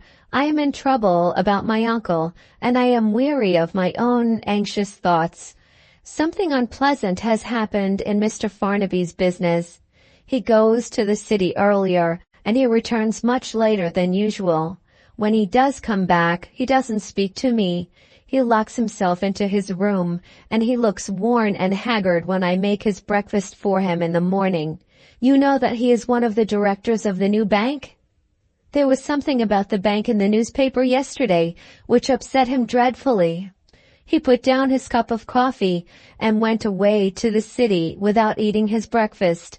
I don't like to worry you about it, Emilius, but my aunt seems to take no interest in her husband's affairs, and it is really a relief to me to talk of my troubles to you. I have kept the newspaper. Do look at what it says about the bank and tell me if you understand it." Emilius read the passage pointed out to him. He knew as little of banking business as Regina. "So far I can make it out," he said. "They're paying away money to their shareholders, which they haven't earned. How do they do that, I wonder?" Regina changed the subject in despair. She asked Emilius if he had found new lodgings. Hearing that he had not yet succeeded in a search for a residence, she opened a drawer of her work table and took out a card. "The brother of one of my schoolfellows is going to be married," she said. "He has a pretty bachelor cottage in the neighborhood of the Regent's Park, and he wants to sell it with the furniture just as it is. I don't know whether you care to encumber yourself with a little house of your own. His sister has asked me to distribute some of his cards with the address and the particulars. It might be worth your while, perhaps, to look at the cottage when you pass that way." Emilius took the card. The small feminine restraints and gentlenesses of Regina, her quiet, even voice, her serene grace of movement, had a pleasantly soothing effect on his mind after the anxieties of the last 24 hours. He looked at her bending over her embroidery, deftly and gracefully industrious, and drew his chair closer to her. She smiled softly over her work, conscious that he was admiring her, and placidly pleased to receive the tribute. "I would buy the cottage at once," said Emilius, "if I thought you would come and live in it with me." She looked up gravely with her needle suspended in her hand. "Don't let us return to that," she answered, and went on again with her embroidery. "Why not?" Emilius asked. She persisted in working as industriously as if she had been a poor needlewoman, with serious reasons for being eager to get her money. "It is useless," she replied, "to speak of what cannot be for some time to come." Emilius stopped the progress of the embroidery by taking her hand. Her devotion to her work irritated him. "Look at me, Regina," he said, steadily controlling himself. "I want to propose that we shall give way a little on both sides. I won't hurry you, I will wait a reasonable time. If I promise that, surely you may yield a little in return. Money seems to be a hard taskmaster, my darling, after what you have told me about your uncle. See how he suffers because he is bent on being rich, and ask yourself if it isn't a warning to us not to follow his example. Would you like to see me too wretched to speak to you or to eat my breakfast, and all for the sake of a little outward show? Come, come, let us think of ourselves. Why should we waste the best days of our life apart when we are both free to be happy together? I have another good friend besides Rufus, the good friend of my father before me. He knows all sorts of great people, and he will help me to some employment. In 6 months' time, I might have a little salary to add to my income. Say the sweetest words, my darling, that ever fell from your lips. Say you will marry me in 6 months. It was not in a woman's nature to be insensible to such pleading as this. She all but yielded. I should like to say it, dear, she answered with a little fluttering sigh. Say it then, Emilius suggested tenderly. She took refuge again in her embroidery. If you would only give me a little time, she suggested, I might say it. Time for what, my own love? Time to wait, dear, till my uncle is not quite so anxious as he is now. Don't talk of your uncle, Regina. You know as well as I do what he would say. Good heavens, why can't you decide for yourself? No, I don't want to hear over again about what you owe to Mr. Farnaby. I heard enough of it on that day in the shrubbery. Oh, my dear girl, do have some feeling for me. Do for once have a will of your own. Those last words were an offense to her self-esteem. I think it's very rude to tell me I have no will of my own, she said, and very hard to press in this way when you know I am in trouble. The inevitable handkerchief appeared, adding emphasis to the protest, and the becoming tears showed themselves modestly in Regina's magnificent eyes. Emilius started out of his chair and walked away to the window. That last reference to Mr. Farnaby's pecuniary cares was more than he had patience to endure. She can't even forget her uncle and his bank, he thought, when I am speaking to her of our marriage. He kept his face hidden from her at the window. By some subtle process of association, which he was unable to trace, the image of simple Sally rose in his mind. An irresistible influence forced him to think of her, not as the poor, starved, degraded, half-witted creature of the streets, but as the grateful girl who had asked for no happier future than to be his servant, who had dropped senseless at his feet at the bare prospect of parting with him. His sense of self-respect, his loyalty to his betrothed wife, resolutely resisted the unworthy conclusion to which his own thoughts were leading him. He turned back again to Regina. He spoke so loudly and so vehemently that the gathering flow of her tears was suspended in surprise. You're right. You're quite right, my dear. I ought to give you time, of course. I try to control my hasty temper, but I don't always succeed, just at first. Pray forgive me. It shall be exactly as you wish. Regina forgave him, with a gentle and ladylike astonishment at the excitable manner in which he made his excuses. She even neglected her embroidery and put her face up to him to be kissed. You are so nice, dear, she said, when you are not violent and unreasonable. It is such a pity you were brought up in America. Won't you stay to lunch? Happily for Emilius, the footman appeared at this critical moment with a message. My mistress wishes particularly to see you, sir, before you go. This was the first occasion in the experience of the lovers on which Mrs. Farnaby had expressed her wishes through the medium of a servant instead of appearing personally. The curiosity of Regina was mildly excited.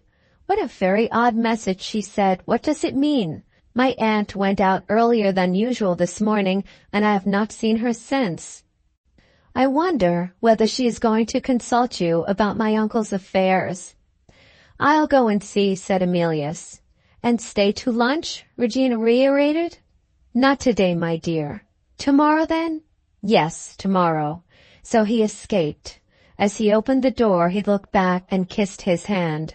Regina raised her head for a moment and smiled charmingly. She was hard at work again over her embroidery. Book 6, Chapter 5.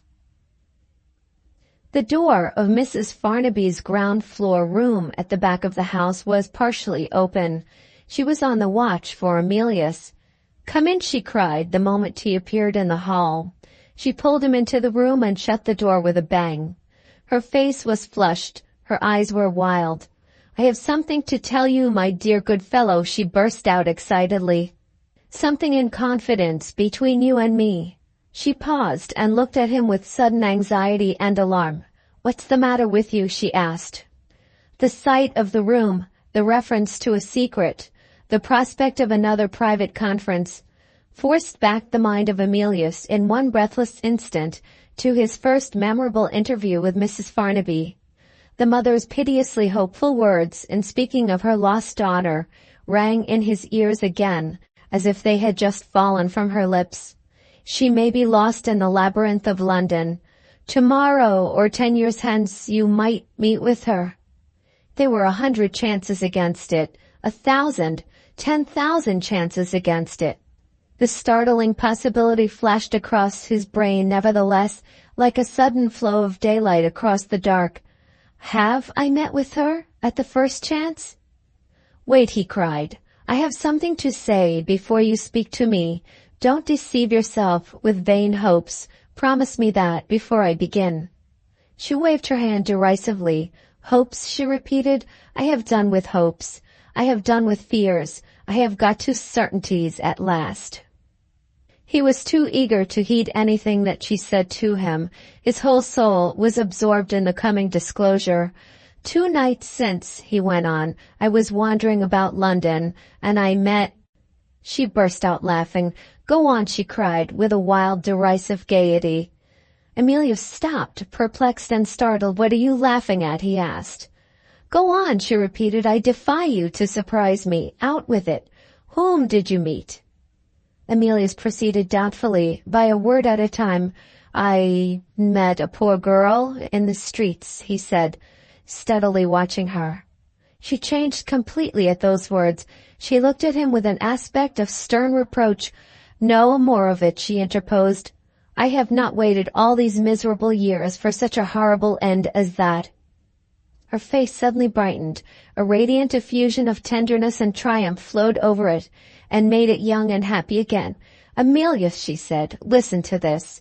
My dream has come true. My girl is found. Thanks to you, though you don't know it. Emilius looked at her. Was she speaking of something that had really happened, or had she been dreaming again? Absorbed in her own happiness, she made no remark on his silence. I have seen the woman, she went on. This bright, blessed morning I have seen the woman who took her away in the first days of her poor little life. The wretch swears she was not to blame. I tried to forgive her. Perhaps I almost did forgive her, in the joy of hearing what she had to tell me. I should never have heard it, Emilius, if you had not given that glorious lecture. The woman was one of your audience. She would never have spoken of those past days. She would never have thought of me. At those words, Mrs. Farnaby abruptly stopped and turned her face away from Emilius. After waiting a little, finding her still silent, still immovable, he ventured on putting a question. Are you sure you are not deceived? He asked. I remember you told me that rogues had tried to impose on you in past times when you employed people to find her. I have proof that I am not being imposed upon, Mrs. Farnaby answered, still keeping her face hidden from him. One of them knows of the fault in her foot. One of them? Emilius repeated. How many of them are there? 2, the old woman and a young man. What are their names? They won't tell me their names yet. Isn't that a little suspicious? One of them knows, Mrs. Farnaby reiterated, of the fault in her foot. May I ask which of them knows? The old woman, I suppose. No, the young man. That's strange, isn't it? Have you seen the young man? I know nothing of him, except the little that the woman told me. He has written me a letter. May I look at it? I daren't let you look at it. Emilius said no more. If he had felt the smallest suspicion that the disclosure volunteered by Mrs. Farnaby at their first interview had been overheard by the unknown person who had opened the swinging window in the kitchen, he might have recalled Phoebe's vindictive language at his lodgings, and the doubts suggested to him by his discovery of the vagabond waiting for her in the street. As it was, he was simply puzzled. The one plain conclusion to his mind was, unhappily, the natural conclusion after what he had heard, that Mrs. Farnaby had no sort of interest in the discovery of Simple Sally, and that he need trouble himself with no further anxiety in that matter. Strange as Mrs. Farnaby's mysterious revelation seemed, Her correspondent's knowledge of the fault in the foot was circumstance in his favor beyond dispute. Amelia still wondered inwardly how it was that the woman who had taken charge of the child had failed to discover what appeared to be known to another person. If he had been aware that Mrs. Sowler's occupation at the time was the occupation of a baby farmer, and that she had many other deserted children pining under her charge, he might have easily understood that she was the last person in the world to trouble herself with a minute examination of any one of the unfortunate little creatures abandoned to her drunken and merciless neglect. Jervie had satisfied himself, before he trusted her with his instructions, that she knew no more than the veriest stranger of any peculiarity in one or the other of the child's feet. Interpreting Mrs. Farnaby's last reply to him as an intimation that their interview was at an end, Emilius took up his hat to go. "I hope with all my heart," he said, "that what has begun so well will end well. If there is any service that I can do for you." She drew nearer to him and put her hand gently on his shoulder. "Don't think that I distrust you," she said very earnestly. "I am unwilling to shock you, that is all. Even this great joy has a dark side to it. My miserable married life casts its shadow on everything that happens to me. Keep secret from everybody the little that I have told you. You will ruin me if you say one word of it to any living creature. I ought not to have opened my heart to you, but how could I help it, when the happiness that is coming to me has come through you? When you say goodbye to me today, Emilius, you say goodbye to me for the last time in this house. I am going away. Don't ask me why. That is one more among the things which I daren't tell you. You shall hear from me or see me, I promise that. Give me some safe address to write to, some place where there are no inquisitive women who may open my letter in your absence." She handed him her pocketbook. Emilius wrote down in it the address of his club. She took his hand. "Think of me kindly," she said, "and once more, don't be afraid of my being deceived. There is a hard part of me still left which keeps me on my guard. The old woman tried this morning to make me talk to her about that little fault we know of in my child's foot. But I thought to myself, if you had taken a proper interest in my poor baby while she was with you, you must sooner or later have found it out. Not a word passed my lips.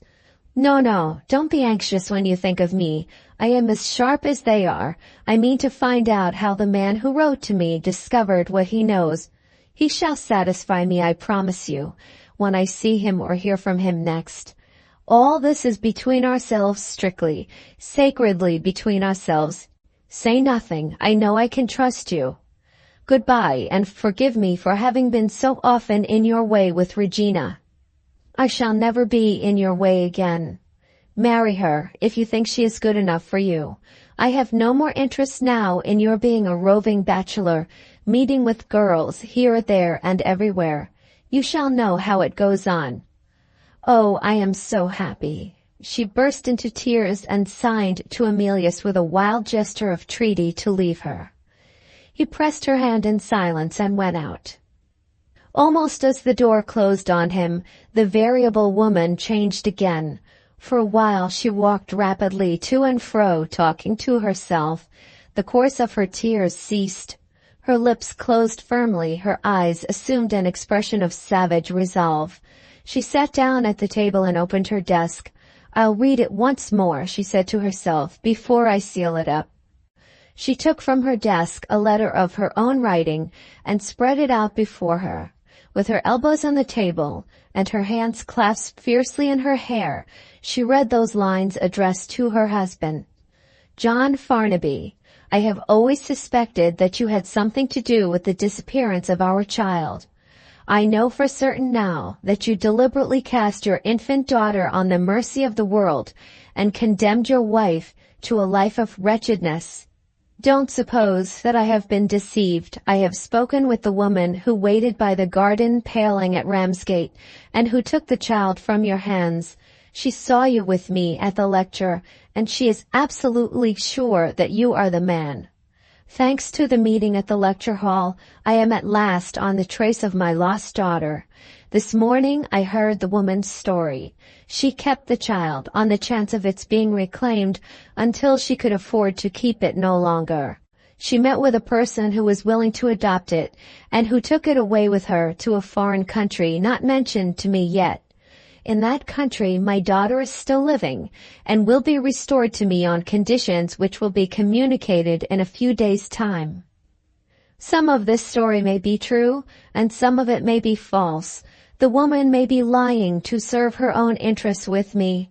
Of one thing I am sure, my girl is identified by means known to me of which there can be no doubt, and she must be still living because the interest of the persons treating with me is an interest in her life. When you receive this letter, on your return from business tonight, I shall have left you and left you forever. The bare thought of even looking at you again fills me with horror.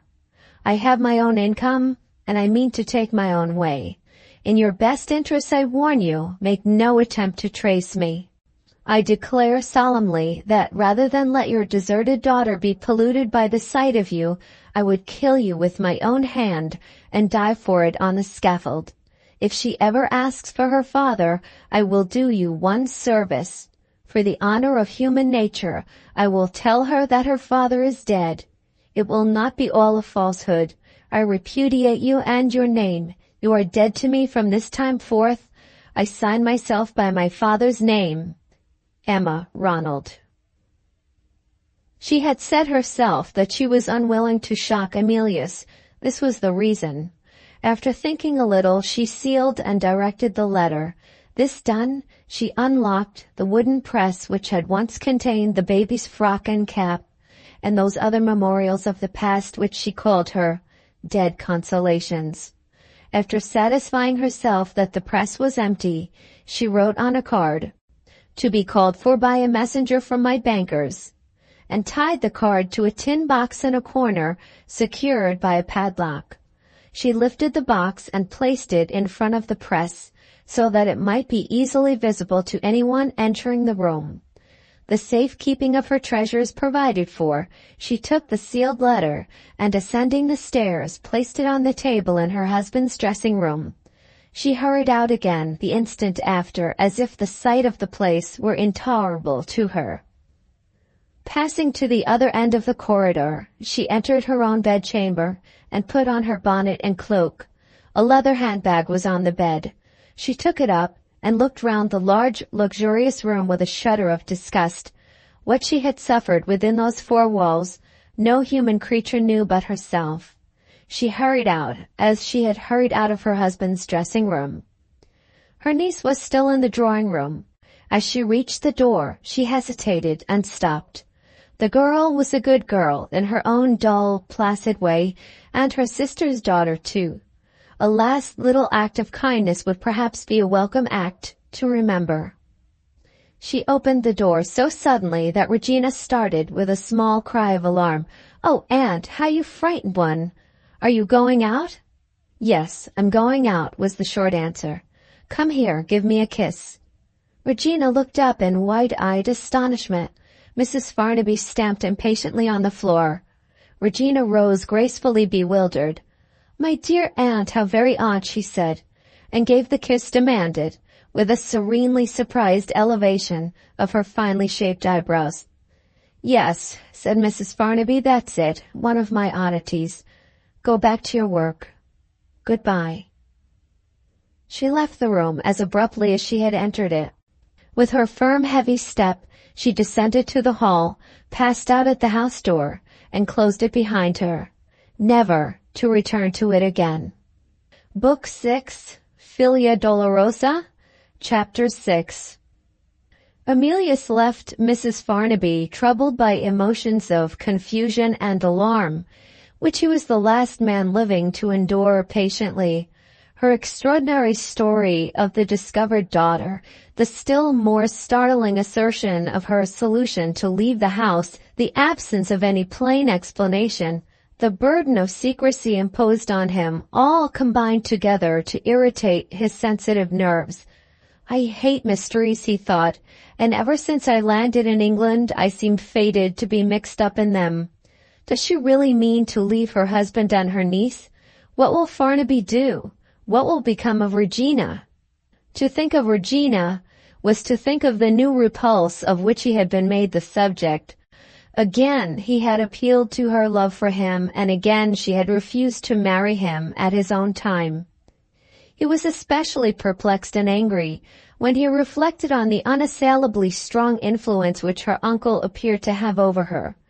All Regina's sympathy was with Mr. Farnaby and his troubles. Emilius might have understood her a little better if she had told him what had passed between her uncle and herself on the night of Mr. Farnaby's return in a state of indignation from the lecture.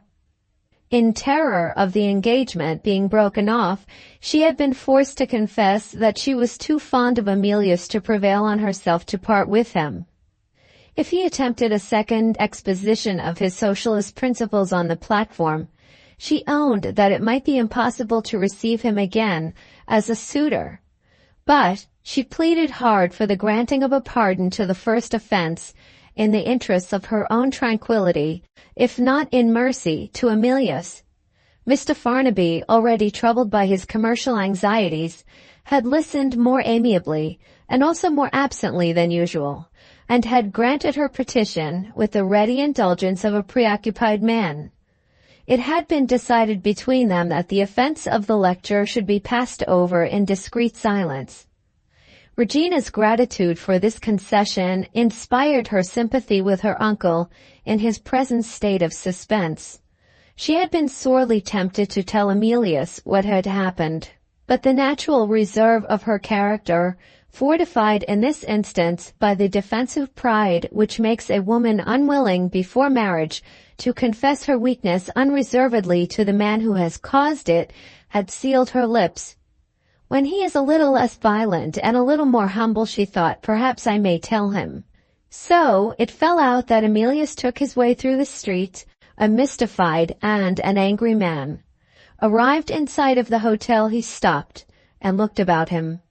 It was impossible to disguise from himself that a lurking sense of regret was making itself felt in his present frame of mind when he thought of simple Sally. In all probability, he would have quarreled with any man who had accused him of actually lamenting the girl's absence and wanting her back again. He happened to recollect her artless blue eyes with their vague, patient look, and her quaint, childish questions put so openly, in so sweet a voice, and that was all. Was there anything reprehensible, if you please, in an act of remembrance? Comforting himself with these considerations, he moved on again a step or two, and stopped once more. In his present humor, he shrank from facing Rufus. The American read him like a book. The American would ask irritating questions. He turned his back on the hotel and looked at his watch. As he took it out, his finger and thumb touched something else in his waistcoat pocket. It was the card that Regina had given to him, the card of the cottage to let. He had nothing to do and nowhere to go. Why not look at the cottage?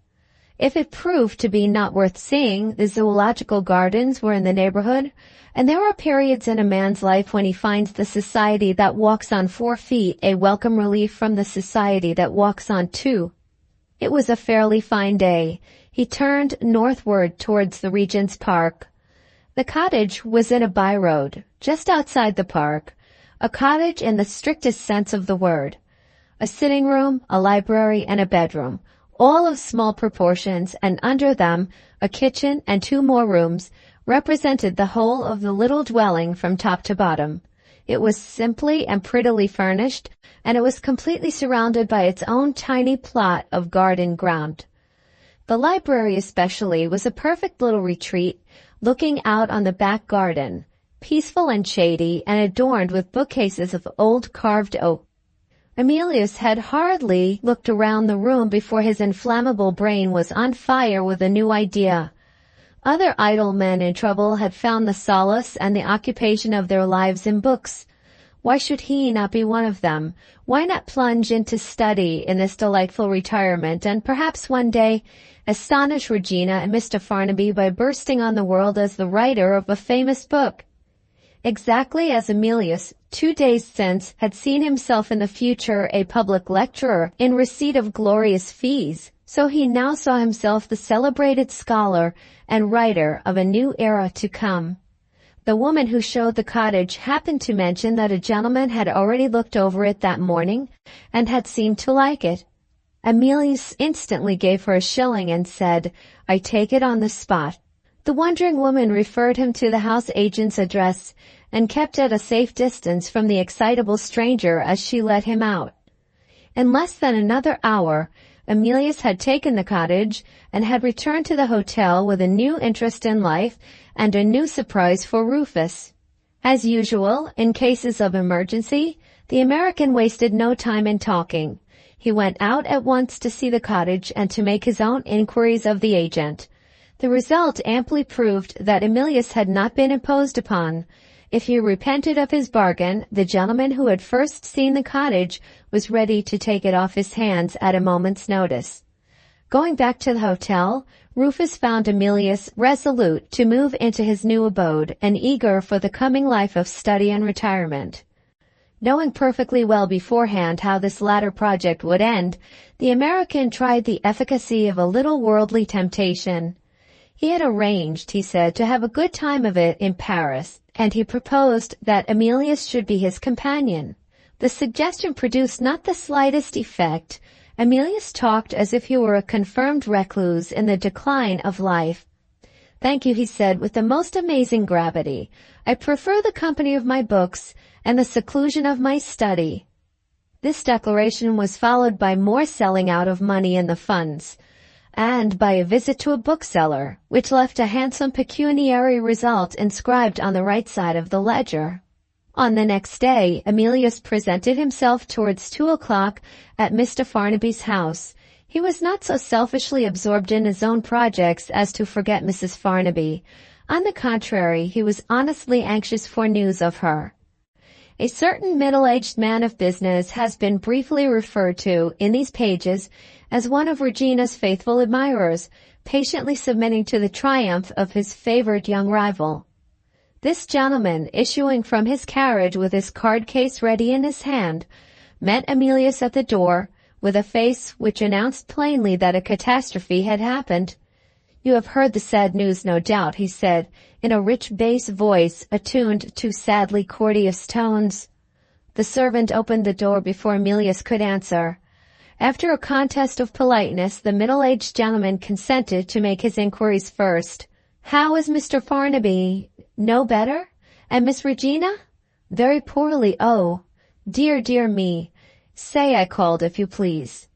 He handed in 2 cards with a severe enjoyment of the melancholy occasion and the rich bass sounds of his own voice. "Very sad, is it not?" he said, addressing his youthful rival with an air of paternal indulgence. "Good morning." He bowed with melancholy grace and got into his carriage. Emilius looked after the prosperous merchant as the prancing horses drew him away.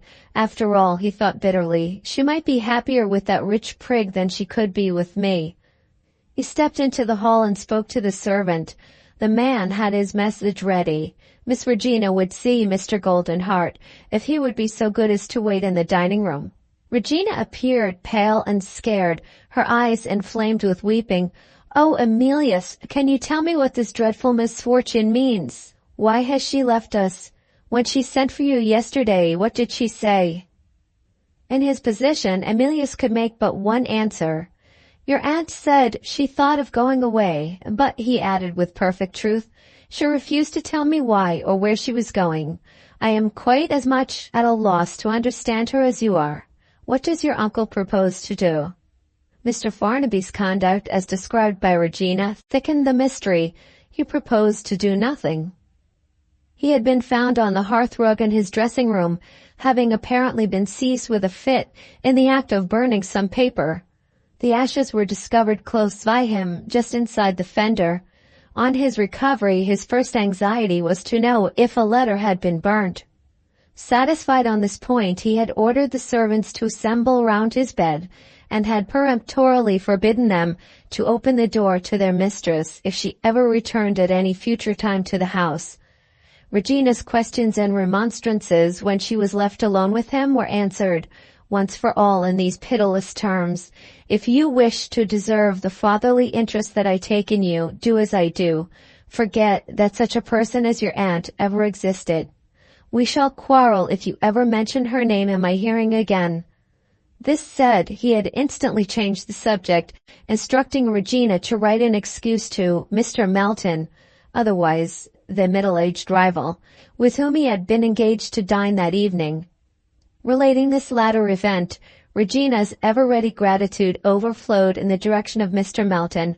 He was so kind. He left his guests in the evening and came and sat with my uncle for nearly an hour. Emilius made no remark on this. He led the conversation back to the subject of Mrs. Farnaby. She once spoke to me of her lawyers, he said. Do they know nothing about her? The answer to this question showed that the sternly final decision of Mr. Farnaby was matched by equal resolution on the part of his wife. One of the partners in the legal firm had called that morning to see Regina on a matter of business. Mrs. Farnaby had appeared at the office on the previous day and had briefly expressed her wish to make a small annual provision for her niece in case of future need. Declining to enter into any explanation, she had waited until the necessary document had been drawn out, had requested that Regina might be informed of the circumstance, and had then taken her departure in absolute silence. Hearing that she had left her husband, the lawyer, like everyone else, was completely at a loss to understand what it meant. "And what does the doctor say?" Emilius asked next. "My uncle is to be kept perfectly quiet," Regina answered, "and is not to return to business for some time to come. Mr. Melton, with his usual kindness, has undertaken to look after his affairs for him.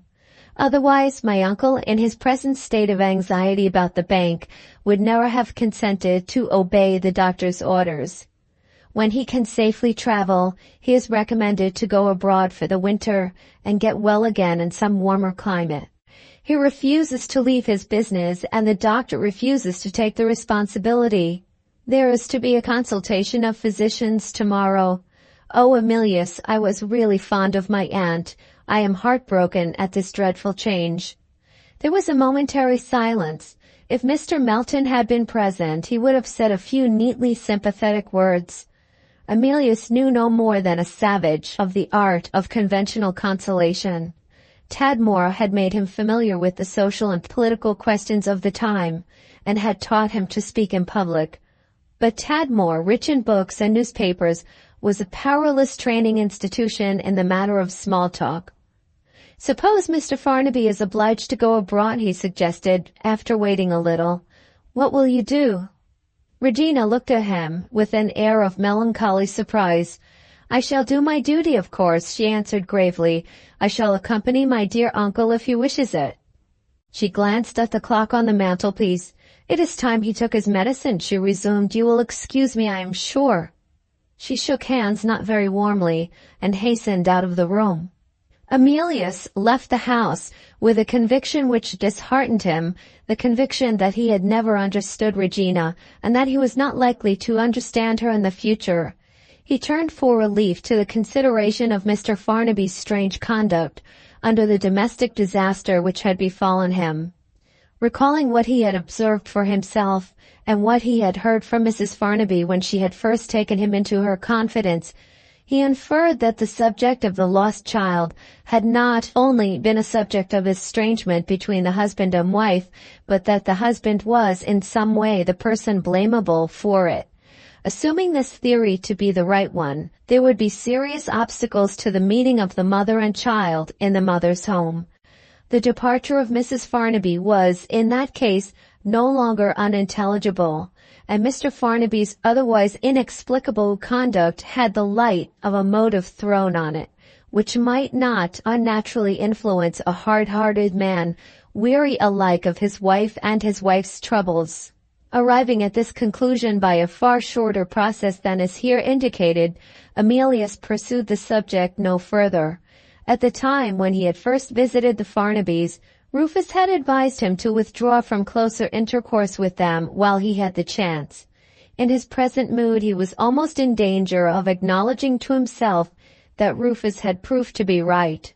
He lunched with his American friend at the hotel. Before the meal was over, Mrs. Payson called to say a few cheering words about Sally. It was not to be denied that the girl remained persistently silent and reserved. In other respects, the report was highly favorable.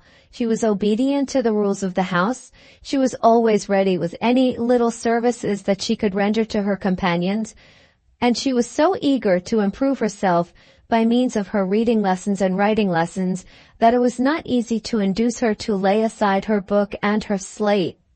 When the teacher offered her some small reward for her good conduct and asked what she would like, the sad little face brightened, and the faithful creature's answer was always the same: "I should like to know what he is doing now."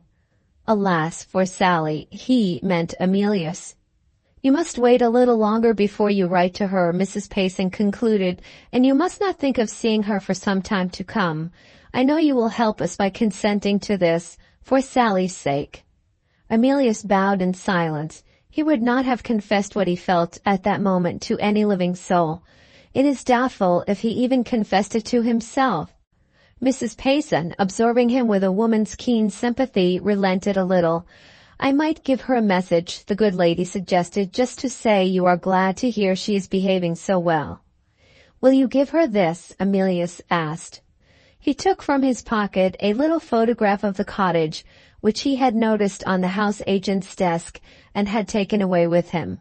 "It is my cottage now," he explained in tones that faltered a little. "I am going to live there. Sally might like to see it."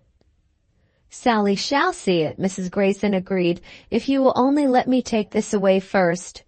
She pointed to the address of the cottage printed under the photograph. Past experience in the home made her reluctant to trust Sally with the address in London at which Emilius was to be found. Rufus produced a huge, complex knife, out of the depth of which a pair of scissors burst on touching a spring.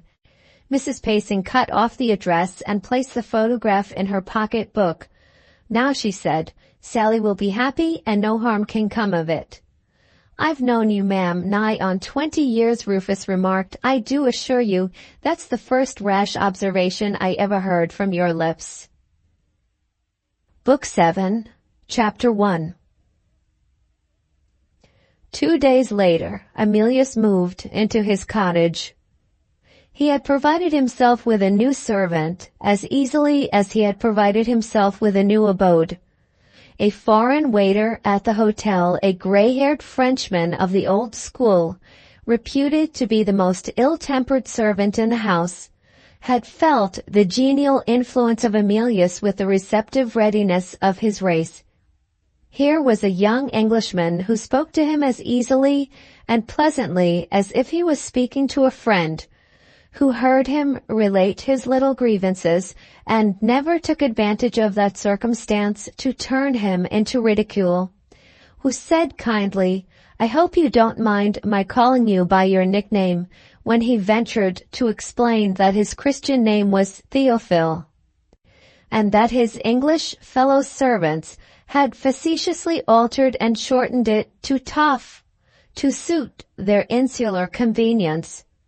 "For the first time, sir," he had hastened to add, "I feel it an honor to be Toff when you speak to me." Asking everybody whom he met if they could recommend a servant to him, Emilius had put the question when Toff came in one morning with the hot water. The old Frenchman made a low bow, expressive of devotion. "I know of but one man, sir, whom I can safely recommend," he answered. "Take me." Emilius was delighted. He had only one objection to make. "I don't want to keep 2 servants," he said, while Toff was helping him on with his dressing gown. "Why should you keep 2 servants, sir?" the Frenchman inquired. Emilius answered, "I can't ask you to make the beds." "Why not?" said Toff, and made the bed then and there in 5 minutes. He ran out of the room and came back with one of the chambermaid's brooms. "Judge for yourself, sir. Can I sweep a carpet?" He placed a chair for Emilius. "Permit me to save you the trouble of shaving yourself." Are you satisfied? Very good. I am equally capable of cutting your hair and attending to your corns if you suffer, sir, from that inconvenience. Will you allow me to propose something which you have not had yet for your breakfast? In half an hour more, he brought in the new dish, oeufs à la tripe. An elementary specimen, sir, of what I can do for you as a cook. Be pleased to taste it. Emilius ate it all up on the spot, and Toff applied the moral, with the neatest choice of language. Thank you, sir, for a gratifying expression of approval. One more specimen of my poor capabilities, and I have done. It is barely possible, God forbid, that you may fall ill. Honor me by reading that document. He handed a written paper to Emilius, dated some years since in Paris, and signed in an English name. I testify with gratitude and pleasure that Théophile Leblond has nursed me through a long illness with an intelligence and devotion which I cannot too highly praise. May you never employ me, sir, in that capacity, said Toff. I have only to add that I am not so old as I look, and that my political opinions have changed in later life from red Republican to moderate Liberal. I also confess, if necessary, that I still have an ardent admiration for the fair sex. He laid his hand on his heart and waited to be engaged. So the household at the cottage was modestly limited to Emilius and Toff. Rufus remained for another week in London to watch the new experiment. He had made careful inquiries into the Frenchman's character and had found that the complaints of his temper really amounted to this, that he gave himself the airs of a gentleman and didn't understand a joke. On the question of honesty and sobriety, the testimony of the proprietor of the hotel left Rufus nothing to desire. Greatly to his surprise, Emilius showed no disposition to grow weary of his quiet life, or to take refuge in perilous amusements from the sober society of his books. He was regular in his inquiries at Mr. Farnaby's house. He took long walks by himself. He never mentioned Sally's name. He'd lost his interest in going to the theater, and he never appeared in the smoking room of the club. Some men, observing the remarkable change which had passed over his excitable temperament, would have hailed it as a good sign for the future. The New Englander looked below the surface and was not so easily deceived. My bright boy's soul is discouraged and cast down, was the conclusion that he drew. There's darkness in him where there once was light. And what's worse than all, he caves in and keeps it to himself. After vainly trying to induce Emilius to open his heart, Rufus at last went to Paris with a mind that was ill at ease. On the day of the American's departure, the march of events was resumed, and the unnaturally quiet life of Emilius began to be disturbed again. Making his customary inquiries in the forenoon at Mr. Farnaby's door, he found the household in a state of agitation. A second council of physicians had been held, in consequence of the appearance of some alarming symptoms in the case of the patient.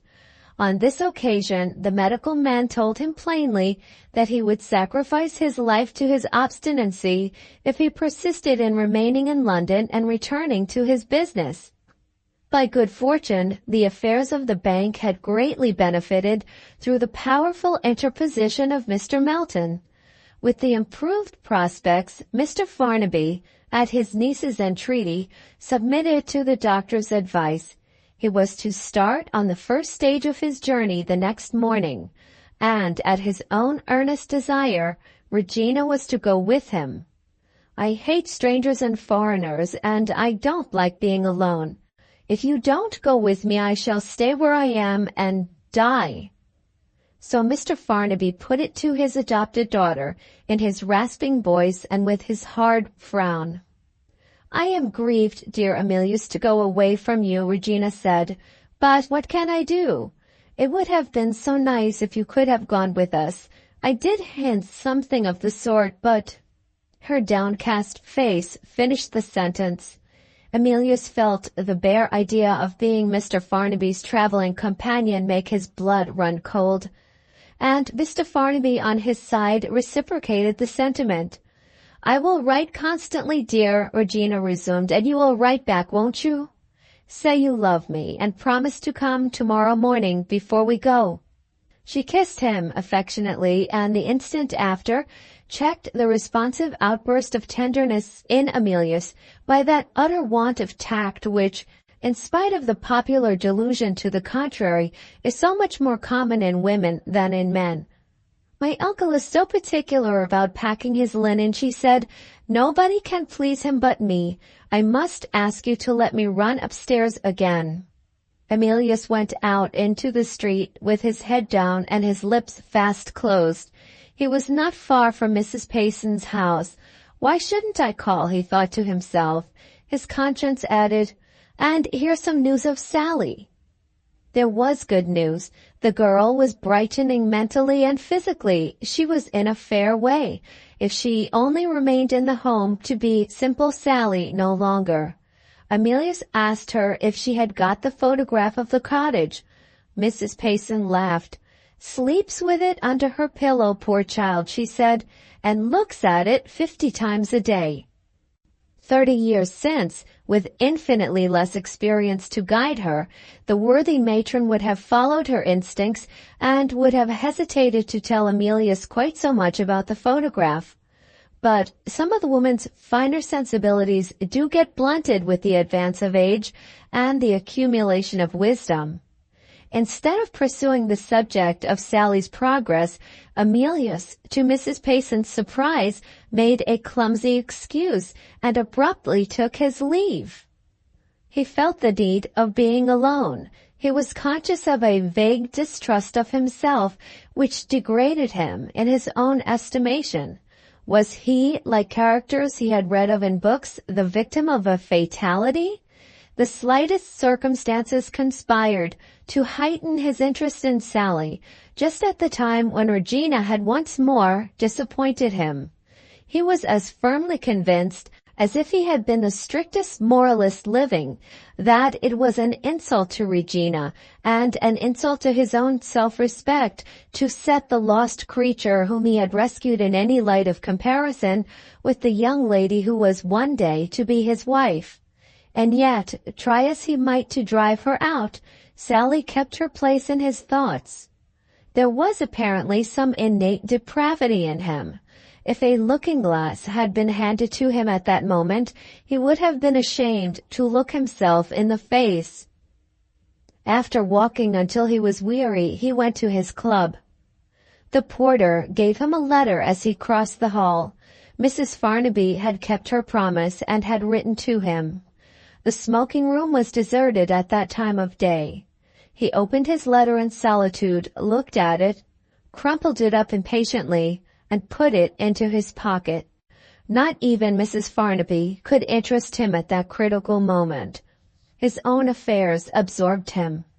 The one idea in his mind, after what he had heard about Sally, was the idea of making a last effort to hasten the date of his marriage before Mr. Farnaby left England. If I can only feel sure of Regina. His thoughts went no further than that. He walked up and down the empty smoking room, anxious and irritable, dissatisfied with himself, despairing of the future. I can but try it, he suddenly decided, and turned at once to the table to write a letter. Des had been busy with the members of his family in the long interval that had passed since he and his father left England. His nearest surviving relative was his uncle, his father's younger brother, who occupied a post of high importance in the Foreign Office. To this gentleman he now wrote, announcing his arrival in England and his anxiety to qualify himself for employment in a government office. "Be so good as to grant me an interview," he concluded, "and I hope to satisfy you that I am not unworthy of your kindness, if you will exert your influence in my favor." He sent away his letter at once by a private messenger with instructions to wait for an answer. It was not without doubt and even pain that he had opened communication with a man whose harsh treatment of his father it was impossible for him to forget. What could the son expect? There was but one hope. Time might have inclined the younger brother to make atonement to the memory of the elder by a favorable reception of his nephew's request. His father's last words of caution, his own boyish promise not to claim kindred with his relations in England, were vividly present to the mind of Emilius while he waited for the return of the messenger. His one justification was in the motives that animated him. Circumstances which his father had never anticipated rendered it an active duty towards himself to make the trial at least of what his family interest could do for him. There could be no sort of doubt that a man of Mr. Farnaby's character would yield if Emilius could announce that he had the promise of an appointment under government, with the powerful influence of a near relation to accelerate his promotion. He sat, idly drawing lines on the blotting paper, at one moment regretting that he had sent his letter, at another comforting himself in the belief that, if his father had been living to advise him, his father would have approved of the course that he had taken. The messenger returned with these lines of reply. Under any ordinary circumstances, I should have used my influence to help you on in the world. But when you not only hold the most abominable political opinions, but actually proclaim those opinions in public, I am amazed at your audacity in writing to me. There must be no more communication between us. While you are a socialist, you are a stranger to me. Emilius accepted this new rebuff with ominous composure. He sat quietly smoking in the deserted room, with his uncle's letter in his hand. Among the other disastrous results of the lecture, some of the newspapers had briefly reported it. Preoccupied by his anxieties, Emilius had forgotten this when he wrote to his relative. Just like me, he thought as he threw the letter into the fire. His last hopes floated up the chimney with the tiny puff of smoke from the burnt paper. There was now no other chance of shortening the marriage engagement left to try. He had already applied to the good friend whom he had mentioned to Regina. The answer, kindly written in this case, had not been very encouraging. I have other claims to consider. All that I can do, I will do. Don't be disheartened. I only ask you to wait. Emilius rose to go home and sat down again. His natural energy seemed to have deserted him. It required an effort to leave the club. He took up the newspapers and threw them aside one after another. Not one of the unfortunate writers and reporters could please him on that inauspicious day. It was only while he was lighting his second cigar that he remembered Mrs. Farnaby's unread letter to him. By this time he was more than weary of his own affairs. He read the letter. I find the people who have my happiness at their mercy both dilatory and greedy, Mrs. Farnaby wrote, but the little that I can persuade them to tell me is very favorable to my hopes. I am still, to my annoyance, only in personal communication with the hateful old woman. The young man either sends messages or writes to me through the post. By this latter means he has accurately described not only in which of my child's feet the fault exists, but the exact position which it occupies. Here, you will agree with me, is positive evidence that he is speaking the truth, whoever he is. But for this reassuring circumstance, I should feel inclined to be suspicious of some things, of the obstinate manner, for instance, in which the young man keeps himself concealed. Also, of his privately warning me not to trust the woman who is his own messenger, and not to tell her on any account of the information which his letters convey to me. I feel that I ought to be cautious with him on the question of money, and yet, in my eagerness to see my darling, I am ready to give him all that he asks for. In this uncertain state of mind, I am restrained, strangely enough, by the old woman herself. She warns me that he is the sort of man, if he once gets the money, to spare himself the trouble of earning it.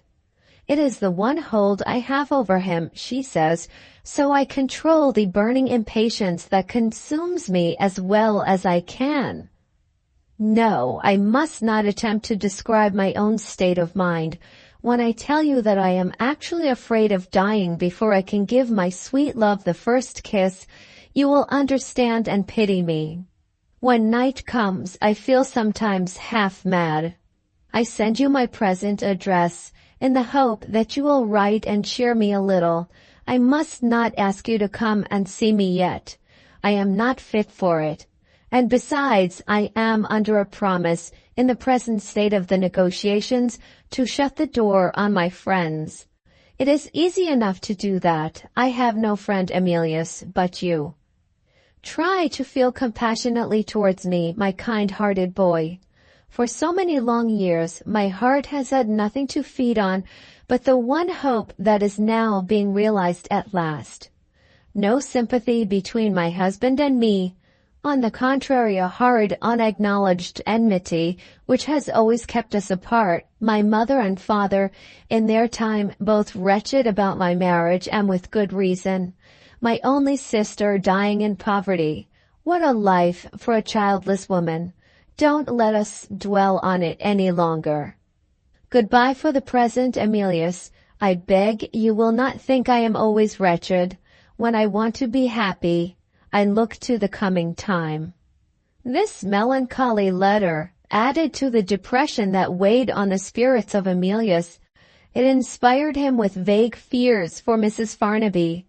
In her own interests, he would have felt himself tempted to consult Rufus, without mentioning names, if the American had been in London. As things were, he put the letter back in his pocket with a sigh. Even Mrs. Farnaby, in her sad moments, had a consoling prospect to contemplate. Everybody but me, Emilius thought. His reflections were interrupted by the appearance of an idle young member of the club with whom he was acquainted. The newcomer remarked that he looked out of spirits and suggested that they should dine together and amuse themselves somewhere in the evening. Emilius accepted the proposal. Any man who offered him a refuge from himself was a friend to him on that day. Departing from his temperate habits, he deliberately drank more than usual. The wine excited him for the time, and then left him more depressed than ever. And the amusements of the evening produced the same result. He returned to his cottage so completely disheartened that he regretted the day when he had left Tadmor. But he kept his appointment the next morning to take leave of Regina. The carriage was at the door, with a luggage-laden cab waiting behind it. Mr. Farnaby's ill temper vented itself in predictions that they would be too late to catch the train. His harsh voice, alternating with Regina's meek remonstrances, reached the ears of Emilius from the breakfast room. "I'm not going to wait for the gentleman socialist," Mr. Farnaby announced, with his hardest sarcasm of tone. "Dear uncle, we have a quarter of an hour to spare." "We have nothing of the sort. We want all that time to register the luggage." The servant's voice was heard next. "Mr. Goldenheart, Miss—" Mr. Farnaby instantly stepped into the hall. "Goodbye," he called to Emilius through the open door of the dining-room, and passed straight on to the carriage. "I shan't wait, Regina," he shouted from the doorstep. "Let him go by himself," said Emilius indignantly, as Regina hurried into the room. "Oh, hush, hush, dear. Suppose he heard you. No week shall pass without my writing to you. Promise you will write back, Emilius. One more kiss. Oh, my dear." The servant interposed, keeping discreetly out of sight. "I beg your pardon, miss. My master wishes to know whether you are going with him or not." Regina waited to hear no more. She gave her lover a farewell look to remember her by, and ran out. That innate depravity which Emilius had lately discovered in his own nature let the forbidden thoughts loose in him again as he watched the departing carriage from the door. If poor little Sally had been in her place— He made an effort of virtuous resolution and stopped there. What a blackguard a man may be, he penitently reflected, without suspecting it himself. He descended the house steps. The discreet servant wished him good morning with a certain cheery respect. The man was delighted to have seen the last of his hard master for some months to come. Emilius stopped and turned round, smiling grimly. He was in such a reckless humor that he was even ready to divert his mind by astonishing a footman. "Richard," he said, "are you engaged to be married?" Richard stared in blank surprise at the strange question, and modestly admitted that he was engaged to marry the housemaid next door. "Soon?" asked Emilius, swinging his stick. "As soon as I have saved a little more money, sir." "Damn the money!" cried Emilius, and struck his stick on the pavement, and walked away with a last look at the house as if he hated the sight of it. Richard watched the departing young gentleman and shook his head ominously as he shut the door. Book 7, Chapter 2. Emilius went straight back to the cottage, with the one desperate purpose of reverting to the old plan and burying himself in his books. Surveying his well-filled shelves with an impatience unworthy of a scholar, Hume's History of England unhappily caught his eye. He took down the first volume. In less than half an hour he discovered that Hume could do nothing for him. Wisely inspired, he turned to the truer history next, which men call fiction. The writings of the one supreme genius who soars above all other novelists, as Shakespeare soars above all other dramatists, the writings of Walter Scott had their place of honor in his library. The collection of the Waverley novels at Tadmor had not been complete. Enviable Emilius had still to read Rob Roy. He opened the book. For the rest of the day he was in love with Diana Vernon, and when he looked out once or twice to the garden to rest his eyes, he saw Andrew Fairservice busy over the flower beds. He closed the last page of the noble story as Toff came in to lay the cloth for dinner. The master at table and the servant behind his chair were accustomed to gossip pleasantly during meals. Emilius did his best to carry on the talk as usual, but he was no longer in the delightful world of illusion which Scott had opened to him. The hard realities of his own everyday life had gathered round him again. Observing him with unobtrusive attention, the Frenchman soon perceived the absence of the easy humor and the excellent appetite which distinguished his young master at other times. "May I venture to make a remark, sir?" Toff inquired after a long pause in the conversation. "Certainly. And may I take the liberty of expressing my sentiments freely?" "Of course you may." "Dear sir, you have a pretty little simple dinner today," Toff began.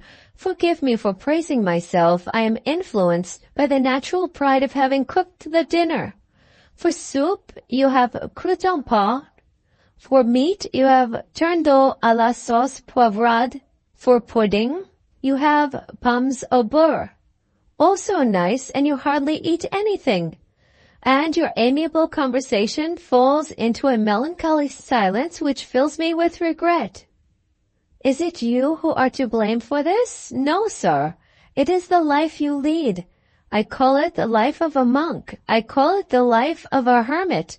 I say boldly, it is the life of all others which is most unsympathetic to a young man like you. Pardon the warmth of my expressions. I am eager to make my language the language of utmost delicacy. May I quote a little song? It is in an old French piece, long since forgotten, called Les Maris Garçons. There are 2 lines in that song. I have often heard my good father sing them, which I will venture to apply to your case. Amour, délicatesse et gaieté, d'un bon français, c'est la devise. So you have naturally delicatesse and gait, but the last has for some days been under a cloud. What is wanted to remove that cloud? L'amour, love, as you say in English. Where is the charming woman who is the only ornament wanting to this sweet cottage? Why is she invisible? Remedy that unhappy oversight, sir. You are here in a suburban paradise. I consult my long experience, and I implore you to invite Eve. Ha, you smile. Your lost gaiety returns, and you feel it as I do. Might I propose another glass of claret, and the reappearance on the table of the turn d'eau à la poivrade? It was impossible to be melancholy in this man's company. Amelia sanctioned the return of the turn d'eau and tried the other glass of claret. My good friend, he said, with something like a return of his old easy way, you talk about charming women and your long experience. Let's hear what your experience has been. For the first time, Toff began to look a little confused. You have honored me, sir, by calling me your good friend, he said. After that, I am sure you will not send me away if I own the truth. No, my heart tells me I shall not appeal to your indulgence in vain. Dear sir, in the holidays which you kindly give me, I provide competent persons to take care of the house in my absence, don't I? One person, if you remember, was a most handsome, engaging young man. He is, if you please, my son, by my first wife, now an angel in heaven. Another person who took care of the house on the next occasion was a little black-eyed boy, a miracle of discretion for his age. He is my son by my second wife, now another angel in heaven. Forgive me, I have not done yet. Some days since, you thought you heard an infant crying downstairs. Like a miserable wretch, I lied. I declared it was the infant in the next house. Ah, sir, it was my own cherubim baby by my third wife, an angel close by in the Edgware Road, established in a small milliner shop which will expand to great things by and by. The intervals between my marriages are not worthy of your notice. Fugitive caprices, sir, fugitive caprices. To sum it all up, as you say in England, it is not in me to resist the enchanting sex. If my third angel dies, I shall tear my hair, but I shall none the less take a fourth. Take a dozen if you like, said Emilius. Why should you have kept all this from my knowledge? Toff hung his head. I think it was one of my foreign mistakes, he pleaded. The servants' advertisements in your English newspapers frighten me. How does the most meritorious manservant denounce himself when he wants the best possible place? He says he is without encumbrances. Gracious heaven, what a dreadful word to describe the poor, pretty, harmless children. I was afraid, sir, you might have some English objection to my encumbrances. A young man, a boy, and a cherubim baby, not to speak of the sacred memories of two women and the charming occasional society of a third, all inextricably enveloped in the life of one amorous, meritorious French person. Surely there was reason for hesitation here. No matter, I bless my stars I know better now, and I withdraw myself from further notice. Permit me to recall your attention to the Roquefort cheese and a mouthful of potato salad to correct the richness of him. The dinner was over at last. Emilius was alone again.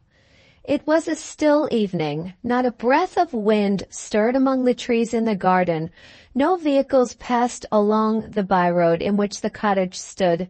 Now and then, Toff was audible downstairs, singing French songs in a high, cracked voice while he washed the plates and dishes and set everything in order for the night. Emilius looked at his bookshelves and felt that, after Rob Roy, there was no more reading for him that evening. The slow minutes followed one another wearily. The deadly depression of the earlier hours of the day was stealthily fastening its hold on him again. How might he best resist it? His healthy out-of-door habits at Tadmor suggested the only remedy that he could think of. Be his troubles what they might, his one simple method of resisting them at all other times was his simple method now. He went out for a walk. For 2 hours he rambled about the great northwestern suburb of London, Perhaps he felt the heavy, oppressive weather, or perhaps his good dinner had not agreed with him. Anyway, he was so thoroughly worn out that he was obliged to return to the cottage in a cab. Toff opened the door, but not with his customary alacrity. Emilius was too completely fatigued to notice any trifling circumstance. Otherwise he would certainly have perceived something odd in the old Frenchman's withered face. He looked at his master as he relieved him of his hat and coat with the strangest expression of interest and anxiety, modified by a certain sardonic sense of amusement underlying the more serious emotions. "A nasty, dull evening," Emilius said wearily. And Toff, always eager to talk at other times, only answered, "Yes, sir," and retreated at once to the kitchen regions. The fire was bright, the curtains were drawn, the reading lamp with its ample green shade was on the table. A more comfortable room no man could have found to receive him after a long walk. Reclining at his ease in his chair, Emilius thought of ringing for some restorative brandy and water. While he was thinking, he fell asleep, and while he slept, he dreamed. Was it a dream? He certainly saw the library, not fantastically transformed, but just like what the room really was. So far, he might have been wide awake, looking at the familiar objects round him. But after a while, an event happened which set the laws of reality at defiance. Simple Sally, miles away in the home, made her appearance in the library nevertheless. He saw the drawn curtains over the window parted from behind. He saw the girl step out from them and stop, looking at him timidly. She was clothed in the plain dress that he had bought for her, and she looked more charming in it than ever. The beauty of health claimed kindred now in her pretty face with the beauty of youth. The wan cheeks had begun to fill out, and the pale lips were delicately suffused with their natural rosy red. Little by little her first fears seemed to subside. She smiled and softly crossed the room and stood at his side. After looking at him with a rapt expression of tenderness and delight, she laid her hands on the arm of the chair and said in the quaintly quiet way which he remembered so well, "I want to kiss you." She bent over him and kissed him with the innocent freedom of a child. Then she raised herself again and looked backwards and forwards between Emilius and the lamp. "The firelight is the best," she said.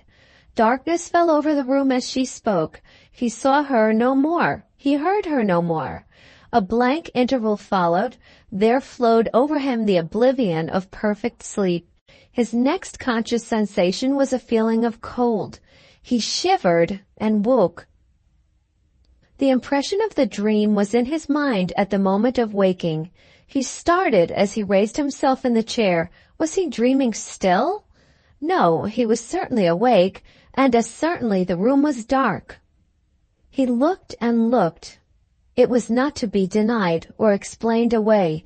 There was the fire burning low and leaving the room chilly, and there, just visible on the table in the flicker of the dying flame, was the extinguished lamp. He mended the fire and put his hand on the bell to ring for Toff, and thought better of it. What need had he of the lamplight? He was too weary for reading. He preferred going to sleep again and dreaming again of Sally. Where was the harm in dreaming of the poor little soul so far away from him? The happiest part of his life now was the part of it that was passed in sleep. As the fresh coals began to kindle feebly, he looked again at the lamp. It was odd, to say the least of it, that the light should have accidentally gone out exactly at the right time to realize the fanciful extinction of it in his dream. How was it there was no smell of a burnt-out lamp? He was too lazy or too tired to pursue the question. Let the mystery remain a mystery, and let him rest in peace. He settled himself fretfully in his chair. What a fool he was to bother his head about a lamp instead of closing his eyes and going to sleep again. The room began to recover its pleasant temperature. He shifted the cushion in the chair so that it supported his head in perfect comfort and composed himself to rest. But the capricious influences of sleep had deserted him. He tried one position after another, and all in vain. It was a mere mockery even to shut his eyes. He resigned himself to circumstances and stretched out his legs and looked at the companionable fire. Of late, he had thought more frequently than usual of his past days in the community. His mind went back again now to that bygone time. The clock on the mantelpiece struck 9. They were all at supper at Tadmor, talking over the events of the day. He saw himself again at the long wooden table, with shy little Millicent in the chair next to him, and his favorite dog at his feet, waiting to be fed. Where was Millicent now? It was a sad letter that she had written to him, with the strange fixed idea that he was to return to her one day. There was something very winning and lovable about the poor creature who had lived such a hard life at home and had suffered so keenly. It was a comfort to think that she would go back to the community. What happier destiny could she hope for? Would she take care of his dog for him when she went back? They had all promised to be kind to his pet animals in his absence, but the dog was fond of Millicent. He would be happier with Millicent than with the rest of them. And his little tame fawn, and his birds, how were they doing? He had not even written to inquire after them. He had been cruelly forgetful of those harmless, dumb, loving friends. In his present solitude, in his dreary doubts of the future, what would he not give to feel the dog nestling in his bosom and the fawn's little rough tongue licking his hand? His heart ached as he thought of it. A choking, hysterical sensation oppressed his breathing. He tried to rise and ring for lights and rouse his manhood to endure and resist. It was not to be done. Where was his courage? Where was the cheerfulness which had never failed him at other time? He sank back in his chair and hid his face in his hands for shame at his own weakness, and burst out crying. The touch of soft, persuasive fingers suddenly thrilled through him. His hands were gently drawn away from his face. A familiar voice, sweet and low, said, "Oh, don't cry." Dimly through his tears he saw the well-remembered little figure standing between him and the fire. In his unendurable loneliness he had longed for his dog, he had longed for his fawn. There was the martyred creature from the streets, whom he had rescued from nameless horror, waiting to be his companion, servant, friend. There was the child victim of cold and hunger, still only feeling her way to womanhood, innocent of all other aspirations, so long as she might fill the place which had once been occupied by the dog and the fawn. Emilius looked at her with a momentary doubt whether he was waking or sleeping. "Good God," he cried, "am I dreaming again?" "No," she said simply, "you are awake this time." "Let me dry your eyes. I know where you put your handkerchief." She perched on his knee and wiped away the tears and smoothed his hair over his forehead. "I was frightened to show myself till I heard you crying," she confessed. "Then I thought, 'Come, he can't be angry with me now,' and I crept out from behind the curtains there. The old man let me in. I can't live without seeing you. I've tried till I could try no longer. I owned it to the old man when he opened the door. I said, 'I only want to look at him. Won't you let me in?' And he says, 'God bless me, here's Eve come already.' I don't know what he meant. He let me in. That's all I care about. He's a funny old foreigner. Send him away. I'm to be your servant now. Why were you crying? I've cried often enough about you. No, that can't be. I can't expect you to cry about me. I can only expect you to scold me. I know I'm a bad girl." She cast one doubtful look at him and hung her head, waiting to be scolded. Emilius lost all control over himself. He took her in his arms and kissed her again and again. "You are a dear, good, grateful little creature," he burst out, and suddenly stopped, aware too late of the act of imprudence which he had committed. He put her away from him. He tried to ask severe questions and to administer merited reproof. Even if he had succeeded, Sally was too happy to listen to him. "It's all right now," she cried. "I'm never, never, never to go back to the home. Oh, I'm so happy. Let's light the lamp again." She found the matchbox on the chimney-piece. In a minute more, the room was bright. Emilius sat looking at her, perfectly incapable of deciding what he ought to say or do next. To complete his bewilderment, the voice of the attentive old Frenchman made itself heard through the door in discreetly confidential tones. "I have prepared an appetizing little supper, sir," said Toff. "Be pleased to ring when you and the young lady are ready." Book 7, The Vanishing Hopes, Chapter 3. Toff's interference proved to have its use. The announcement of the little supper, plainly implying Simple Sally's reception at the cottage, reminded Emilius of his responsibilities. He at once stepped out into the passage and closed the door behind him. The old Frenchman was waiting to be reprimanded or thanked, as the case might be, with his head down, his shoulders shrugged up to his ears, and the palms of his hands spread out appealingly on either side of him, a model of mute resignation to circumstances. "Do you know that you have put me in a very awkward position?" Emilius began. Toff lifted one of his hands to his heart. "You are aware of my weakness, sir. When the charming little creature presented herself at the door, sinking with fatigue, I could no more resist it than I could take a hop, skip, and jump over the roof of this cottage. If I have done wrong, take no account of the proud fidelity with which I have served you. Tell me to pack up and go, but don't ask me to assume a position of civility towards that enchanting miss. It is not in my heart to do it," said Toff, lifting his eyes with tearful solemnity to an imaginary heaven. "On my sacred word of honor as a Frenchman, I would die rather than do it." "Don't talk nonsense," Emilius rejoined a little impatiently. "I don't blame you, but you have got me into a scrape, for all that. If I did my duty, I should send for a cab and take her back." Toff opened his twinkling old eyes in a perfect transport of astonishment. "What?" he cried. "Take her back? Without rest, without supper, and you call that duty? How inconceivably ugly does duty look when it assumes an inhospitable aspect towards a woman. Pardon me, sir, I must express my sentiments or I shall burst. You will say, perhaps, that I have no conception of duty. Pardon me again. My conception of duty is here." He threw open the door of the sitting-room. In spite of his anxiety, Emilius burst out laughing. The Frenchman's inexhaustible contrivances had transformed the sitting-room into a bedroom for Sally. The sofa had become a snug little white bed. A hairbrush and comb and a bottle of eau de cologne were on the table. A bath stood near the fire with cans of hot and cold water, and a railway rug placed under them to save the carpet. "I dare not presume to contradict you, sir," said Toff, "but there is my conception of duty.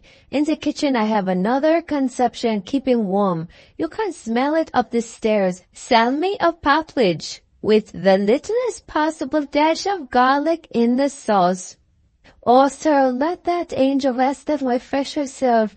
Virtuous severity, believe me, is a most horribly unbecoming virtue at your age."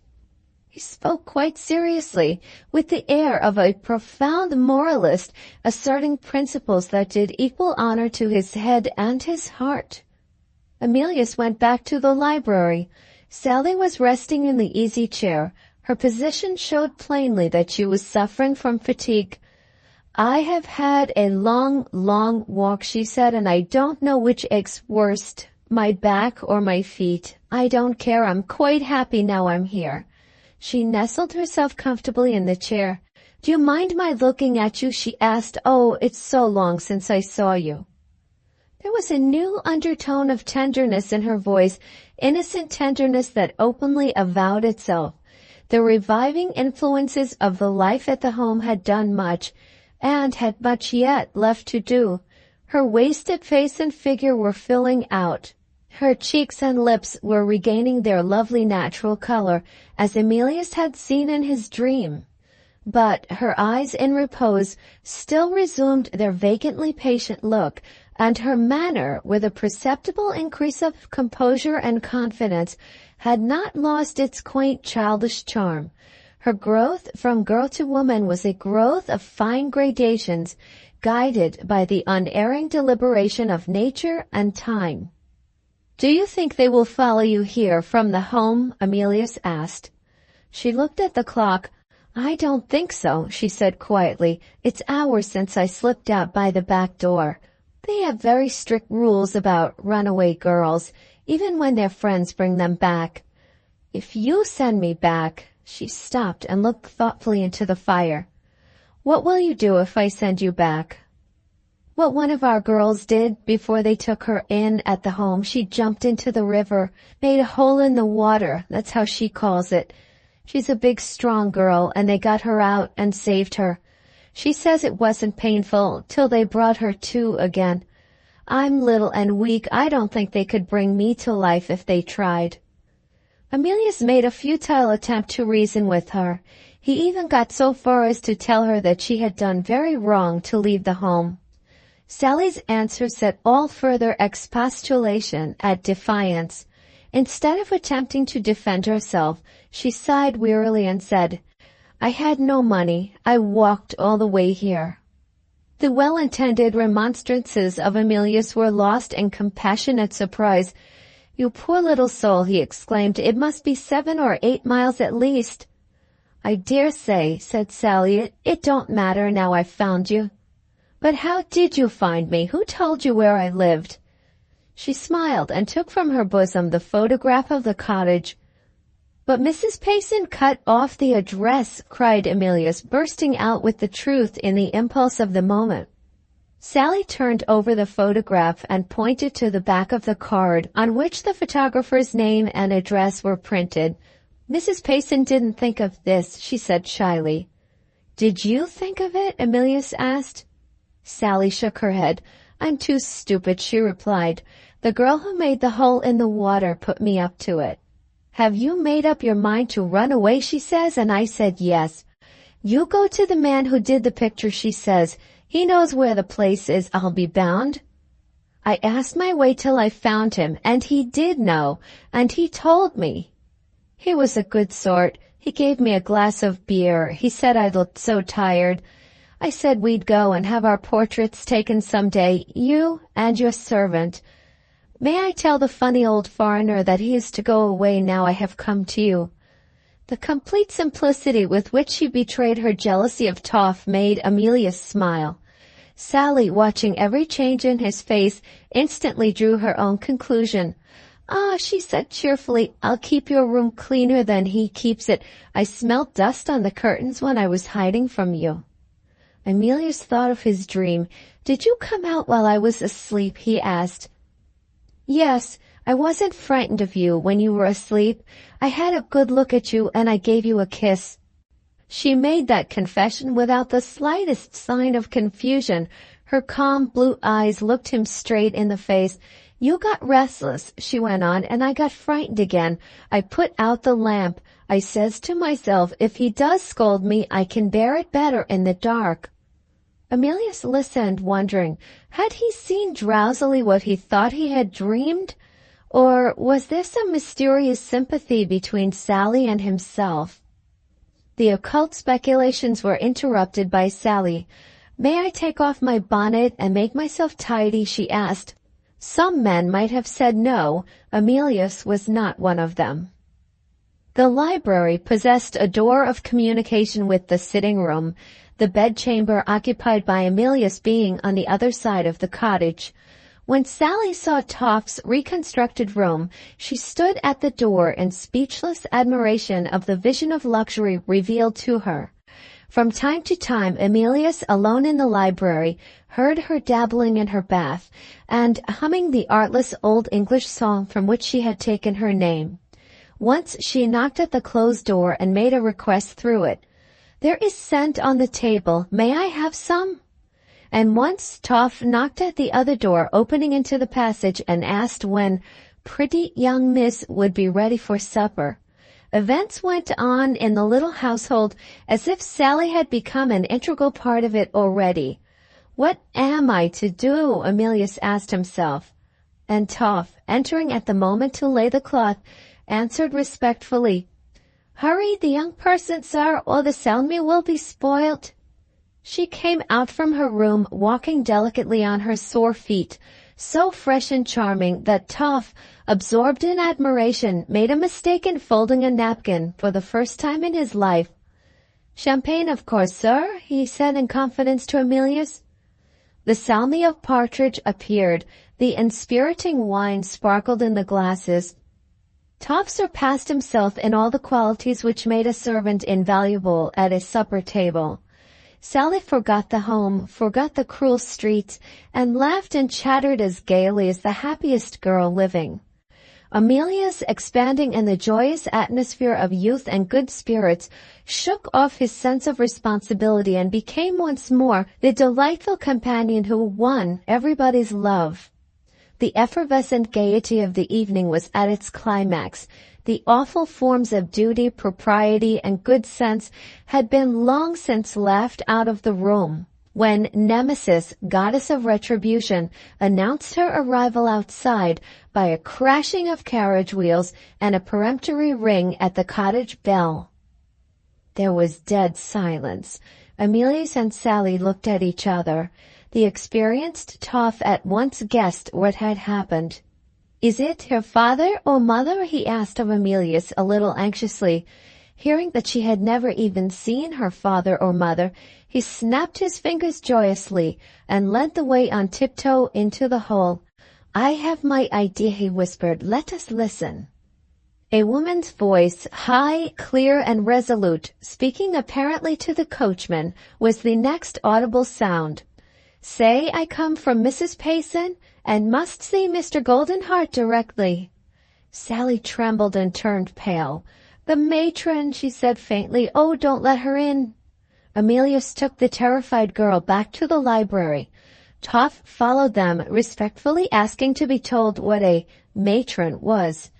Receiving the necessary explanation, he expressed his contempt for matrons bent on carrying charming persons into captivity by opening the library door and spitting into the hall. Having relieved his mind in this way, he returned to his master and laid a lank, skinny forefinger cunningly along the side of his nose. "I suppose, sir, you don't want to see this furious woman," he said.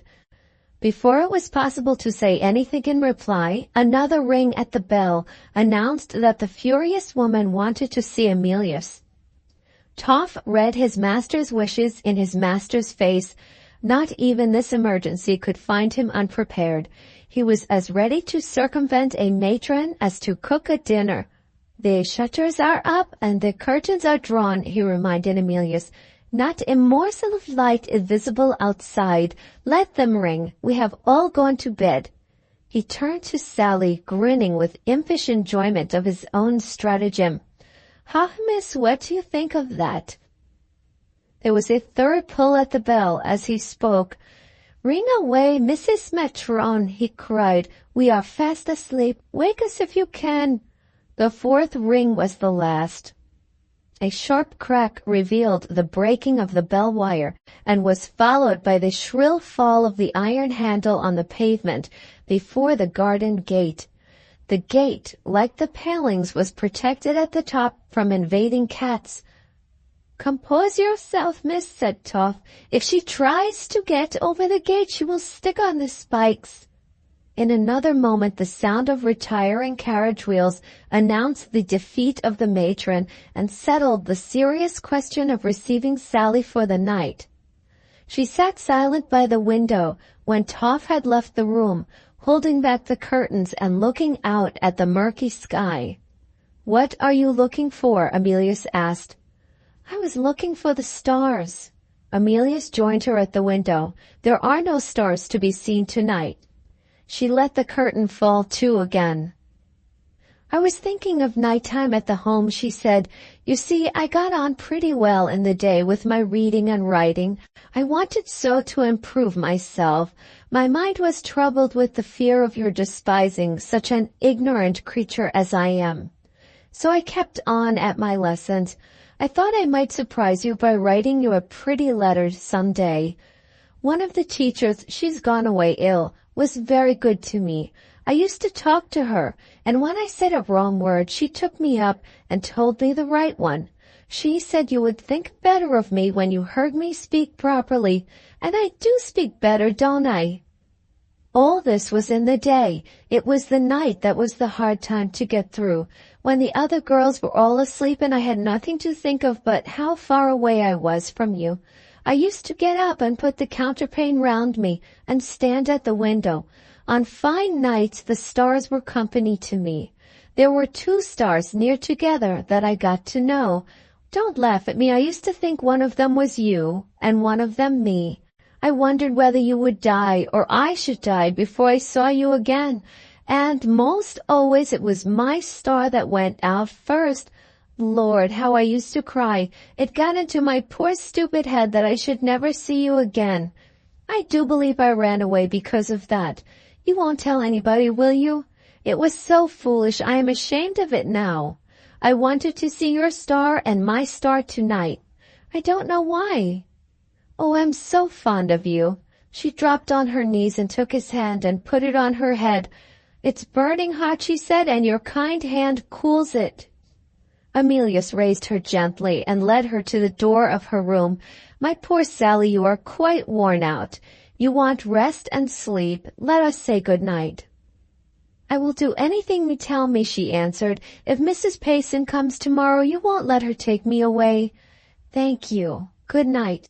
She put her hands on his shoulders with innocent familiarity and lifted herself to him on tiptoe and kissed him as a sister might have kissed him. Long after Sally was asleep in her bed, Emilius sat by the library fire thinking. The revival of the crushed feeling and fancy in the girl's nature, so artlessly revealed in her sad little story of the stars that were company to her, not only touched and interested him, but clouded his view of the future with doubts and anxieties which had never troubled him until that moment. The mysterious influences under which the girl's development was advancing were working morally and physically together. Weeks might pass harmlessly, months might pass harmlessly, but the time must come when the innocent relations between them would be beset by peril. Unable as yet fully to realize these truths, Emilius nevertheless felt them vaguely. His face was troubled as he lit the candle at last to go to his bed. I don't see my way as clearly as I could wish, he reflected. How will it end? How indeed? Book 7, The Vanishing Hopes, Chapter 4. At 8 o'clock the next morning, Emilius was awakened by Toff. A letter had arrived marked immediate, and the messenger was waiting for an answer. The letter was from Mrs. Payson. She wrote briefly and in formal terms. After referring to the matron's fruitless visit to the cottage on the previous night, Mrs. Payson proceeded in these words. I request you will immediately let me know whether Sally has taken refuge with you and has passed the night under your roof. If I am right in believing that she has done so, I have only to inform you that the doors of the home are henceforth closed to her in conformity with our rules. If I am wrong, it will be my painful duty to lose no time in placing the matter in the hands of the police. Emilius began his reply, acting on impulse as usual. He wrote, vehemently remonstrating with Mrs. Payson on the unforgiving and unchristian nature of the rules at the home. Before he was halfway through his composition, the person who had brought the letter sent a message to say that he was expected back immediately and that he hoped Mr. Goldenheart would not get a poor man into trouble by keeping him much longer. Checked in the full flow of his eloquence, Emilius angrily tore up the unfinished remonstrance and matched Mrs. Payson's briefly businesslike language by an answer in one line. "I beg to inform you that you are quite right." On reflection, he felt that the second letter was not only discourteous as a reply to a lady, but also ungrateful as addressed to Mrs. Payson personally. At the third attempt, he wrote becomingly as well as briefly. "Sally has passed the night here as my guest. She was suffering from severe fatigue. It would have been an act of downright inhumanity to send her away.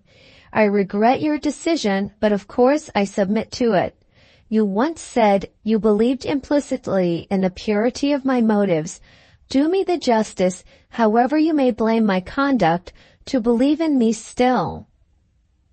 Having dispatched these lines, the mind of Emilius was at ease again. He went into the library and listened to hear if Sally was moving. The perfect silence on the other side of the door informed him that the weary girl was still fast asleep. He gave directions that she was on no account to be disturbed and sat down to breakfast by himself. While he was still at table, Toff appeared with profound mystery in his manner and discreet confidence in the tones of his voice. "Here's another one, sir," the Frenchman announced in his master's ear. "Another one?" Emilius repeated. "What do you mean?" "She is not like the sweet little sleeping miss," Toff explained. "This time, sir, it's the beauty of the devil himself, as we say in France. She refuses to confide in me, and she appears to be agitated, both bad signs. Shall I get rid of her before the other miss wakes?" "Hasn't she got a name?" Emilius asked. Toff answered in his foreign accent, "One name only, Phoebe." "Do you mean Phoebe?" "Have I not said it, sir?" "Show her in directly." Toff glanced at the door of Sally's room, shrugged his shoulders, and obeyed his instructions. Phoebe appeared looking pale and anxious. Her customary assurance of manner had completely deserted her. She stopped in the doorway as if she was afraid to enter the room. "Come in and sit down," said Emilius. "What's the matter?" "I'm troubled in my mind, sir," Phoebe answered. "I know it's taking a liberty to come to you, but I went yesterday to ask Miss Regina's advice and found she had gone abroad with her uncle. I have something to say about Mrs. Farnaby, sir, and there's no time to be lost in saying it. I know of nobody but you that I can speak to. Now Miss Regina is away. The footman told me where you lived." She stopped, evidently in the greatest embarrassment. Emilius tried to encourage her. "If I can be of any use to Mrs. Farnaby," he said, "tell me at once what to do." Phoebe's eyes dropped before his straightforward look as he spoke to her. "I must ask you to please excuse my mentioning names, sir," she resumed confusedly. "There's a person I'm interested in whom I wouldn't get into trouble for the whole world. He's been misled. I'm sure he's been misled by another person, a wicked, drunken old woman who ought to be in prison if she had her deserts. I'm not free from blame myself. I know I'm not. I listened, sir, to what I oughtn't to have heard, and I told it again, I'm sure in the strictest confidence and not meaning anything wrong, to the person I've mentioned. Not the old women, I mean the person I'm interested in. I hope you understand me, sir. I wish to speak openly, accepting the names on account of Mrs. Farnaby." Emilius thought of Phoebe's vindictive language the last time he had seen her. He looked towards a cabinet in a corner of the room in which he had placed Mrs. Farnaby's letter. An instinctive distrust of his visitor began to rise in his mind. His manner altered. He turned to his plate and went on with his breakfast. "Can't you speak to me plainly?" he said. "Is Mrs. Farnaby in any trouble?" "Yes, sir." "And can I do anything to help her out of it?" "I am sure you can, sir, if you only knew where to find her." "I do know where to find her. She has written to tell me. The last time I saw you, you expressed yourself very improperly about Mrs. Farnaby. You spoke as if you meant some harm to her. I mean nothing but good to her now, sir. Very well then, can't you go and speak to her yourself if I give you the address? Phoebe's pale face flushed a little. I couldn't do that, sir, she answered, after the way Mrs. Farnaby has treated me. Besides, if she knew that I had listened to what passed between her and you— She stopped again, more painfully embarrassed than ever. Emilius laid down his knife and fork. Look here, he said. This sort of thing is not in my way. If you can't make a clean breast of it, let's talk of something else. I'm very much afraid, he went on, with his customary absence of all concealment. You're not the harmless sort of girl I once took you for. What do you mean by what passed between Mrs. Farnaby and me? Phoebe put her handkerchief to her eyes. It's very hard to speak to me so harshly, she said, when I'm sorry for what I've done, and I'm only anxious to prevent harm coming of it. What have you done? Cried honest Emilius, weary of the woman's inveterately indirect way of explaining herself to him.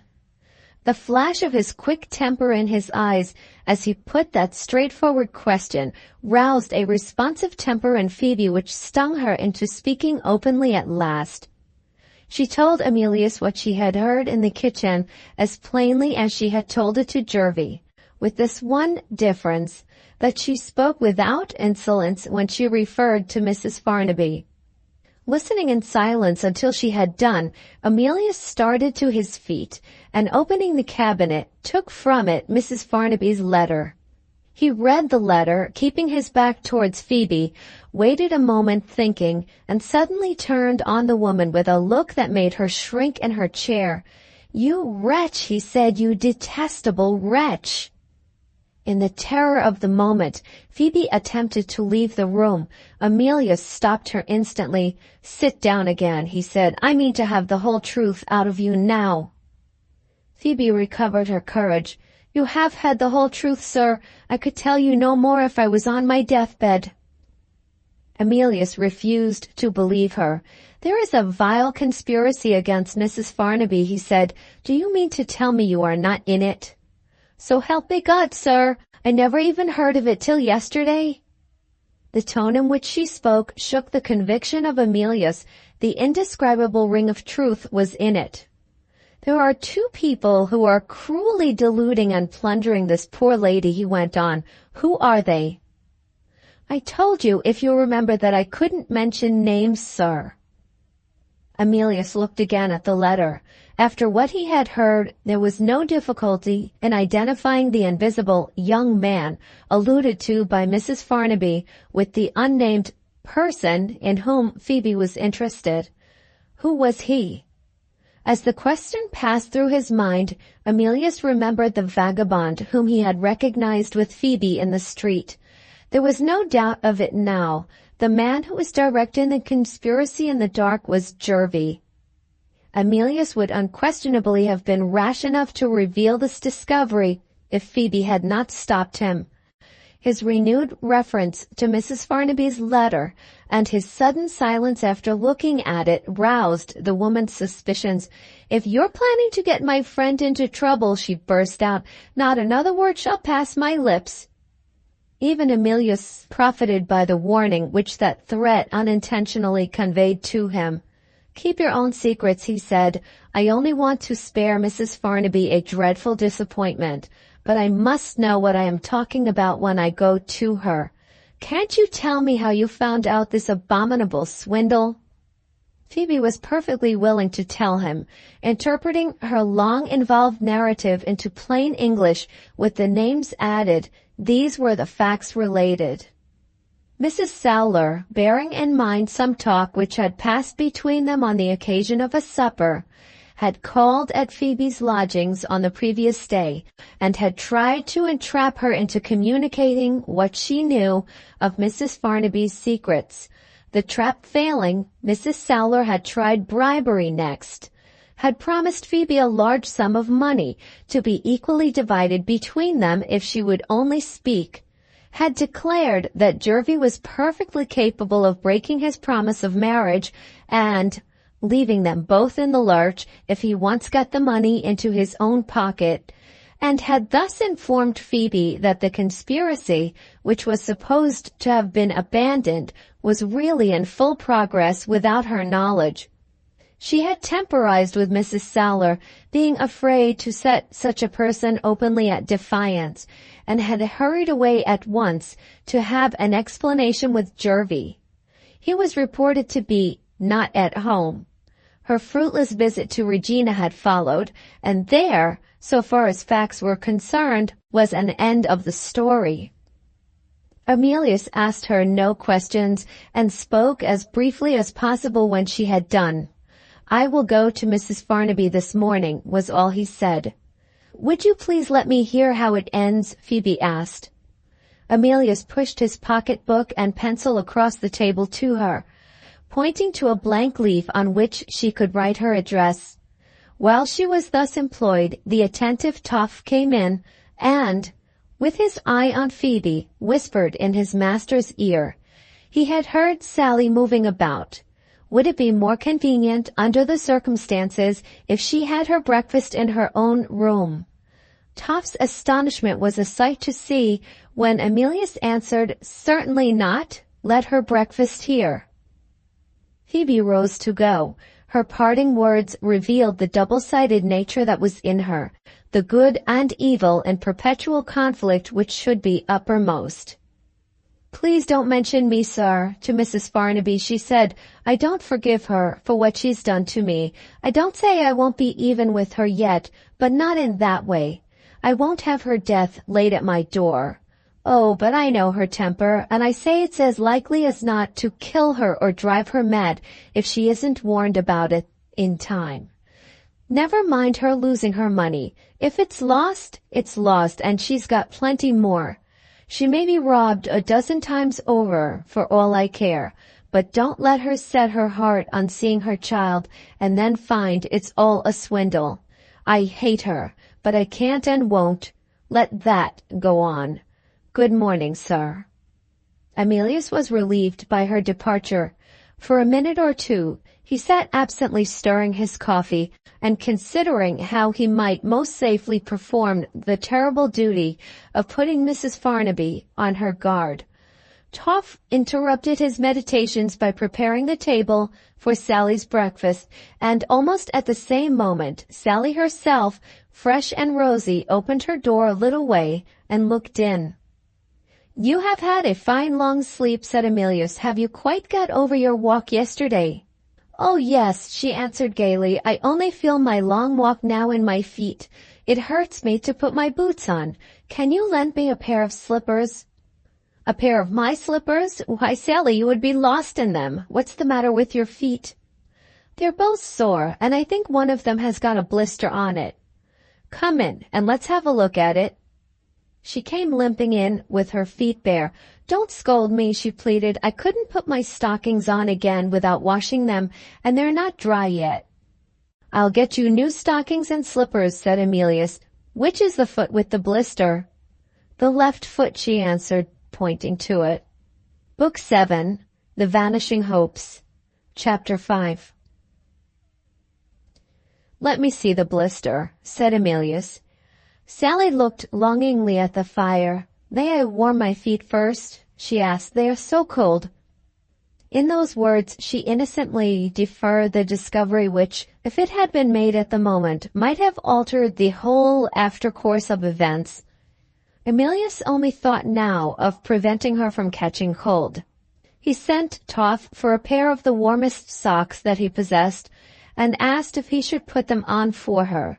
She smiled and shook her head and put them on for herself. When they had done laughing at the absurd appearance of the little feet in the large socks, they only drifted farther and farther away from the subject of the blistered foot. Sally remembered the terrible matron, and asked if anything had been heard of her that morning. Being told that Mrs. Payson had written, and that the doors of the institution were closed to her, she recovered her spirits and began to wonder whether the offended authorities would let her have her clothes. Toff offered to go and make the inquiry later in the day. suggesting the purchase of slippers and stockings in the meantime, while Sally was having her breakfast. Emilius approved of the suggestion, and Toff set off on his errand with one of Sally's boots for a pattern. The morning had, by that time, advanced to 10 o'clock. Emilius stood before the fire talking, while Sally had her breakfast. Having first explained the reasons which made it impossible that she should live at the cottage in the capacity of his servant, he astonished her by announcing that he meant to undertake the superintendence of her education himself.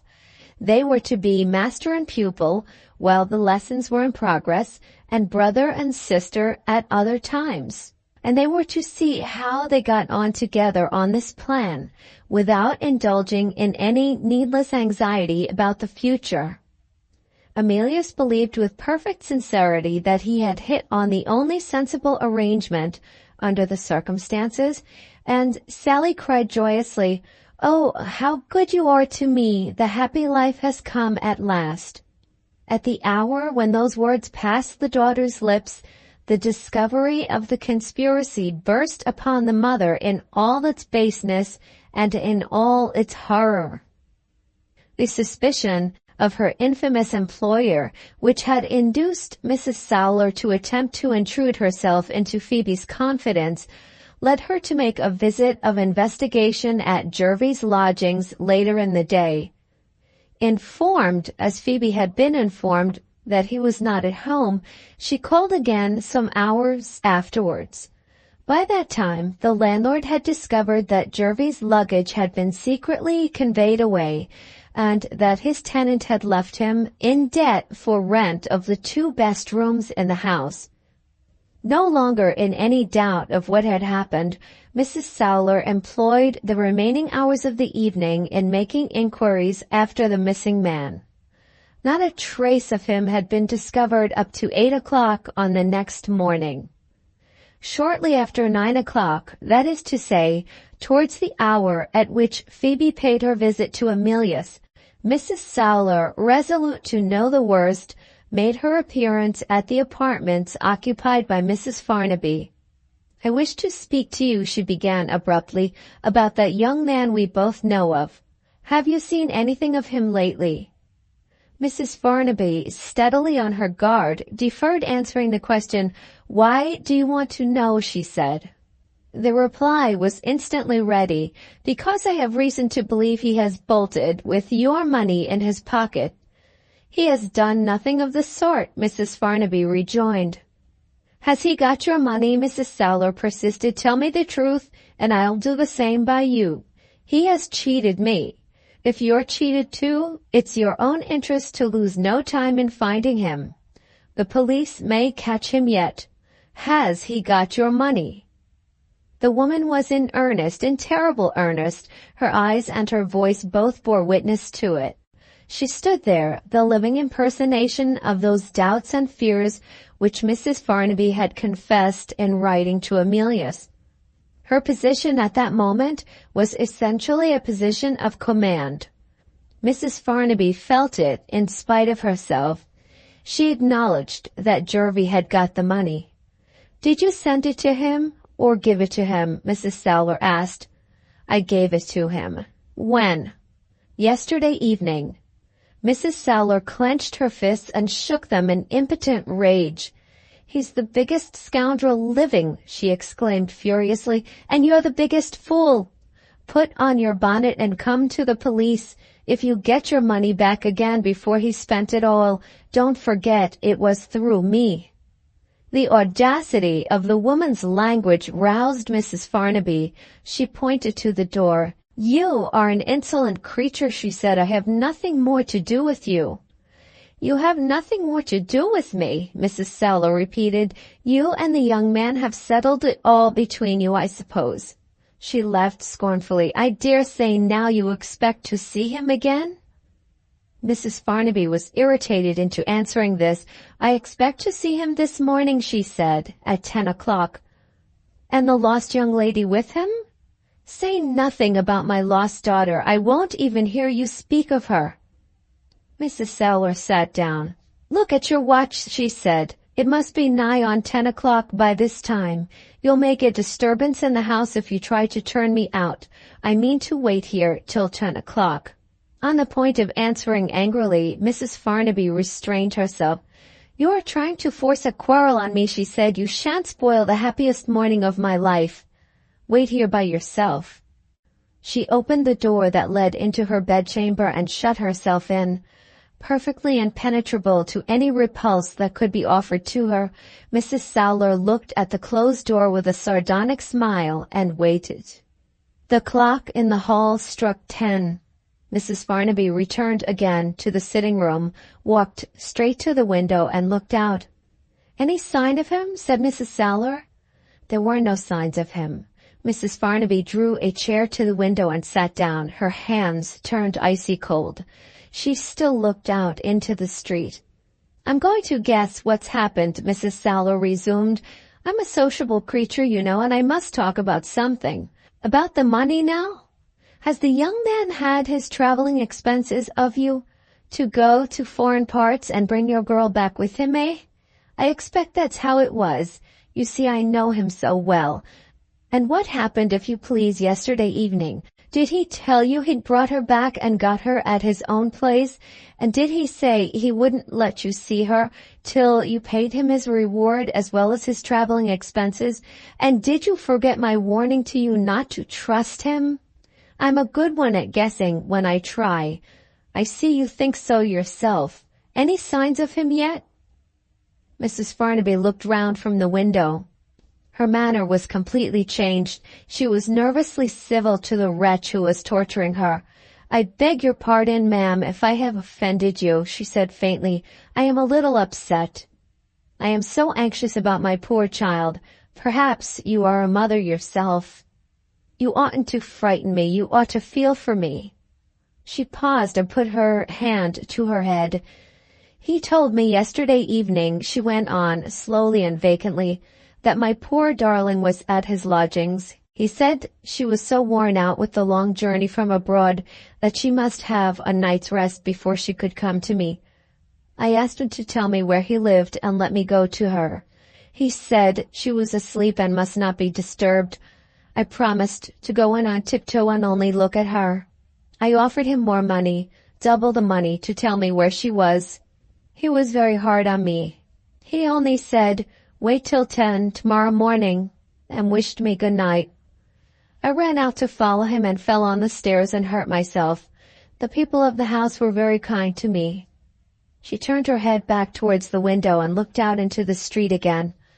I must be patient, she said. He's only a little late. Mrs. Sowler rose and tapped her smartly on the shoulder. Lies! She burst out. He knows no more where your daughter is than I do, and he's off with your money. The woman's hateful touch struck out a spark of the old fire in Mrs. Farnaby. Her natural force of character asserted itself once more. You lie, she rejoined. Leave the room. The door was opened while she spoke. A respectable woman servant came in with a letter. Mrs. Farnaby took it mechanically and looked at the address. Jervy's feigned handwriting was familiar to her. In the instant when she recognized it, the life seemed to go out of her like an extinguished light. She stood pale and still and silent, with the unopened letter in her hand. Watching her with malicious curiosity, Mrs. Sowler coolly possessed herself of the letter, looked at it, and recognized the writing in her turn. Stop, she cried, as the servant was on the point of going out. There's no stamp on this letter. Was it brought by hand? Is the messenger waiting? The respectable servant showed her opinion of Mrs. Sowler plainly in her face. She replied as briefly and as ungraciously as possible. No. Man or woman, was the next question. Am I to answer this person, ma'am? Said the servant, looking at Mrs. Farnaby. Answer me instantly, Mrs. Sowler interposed, in Mrs. Farnaby's own interest. Don't you see she can't speak to you herself? Well then, said the servant, it was a man. A man with a squint? Yes. Which way did he go? Towards the square. Mrs. Sowler tossed the letter on the table and hurried out of the room. The servant approached Mrs. Farnaby. You haven't opened your letter yet, ma'am, she said. "No," said Mrs. Farnaby vacantly. "I haven't opened it yet." "I'm afraid it's bad news, ma'am?" "Yes, I think it's bad news." "Is there anything I can do for you?" "No, thank you." "Yes, one thing. Open my letter for me, please." It was a strange request to make. The servant wondered and obeyed. She was a kind-hearted woman. She really felt for the poor lady. But the familiar household devil, whose name is curiosity, and whose opportunities are innumerable, prompted her next words when she had taken the letter out of the envelope. "Shall I read it to you, ma'am?" "No. Put it down on the table, please. I'll ring when I want you." The mother was alone, with her death warrant waiting for her on the table. The clock downstairs struck the half-hour after 10. She moved for the first time since she had received the letter. Once more she went to the window and looked out. It was only for a moment. She turned away again with a sudden contempt for herself. "What a fool I am," she said, and took up the open letter. She looked at it and put it down again. "Why should I read it," she asked herself, "when I know what is in it without reading?" Some framed woodcuts from the illustrated newspapers were hung on the walls.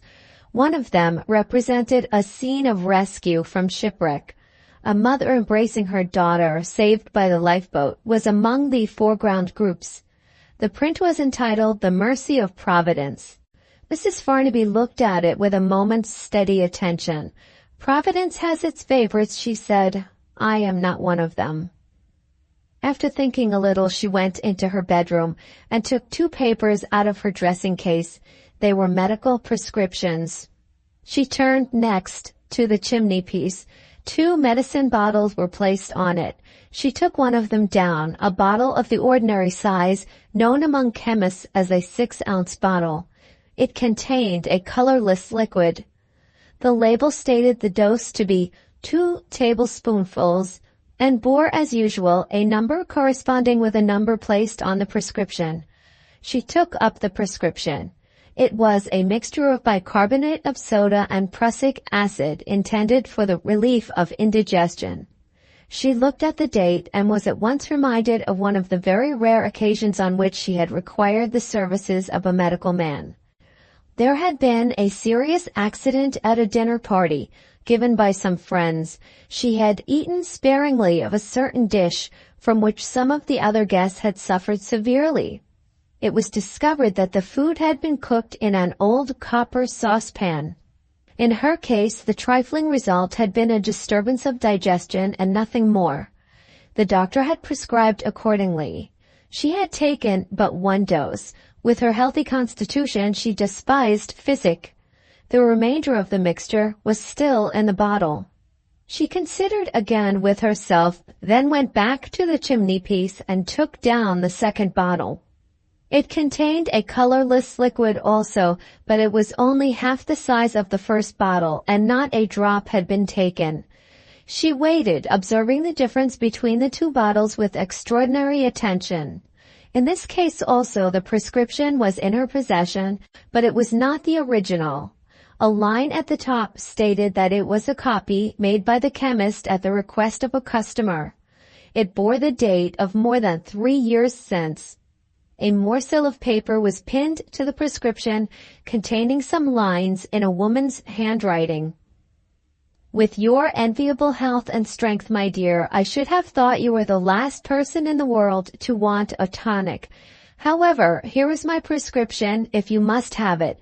Be very careful to take the right dose because there's poison in it." The prescription contained 3 ingredients: strychnine, quinine, and nitrohydrochloric acid, and the dose was 15 drops in water. Mrs. Farnaby lit a match and burned the lines of her friend's writing. "As long ago as that," she reflected, "I thought of killing myself. Why didn't I do it?" The paper having been destroyed, she put back the prescription for indigestion in her dressing case, hesitated for a moment, and opened the bedroom window. It looked into a lonely little courtyard. She threw the dangerous contents of the second and smaller bottle out into the yard, and then put it back empty on the chimney-piece. After another moment of hesitation, she returned to the sitting room with the bottle of mixture and the copied prescription for the tonic strychnine drops in her hand. She put the bottle on the table and advanced to the fireplace to ring the bell. Warm as the room was, she began to shiver. Did the eager life in her feel the fatal purpose that she was meditating and shrink from it? Instead of ringing the bell, she bent over the fire, trying to warm herself. Other women would get relief in crying, she thought. I wish I was like other women. The whole sad truth about herself was in that melancholy aspiration. No relief in tears, no merciful oblivion in a fainting fit for her. The terrible strength of the vital organization in this woman knew no yielding to the unutterable misery that wrung her to the soul. It roused its glorious forces to resist. It held her in a stony quiet with a grip of iron.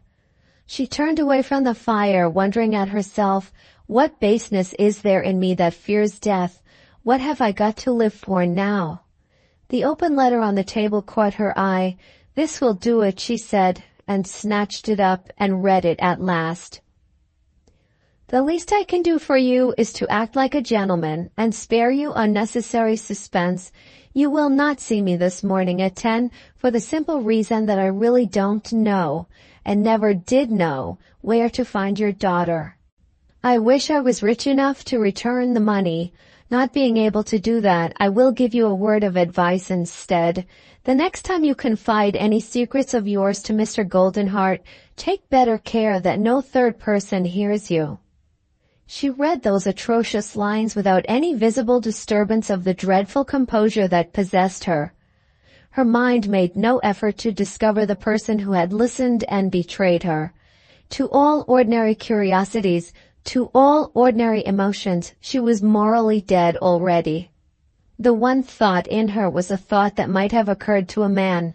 If I only had my hands on his throat, how I could wring the life out of him. As it is, instead of pursuing the reflection, she threw the letter into the fire and rang the bell. Take this at once to the nearest chemist, she said, giving the strychnine prescription to the servant, and wait, please, and bring it back with you. She opened her desk when she was alone and tore up the letters and papers in it. This done, she took her pen and wrote a letter. It was addressed to Emilius. When the servant entered the room again, bringing with her the prescription made up, the clock downstairs struck 11. Book 7, The Vanishing Hopes, Chapter 6. Toff returned to the cottage with the slippers and the stockings. "What a time you have been gone," said Emilius. "It is not my fault, sir," Toff explained. "The stockings I obtained without difficulty, but the nearest shoe shop in this neighborhood sold only cloths, manufactures, and all too large. I had to go to my wife and get her to take me to the right place. See?" he exclaimed, producing a pair of quilted silk slippers with blue rosettes. "Here is a design that is really worthy of pretty feet. Try them on, miss." Sally's eyes sparkled at the sight of the slippers. She rose at once and limped away to her room. Emilius, observing that she still walked in pain, called her back. "I had forgotten the blister," he said. "Before you put on the new stockings, Sally, let me see your foot." He turned to Toff. "You're always ready with everything," he went on. "I wonder whether you have got a needle and a bit of worsted thread." The old Frenchman answered with an air of respectful reproach. "Knowing me, sir, as you do," he said, "could you doubt for a moment that I mend my own clothes and darn my own stockings?" He withdrew to his bedroom below and returned with a leather roll. "When you are ready, sir," he said, opening the roll at the table and threading the needle, while Sally removed the sock from her left foot. She took a chair near the window at the suggestion of Emilius. He knelt down so as to raise her foot to his knee. "Turn a little more towards the light," he said. He took the foot in his hand, lifted it, looked at it, and suddenly let it drop back on the floor. A cry of alarm from Sally instantly brought Toff to the window. "Oh, look," she cried, "he's ill."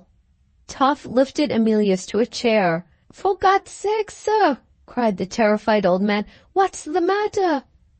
Emilius had turned to the strange ashy paleness which is only seen in men of his florid complexion. Overwhelmed by sudden emotion, he stammered when he tried to speak. "Fetch the brandy," said Toff, pointing to the liquor case on the sideboard. Sally brought it at once. The strong stimulant steadied Emilius. "I'm sorry to have frightened you," he said faintly. "Sally, dear, dear little Sally, go in and get your things on directly. You must come out with me. I'll tell you why afterwards. My God, why didn't I find this out before?" He noticed Toff wondering and trembling. "Good old fellow, don't alarm yourself. You shall know about it too. Go, run, get the first cab you can find." Left alone for a few minutes, he had time to compose himself. He did his best to take advantage of the time. He tried to prepare his mind for the coming interview with Mrs. Farnaby. "I must be careful of what I do," he thought, conscious of the overwhelming effect of the discovery on himself. "She doesn't expect me to bring her daughter to her." Sally returned to him, ready to go out. She seemed to be afraid of him when he approached her and took her hand. "Have I done anything wrong?" she asked in her childish way.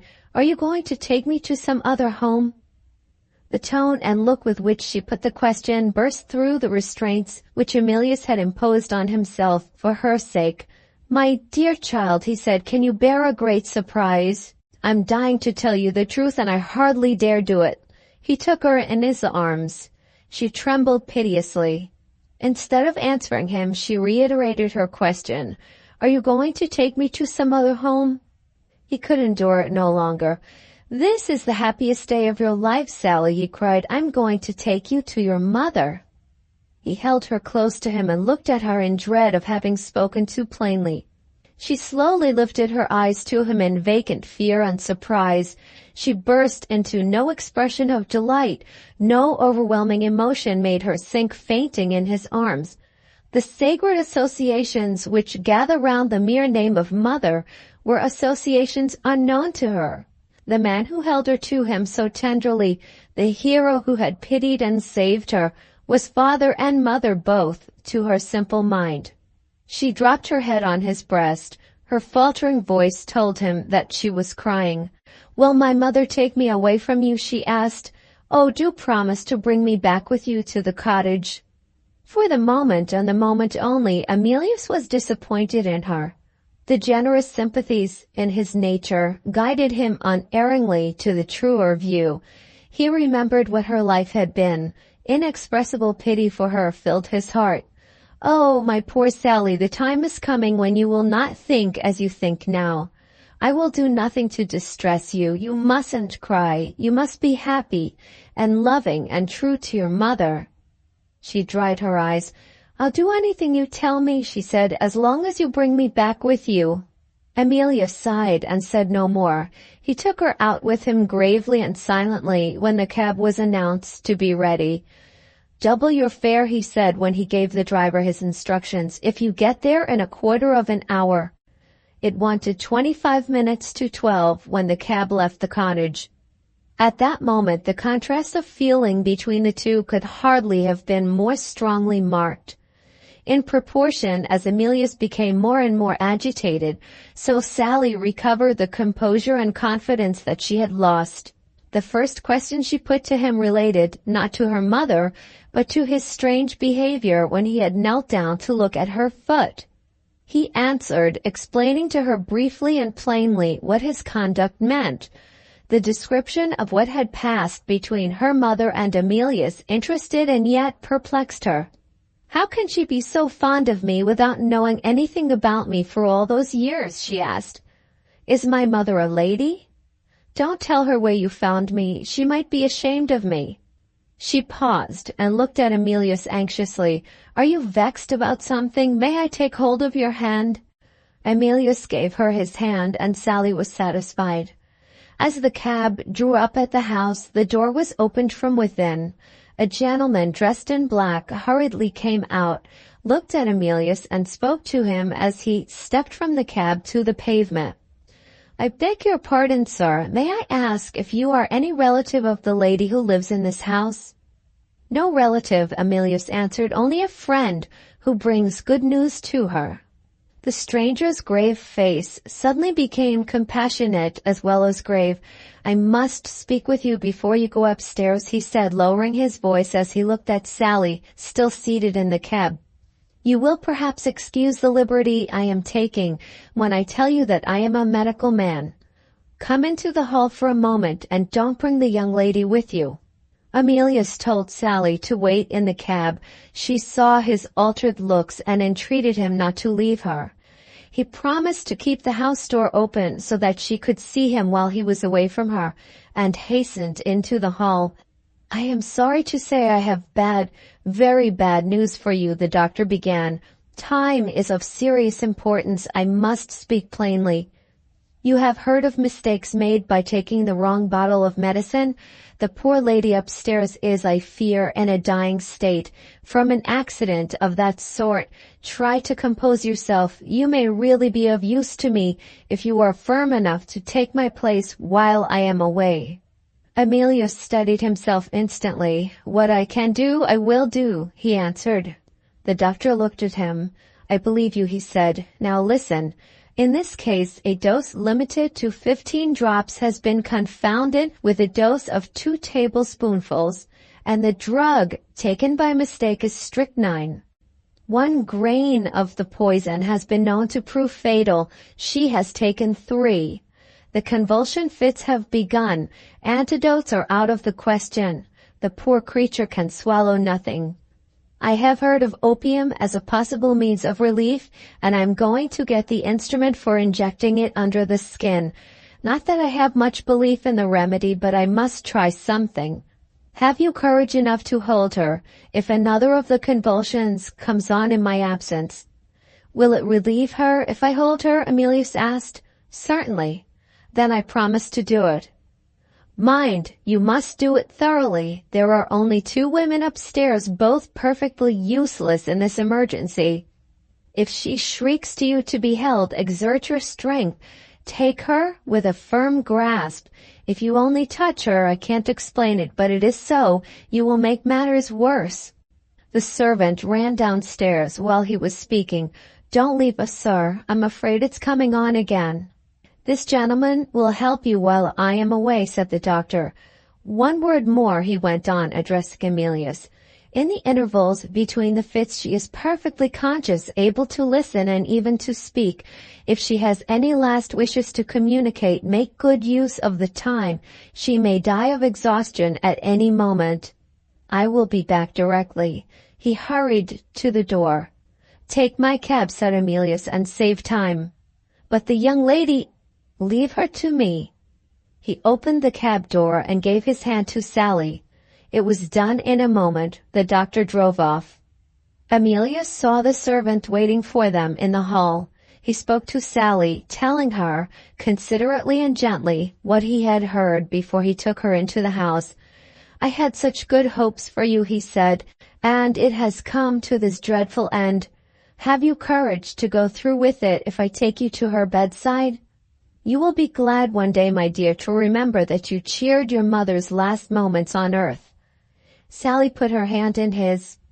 "I will go anywhere," she said softly, "with you." Emilius led her into the house. The servant, in pity for her youth, ventured on a word of remonstrance. "Oh, sir, you're not going to let the poor young lady see that dreadful sight upstairs." "You mean well," Emilius answered, "and I thank you. If you knew what I know, you would take her upstairs too. Show the way." Sally looked at him in silent awe as they followed the servant together. He was not like the same man. His brows were knit, his lips were fast set. He held the girl's hand in a grip that hurt her. The latent strength of will in him, that reserved resolution, so finely and firmly entwined in the natures of sensitively organized men, was rousing itself to meet the coming trial. The doctor would have doubly believed in him if the doctor had seen him at that moment. They reached the first-floor landing. Before the servant could open the drawing-room door, a shriek ran frightfully through the silence of the house. The servant drew back and crouched trembling on the upper stairs. At the same moment the door was flung open and another woman ran out, wild with terror. "I can't bear it," she cried, and rushed up the stairs, blind to the presence of strangers and the panic that possessed her. Emilius entered the drawing-room with his arm round Sally, holding her up. As he placed her in a chair, the dreadful cry was renewed. He only waited to rouse and encourage her by a word and a look, and ran into the bedroom. For an instant, and an instant only, he stood, horror-struck in the presence of the poisoned woman. The fell action of the strychnine wrung every muscle in her with the torture of convulsion. Her hands were fast clenched, her head was bent back, her body, rigid as a bar of iron, was arched upwards from the bed, resting on the two extremities of the head and the heels, the staring eyes, the dusky face, the twisted lips, the clenched teeth were frightful to see. He faced it. After the one instant of hesitation, he faced it. Before she could cry out again, his hands were on her. The whole exertion of his strength was barely enough to keep the frenzied throbs of the convulsion as it reached its climax from throwing her off the bed. Through the worst of it, he was still equal to the trust that had been placed in him, still faithful to the work of mercy. Little by little, he felt the lessening resistance of the rigid body as the paroxysm began to subside. He saw the ghastly stare die out of her eyes and the twisted lips relax from their dreadful grin. The tortured body sank and rested. The perspiration broke out on her face. Her languid hands fell gently over on the bed.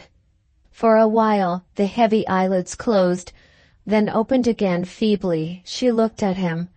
"Do you know me?" he asked, bending over her, and she answered in a faint whisper, "Emilius."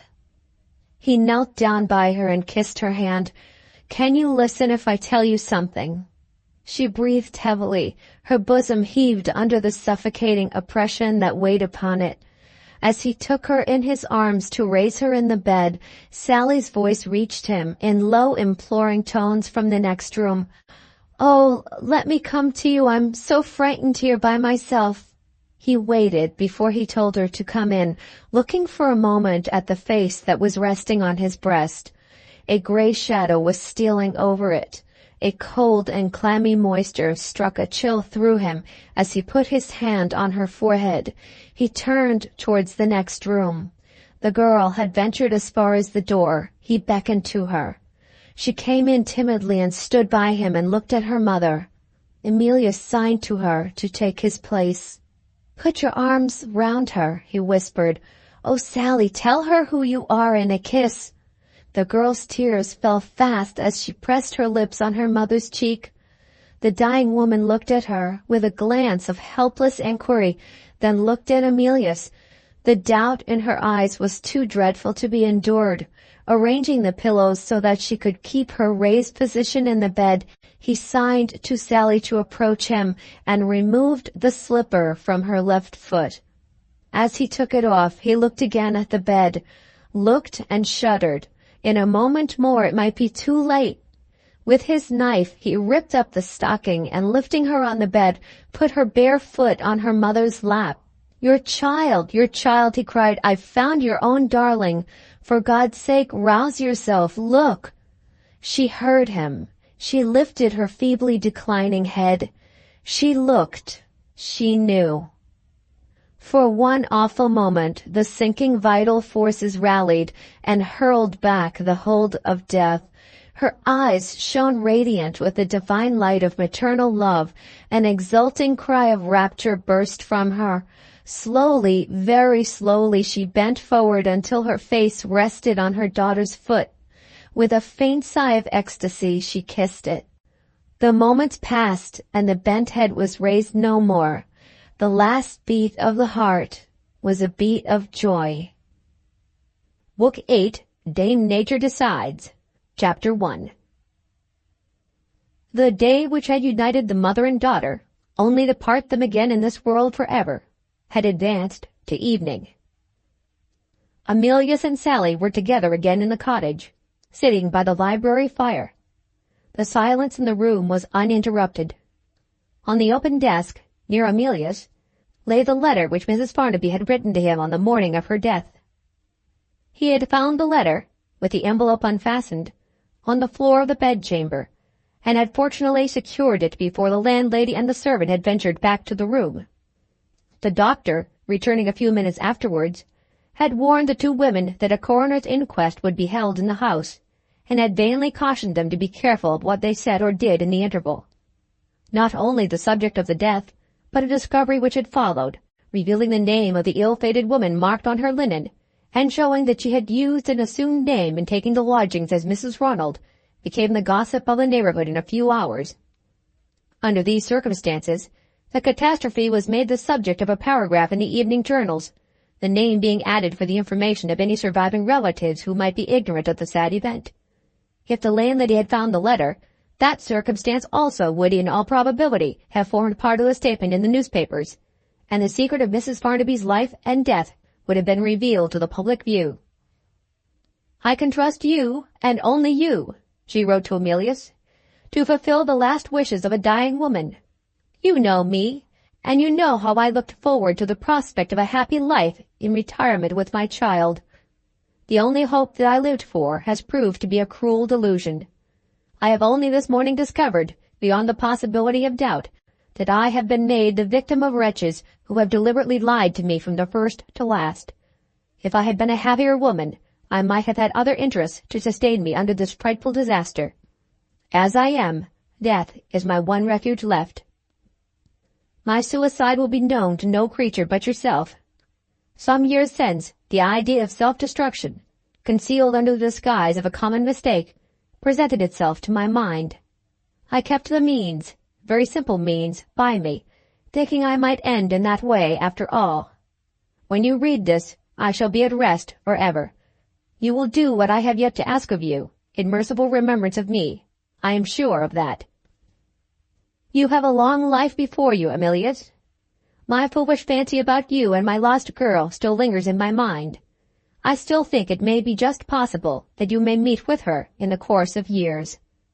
If this does happen, I implore you, by the tenderness and pity that you once felt for me, to tell no human creature that she is my daughter, and, if John Farnaby is living at the time, I forbid you, with the authority of a dying friend, to let her see him, or to let her know even that such a person exists. Are you at a loss to account for my motives? I may make the shameful confession which will enlighten you, now I know that we shall never meet again. My child was born before my marriage, and the man who afterwards became my husband, a man of low origin, I should tell you, was the father. He had calculated on this disgraceful circumstance to force my parents to make his fortune by making me his wife.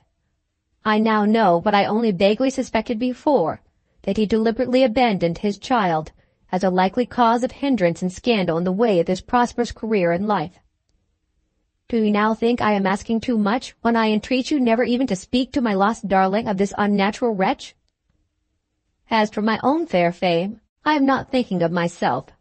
With death close at my side, I think of my poor mother, and of all that she suffered and sacrificed to save me from the disgrace that I had deserved. For her sake, not for mine, keep silence to friends and enemies alike if they ask you who my girl is, with the one exception of my lawyer. Years since, I left in his care the means of making a small provision for my child, on the chance that she might live to claim it. You can show him this letter as your authority in case of need. Try not to forget me, Emilius, but don't grieve about me. I go to my death as you go to your sleep when you are tired. I leave you my grateful love. You have always been good to me. There is no more to write. I hear the servant returning from the chemist's, bringing with her only release from the hard burden of life without hope. May you be happier than I have been. Goodbye. So she parted from him forever. But the fatal association of the unhappy woman's sorrows with the life and fortune of Emilius was not at an end yet. He had neither hesitation nor misgiving in resolving to show a natural respect to the wishes of the dead. Now that the miserable story of the past had been unreservedly disclosed to him, he would have felt himself bound in honor, even without instructions to guide him, to keep the discovery of the daughter a secret for the mother's sake. With that conviction, he had read the distressing letter. With that conviction, he now rose to provide for the safe keeping of it under lock and key. Just as he had secured the letter in a private drawer of his desk, Toff came in with a card, and announced that a gentleman wished to see him. Emilius, looking at the card, was surprised to find on it the name of Mr. Melton. Some lines were written on it in pencil. "I have called to speak with you on a matter of serious importance." Wondering what his middle-aged rival could want with him, Emilius instructed Toff to admit the visitor. Sally started to her feet, with her customary distrust of strangers. "May I run away before he comes in?" she asked. "If you like," Emilius answered quietly. She ran to the door of her room at the moment when Toff appeared again, announcing the visitor. Mr. Melton entered just before she disappeared. He saw the flutter of her dress as the door closed behind her. "I fear I am disturbing you," he said, looking hard at the door.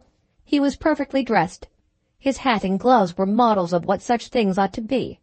He was melancholy and courteous, blandly distrustful of the flying skirts which he had seen at the door. When Emilius offered him a chair, he took it with a mysterious sigh, mournfully resigned to the sad necessity of sitting down.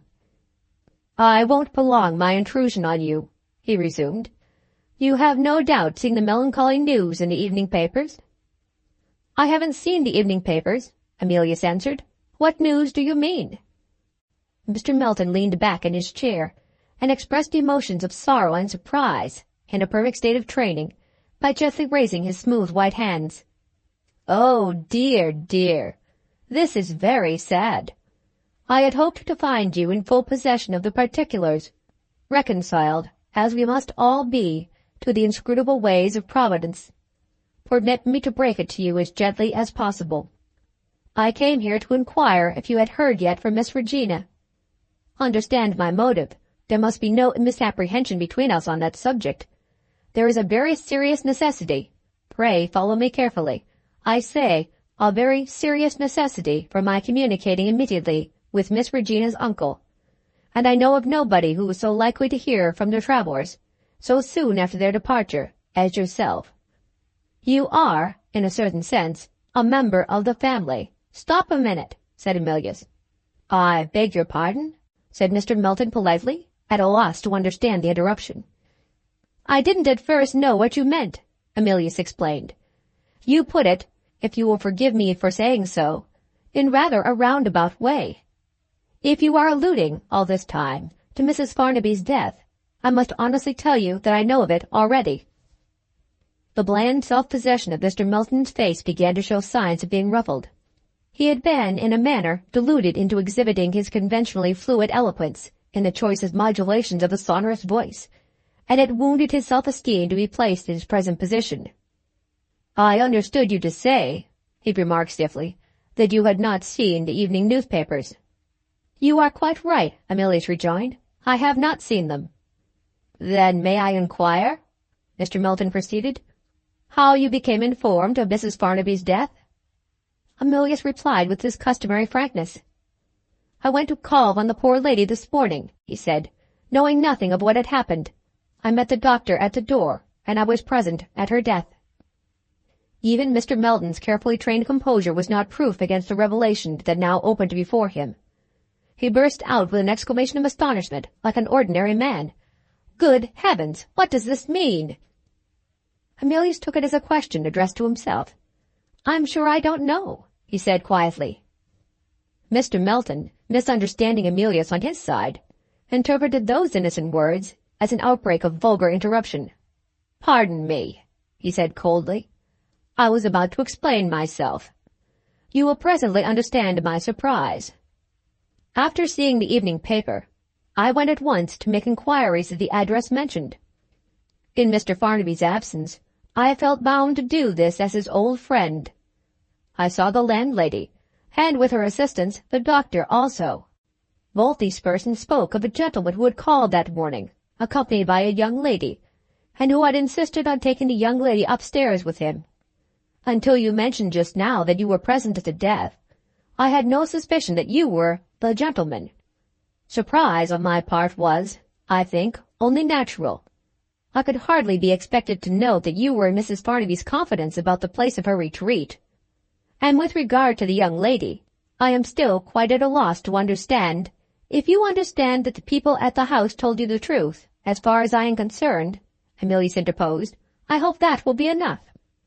With regard to the young lady, I must beg you to excuse me for speaking plainly. I have nothing to say about her, to you, or to anybody. Mr. Melton rose with the utmost dignity and the fullest possession of his vocal resources. Permit me to assure you, he said, with frigidly fluid politeness, that I have no wish to force myself into your confidence. One remark I will venture to make. It is easy enough, no doubt, to keep your own secrets when you are speaking to me. You will find some difficulty, I fear, in pursuing the same course when you are called upon to give evidence before the coroner. I presume you know that you will be summoned as a witness at the inquest? I left my name and address with the doctor for that purpose, Emilius rejoined as composedly as ever, and I am ready to bear witness to what I saw at poor Miss Farnaby's bedside. But if all the coroners in England question me about anything else, I should say to them just what I have said to you. Mr. Melton smiled with well-bred irony. We shall see, he said. In the meantime, I presume I may ask you, in the interests of the family, to send me the address on the letter as soon as you hear from Miss Regina. I have no other means of communicating with Mr. Farnaby. In respect to the melancholy event, I shall add that I have undertaken to provide for the funeral, and to pay any little outstanding debts, and so forth. As Mr. Farnaby's old friend and representative. The conclusion of the sentence was interrupted by the entrance of Toff with a note, and an apology for his intrusion. I beg your pardon, sir. The person is waiting. She says it's only a receipt to sign. The box is in the hall. Emilius examined the enclosure. It was a formal document acknowledging the receipt of Sally's clothes, returned to her by the authorities at the home. As he took a pen to sign the receipt, he looked toward the door of Sally's room. Mr. Melton, observing the look, prepared to retire. I am only interrupting you, he said. You have my address on my card. Good evening. On his way out, he passed an elderly woman waiting in the hall. Toff, hastening before him to open the garden gate, was saluted by the gruff voice of a cabman outside. The lady whom he had driven to the cottage had not paid him his right fare. He meant to have the money or the lady's name and address, and summon her. Quietly crossing the road, Mr. Melton heard the woman's voice next. She had got her receipt and had followed him out. In the dispute about fares and distances that ensued, the contending parties more than once mentioned the name of the home and of the locality in which it was situated. Possessing this information, Mr. Melton looked in at his club, consulted a directory under the heading of Charitable Institutions, and solved the mystery of the vanishing petticoats at the door. He had discovered an inmate of the Asylum for Lost Women in the home of the man to whom Regina was engaged to be married. The next morning's post brought to Emilius a letter from Regina. It was dated from a hotel in Paris. Her dear uncle had overestimated his strength. He had refused to stay and rest for the night at Boulogne, and had suffered so severely from the fatigue of the long journey that he had been confined to his bed since his arrival. The English physician consulted had declined to say when he would be strong enough to travel again. The constitution of the patient must have received some serious shock. He was brought very low. Having carefully reported the new medical opinion, Regina was at liberty to indulge herself, next, in expressions of affection, and to assure Emilius of her anxiety to hear from him as soon as possible. But, in this case again, the dear uncle's convenience was still the first consideration. She reverted to Mr. Farnaby in making her excuses for a hurriedly written letter. The poor invalid suffered from depression of spirits. His great consolation in his illness was to hear his niece read to him. He was calling for her, indeed, at that moment. The inevitable postscript warmed into a mild effusion of fondness. How I wish you could be with us, but alas, it cannot be. Emilius copied the address on the letter, and sent it to Mr. Melton immediately. It was then the 24th day of the month.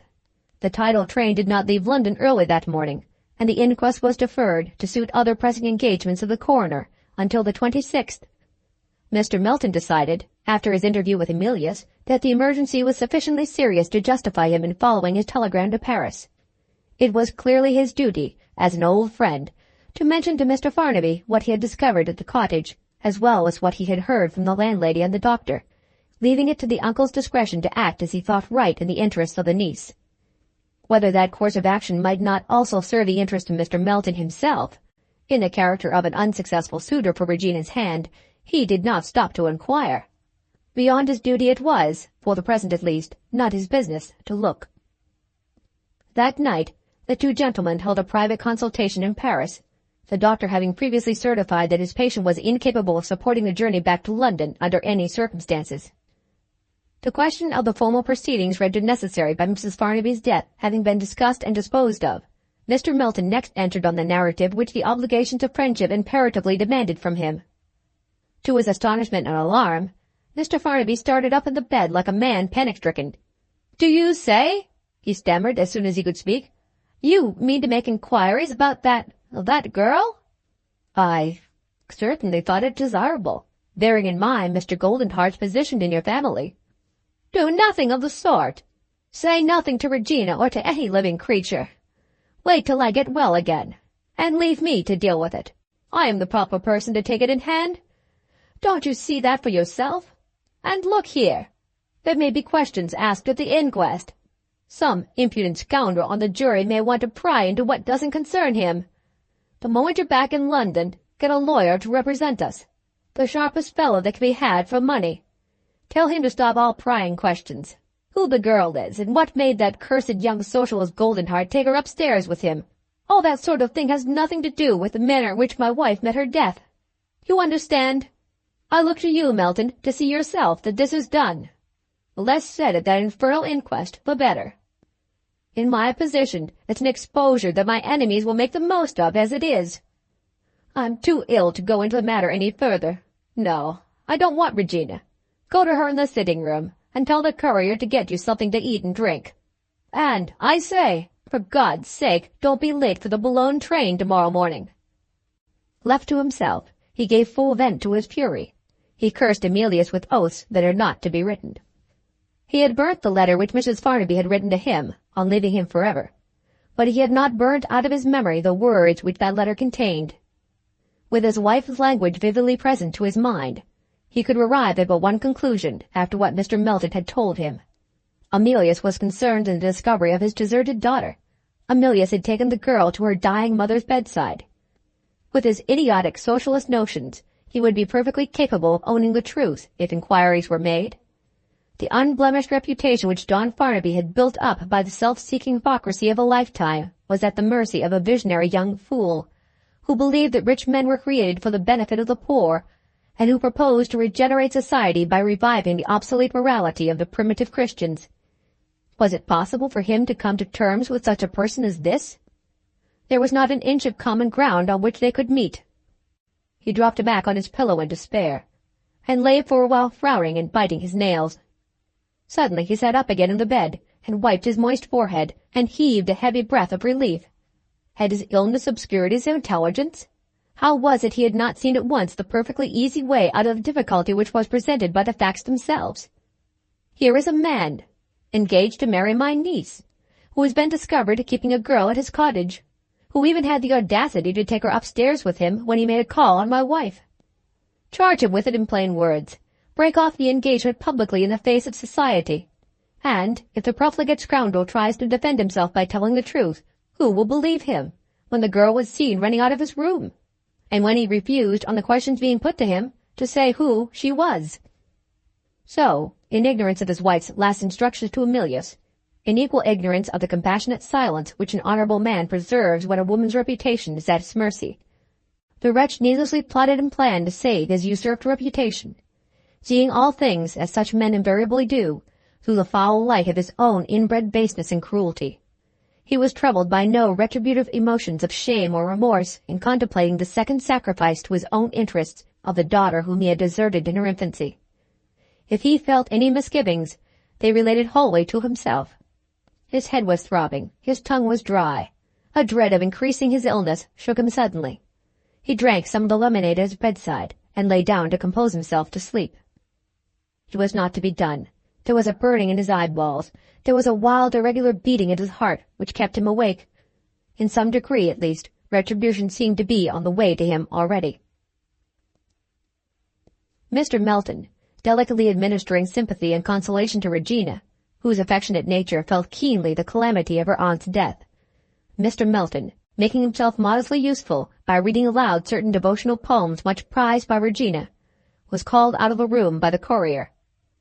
"I have just looked in at Mr. Farnaby's, sir," said the man, "and I am afraid he is worse." The physician was sent for. He thought so seriously of the change in the patient that he obliged Regina to accept the services of a professed nurse.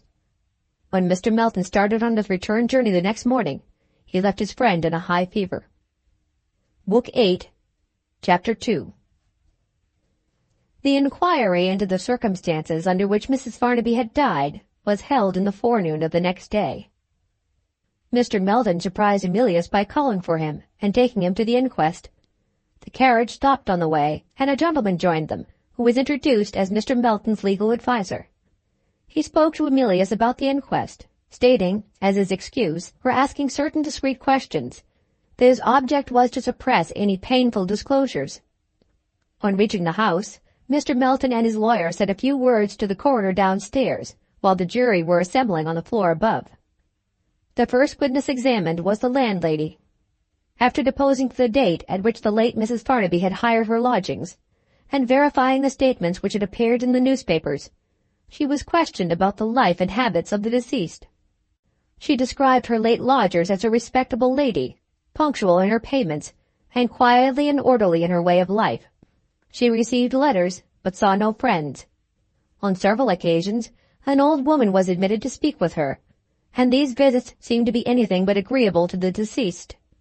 Asked if she knew anything of the old woman, or of what had passed at the interviews described, the witness answered both questions in the negative. When the woman called, she always told the servant to announce her as the nurse. Mr. Melton was next examined to prove the identity of the deceased. He declared that he was quite unable to explain why she had left her husband's house under an assumed name. Asked if Mr. and Mrs. Farnaby had lived together on affectionate terms, he acknowledged that he had heard, at various times, of a want of harmony between them, but was not acquainted with the cause.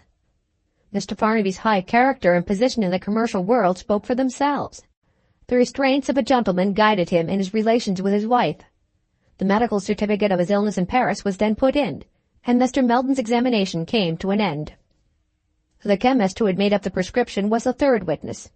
He knew the woman who brought it to his shop to be in the service of the first witness examined, an old customer of his, and a highly respected resident in the neighborhood. He made up all the prescriptions himself in which poisons were conspicuous ingredients, and he had affixed to the bottle a slip of paper bearing the word poison printed in large letters. The bottle was produced and identified, and the directions in the prescription were shown to have been accurately copied on the label. The general sensation of interest was excited by the appearance of the next witness, the woman servant. It was anticipated that her evidence would explain how the fatal mistake about the medicine had occurred. After replying to the formal inquiries, she proceeded as follows. "When I answered the bell, at the time I have mentioned, I found the deceased standing at the fireplace. There was a bottle of medicine on the table, by her writing desk. It was a much larger bottle than that which the last witness identified, and it was more than 3 parts full of some colorless medicine. The deceased gave me a prescription to take to the chemist's, with instructions to wait and bring back the physic. She said, 'I don't feel at all well this morning. I thought of trying some of this medicine,' pointing to the bottle by her desk. 'But I am not sure it is the right thing for me. I think I want a tonic. The prescription I have given you is a tonic.' I went out at once to our chemist and got it. I found her writing a letter when I came back, but she finished it immediately and pushed it away from her. When I put the bottle I had brought from the chemist on the table, she looked at the other larger bottle which she had by her, and she said, 'You will think me very undecided. I have been doubting, since I sent you to the chemist, whether I had not better begin with this medicine here, before I try the tonic. It's a medicine for the stomach, and I fancy it's only indigestion that's the matter with me after all.' I said, 'You ate but a poor breakfast, ma'am, this morning. It isn't for me to advise, but as you seem to be in doubt about yourself, wouldn't it be better to send for a doctor?' She shook her head, and said she didn't want to have a doctor if she could possibly help it. "I'll try this medicine for indigestion first," she says, "and if that doesn't relieve me, we will see what is to be done later in the day." While we were talking, the tonic was left in its sealed paper cover, just as I had brought it from the shop. She took up the bottle containing the stomach medicine and read the directions on it. 2 tablespoons by measure glass twice a day. I asked her if she had a measure glass, and she said yes, and sent me to her bedroom to look for it. I couldn't find it. While I was looking, I heard her cry out, and ran back to the drawing room to see what was the matter. "Oh," she says, "how clumsy I am! I've broken the bottle." She held up the bottle of the stomach medicine and showed it to me, broken just below the neck. "Go back to the bedroom," she says, "and see if you can find an empty bottle. I don't want to waste the medicine if I can help it." There was only one empty bottle in the bedroom, a bottle on the chimney-piece. I took it to her immediately. She gave me the broken bottle, and while I poured the medicine into the bottle which I had found in the bedroom, she opened the paper which covered the tonic I had brought from the chemist. When I had done, and the 2 bottles were together on the table, the bottle that I had filled and the bottle that I had brought from the chemist, I noticed that they were both of the same size, and that both had a label pasted on them, marked poison. I said to her, "You must take care, ma'am. You don't want to make any mistake. The 2 bottles are so exactly alike." "I can easily prevent that," she says, and dipped her pen in the ink and copied the directions on the broken bottle onto the label of the bottle I had just filled. "There," she said. "Now I hope your mind's at ease." She spoke cheerfully, as if she was joking with me. Then she said, "But where's the measure glass?" I went back to the bedroom to look for it, and couldn't find it again. She changed all at once upon that. She became quite angry, and walked up and down in a fume, abusing me for my stupidity. It was very unlike her. On all other occasions she was a most considerate lady. I made allowances for her. She had been very much upset earlier in the morning when she had received a letter which she told me herself contained bad news. Yes, another person was present at the time, the same woman that my mistress told you of. The woman looked at the address on the letter and seemed to know who it was from. I told her a squint-eyed man had brought it to the house, and then she left directly. I don't know where she went, or the address at which she lives, or who the messenger was who brought the letter. As I have said, I made allowances for the deceased lady. I went downstairs without answering, and got a tumbler and a tablespoon to serve instead of the measure glass. When I came back with the things, she was still walking about in a temper. She took no notice of me. I left the room again quietly, seeing she was not in a state to be spoken to. I saw nothing more of her until we were alarmed by hearing her scream. We found the poor lady on the floor in a kind of fit. I ran out and fetched the nearest doctor. That is the whole truth, on my oath, and this is all I know about it. The landlady was recalled at the request of the jury, and questioned again about the old woman. She could give no information. Being asked next if any letters or papers belonging to, or written by, the deceased lady had been found, she declared that, after the strictest search, nothing had been discovered but 2 medical prescriptions. The writing desk was empty. The doctor was the next witness. He described the state in which he found the patient on being called to the house. The symptoms were those of poisoning by strychnine. Examination of the prescriptions and the bottles, aided by the servant's information, convinced him that a fatal mistake had been made by the deceased, the nature of which he explained to the jury as he had already explained it to Emilius. Having mentioned the meeting with Emilius at the house door, and the events which had followed, he closed his evidence by stating the result of the post-mortem examination, proving that the death was caused by the poison called strychnine. The landlady and the servant were examined again. They were instructed to inform the jury exactly of the time that had elapsed from the moment when the servant had left the deceased alone in the drawing-room to the time when the screams were first heard. Having both given the same evidence on this point, they were next asked whether any person, beside the old woman, had visited the deceased lady, or had, on any pretense, obtained access to her in the interval. Both swore positively that there had not even been a knock at the house door in the interval, and that the area gate was locked, and the key in possession of the landlady. This evidence placed it beyond the possibility of doubt that the deceased had herself taken the poison. To question whether she had taken it by accident was the only question left to decide, when Emilius was called as the next witness. The lawyer retained by Mr. Melton to watch the case on behalf of Mr. Farnaby had hitherto not interfered. It was observed that he paid the closest attention to the inquiry at the stage which it had now reached. Emilius was nervous at the outset. The early training in America, which had hardened him to face an audience and speak with self-possession on social and political subjects, had not prepared him for the very difficult ordeal of a first appearance as a witness. Having answered the customary inquiries, he was so painfully agitated in describing Mrs. Farnaby's sufferings that the coroner suspended the examination for a few minutes, to give him time to control himself. He failed, however, to recover his composure until the narrative part of his evidence had come to an end. When the critical questions, bearing on his relations with Mrs. Farnaby, began, the audience noticed that he lifted his head and looked and spoke for the first time, like a man with a settled resolution in him, sure of himself. The questions proceeded. Was he in Mrs. Farnaby's confidence on the subject of her domestic differences with her husband? Did those differences lead to her withdrawing herself from her husband's roof? Did Mrs. Farnaby inform him of the place of her retreat? To these 3 questions the witness, speaking quite readily in each case, answered yes. Asked next what the nature of the domestic differences had been, whether they were likely to affect Miss Farnaby's mind seriously, why she had passed under an assumed name, and why she had confided the troubles of her married life to a young man like himself, only introduced to her a few months since, the witness simply declined to reply to the inquiries addressed to him. "The confidence Mrs. Farnaby placed in me," he said to the coroner, "was a confidence which I gave her my word of honor to respect. When I have said that, I hope the jury will understand that I owe it to the memory of the dead to say no more." There was a murmur of approval among the audience, instantly checked by the coroner. The foreman of the jury rose, and remarked that scruples of honor were out of place at a serious inquiry of that sort. Hearing this, the lawyer saw his opportunity and got to his legs. "I represent the husband of the deceased lad," he said.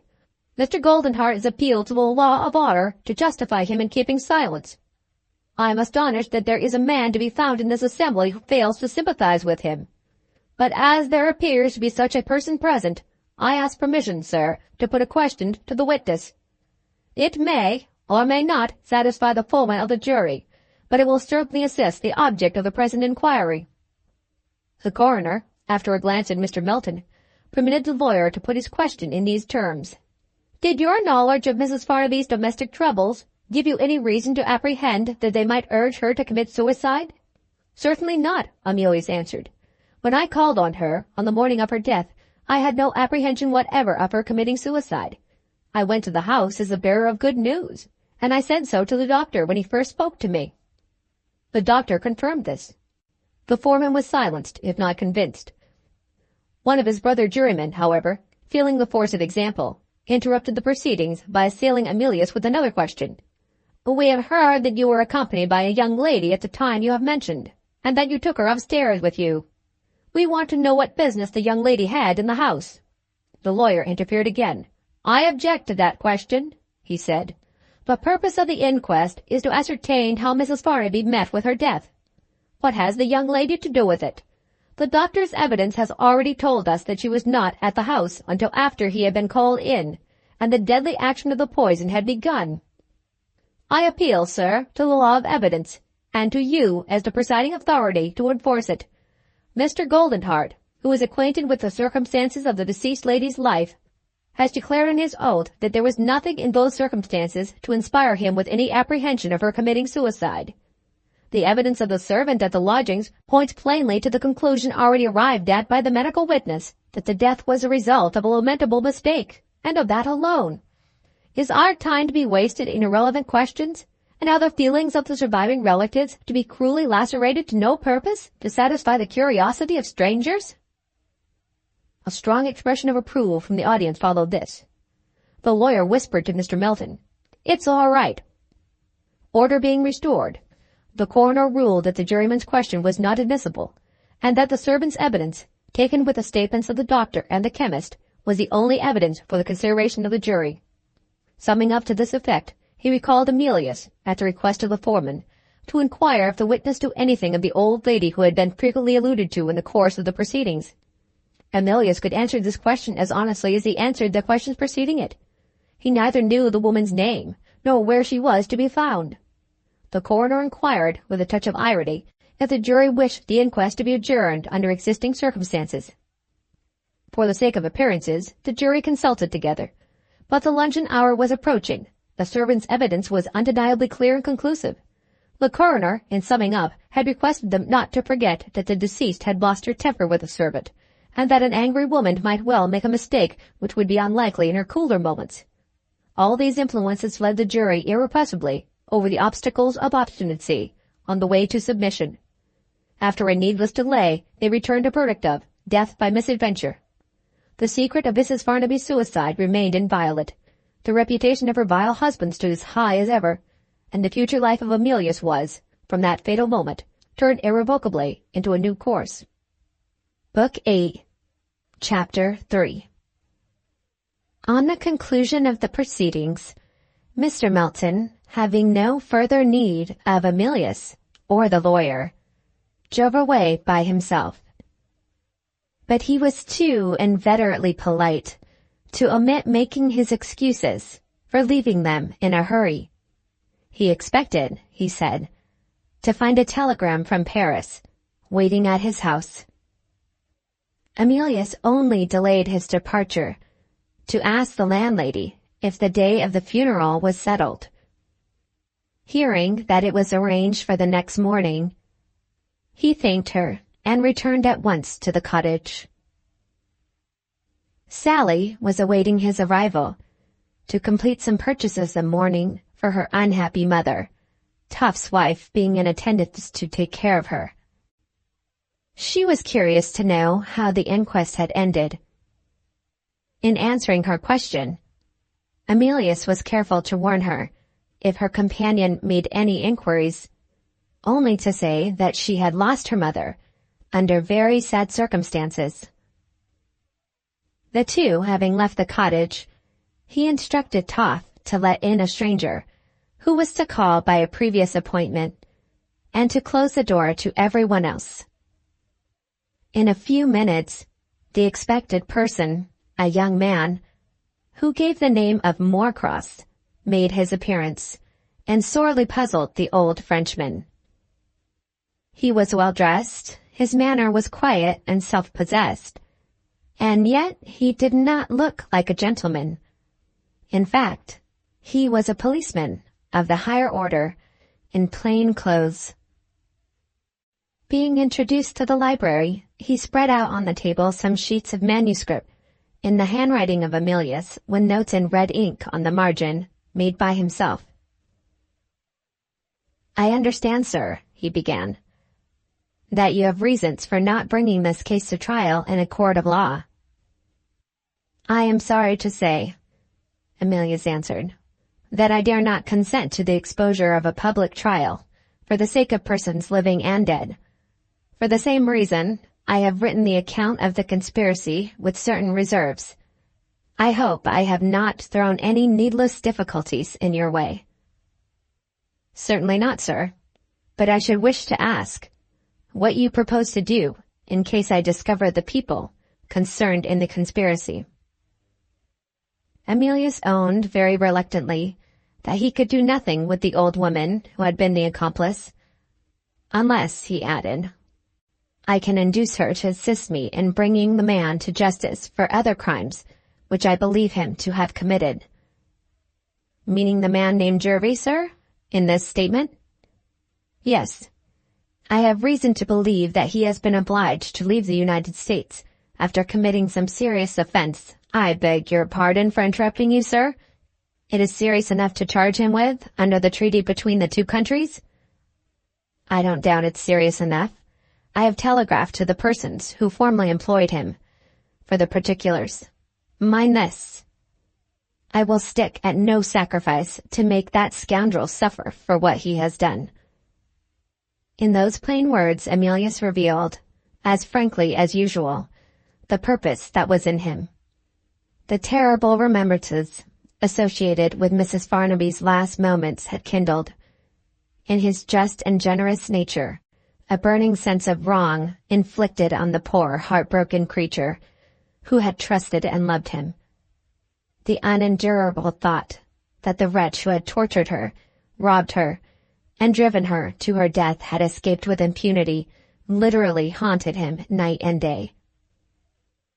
Eager to provide for Sally's future, He had followed Mrs. Farnaby's instructions, and had seen the lawyer privately during the period that had elapsed between the death and the inquest. Hearing that there were formalities to be complied with, which would probably cause some delay, he had at once announced his determination to employ the interval in attempting the pursuit of Jervie. The lawyer, after vainly pointing out the serious objections to the course proposed, so far yielded to the irresistible earnestness and good faith of Emilius as to recommend him to a competent man who could be trusted not to deceive him. The same day, the man had received a written statement of the case, and he had now arrived to report the result of his first proceedings to his employer. "One thing I want to know, before you tell me anything else," Emilius resumed. "Is my written description of Jervie plain enough to help you find him?" "It is plain, sir, that some of the older men in our office have recognized him by it under another name than the name you give him." "Does that add to the difficulty of tracking him?" "He has been a long time away from England, sir, and it's by no means easy to trace him on that account. I have been to the young woman named Phoebe in your statement to find out what she can tell me about him. She's ready enough, in the intervals of crying, to help us lay our hands on the man who has deserted her. It's the old story of a fellow getting a girl's secrets and a girl's money under pretense of marrying her. At one time she's furious with him, and at another she's ready to cry her eyes out. I got some information from her. It's not much, but it may help us. The name of the old woman who has been the go-between in the business is Mrs. Sowler, known to the police as an inveterate drunkard, and worse. I don't think there will be much difficulty in tracing Mrs. Sowler. As for Jervie, if the young woman is to be believed, and I think she is, there's little doubt that he has got the money from the lady mentioned in my instructions here, and that he is bolted with the sum about him." "Wait a bit, sir. I haven't done with my discoveries yet. I asked the young woman, of course, if she had his photograph. He's a sharp fellow. She had it, but he got it away from her, on the pretense of getting her a better one before he took himself off. Having missed this chance, I asked next if she knew where he lived last. She directed me to the place, and I have had a talk with the landlord. He tells me of a squint-eyed man who was a good deal about the house, doing Jervie's dirty work for him. If I am not misled by the description, I think I know the man. I have my own notion of what he's capable of doing, if he gets the chance, and I propose to begin by finding our way to him, and using him as a means of tracing Jervie. It's only right to tell you that it may take some time to do this, for which reason I have to propose, in the meanwhile, trying a shorter way to the end in view. Do you object, sir, to the expense of sending a copy of your description of Jervie to every police station in London?" "I object to nothing which may help find him. Do you think the police have got him anywhere?" "You forget, sir, that the police have no orders to take him. What I'm speculating on is the chance that he has got the money about him, say in small banknotes, for convenience of changing them, you know." "Well?" "Well, sir, the people he lives among, the squint-eyed man, for instance, don't stick at trifles. If any of them have found out that Jervie's purse is worth having, you mean they would rob him? And murder him too, sir, if he's tried to resist." Emilius started to his feet. "Send round those police stations without losing another minute," he said, "and let me hear what the answer is the instant you receive it." "Suppose I get the answer late at night, sir?" "I don't care when you get it, night or day, dead or living. I will undertake to identify him. Here's a duplicate key of the garden gate. Come this way, and I'll show you where my bedroom is. If we are all in bed, tap at the window, and I will be ready for you at a moment's notice." On that understanding, Moorcross left the cottage. The day when the mortal remains of Mrs. Farnaby were laid at rest was a day of heavy rain. Mr. Melton and 2 or 3 other old friends were the attendants at the funeral. When the coffin was borne into the damp and reeking burial ground, a young man and a woman were the only persons, besides the sexton and his assistants, who stood by the open grave. Mr. Melton, recognizing Emilius, was at a loss to understand who his companion could be. It was impossible to suppose that he would profane that solemn ceremony by bringing to it the lost woman at the cottage. The thick black veil of the person with him hid her face from view. No visible expression of grief escaped her. When the last sublime words of the burial service had been read, those two mourners were left, after the others had all departed, still standing together by the grave. Mr. Melton decided on mentioning the circumstance confidentially when he wrote to his friend in Paris. Telegrams from Regina, in reply to his telegrams from London, had informed him that Mr. Farnaby had felt the benefit of the remedies employed, and was slowly on the way to recovery. It seemed likely that he would, in no long time, take the right course for the protection of his niece. For the enlightenment which might or might not come with that time, Mr. Melton was resigned to wait, with the disciplined patience to which he had been mainly indebted for his success in life. "Always remember your mother tenderly, my child," said Emilius, as they left the burial ground. "She was sorely tried, poor thing, in her lifetime, and she loved you very dearly." "Do you know anything of my father?" Sally asked timidly. "Is he still living?" "My dear, you will never see your father. I must be all that the kindest father and mother could have been to you now. Oh, my poor little girl." She pressed his arm to her as she held it. "Why should you pity me?" she said. "Haven't I got you?" They passed the day together quietly at the cottage. Emilius took down some of his books, and pleased Sally by giving her his first lessons. Soon after 10 o'clock she withdrew at the usual early hour to her room. In her absence he sent for Toff, intending to warn him not to be alarmed if he heard footsteps in the garden after they had all gone to bed. The old servant had barely entered the library when he was called away by the bell at the outer gate. Emilius, looking into the hall, discovered Moorcross, and signed to him eagerly to come in. The police officer closed the door cautiously behind him. He had arrived with news that Jervie was found. Book 8, Chapter 4. "Where has he been found?" Emilius asked, snatching up his hat. "There's no hurry, sir," Moorcross answered quietly. "When I had the honor of seeing you yesterday, you said you meant to make Jervie suffer for what he had done. Somebody else has saved you the trouble. He was found this evening in the river." "Drowned?" "Stabbed in 3 places, sir, and put out of the way in the river. That's the surgeon's report. Robbed of everything he possessed. That's the police report, after searching his pockets." Emilius was silent. It had not entered into his calculation that crime breeds crime, and that the criminal might escape him under that law.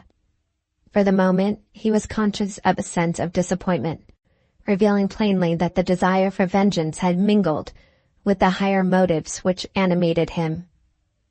He felt uneasy and ashamed, and longed as usual to take refuge in action from his own unwelcome thoughts. "Are you sure it is the man?" he asked. "My description may have misled the police. I should like to see him myself." "Certainly, sir. While we are about it, if you feel any curiosity to trace Jervie's ill-gotten money, there's a chance, from what I have heard, of finding the man with the squint. The people at our place think it's likely he may have been concerned in the robbery, if he hasn't committed the murder." In an hour after, under the guidance of Moorcross, Emilius passed through the dreary doors of a dead house, situated on the southern bank of the Thames, and saw the body of Jervie stretched out on a stone slab. The guardian who held the lantern, inured to such horrible sights, declared that the corpse could not have been in the water more than 2 days. To anyone who had seen the murdered man, the face, undisfigured by injury or any kind, was perfectly recognizable. Emilius knew him again, dead, as certainly as he had known him again living, when he was waiting for Phoebe in the street. "If you're satisfied, sir," said Moorcross. "The inspector at the police station is sending a sergeant to look after Walleyes, the name they give hereabouts to the man suspected of the robbery. We can take the sergeant with us in the cab, if you like." Still keeping on the southern bank of the river, they drove for a quarter of an hour in a westerly direction, and stopped at a public house. The sergeant of police went in by himself to make the first inquiries. "We are a day too late, sir," he said to Emilius, on returning to the cab. "Walleyes was here last night, and Mother Sowler with him, judging by the description. Both of them drunk, and the woman the worse of the two. The landlord knew nothing more about it, but there's a man at the bar tells me he heard of them this morning, still drinking at the dairy." "The dairy?" Emilius repeated. Moorcross interposed with the necessary explanation. "An old house, sir, which once stood by itself in the fields. It was a dairy 100 years ago, and it has kept the name ever since, though it's nothing but a low lodging house now." "One of the worst places on this side of the river," the sergeant added. "The landlord's a returned convict. Sly as he is, we shall have him again yet, for receiving stolen goods. There's every sort of thief among his lodgers, from a pickpocket to a housebreaker. It's my duty to continue the inquiry, sir. But a gentleman like you will be better, I should say, out of such a place as that." Still disquieted by the sight that he had seen in the dead house, and by the associations which that sight had recalled, Emilius was ready for any adventure which might relieve his mind. Even the prospect of a visit to a thieves' lodging-house was more welcome to him than the prospect of going home alone. "If there's no serious objection to it," he said, "I own I should like to see the place." "You'll be safe enough with us," the sergeant replied, "if you don't mind filthy people and bad language. All right, sir? Cabman, drive by the dairy." Their direction was now towards the south, through a perfect labyrinth of mean and dirty streets. Twice the driver was obliged to ask his way. On the second occasion, the sergeant, putting his head out of the window to stop the cab, cried, "Hello! There's something up." They got out in front of a long, low, rambling house, a complete contrast to the modern buildings about it. Late as the hour was, a mob had assembled in front of the door. The police were on the spot, keeping the people in order. Moorcross and the sergeant pushed their way through the crowd, leading Emilius between them. "Something wrong, sir, in the back kitchen," said one of the policemen, answering the sergeant while he opened the street door. A few yards down the passage there was a second door, with a man on the watch by it.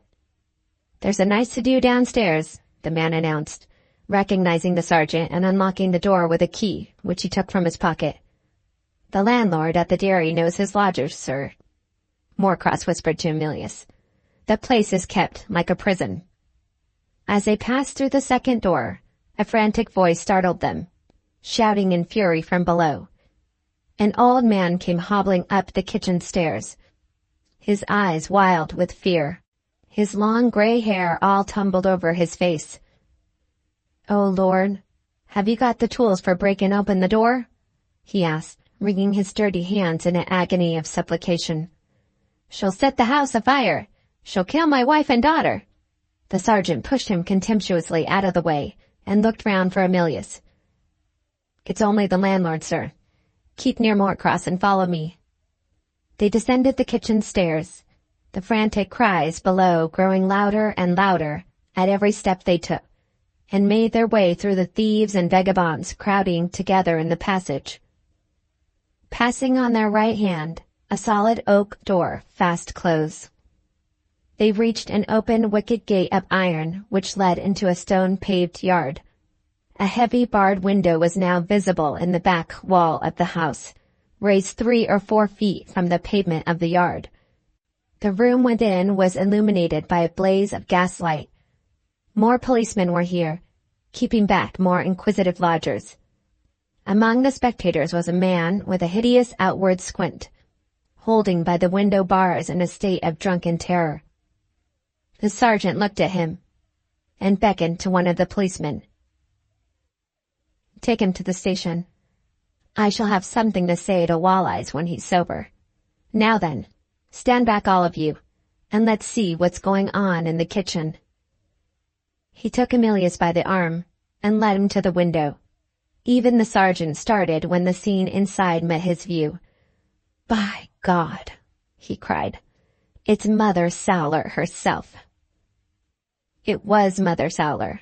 The horrible woman was trampling round and round in the middle of the kitchen, like a beast in a cage, raving in the dreadful drink madness called delirium tremens. In the farthest corner of the room, barricaded behind the table, the landlord's wife and daughter crouched in terror of their lives. The gas, turned full on, blazed high enough to blacken the ceiling, and showed the heavy bolts shot at the top and bottom of the solid door. Nothing less than a battering ram could have burst that door in from the outer side. An hour's work with the file would have failed to break a passage through the bars over the window. "How did she get in there?" the sergeant asked. "Run downstairs and bolted herself in while the missus and the young'un were cooking," was the answering cry from the people in the yard. As they spoke, another vain attempt was made to break in the door from a passage. The noise of the heavy blows redoubled the frenzy of the terrible creature in the kitchen, still trampling round and round under the blazing gaslight. Suddenly, she made a dart at the window and confronted the men looking in from the yard. Her staring eyes were bloodshot. A purple-red flush was over her face. Her hair waved wildly about her, torn away in places by her own hands. "Cats!" she screamed, glaring out of the window. "Millions of cats! All their mouths wide open, spitting at me! Fire! Fire to scare away the cats!" She searched furiously in her pocket and tore out a handful of loose papers. One of them escaped and fluttered downward to a wooden press under the window. Emilius was nearest and saw it plainly as it fell. "Good heavens!" he exclaimed. "It's a banknote! Walleye's money!" shouted the thieves in the yard. "She's going to burn Walleye's money!" The mad woman turned back to the middle of the kitchen, leapt up at the gas burner, and set fire to the banknotes. She scattered them, flaming all round her on the kitchen floor. "Away with you!" she shouted, shaking her fists at the visionary multitude of cats. "Away with you! Up the chimney! Away with you! Out the window!" She sprang back to the window, with her crooked fingers twisted in her hair. "The snakes!" she shrieked. "The snakes are hissing again in my hair! The beetles are crawling all over my face!" She tore at her hair. She scraped her face with long black nails that lacerated the flesh. Emilius turned away, unable to endure the sight of her. Morcross took his place, eyed her steadily for a moment, and saw the way to end it. "A quarter of gin?" he shouted. "Quick, before she leaves the window." In a minute he had the pewter measure in his hand and tapped at the window. "Gin, Mother Sowler. Break the window and have a drop of gin." For a moment the drunken mastered her own dreadful visions at the sight of the liquor. She broke a pane of glass with her clenched fist. "The door!" cried Morcross to the panic-stricken women barricaded behind the table. "The door!" he reiterated, as he handed the gin in through the bars. The elder woman was too terrified to understand him. Her bolder daughter crawled under the table, rushed across the kitchen, and drew the bolts. As the mad woman turned to attack her, the room was filled with men, headed by the sergeant. 3 of them were barely enough to control the frantic wretch and bind her hand and foot. When Emilius entered the kitchen, after she had been conveyed to the hospital, a 5-pound note on the press, secured by one of the police, and a few frail black ashes scattered thinly on the kitchen floor, were the only relics left of the ill-gotten money. After inquiry, patiently pursued in more than one direction, failed to throw any light on the mystery of Jerby's death. Morcross's report to Emilius towards the close of the investigation was little more than ingenious guesswork. "It seems pretty clear, sir. In the first place, that Mother Saller must have overtaken Walleyes after he had left the latter at Mrs. Farnaby's lodgings. In the second place, we are justified, as I shall show you directly, in assuming that she told him of the money in Jervy's possession, and that the two succeeded in discovering Jervy, no doubt through Walleye's superior knowledge of his master's movements. The evidence concerning the banknotes proved this. We know by the examination of the people at the dairy that Walleye's took from his pocket a handful of notes when they refused to send for liquor without having the money first. We are also informed that the breaking out of the drink madness in Mother Saller showed itself in her snatching the notes out of his hand and trying to strangle him before she ran down into the kitchen and bolted herself in. Lastly, Mrs. Farnaby's bankers have identified the note saved from the burning as one of the 45-pound notes paid to her check. So much for the tracing of the money. I wish I could give an equally satisfactory account of the tracing of the crime. We can make nothing of Walleye's. He declares that he didn't even know Jervy was dead till we told him, and he swears he found the money dropped in the street. It is needless to say that this last assertion is a lie. Opinions are divided among us as to whether he is answerable for the murder as well as the robbery, or whether there was a third person concerned in it. My own belief is that Jervy was drugged by the old woman, with a young woman very likely used as a decoy, in some house by the riverside and then murdered by Walleye's in cold blood. We have done our best to clear the matter up, and we have not succeeded. The doctors give us no hope of any assistance from Mother Saller. If she gets over the attack, which is doubtful, they say she will die to a certainty of liver disease. In short, my own fear is that this will prove to be one more of those murders which are mysterious to the police as well as the public. The report of the case excited some interest, published in the newspapers in conspicuous type. Meddlesome readers wrote letters offering complacently stupid suggestions to the police. After a while, another crime attracted general attention, and the murder of Jervy disappeared from the public memory, among other forgotten murders of modern times. Book 8, Dame Nature Decides, Chapter 5. The last dreary days of November came to their end.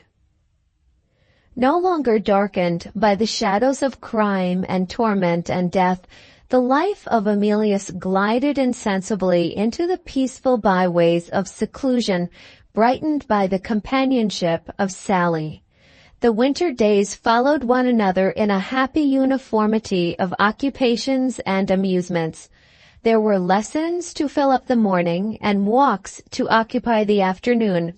And in the evenings, sometimes reading, sometimes singing, sometimes nothing but the lazy luxury of talk. In the vast world of London, with its monstrous extremes of wealth and poverty, and its all-permeating malady of life at fever heat, there was one supremely innocent and supremely happy creature. Sally had heard of heaven, attainable on the hard condition of first paying the debt of death. "I have found a kinder heaven," she said one day. "It is here in the cottage, and Emilius has shown me the way to it." Their social isolation was at this time complete. They were two friendless people, perfectly insensible to all that was perilous and pitiable in their own position. They parted with a kiss at night, and they met again with a kiss in the morning, and they were as happily free from all mistrust of the future as a pair of birds. No visitors came to the house. The few friends and acquaintances of Emilius, forgotten by him, forgot him in return. Now and then, Toff's wife came to the cottage and exhibited the cherubim baby.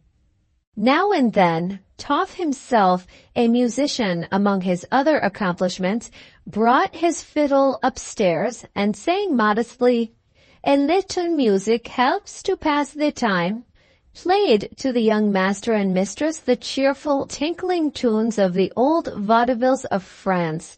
They were pleased with these small interruptions when they came, and they were not disappointed when the days passed and the baby and the vaudevilles were hushed in absence and silence. So the happy winter time went by, and the howling winds brought no rheumatism with them, and even the tax-gatherer himself, looking in at this earthly paradise, departed without a curse when he left his little paper behind him. Now and then, at long intervals, the outer world intruded itself in the form of a letter. Regina wrote, always with the same placid affection, always entering into the same minute narrative of the slow progress of dear uncle's return to health. He was forbidden to exert himself in any way. His nerves were in a state of lamentable irritability. I dare not even mention your name to him, dear Emilius. It seems I cannot think why to make him, so unreasonably angry. I can only submit and pray that he may soon be himself again. Emilius wrote back, always in the same considerate and gentle tone, always laying the blame of his dull letters on the studious uniformity of his life. He preserved, with a perfectly easy conscience, the most absolute silence on the subject of Sally. While he was faithful to Regina, what reason had he to reproach himself with the protection that he offered to a poor motherless girl? When he was married, he might mention the circumstances under which he had met with Sally, and leave the rest to his wife's sympathy. One morning, the letters with the Paris postmark were varied by a few lines from Rufus. Every morning, my bright boy, I get up and say to myself, well, I reckon it's about time to take the route for London. And every morning, if you'll believe me, I put it off till next day. Whether it's in the good feeding, expensive I admit, but when your cook helps you to digest instead of hindering you, a man of my dyspeptic nation is too grateful to complain.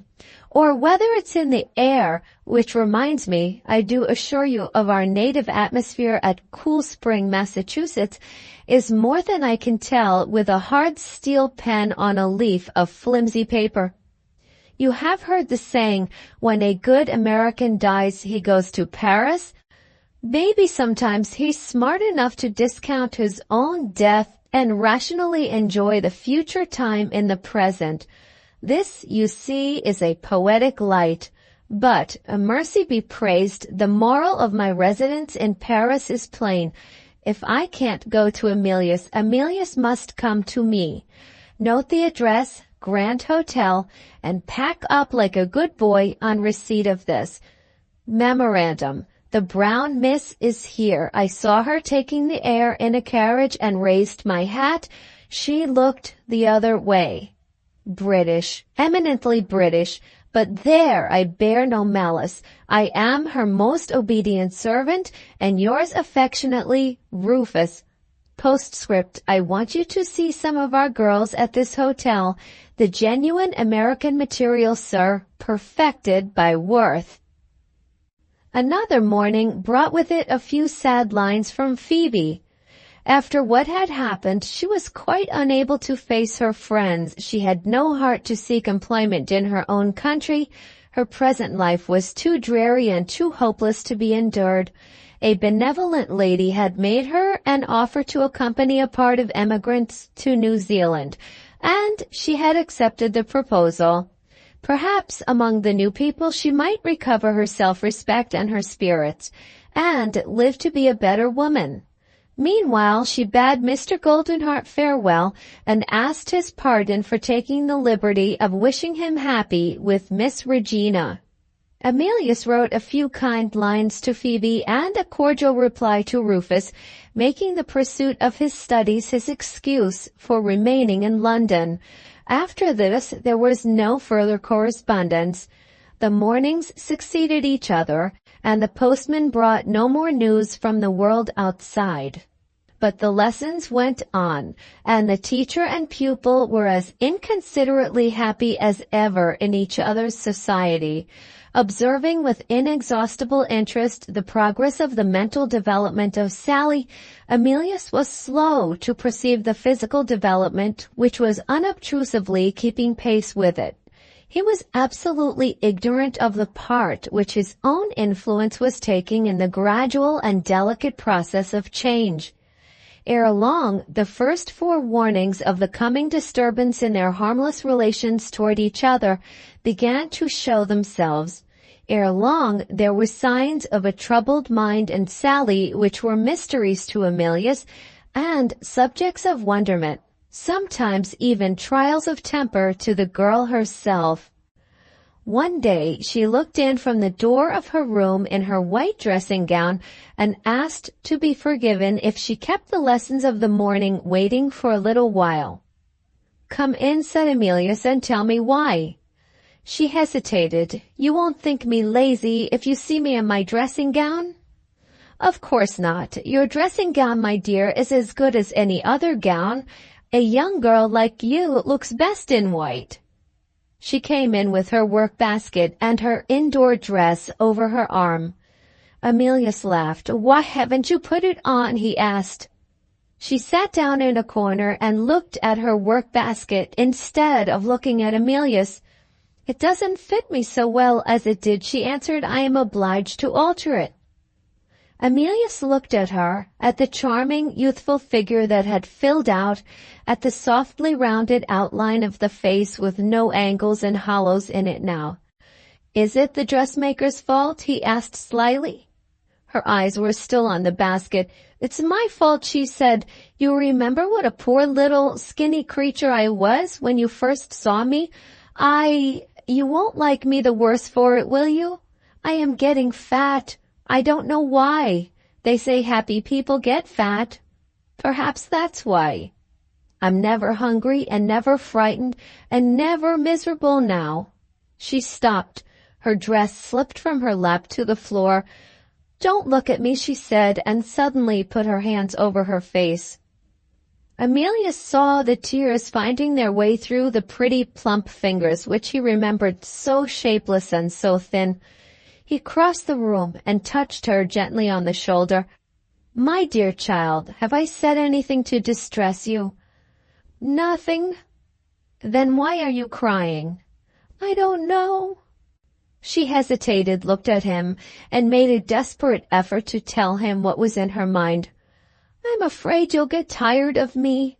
There's nothing about me to make you pity me now. You seem to be not quite the same. No, it isn't that. I don't know what's come to me. I'm a greater fool than ever. Give me my lesson, Emilius. Please give me my lesson." Emilius produced the books in some little surprise at Sally's extraordinary anxiety to begin her lessons, while the unaltered dress lay neglected on the carpet at her feet. A discreet abstract of the history of England, published for the use of young persons, happened to be at the top of the books. The system of education under Emilius recognized the laws of chance. They began with the history because it turned up first. Sally read aloud, and Sally's master explained obscure passages and corrected occasional errors of pronunciation as she went on. On that particular morning there was little to explain and nothing to correct. "Am I doing it well today?" Sally inquired on reaching the end of her task. "Very well indeed." She shut the book and looked at her teacher. "I wonder how it is," she resumed, "that I get on so much better with my lessons here than I did at the home. And yet it's foolish of me to wonder. I get on better because you are teaching me, of course. But I don't feel satisfied with myself. I'm the same helpless creature. I feel your kindness and can't make any return to you. For all my learning, I should like—" She left the thought in her unexpressed and opened her copy-book. "I'll do my writing now," she said in a quiet, resigned way. "Perhaps I may improve enough some day to keep your accounts for you." She chose her pen a little absently and began to write. Emilius looked over her shoulder and laughed. She was writing his name. He pointed to the copperplate copy on the top line, presenting an undeniable moral maxim in characters beyond the reach of criticism. Change is a law of nature. "There, my dear, you are to copy that till you're tired of it," said the easy master, "and then we'll try overleaf. Another copy beginning with letter D." Sally laid down her pen. "I don't like 'change is a law of nature,'" she said, knitting her pretty eyebrows into a frown. "I looked at those words yesterday and they made me miserable at night. I was foolish enough to think that we should always go on together as we go on now, till I saw that copy. I hate the copy. It came to my mind when I was awake in the dark, and it seemed to tell me that we were going to change some day. That's the worst of learning. One knows too much, and then there's an end of one's happiness. Thoughts come to you when you don't want them. I thought of the young lady we saw last week in the park." She spoke gravely and sadly. The bright contentment which had given a new charm to her eyes since she had been at the cottage died out of them as Emilius looked at her. What had become of her childish manner and her artless smile? He drew his chair nearer to her. "What young lady do you mean?" he asked. Sally shook her head and traced lines with her pen on the blotting paper. "Oh, you can't have forgotten her. A young lady riding on a grand white horse. All the people were admiring her. I wonder you cared to look at me after that beautiful creature had gone by. She knows all sorts of things that I don't. She doesn't sound a note at a time on the piano, and as often as not the wrong one. She can say her multiplication table and knows all the cities of the world. I dare say she's almost as learned as you are. If you had her living here with you, wouldn't you like it better than only having me?" She dropped her arms on the table and laid her head on them wearily. "The dreadful streets," she murmured in low tones of despair. "Why did I think of the dreadful streets on the night I met with you after I had seen the young lady? Oh, Emilius, are you tired of me? Are you ashamed of me?" She lifted her head again before he could answer, and controlled herself by a sudden effort of resolution. "I don't know what's the matter with me this morning," she said, looking at him with a pleading fear in her eyes. "Never mind my nonsense. I'll do the copy." She began to write the unendurable assertion that change is a law of nature, with trembling fingers and fast-heaving breath. Emilius took the pen gently out of her hand. His voice faltered as he spoke to her. "We will give up the lessons for today, Sally. You have had a bad night's rest, my dear, and you are feeling it, that's all. Do you think you are well enough to come out with me and try if the air will revive you a little?" She rose and took his hand and kissed it. "I believe if I was dying I should get well enough to go out with you. May I ask one little favor? Do you mind if we don't go into the park today?" "What has made you take a dislike to the park, Sally?" "We might meet the beautiful young lady again," she answered with her head down. "I don't want to do that." "We will go wherever you like, my child. You shall decide, not I." She gathered up her dress from the floor and hurried away to her room without looking back at him as usual when she opened the door. Left by himself, Emilius sat at the table, mechanically turning over the lesson books. Sally had perplexed and even distressed him. His capacity to preserve the harmless relations between them depended mainly on the mute appeal which the girl's ignorant innocence unconsciously addressed to him. He felt this vaguely without absolutely realizing it. By some mysterious process of association which he was unable to follow, a saying of the wise elder brother at Tadmor revived in his memory while he was trying to see his way through the difficulties that beset him. "You will meet with many temptations, Emilius, when you leave our community," the old man had said at parting, "and most of them will come to you through women. Be especially on your guard, my son, if you meet with a woman who makes you feel truly sorry for her. She is on the high road to your passions, through the open door of your sympathies, and all the more certainly if she is not aware of it herself." Emilius felt the truth expressed in those words as he had never felt it yet. There had been signs of a changing nature in Sally for some little time past, but they had expressed themselves too delicately to attract the attention of a man unprepared to be on the watch. Only on that morning they had been marked enough to force themselves on his notice. Only on that morning she had looked at him and spoken to him as she had never looked or spoken before. He began dimly to see the danger for both of them, to which he had shut his eyes thus far. Where was the remedy? What ought he to do? Those questions came naturally into his mind, and yet his mind shrank from pursuing them. He got up impatiently and busied himself in putting away the lesson books, a small duty hitherto always left to Toff. It was useless. His mind dwelt persistently on Sally. While he moved about the room, he still saw the look in her eyes. He still heard the tone of her voice when she spoke of the young lady in the park. The words of the good physician whom he had consulted about her recurred to his memory now. The natural growth of her senses has been stunted, like the natural growth of her body, by starvation, terror, exposure to cold, and other influences inherent in the life that she has led.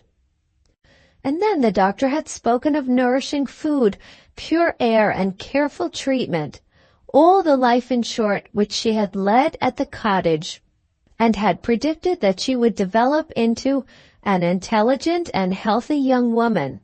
Again he asked himself, "What ought I to do?" He turned aside to the window and looked out. An idea occurred to him. How would it be if he summoned courage enough to tell her that he was engaged to be married? No, setting aside his natural dread of the shock that he might inflict on the poor grateful girl who had only known happiness under his care, the detestable obstacle of Mr. Farnaby stood immovably in his way. Sally would be sure to ask questions about his engagement and would never rest until they were answered. It had been necessarily impossible to conceal her mother's name from her. The discovery of her father, if she heard of Regina and Regina's uncle, would be simply a question of time. What might such a man be not capable of doing? What new act of treachery might he not commit if he found himself claimed by the daughter whom he had deserted? Even if the expression of Mrs. Farnaby's last wishes had not been sacred to Emilius, this consideration alone would have kept him silent for Sally's sake. He now doubted for the first time if he had calculated wisely in planning to trust Sally's sad story after his marriage to the sympathies of his wife. The jealousy that she might naturally feel of a young girl who was an object of interest to her husband did not present the worst difficulty to contend with. She believed in her uncle's integrity as she believed in her religion. What would she say, what would she do, if the innocent witness to Farnaby's infamy was presented to her? If Emilius asked the protection for Sally, which her own father had refused to her in her infancy, and if he said, as he must say, "Your uncle is the man"? And yet, what prospect could he see but the prospect of making the disclosure when he looked to his own interests next and thought of his wedding day? Again the sinister figure of Farnaby confronted him. How could he receive the wretch whom Regina would innocently welcome to the house? There would be no longer a choice left. It would be his duty to himself to tell his wife the terrible truth, and what would be the result? He recalled the whole course of his courtship and saw Farnaby always on a level with himself in Regina's estimation. In spite of his natural cheerfulness, in spite of his inbred courage, his heart failed him when he thought of the time to come. As he turned away from the window, Sally's door opened. She joined him, ready for the walk. Her spirits had rallied, assisted by the cheering influence of dressing to go out. Her charming smile brightened her face. In sheer desperation, reckless of what he did or said, Emilius held out both hands to welcome her. "That's right, Sally," he cried. "Look pleased and pretty, my dear. Let's be happy while we can, and let the future take care of itself." Book 8, Dame Nature Decides. Chapter 6. The capricious influences which combine to make us happy are never so certain to be absent influences as when we are foolish enough to talk about them. Emilius had talked about them. When he and Sally left the cottage, the road which led them away from the park was also the road which led them past a church. The influences of happiness left them at the church door. Rows of carriages were in waiting. Hundreds of idle people were assembled about the church steps. The thunderous music of the organ rolled out through the open doors. A grand wedding with choral service was in course of celebration. Sally begged Emilius to take her in to see it. They tried the front entrance and found it impossible to get through the crowd. A side entrance and a fee to a verger succeeded better. They obtained space enough to stand on, with a view of the altar. The bride was a tall, buxom girl, splendidly dressed. She performed her part in the ceremony with the most unruffled composure. The bridegroom exhibited an instructive spectacle of aged nature, sustained by art. His hair, his complexion, his teeth, his breast, his shoulders, and his legs showed what the wig-maker, the valet, the dentist, the tailor, and the hosier can do for a rich old man who wishes to present a juvenile appearance while he is buying a young wife. No less than 3 clergymen were present conducting the sale. The demeanor of the rich congregation was worthy of the glorious bygone days of the golden calf. So far as could be judged by appearances, one old lady in a pew close to the place at which Emilius and Sally were standing seemed to be the only person present who was not favorably impressed by the ceremony. "I call it disgraceful," the old lady remarked to a charming young person seated next to her. But the charming young person, being the legitimate product of the present time, had no more sympathy with questions of sentiment than a Hottentot. "How can you talk so, grandmamma?" she rejoined. "He has 20,000 a year, and that lucky girl will be mistress of the most splendid house in London." "I don't care," the old lady persisted. "It's not the less a disgrace to everybody concerned in it. There is many a poor friendless creature, driven by hunger to the streets, who has a better claim to our sympathy than that shameless girl, selling herself in the house of God. I'll wait for you in the carriage. I won't see any more of it." Sally touched Emilius. "Take me out," she whispered faintly. He supposed that the heat in the church had been too much for her. "Are you better now?" he asked when they got into the open air. She held fast by his arm. "Let's get farther away," she said. "That lady is coming after us. I don't want her to see me again. I am one of the creatures she talked about. Is the mark of the streets on me, after all you have done to rub it out?" The wild misery in her words presented another development in her character which was entirely new to Emilius. "My dear child," he remonstrated, "you just stress me when you talk in that way. God knows the life you are leading now." But Sally's mind was still full of her own acutely painful sense of what the lady had said. "I saw her," she burst out. "I saw her look at me while she spoke." And she thought you better worth looking at than the bride, and quite right too, Emilius rejoined.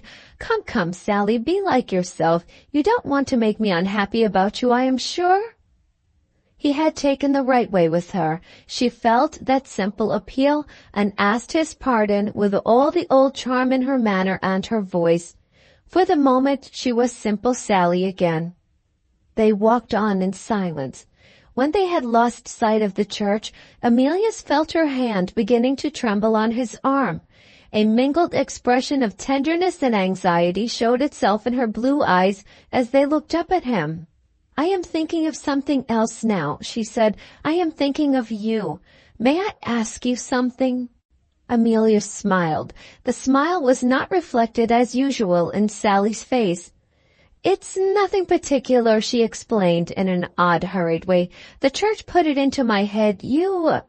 She hesitated and tried it under another form. Will you be married yourself, Emilius, one of these days? He did his best to evade the question. I am not rich, Sally, like the old gentleman we have just seen. Her eyes turned away from him. She sighed softly to herself. You will be married some day, she said. Will you do one kind thing more for me, Emilius, when I die? You remember my reading in the newspaper of the new invention for burning the dead, and my asking you about it? You said you thought it was better than burying, and you had a good mind to leave directions to be burnt instead of buried when your time came. When my time has come, will you leave other directions about yourself if I ask you? My dear, you are talking in a very strange way. If you will have it that I am to be married some day, what has that to do with your death? It doesn't matter, Emilius. When I have nothing left to live for, I suppose it's as likely as not I may die. Will you tell them to bury me in some quiet place, away from London, where there are very few graves? And when you leave your directions, don't say you are to be burnt. Say, when you have lived a long, long life, and enjoyed all the happiness you have deserved so well, say you are to be buried, and your grave is to be near mine. I should like to think of the same trees shading us, and the same flowers growing over us. No, don't tell me I'm talking strangely again. I can't bear it. I want you to humor me and be kind to me about this. Do you mind going home? I'm feeling a little tired, and I know I'm poor company for you today. The talk flagged at dinner time, though Toff did his best to keep it going. In the evening, the excellent Frenchman made an effort to cheer the two dull young people. He came in confidentially with his fiddle, and said he had a favor to ask. I possess some knowledge, sir, of the delightful art of dancing. Might I teach young Miss to dance? You see, if I may venture to say so, the other lessons, most useful, most important, the other lessons, but they are just a little serious. Something to relieve her mind, sir, if you will forgive me for mentioning it. I plead for innocent gaiety. Let us dance. He played a few notes on the fiddle and placed his right foot in position and waited amiably to begin. Sally thanked him and made the excuse that she was tired. She wished Emilius good night without waiting until they were alone together, and for the first time without giving him the customary kiss. Toff waited until she had gone and approached his master on tiptoe with a low bow. May I take the liberty of expressing an opinion, sir? A young girl who rejects the remedy of the fiddle presents a case of extreme gravity. Don't despair, sir. It is my pride and pleasure to be never at a loss where your interests are concerned. This is, I think, a matter for the ministrations of a woman. If you have confidence in my wife, I venture to suggest a visit from Madame Toff. He discreetly retired and left his master to think about it. The time passed, and Emilius was still thinking, and still as far as ever from arriving at a conclusion, when he heard a door opened behind him. Sally crossed the room before he could rise from his chair. Her cheeks were flushed, her eyes were bright, her hair fell loose over her shoulders. She dropped at his feet and hid her face on his knees. I'm an ungrateful wretch, she burst out. I never kissed you when I said good night. With the best intentions, Emilius took the worst possible way of composing her. He treated her trouble lightly. Perhaps you forgot it, he said. She lifted her head and looked at him with the tears in her eyes. I'm bad enough, she answered, but not so bad as that. Oh, don't laugh. There's nothing to laugh at. Have you done with liking me? Are you angry with me for behaving so badly all day and bidding you good night as if you were tough? You shan't be angry with me. She jumped up and sat on his knee and put her arms round his neck. I haven't been to bed, she whispered. I was too miserable to go to sleep. I don't know what's been the matter with me today. I seem to be losing the little sense I ever had. Oh, if I could only make you understand how fond I am of you. And yet I've had bitter thoughts as if I was a burden to you and I had done a wrong thing in coming here. And you would have told me so, only you pitied the poor wretch who had nowhere else to go. She tightened her hold round his neck and laid her burning cheek against his face. Oh, Emilius, my heart is sore. Kiss me and say good night, Sally. He was young, he was a man. For a moment he lost his self-control. He kissed her as he had never kissed her yet. Then he remembered, he recovered himself. He put her gently away from him and led her to the door of her room and closed it on her in silence. For a little while he waited alone. The interval over, he rang for Toff. Do you think your wife would take Miss Sally as an apprentice? He asked.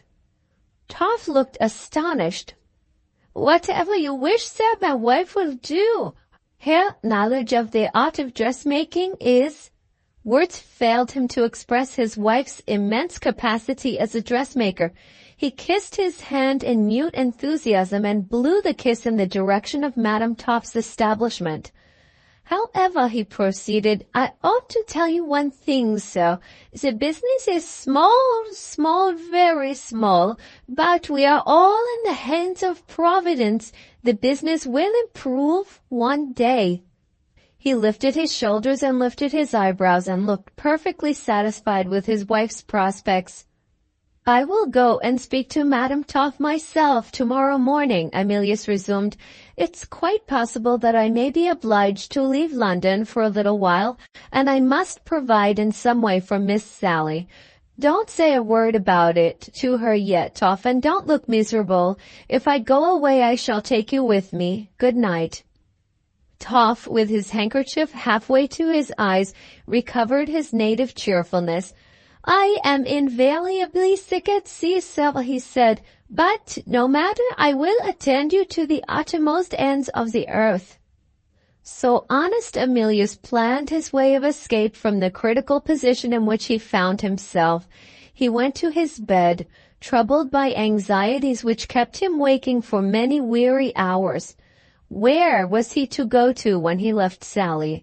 If he could have known what had happened on that very day on the other side of the Channel, he might have decided, in spite of the obstacle of Mr. Farnaby, on surprising Regina by a visit to Paris. Book 8.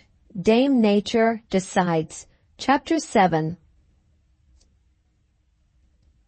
On the morning when Emilius and Sally, in London, entered the church to look at the wedding, Rufus, in Paris, went to the Champs-Élysées to take a walk. He had advanced halfway up the magnificent avenue when he saw Regina for the second time taking her daily drive with an elderly woman in attendance on her. Rufus took off his hat again, perfectly impenetrable to the cold reception which he had already experienced. Greatly to his surprise, Regina not only returned his salute, but stopped the carriage and beckoned to him to speak to her. Looking at her more closely, he perceived signs of suffering in her face, which completely altered her expression as he remembered it. Her magnificent eyes were dim and red. She had lost her rich color. Her voice trembled as she spoke to him. "Have you a few minutes to spare?" she asked. "The whole day, if you like, miss," Rufus answered. She turned to the woman who accompanied her. "Wait here for me, Elizabeth. I have something to say to this gentleman." With those words, she got out of the carriage. Rufus offered her his arm. She put her hand in it as readily as if they had been old friends. "Let us take one of the side paths," she said. "They are almost deserted at this time of day. I am afraid I surprise you very much. I can only trust to your kindness to forgive me for passing you without notice the last time we met. Perhaps it may be some excuse for me that I am in great trouble. It is just possible you may be able to relieve my mind. I believe you know I am engaged to be married?" Rufus looked at her with a sudden expression of interest. "Is this about Emilius?" he asked. She answered him almost inaudibly, "Yes." Rufus still kept his eyes fixed on her. "I don't wish to say anything, miss," he explained, "but if you have any complaint to make of Emilius, I should take it as a favor if you would look me straight in the face and mention it plainly." In the embarrassment which troubled Regina at that moment, he had preferred the two requests of all others with which it was most impossible for her to comply. She still looked obstinately on the ground, and instead of speaking of Emilius, she diverged to the subject of Mr. Farnaby's illness.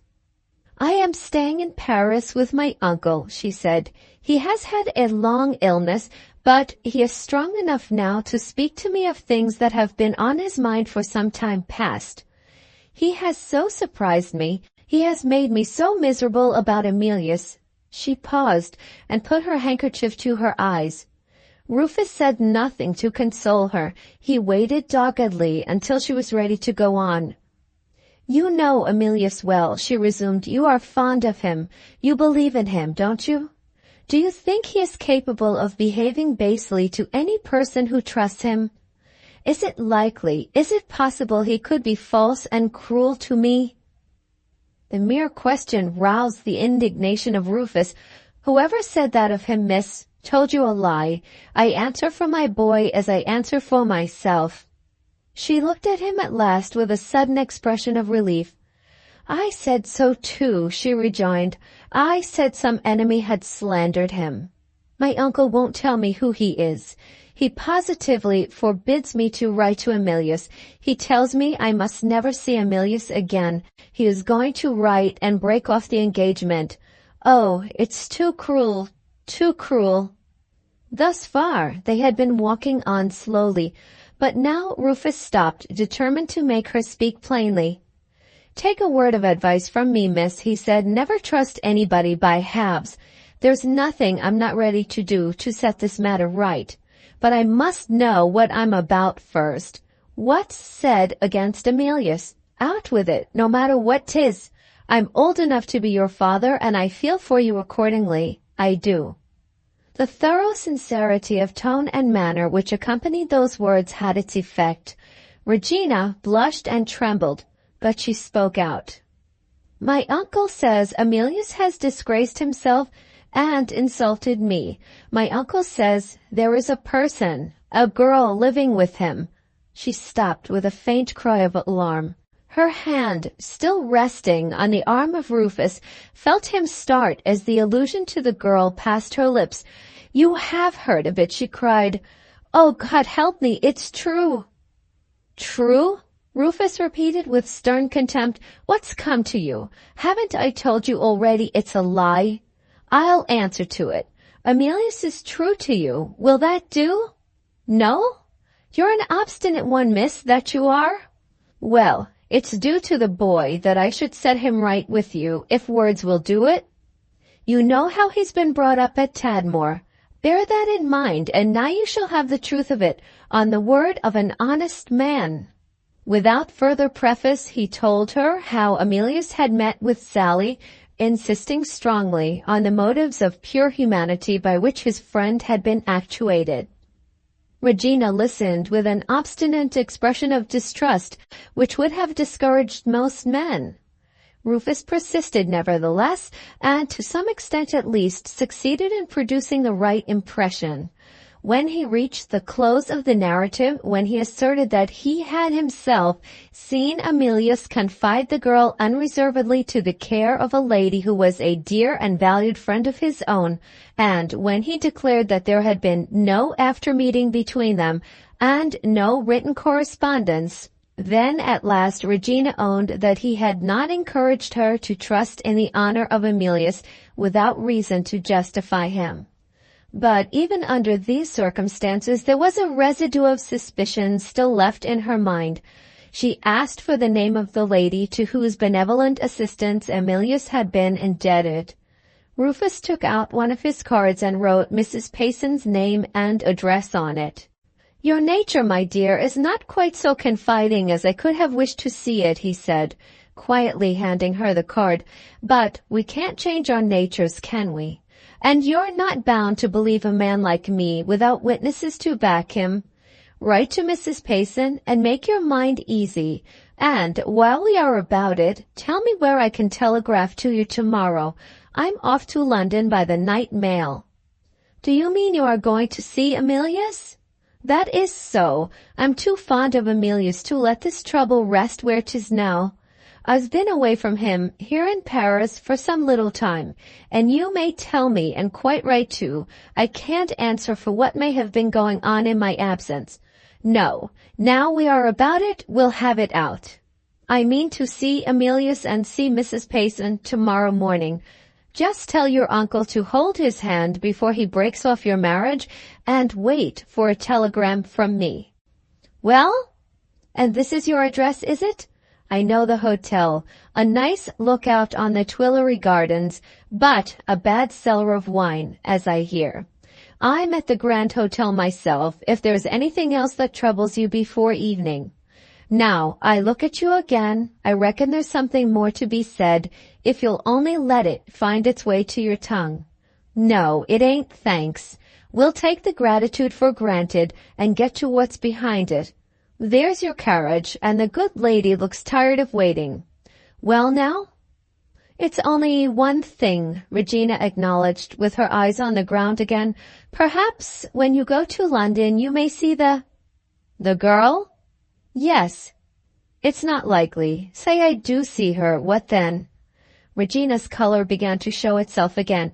"If you do see her," she said, "I beg and entreat you won't speak of me in her hearing. I should die of the shame of it if she thought herself asked to give him up out of pity for me. Promise I am not to be brought forward. Promise you won't even mention my having spoken to you about it. On your word of honor." Rufus gave her his promise without showing any hesitation or making any remark. But when she shook hands with him, on returning to the carriage, he held her hand for a moment. "Please to excuse me, miss, if I ask one question," he said, in tones too low to be heard by any other person. "Are you really fond of Emilius?" "I am surprised you should doubt it," she answered. "I am more, much more, than fond of him." Rufus handed her silently into the carriage. "Fond of him, are you?" he thought as he walked away by himself. "I reckon it's a sort of fondness that don't wear well and won't stand washing." Book 8. Dame Nature Decides. Chapter 8. Early the next morning, Rufus rang at the cottage gate. "Well, Mr. Frenchman, and how do you get along, and how's Emilius?" Toff, standing before the gate, answered with the utmost respect, but showed no inclination to let the visitor in. "Emilius has his intervals of laziness," Rufus proceeded. "I bet he's in bed. My young master was up and dressed an hour ago, sir. He has just gone out." "That is so, is it? Well, I'll wait till he comes back." He pushed by Toff and walked into the cottage. "Your foreign ceremonies are clean thrown away on me," he said, as Toff tried to stop him in the hall. "I'm the American savage, and I'm used up with traveling all night. Here's a little order for you. Whiskey, bitters, lemon, and ice. I'll take a cocktail in the library." Toff made a last desperate effort to get between the visitor and the door. I beg your pardon, sir. 1,000 times I must most respectfully entreat you to wait. Before he could explain himself, Rufus, with the most perfect good humor, pulled the old man out of his way. "What's troubling this venerable creature's mind?" he inquired of himself. "Does he think I don't know my way in?" He opened the library door and found himself face to face with Sally. She had risen from her chair, hearing voices outside, and hesitating whether to leave the room or not. They confronted each other on either side of the table in silent dismay. For once, Rufus was so completely bewildered that he took refuge in his customary form of greeting before he was aware of it himself. "How do you find yourself, miss? I take pleasure in renewing our acquaintance." "Thunder, that's not it. I reckon I'm off my head." "Do me the favor, young woman, to forget every word I've said to you. If any mortal creature had told me I should find you here, I should have said 'twas a lie, and I should have been the liar. That makes a man feel bad, I can tell you. No, don't slide off, if you please, into the next room. That won't set things right, no how. Sit you down again. Now I'm here I have something to say. I'll speak first to Mr. Frenchman. Listen to this, old sir. If I happen to want a witness standing in the doorway, I'll ring the bell. For the present, I can do without you. Bong sure, as we say in your country." He proceeded to shut the door on Toff and his remonstrances. "I protest, sir, against acts of violence unworthy of a gentleman," cried Toff, struggling to get back again. "Be as angry as you please in the kitchen," Rufus answered, persisting in closing the door. "I won't have a noise up here. If you know where your master is, go and fetch him, and the sooner the better." He turned back to Sally and surveyed her for a while in terrible silence. She was afraid to look at him. Her eyes were on the book which she had been reading when he came in. "You look to me," Rufus remarked, "as if you had been settled here for a time. Never mind your book now. You can go back to your reading after we've had a word or two together first." He reached out his long arm and pulled the book to his own side of the table. Sally innocently silenced him for the second time. He opened the book and discovered the New Testament. "It's my lesson, if you please, sir. I'm to learn it where the pencil mark is before Emilius comes back." She offered her poor little explanation, trembling with terror.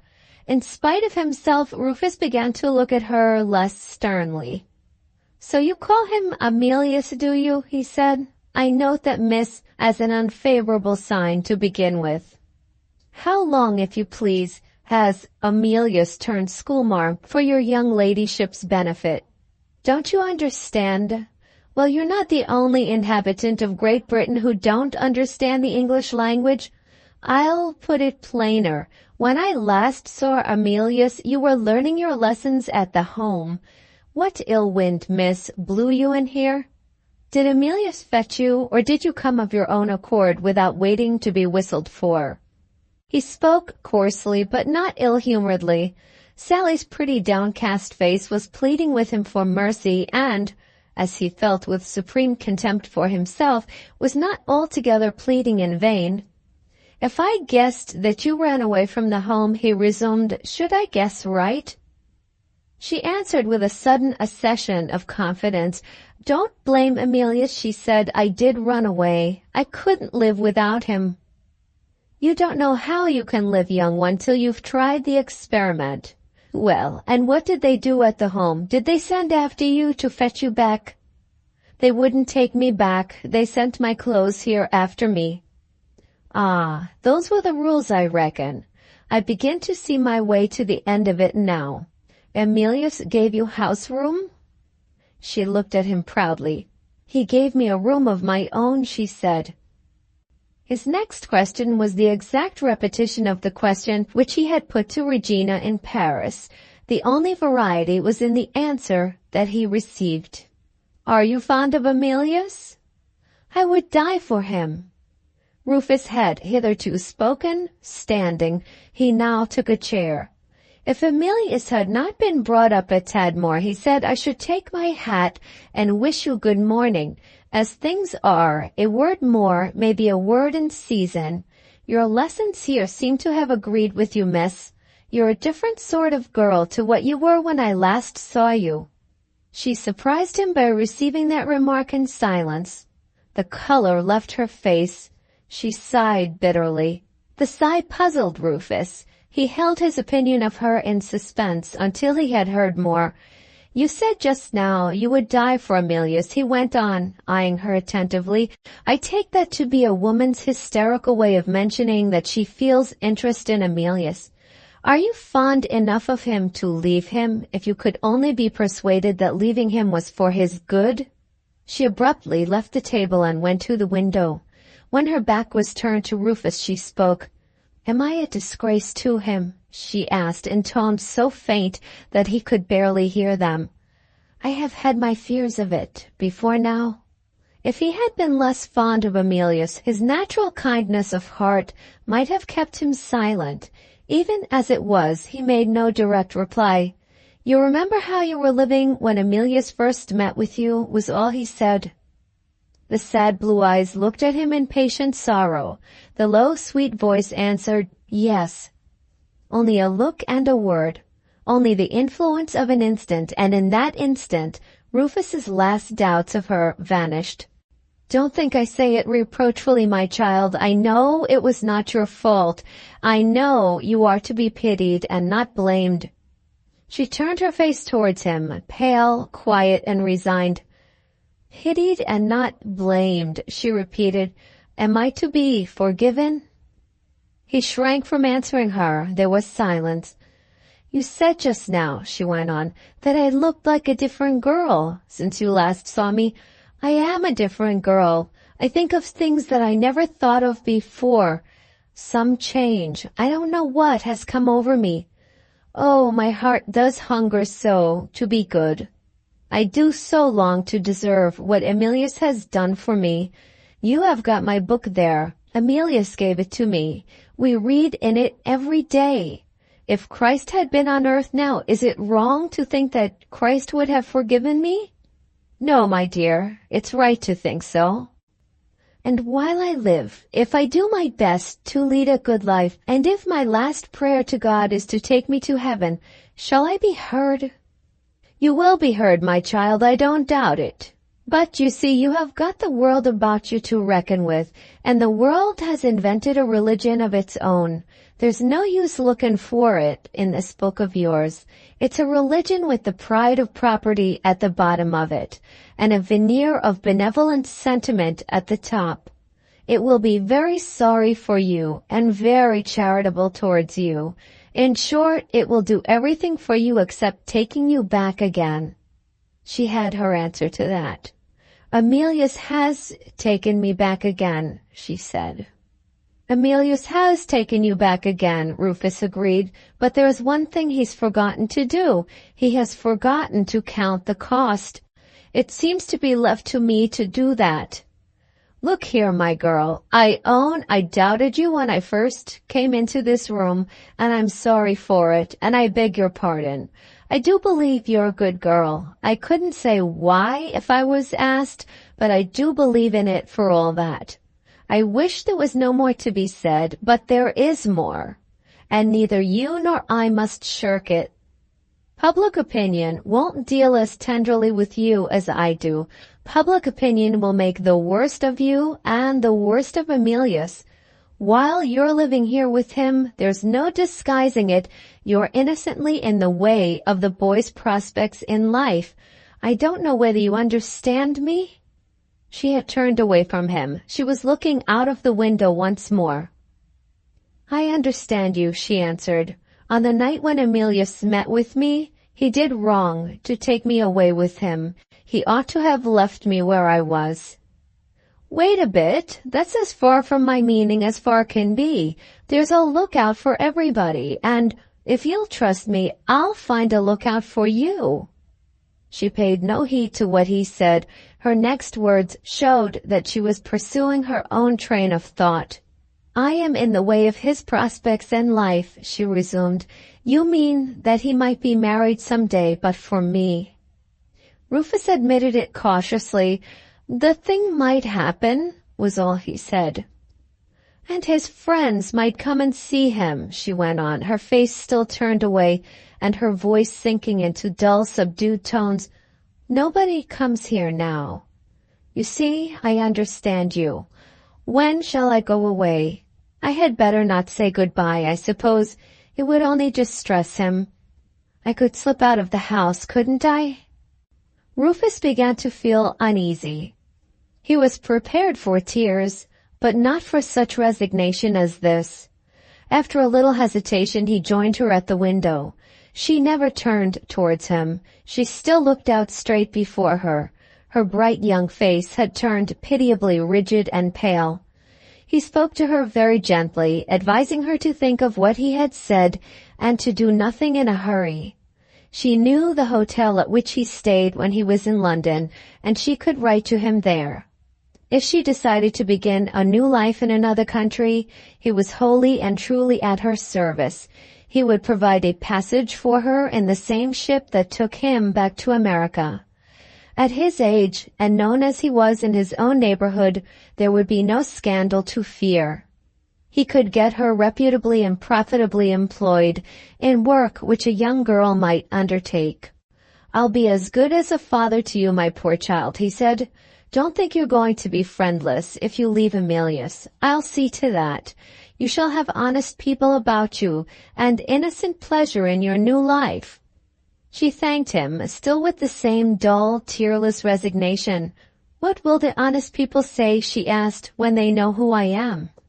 "They have no business to know who you are, and they shan't know it." "Ah, it comes back to the same thing," she said. "You must deceive the honest people, or you can do nothing for me. Emilius had better have left me where I was. I disgraced nobody. I was a burden to nobody. There. Cold and hunger and ill treatment can sometimes be merciful friends in their way. If I had been left to them, they would have laid me at rest by this time." She turned to Rufus before he could speak to her. "I'm not ungrateful, sir. I'll think of it, as you say, and I'll do all that a poor foolish creature can do to be worthy of the interest you take in me." She lifted her hand to her head with a momentary expression of pain. "I've got a dull kind of aching here," she said. "It reminds me of my old life, when I was sometimes beaten on the head. May I go and lie down a little by myself?" Rufus took her hand and pressed it in silence. She looked back at him as she opened the door of her room. "Don't distress Emilius," she said. "I can bear anything but that." Left alone in the library, Rufus walked restlessly to and fro, driven by a troubled mind. "I was bound to do it," he thought, "and I ought to be satisfied with myself. I'm not satisfied. The world is hard on women, and the rights of property is a darned bad reason for it." The door from the hall was suddenly thrown open. Emilius entered the room. He looked flushed and angry. He refused to take the hand that Rufus offered to him. "What's this I hear from Toff? It seems that you forced your way in when Sally was here. There are limits to the liberties that a man may take in his friend's house." "That's true," said Rufus quietly, "but when a man hasn't taken liberties, there don't seem much to be said. Sally was at the home when I last saw you, and nobody told me I should find her in this room." "You might have left the room when you found her here. You have been talking to her. If you have said anything about Regina—" "I have said nothing about Miss Regina. You have a hot temper of your own, Emilius. Wait a bit and let it cool." "Never mind my temper. I want to know what you have been saying to Sally." "Stop. I'll ask Sally herself." He crossed the room to the inner door and knocked. "Come in here, my dear. I want to speak to you."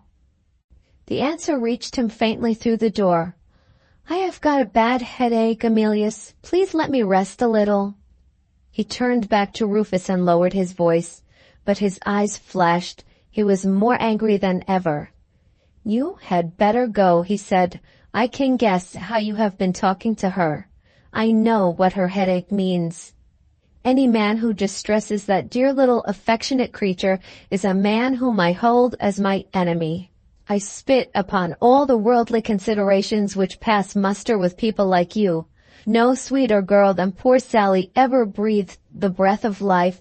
Her happiness is more precious to me than words can say. She is sacred to me. And I have just proved it. I have just come from a good woman who will teach her an honest way of earning her bread. Not a breath of scandal shall blow on her. If you, or any people like you, think I will consent to cast her adrift on the world, or consign her to a prison under the name of a home, you little know my nature and my principles. Here, he snatched up the New Testament from the table and shook it at Rufus. Here are my principles, and I'm not ashamed of them. Rufus took up his hat. There's one thing you'll be ashamed of, my son, when you're cool enough to think about it, he said. You'll be ashamed of the words you have spoken to a friend who loves you. I'm not a bit angry myself. You remind me of that time on board the steamer when the quartermaster was going to shoot the bird. You made it up with him, and you'll come to my hotel and make it up with me. And then we'll shake hands and talk about Sally.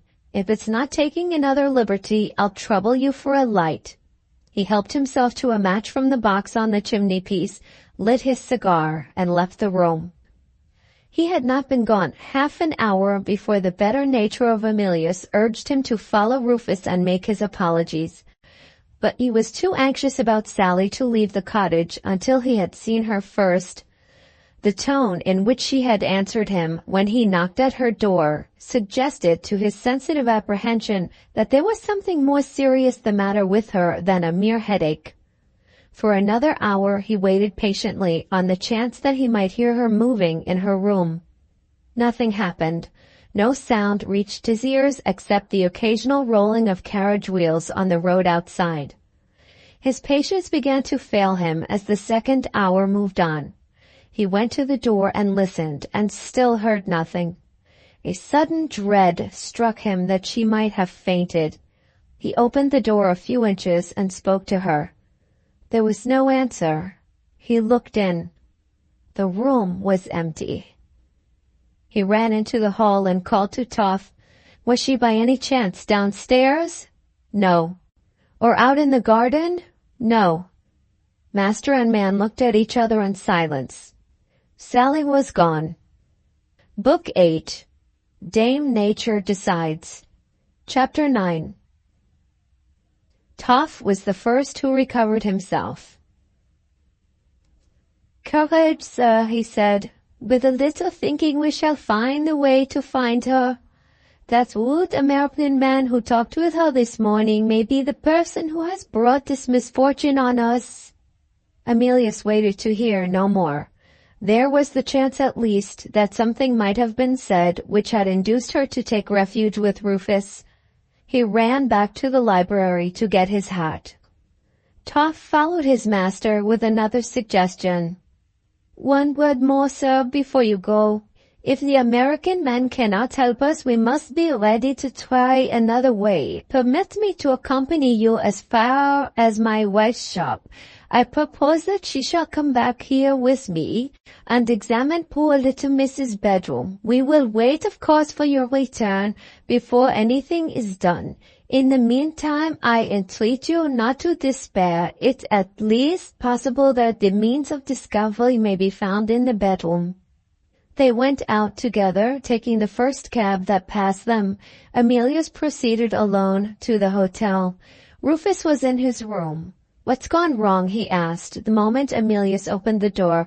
Shake hands, my son, and smother up that little trouble between us in silence. Your face alarms me, it does. What of Sally? Emilius started at the question. Isn't she here? He asked. Rufus drew back. The mere action said no before he answered in words. Have you seen nothing of her? Heard nothing of her? Nothing. Steady now. Meet it like a man and tell me what has happened. Emilius told him in 2 words. Don't suppose I'm going to break out again as I did this morning, he went on. I'm too wretched and too anxious to be angry. Only tell me, Rufus, have you said anything to her? Rufus held up his hand. "I see what you're driving at. It will be more to the purpose to tell you what she said to me. From first to last, Emilius, I spoke kindly to her and I did her justice. Give me a minute to rummage my memory."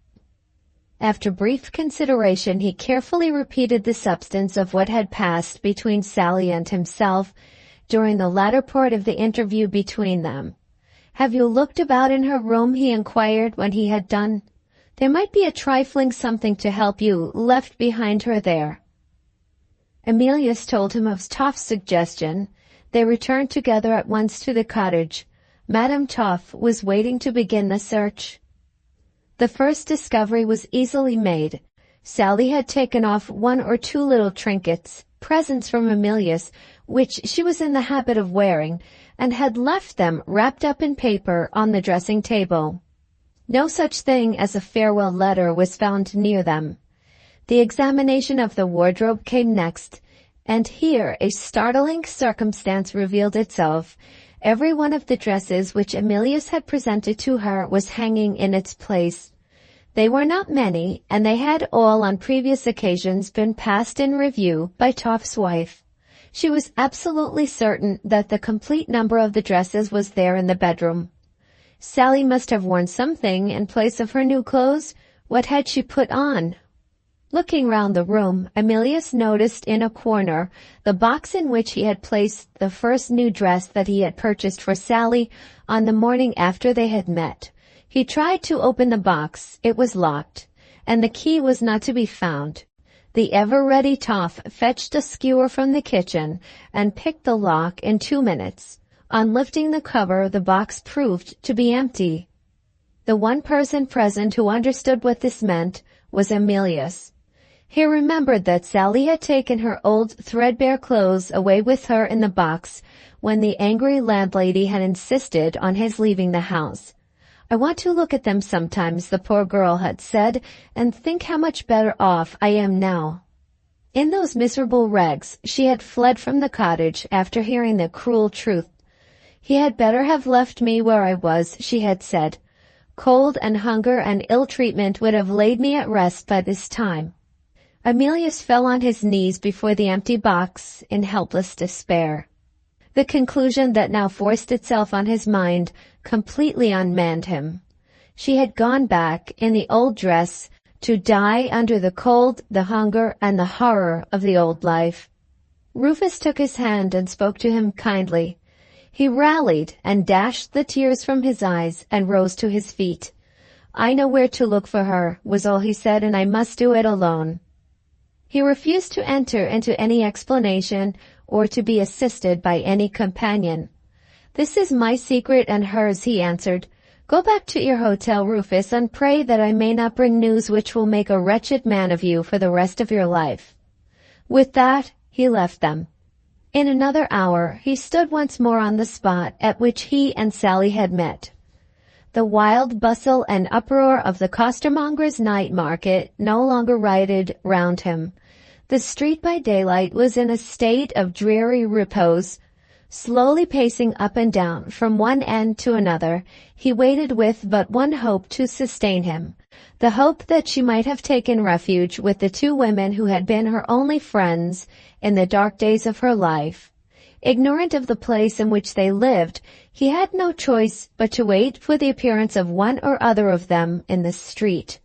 He was quiet and resolved. For the rest of the day, and for the whole of the night, if need be, his mind was made up to keep steadfastly on the watch. When he could walk no longer, he obtained rest and refreshment in the cook-shop which he remembered so well, sitting on a stool near the window, from which he could still command a view of the street. The gas lamps were alight, and the long winter's night was beginning to set in, when he resumed his weary march from end to end of the pavement. As the darkness became complete, his patience was rewarded at last. Passing the door of a pawnbroker's shop, he met one of the women face to face, walking rapidly with a little parcel under her arm. She recognized him with a cry of joyful surprise. "Oh, sir, how glad I am to see you, to be sure. You've come to look after Sally, haven't you?" "Yes, yes, she's safe in our poor place, but in such a dreadful state. Off her head, clean off her head. Talks of nothing but you. I'm in the way of his prospects in life." Over and over and over again, she keeps on saying that. "Don't be afraid. Jenny's at home taking care of her. She wants to go out. Hot and wild, with a kind of fever on her. She wants to go out. She asked if it rained. 'The rain may kill me in these ragged clothes,' she says, 'and then I shan't be in the way of his prospects in life.'" We tried to quiet her by telling her it didn't rain, but it was no use. She was as eager as ever to go out. "I may get another blow on the bosom," she says, "and maybe it will fall on the right place this time." "No, there's no fear of the brute who used to beat her. He's in prison. Don't ask to see her just yet, sir. Please don't. I'm afraid you would only make her worse if I took you to her now. I wouldn't dare to risk it. You see, we can't get her to sleep, and we thought of buying something to quiet her at the chemist's." "Yes, sir, it would be better to get a doctor to her, but I wasn't going to the doctor. If I must tell you, I was obliged to take the sheets off the bed to raise a little money. I was going to the pawnbroker's." She looked at the parcel under her arm and smiled. "I may take the sheets back again, now I've met with you, and there's a good doctor lives close by. I can show you the way to him." "Oh, how pale you do look. Are you very much tired?" "It's only a little way to the doctor. I've got an arm at your service. But you mightn't like to be seen waiting with such a person as me." Mentally and physically, Emilius was completely prostrated. The woman's melancholy narrative had overwhelmed him. He could neither speak nor act. He mechanically put his purse in her hand and went with her to the house of the nearest medical man. The doctor was at home, mixing drugs in his little surgery. After one sharp look at Emilius, he ran into a back parlor and returned with a glass of spirits. "Drink this, sir," he said, "unless you want to find yourself on the floor in a fainting fit, and don't presume again on your youth and strength to treat your heart as if it were made of cast iron." He signed to Emilius to sit down and rest himself, and turned to the woman to hear what was wanted of him. After a few questions, he said she might go, promising to follow her in a few minutes, when the gentleman would be sufficiently recovered to accompany him. "Well, sir, are you beginning to feel like yourself again?" He was mixing a composing draught while he addressed Emilius in those terms. "You may trust that poor wretch who has just left us to take care of the sick girl," he went on, in the quaintly familiar manner which seemed to be habitual with him. "I don't ask how you got into her company, it's no business of mine, but I am pretty well acquainted with the people in my neighborhood, and I can tell you one thing in case you're anxious. The woman who brought you here, barring the one misfortune of her life, is as good a creature as ever breathed, and the other one who lives with her is the same. When I think of what they're exposed to, well, I take to my pipe and compose my mind in that way. My early days were all passed as a ship's surgeon. I could get them both respectable employment in Australia if I only had the money to fit them out. They'll die in the hospital like the rest if something isn't done for them.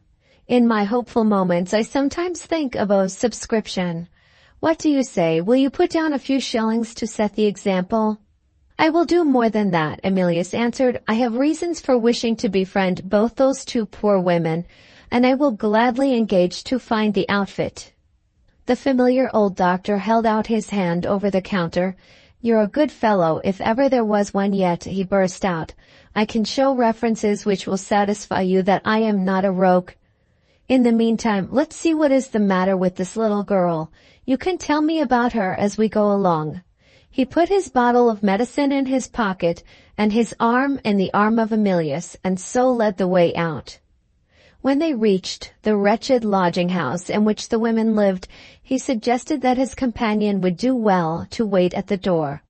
"I'm used to sad sights. It would only distress you to see the place. I won't keep you long waiting." He was as good as his word. In little more than 10 minutes, he joined Emilius again in the street.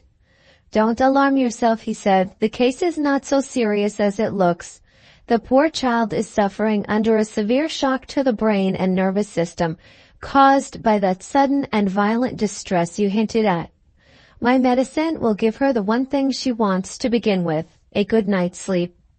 Emilius asked when she would be well enough to see him. "Ah, my young friend, it's not so easy to say just yet. I could answer you to better purpose tomorrow. Won't that do? Must I venture on a rash opinion? She ought to be composed enough to see you in 3 or 4 days, and when that time comes, it's my belief you will do more than I can do to set her right again." Emilius was relieved, but not quite satisfied yet. He inquired if it was not possible to remove her from that miserable place. "Quite impossible, without doing her serious injury. They have got money to go on with, and I have told you already she will be well taken care of. I will look after her myself tomorrow morning. Go home and get to bed, and eat a bit of supper first, and make your mind easy. Come to my house at 12 o'clock noon, and you will find me ready with my references and my report of the patient. Surgeon Pinfold, Blackacre Buildings, there's the address.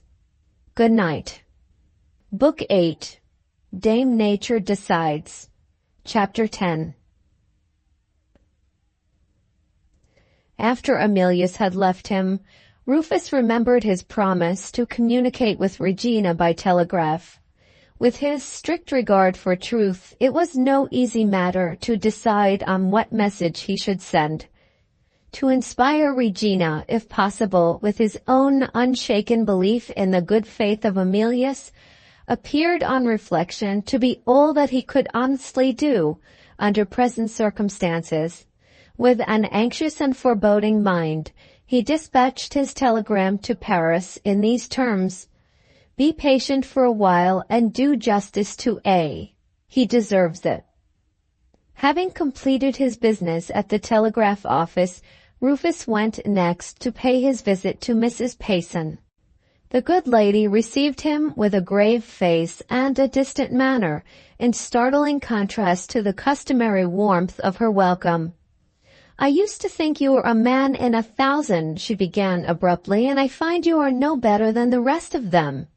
If you have come to speak to me about that blackguard young socialist, understand, if you please, that I am not so easily imposed upon as Miss Regina. I have done my duty. I have opened her eyes to the truth, poor thing. Ah, you ought to be ashamed of yourself." Rufus kept his temper with his habitual self-command. "It's possible you may be right," he said quietly, "but the biggest rascal living has a claim to an explanation when a lady puzzles him. Have you any particular objection, old friend, to tell me what you mean?" The explanation was not of a nature to set his mind at ease. Regina had written by the mail which took Rufus to England, repeating to Mrs. Payson what had passed at the interview in the Champs-Élysées, and appealing to her sympathy for information and advice. Receiving the letter that morning, Mrs. Payson, acting on her own generous and compassionate impulses, had already answered it and sent it to the post. Her experience of the unfortunate persons received at the home was far from inclining her to believe in the innocence of a runaway girl, placed under circumstances of temptation. As an act of justice towards Regina, she enclosed to her the letter in which Emilius had acknowledged that Sally had passed the night under his roof. "I believe I am only telling you the shameful truth," Mrs. Payson had written, "when I add that the girl has been an inmate of Mr. Goldenheart's cottage ever since. If you can reconcile this disgraceful state of things with Mr. Rufus Dingwell's assertion of his friend's fidelity to his marriage engagement, I have no right and no wish to make any attempt to alter your opinion. But you have asked for my advice, and I must not shrink from giving it. I am bound as an honest woman to tell you that your uncle's resolution to break off the engagement represents the course that I should have taken myself if a daughter of my own, had been placed in your painful and humiliating position. There was still ample time to modify this strong expression of opinion by the day's post. Rufus appealed vainly to Mrs. Payson to reconsider the conclusion at which she had arrived. A more charitable and considerate woman, within the limits of her own daily routine, it would not be possible to find, but the largeness of mind which, having long and trustworthy experience of a rule, can nevertheless understand that other minds may have equal experience of the exception to the rule, was one of the qualities which had not been included in the moral composition of Mrs. Payson. She held firmly to her own narrowly conscientious sense of her duty, stimulated by a natural indignation against Emilius, who had bitterly disappointed her, against Rufus, who had not scrupled to take up his defense. The two old friends parted in coldness for the first time in their lives. Rufus returned to his hotel to wait there for news from Emilius. The day passed, and the one visitor who enlivened his solitude was an American friend and correspondent, connected with the agency which managed his affairs in England. The errand of this gentleman was to give his client the soundest and speediest advice relating to the investment of money. Having indicated the safe and solid speculation, the visitor added a warning word relating to the plausible and dangerous investments of the day. For instance, he said, "There's that bank started by Farnaby." "No need to warn me against Farnaby," Rufus interposed. "I wouldn't take shares in his bank if he made me a present of them." The American friend looked surprised. "Surely," he exclaimed, "you can't have heard the news already. They don't even know it yet on the stock exchange." Rufus explained that he had only spoken under the influence of personal prejudice against Mr. Farnaby. "What's in the wind now?" he asked. He was confidentially informed that a coming storm was in the wind. In other words, that a serious discovery had been made at the bank. Some time since, the directors had advanced a large sum of money to a man in trade under Mr. Farnaby's own guarantee. The man had just died, and examination of his affairs showed that he had only received a few £100 on condition of holding his tongue. The bulk of the money had been traced to Mr. Farnaby himself, and had all been swallowed up by his newspaper, his patent medicine, and his other rotten speculations, apart from his own proper business. "You may not know it," the American friend concluded, "but the fact is, Farnaby rose from the dregs. His bankruptcy is only a question of time. He will drop back to the dregs, and quite possibly make his appearance to answer a criminal charge in a court of law. I hear that Melton, whose credit has held up the bank lately, is off to see his friend in Paris. They say Farnaby's niece is a handsome girl and Melton is sweet on her. Awkward for Melton." Rufus listened attentively. In signing the order for his investments, he privately decided to stir no further for the present in the matter of his young friend's marriage engagement. For the rest of the day and evening he still waited for Emilius, and waited in vain. It was drawing near to midnight when Toff made his appearance with a message from his master. Emilius had discovered Sally, and had returned in such a state of fatigue that he was only fit to take some refreshment and to go to his bed. He would be away from home again on the next morning, but he hoped to call at the hotel in the course of the day. Observing Toff's face with grave and steady scrutiny, Rufus tried to extract some further information from him, but the old Frenchman stood on his dignity in a state of immovable reserve. "You took me by the shoulder this morning, sir, and spun me round," he said.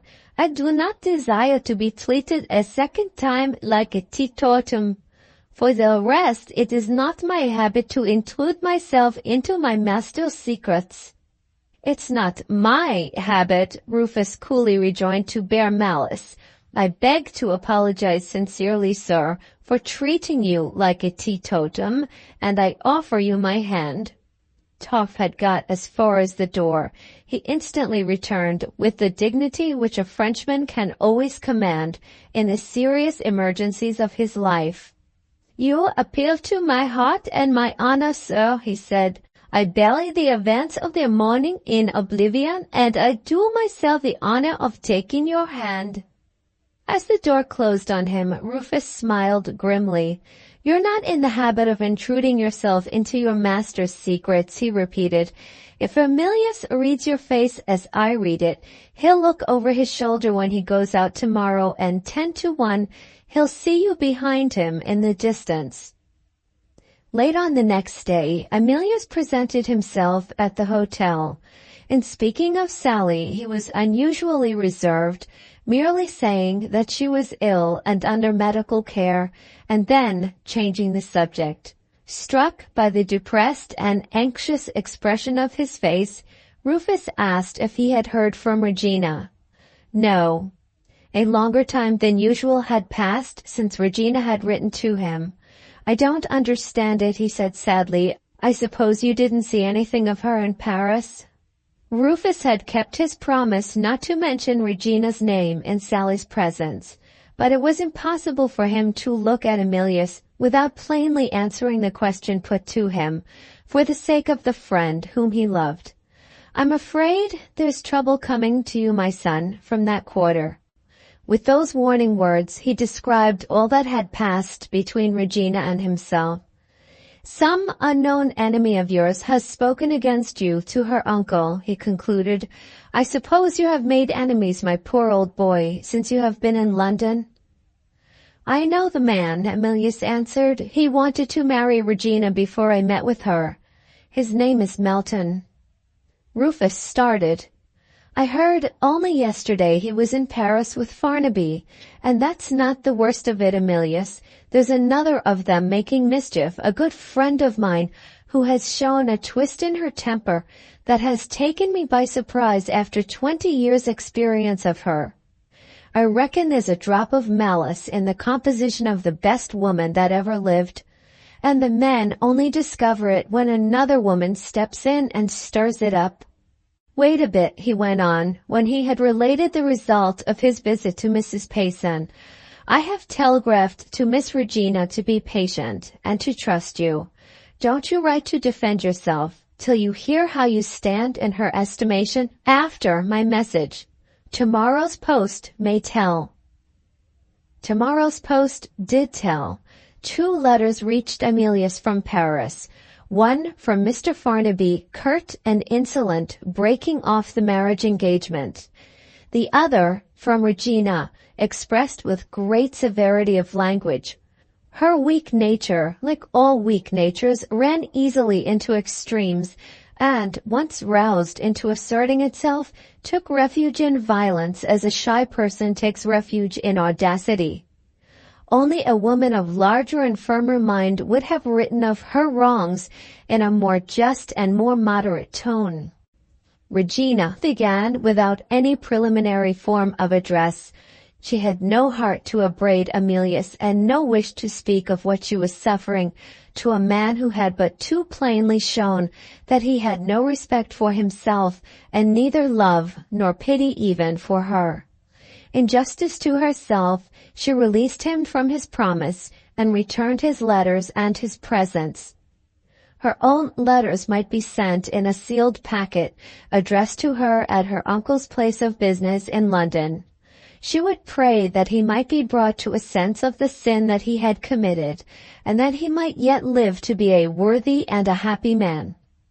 For the rest, her decision was irrevocable. His own letter to Mrs. Payson condemned him, and the testimony of an old and honored friend of her uncle proved that his wickedness was no mere act of impulse, but a deliberate course of infamy and falsehood continued over many weeks. From the moment when she made that discovery, he was a stranger to her, and she now bade him farewell. "Have you written to her?" Rufus asked when he had seen the letters. Emilius reddened with indignation. He was not aware of it himself, but his look and manner plainly revealed that Regina had lost her last hold on him. Her letter had inflicted an insult, not a wound.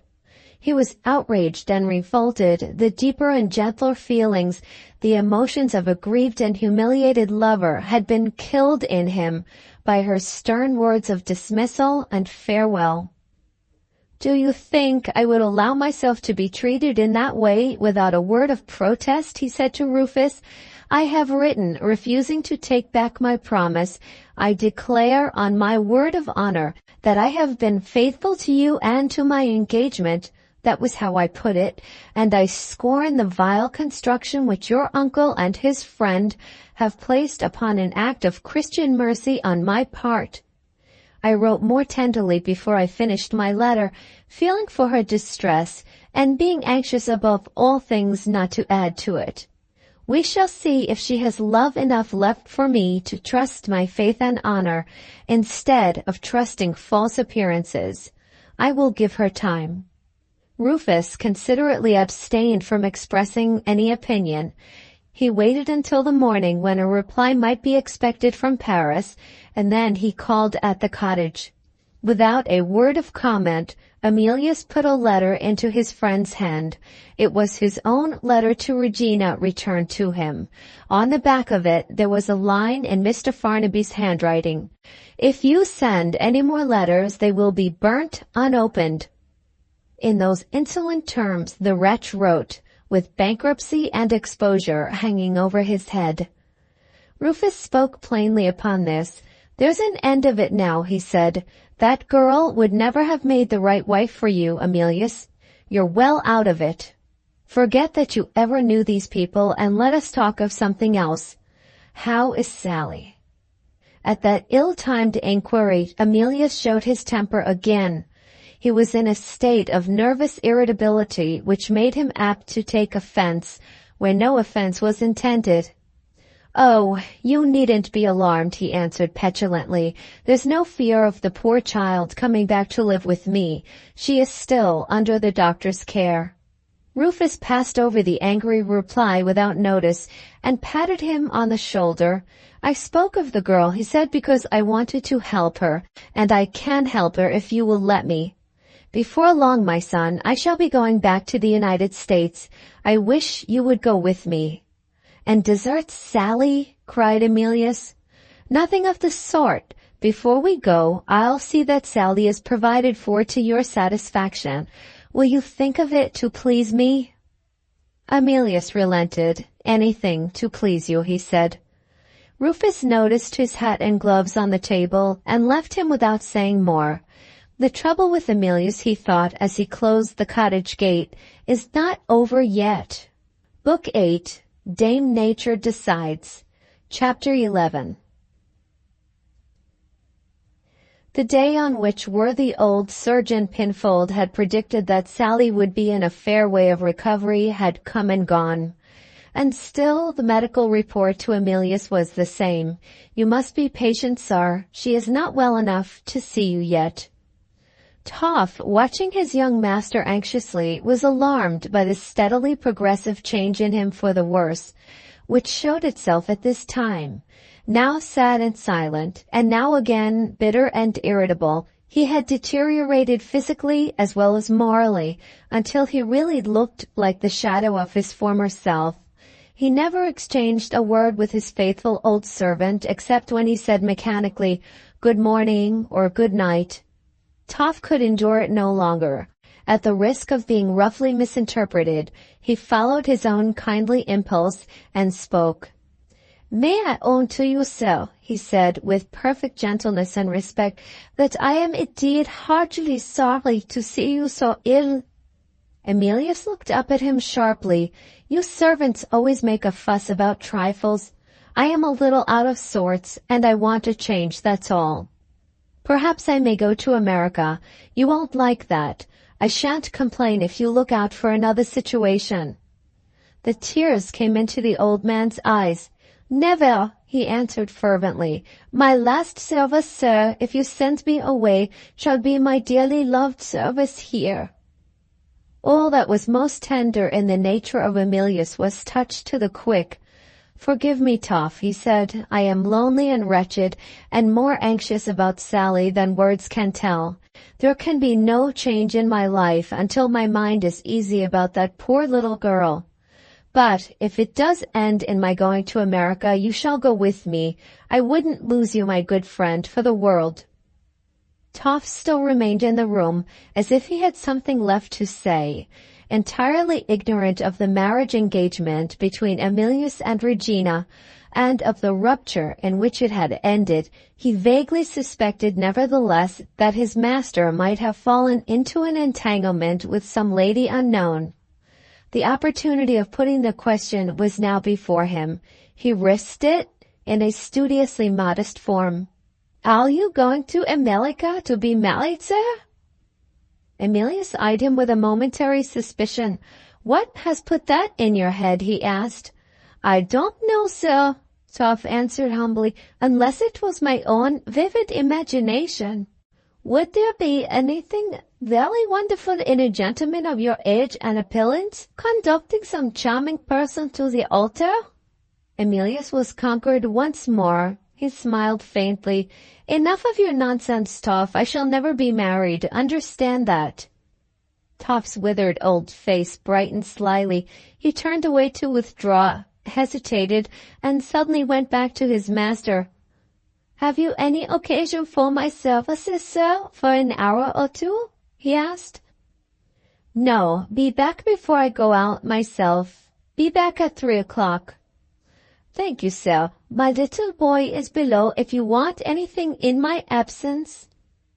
The little boy, dutifully attending Toff to the gate, observed with grave surprise that his father snapped his fingers gaily at starting and hummed the first bars of the Marseillaise. "Something is going to happen," said Toff's boy on his way back to the house. From the Regent's Park to Blackacre Buildings is almost a journey from one end of London to the other. Assisted for part of the way by an omnibus, Toff made the journey and arrived at the residence of Surgeon Pinfold with the easy confidence of a man who knew thoroughly well where he was going and what he was about. The sagacity of Rufus had correctly penetrated his intentions. He had privately followed his master, and had introduced himself to the notice of the surgeon, with a mixture of motives, in which pure devotion to the interests of Emilius played the chief part. His experience of the world told him that Sally's departure was only the beginning of more trouble to come. "What is the use of me to my master," he had argued, "except to spare him trouble in spite of himself?" Surgeon Pinfold was prescribing for a row of sick people seated before him on a bench. "You're not ill, are you?" he said sharply to Toff. "Very well then, go into the parlor and wait." The patients being dismissed, Toff attempted to explain the object of his visit, but the old naval surgeon insisted on clearing the ground by means of a plain question first. "Has your master sent you here, or is this another private interview like the last?"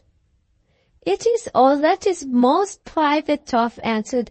"My poor master is wasting away in unrelieved wretchedness and suspense. Something must be done for him. Oh dear and good sir, help me in this most miserable state of things. Tell me the truth about Miss Sally."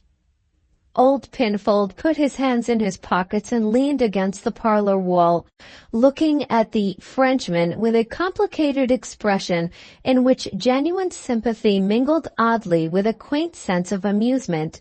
"You're a worthy chap," he said, "and you shall have the truth. I have been obliged to deceive your master about this troublesome young Sally. I have stuck to it that she is too ill to see him or to answer his letters. Both lies. There is nothing the matter with her now, but a disease that I can't cure, the disease of a troubled mind.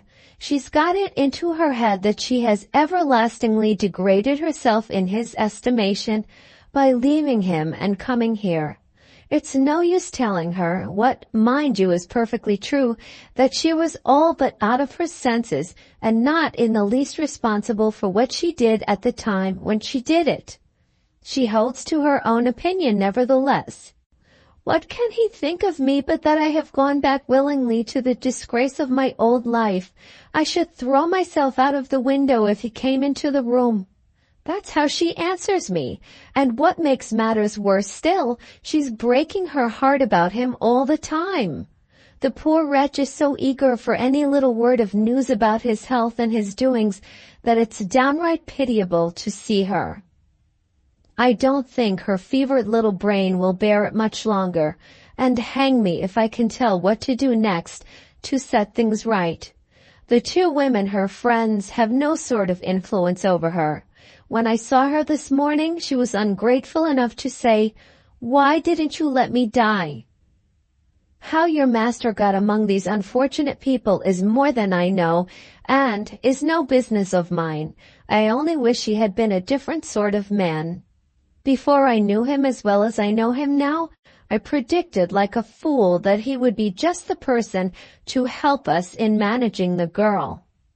I have altered my opinion. He's such a glorious fellow, so impulsive and so tender-hearted, that he would be certain, in her present excited state, to do her more harm than good.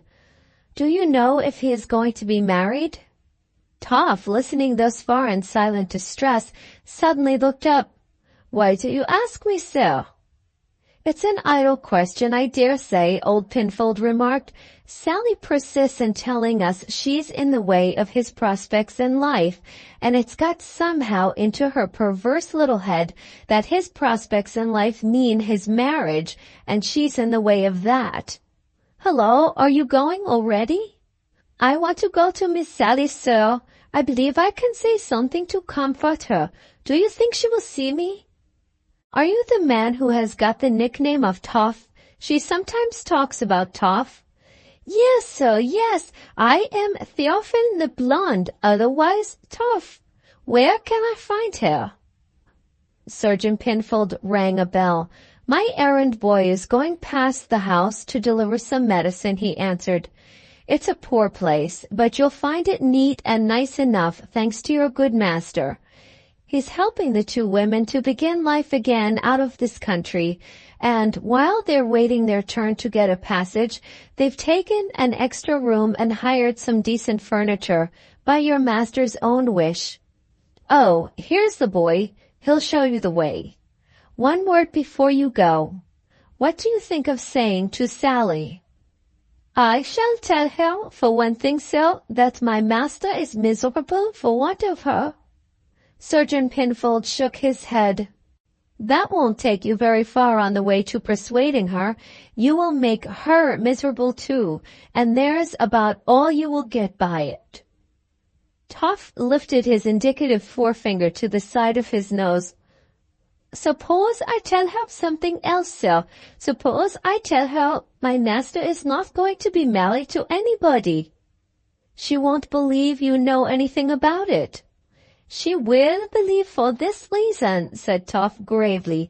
"I put the question to my master before I came here, and I have it from his own lips that there is no young lady in the way, and that he is not, positively not, going to be married. If I tell Miss Sally this, sir, how do you say it will end? Will you bet me a shilling it has no effect on her?"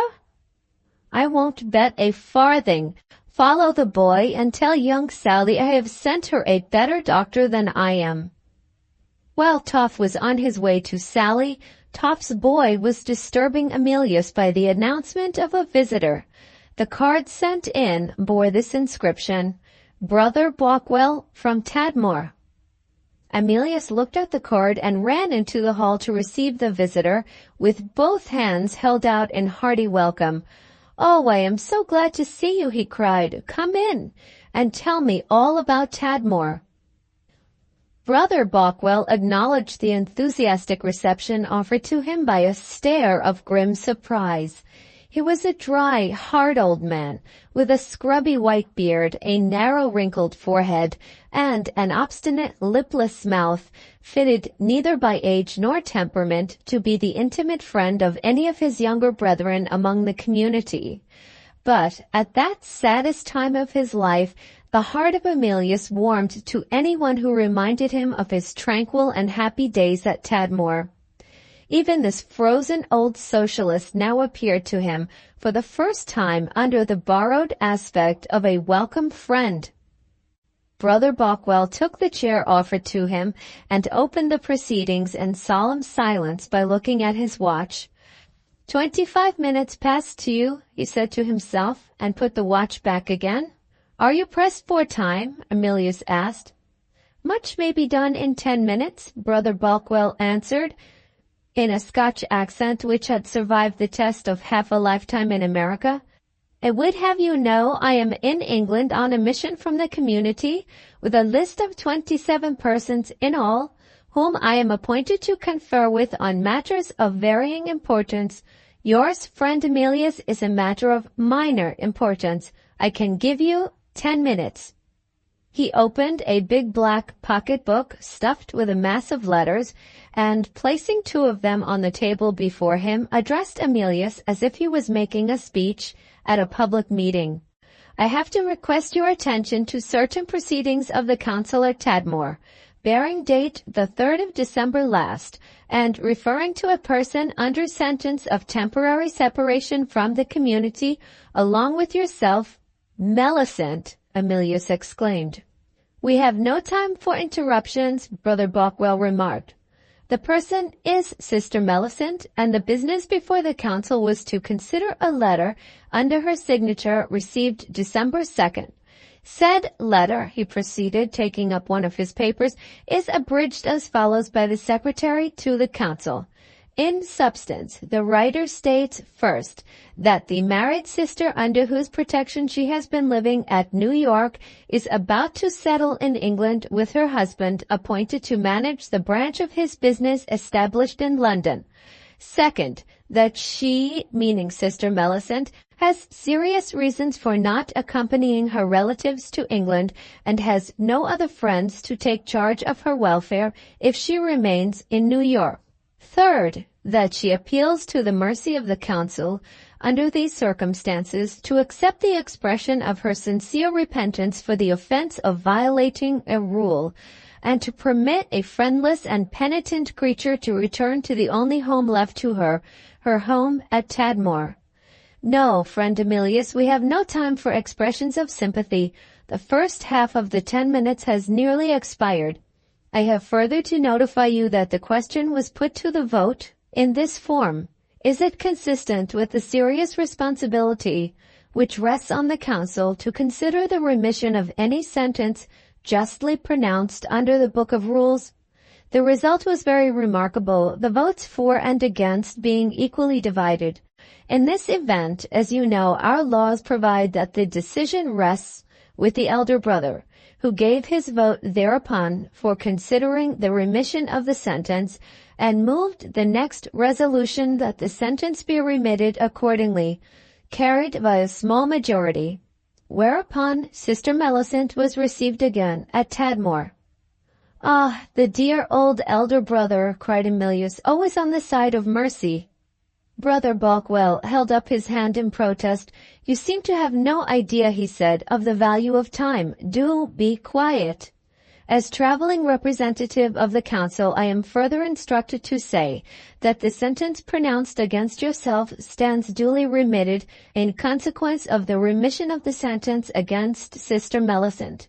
You likewise are free to return to Tadmor at your own will and pleasure, but attend to what is coming, friend Emilius. The council holds to its resolution that your choice between us and the world shall be absolutely unbiased. In the fear of exercising even an indirect influence, we have purposely abstained from corresponding with you. With the same motive, we now say that if you do return to us, it must be with no interference on our part. We inform you of an event that has happened in your absence, and we do no more. He paused and looked again at his watch. Time, proverbially, works wonders. Time closed his lips. Emilius replied with a heavy heart. The message from the council had recalled him from the remembrance of Melicent to the sense of his own position. My experience of the world has been a very hard one, he said. I would gladly go back to Tadmor this very day, but for one consideration. He hesitated. The image of Sally was before him. The tears rose in his eyes. He said no more. Brother Balkwell, driven hard by time, got on his legs and handed to Emilius the second of the two papers which he had taken out of his pocket-book. Here is a purely informal document, he said, being a few lines from Sister Melisent, which I was charged to deliver to you. Be pleased to read it as quickly as you can and tell me if there is any reply. There was not much to read. The good people here, Emilius, have forgiven me and let me return to them. I am living happily now, dear, in my remembrances of you. I take the walks that we once took together, and sometimes I go out in the boat on the lake and think of the time when I told you my sad story. Your poor little pet creatures are under my care, the dog and the fawn and the birds, all well and waiting for you with me. My belief that you will come back to me remains the same unshaken belief that it has been from the first. Once more I say it, you will find me the first to welcome you when your spirits are sinking under the burden of life and your heart turns again to the friends of your early days. Until that time comes, think of me now and then. Goodbye. I am waiting, said Brother Balkwell, taking his hat in his hand. Emilius answered with an effort. Thank her kindly in my name, he said, that is all. His head drooped while he spoke. He fell into thought as if he had been alone in the room. But the emissary from Tadmor, warned by the minute hand on the watch, recalled his attention to passing events. You would do me a kindness, said Brother Balkwell, producing a list of names and addresses, if you could put me in the way of finding the person named 8th from the top. It's getting on towards 20 minutes to 3. The address thus pointed out was at no great distance, on the northern side of the Regent's Park. Emilius, still silent and thoughtful, acted willingly as a guide. Please thank the council for their kindness to me, he said, when they reached their destination. Brother Balkwell looked at friend Emilius with a calm, inquiring eye. I think you'll end in coming back to us, he said. I'll take the opportunity, when I see you at Tadmor, of making a few needful remarks on the value of time. Emilius went back to the cottage to see if Toff had returned in his absence before he paid his daily visit to Surgeon Pinfold. He called down the kitchen stairs, Are you there, Toff? And Toff answered briskly, At your service, sir. The sky had become cloudy and threatened rain. Not finding his umbrella in the hall, Emilius went into the library to look for it. As he closed the door behind him, Toff and his boy appeared on the kitchen stairs, both walking on tiptoe, and both evidently on the watch for something. Emilius found his umbrella, but it was characteristic of the melancholy change in him that he dropped languidly into the nearest chair, instead of going out at once with the easy activity of happier days. Sally was in his mind again. He was rousing his resolution to set the doctor's commands at defiance and to insist on seeing her, come what might of it. He suddenly looked up. A slight sound had startled him. It was a faint rustling sound, and it came from the sadly silent room which had once been Sally's. He listened and heard it again. He sprang to his feet. His heart beat wildly. He opened the door of the room. She was there. Her hands were clasped over her fast-heaving breast. She was powerless to look at him, powerless to speak to him, powerless to move towards him until he opened his arms to her. Then all the love and all the sorrow in the tender little heart flowed outward to him in a low murmuring cry. She hid her blushing face on his bosom. The rosy color softly tinged her neck, the unspoken confession of all she feared and all she hoped. It was a time beyond words. They were silent in each other's arms. But under them, on the floor below, the stillness in the cottage was merrily broken by an outburst of dance music, with a rhythmical thump-thump of feet, keeping time to the cheerful tune. Toff was playing his fiddle, and Toff's boy was dancing to his father's music.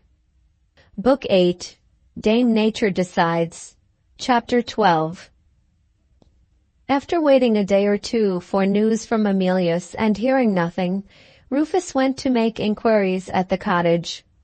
"My master has gone out of town, sir," said Toff, opening the door. "Where?" "I don't know, sir." "Anybody with him?" "I don't know, sir." "Any news of Sally?" "I don't know, sir." Rufus stepped into the hall. "Look here, Mr. Frenchman, 3 times is enough. I have already apologized for treating you like a teetotum on a former occasion.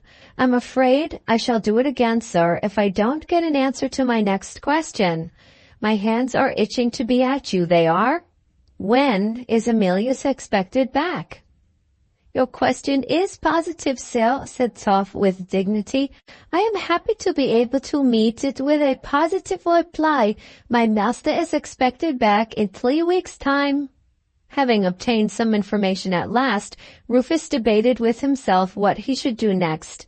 He decided that the boy was worth waiting for, and that his wisest course, as a good American, would be to go back and wait in Paris. Passing through the Garden of the Tuileries 2 or 3 days later, and crossing to the Rue de Rivoli, the name of one of the hotels in that quarter reminded him of Regina. He yielded to the prompting of curiosity, and inquired if Mr. Farnaby and his niece were still in Paris. The manager of the hotel was in the porter's lodge at the time. So far as he knew, he said, Mr. Farnaby and his niece and an English gentleman with them were now on their travels. They had left the hotel with an appearance of mystery. The courier had been discharged, and the coachman of the hired carriage which took them away had been told to drive straight forward until further orders. In short, as the manager put it, the departure resembled a flight. Remembering what his American agent had told him, Rufus received this information without surprise. Even the apparently incomprehensible devotion of Mr. Melton to the interests of such a man as Farnaby failed to present itself to him as a perplexing circumstance. To his mind, Mr. Melton's conduct was plainly attributable to a reward in prospect, and the name of that reward was Miss Regina. At the end of the 3 weeks, Rufus returned to London. Once again, he and Toff confronted each other on the threshold of the door.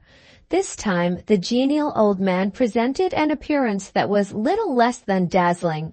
From head to foot, he was arrayed in new clothes, and he exhibited an immense rosette of white ribbon in his buttonhole. "Thunder!" cried Rufus. "Here is Mr. Frenchman going to be married." Toff declined to humor the joke. He stood on his dignity as stiffly as ever. "Pardon me, sir. I possess a wife and family already." "Do you now? Well, none of your know-nothing answers this time. Has Emilius come back?" "Yes, sir." "And what's the news of Sally?" "Good news, sir. Miss Sally has come back too." "You call that good news, do you? I'll say a word to Emilius. What are you standing there for? Let me by." "Pardon me once more, sir. My master and Miss Sally do not receive visitors today." "Your master and Miss Sally?" Rufus repeated. "Has this old creature been liquoring up a little too freely?" "What do you mean?" he burst out with a sudden change of tone to stern surprise. "What do you mean by putting your master and Sally together?" Toff shut his bolt at last. "They will be together, sir, for the rest of their lives. They were married this morning." Rufus received the blow in dead silence. He turned about and went back to his hotel. Reaching his room, he opened the dispatch box in which he kept his correspondence, and picked out the long letter containing the description by Emilius of his introduction to the ladies of the Farnaby family. He took up the pen and wrote the endorsement, which had been quoted as an integral part of the letter itself in the second book of this narrative. Ah, poor Emilius! He had better have gone back to Miss Melisande and put up with the little drawback of her age. What a bright, lovable fellow he was! Good-bye to Golden Heart. Were the forebodings of Rufus destined to be fulfilled? This question will be answered, it is hoped, in a second series of The Fallen Leaves. The narrative of the married life of Emilius presents a subject too important to be treated within the limits of the present story, and the first series necessarily finds its end in the culminating event of his life thus far. The end. Thank you very much for watching. Please don't forget to subscribe our channel for more stories.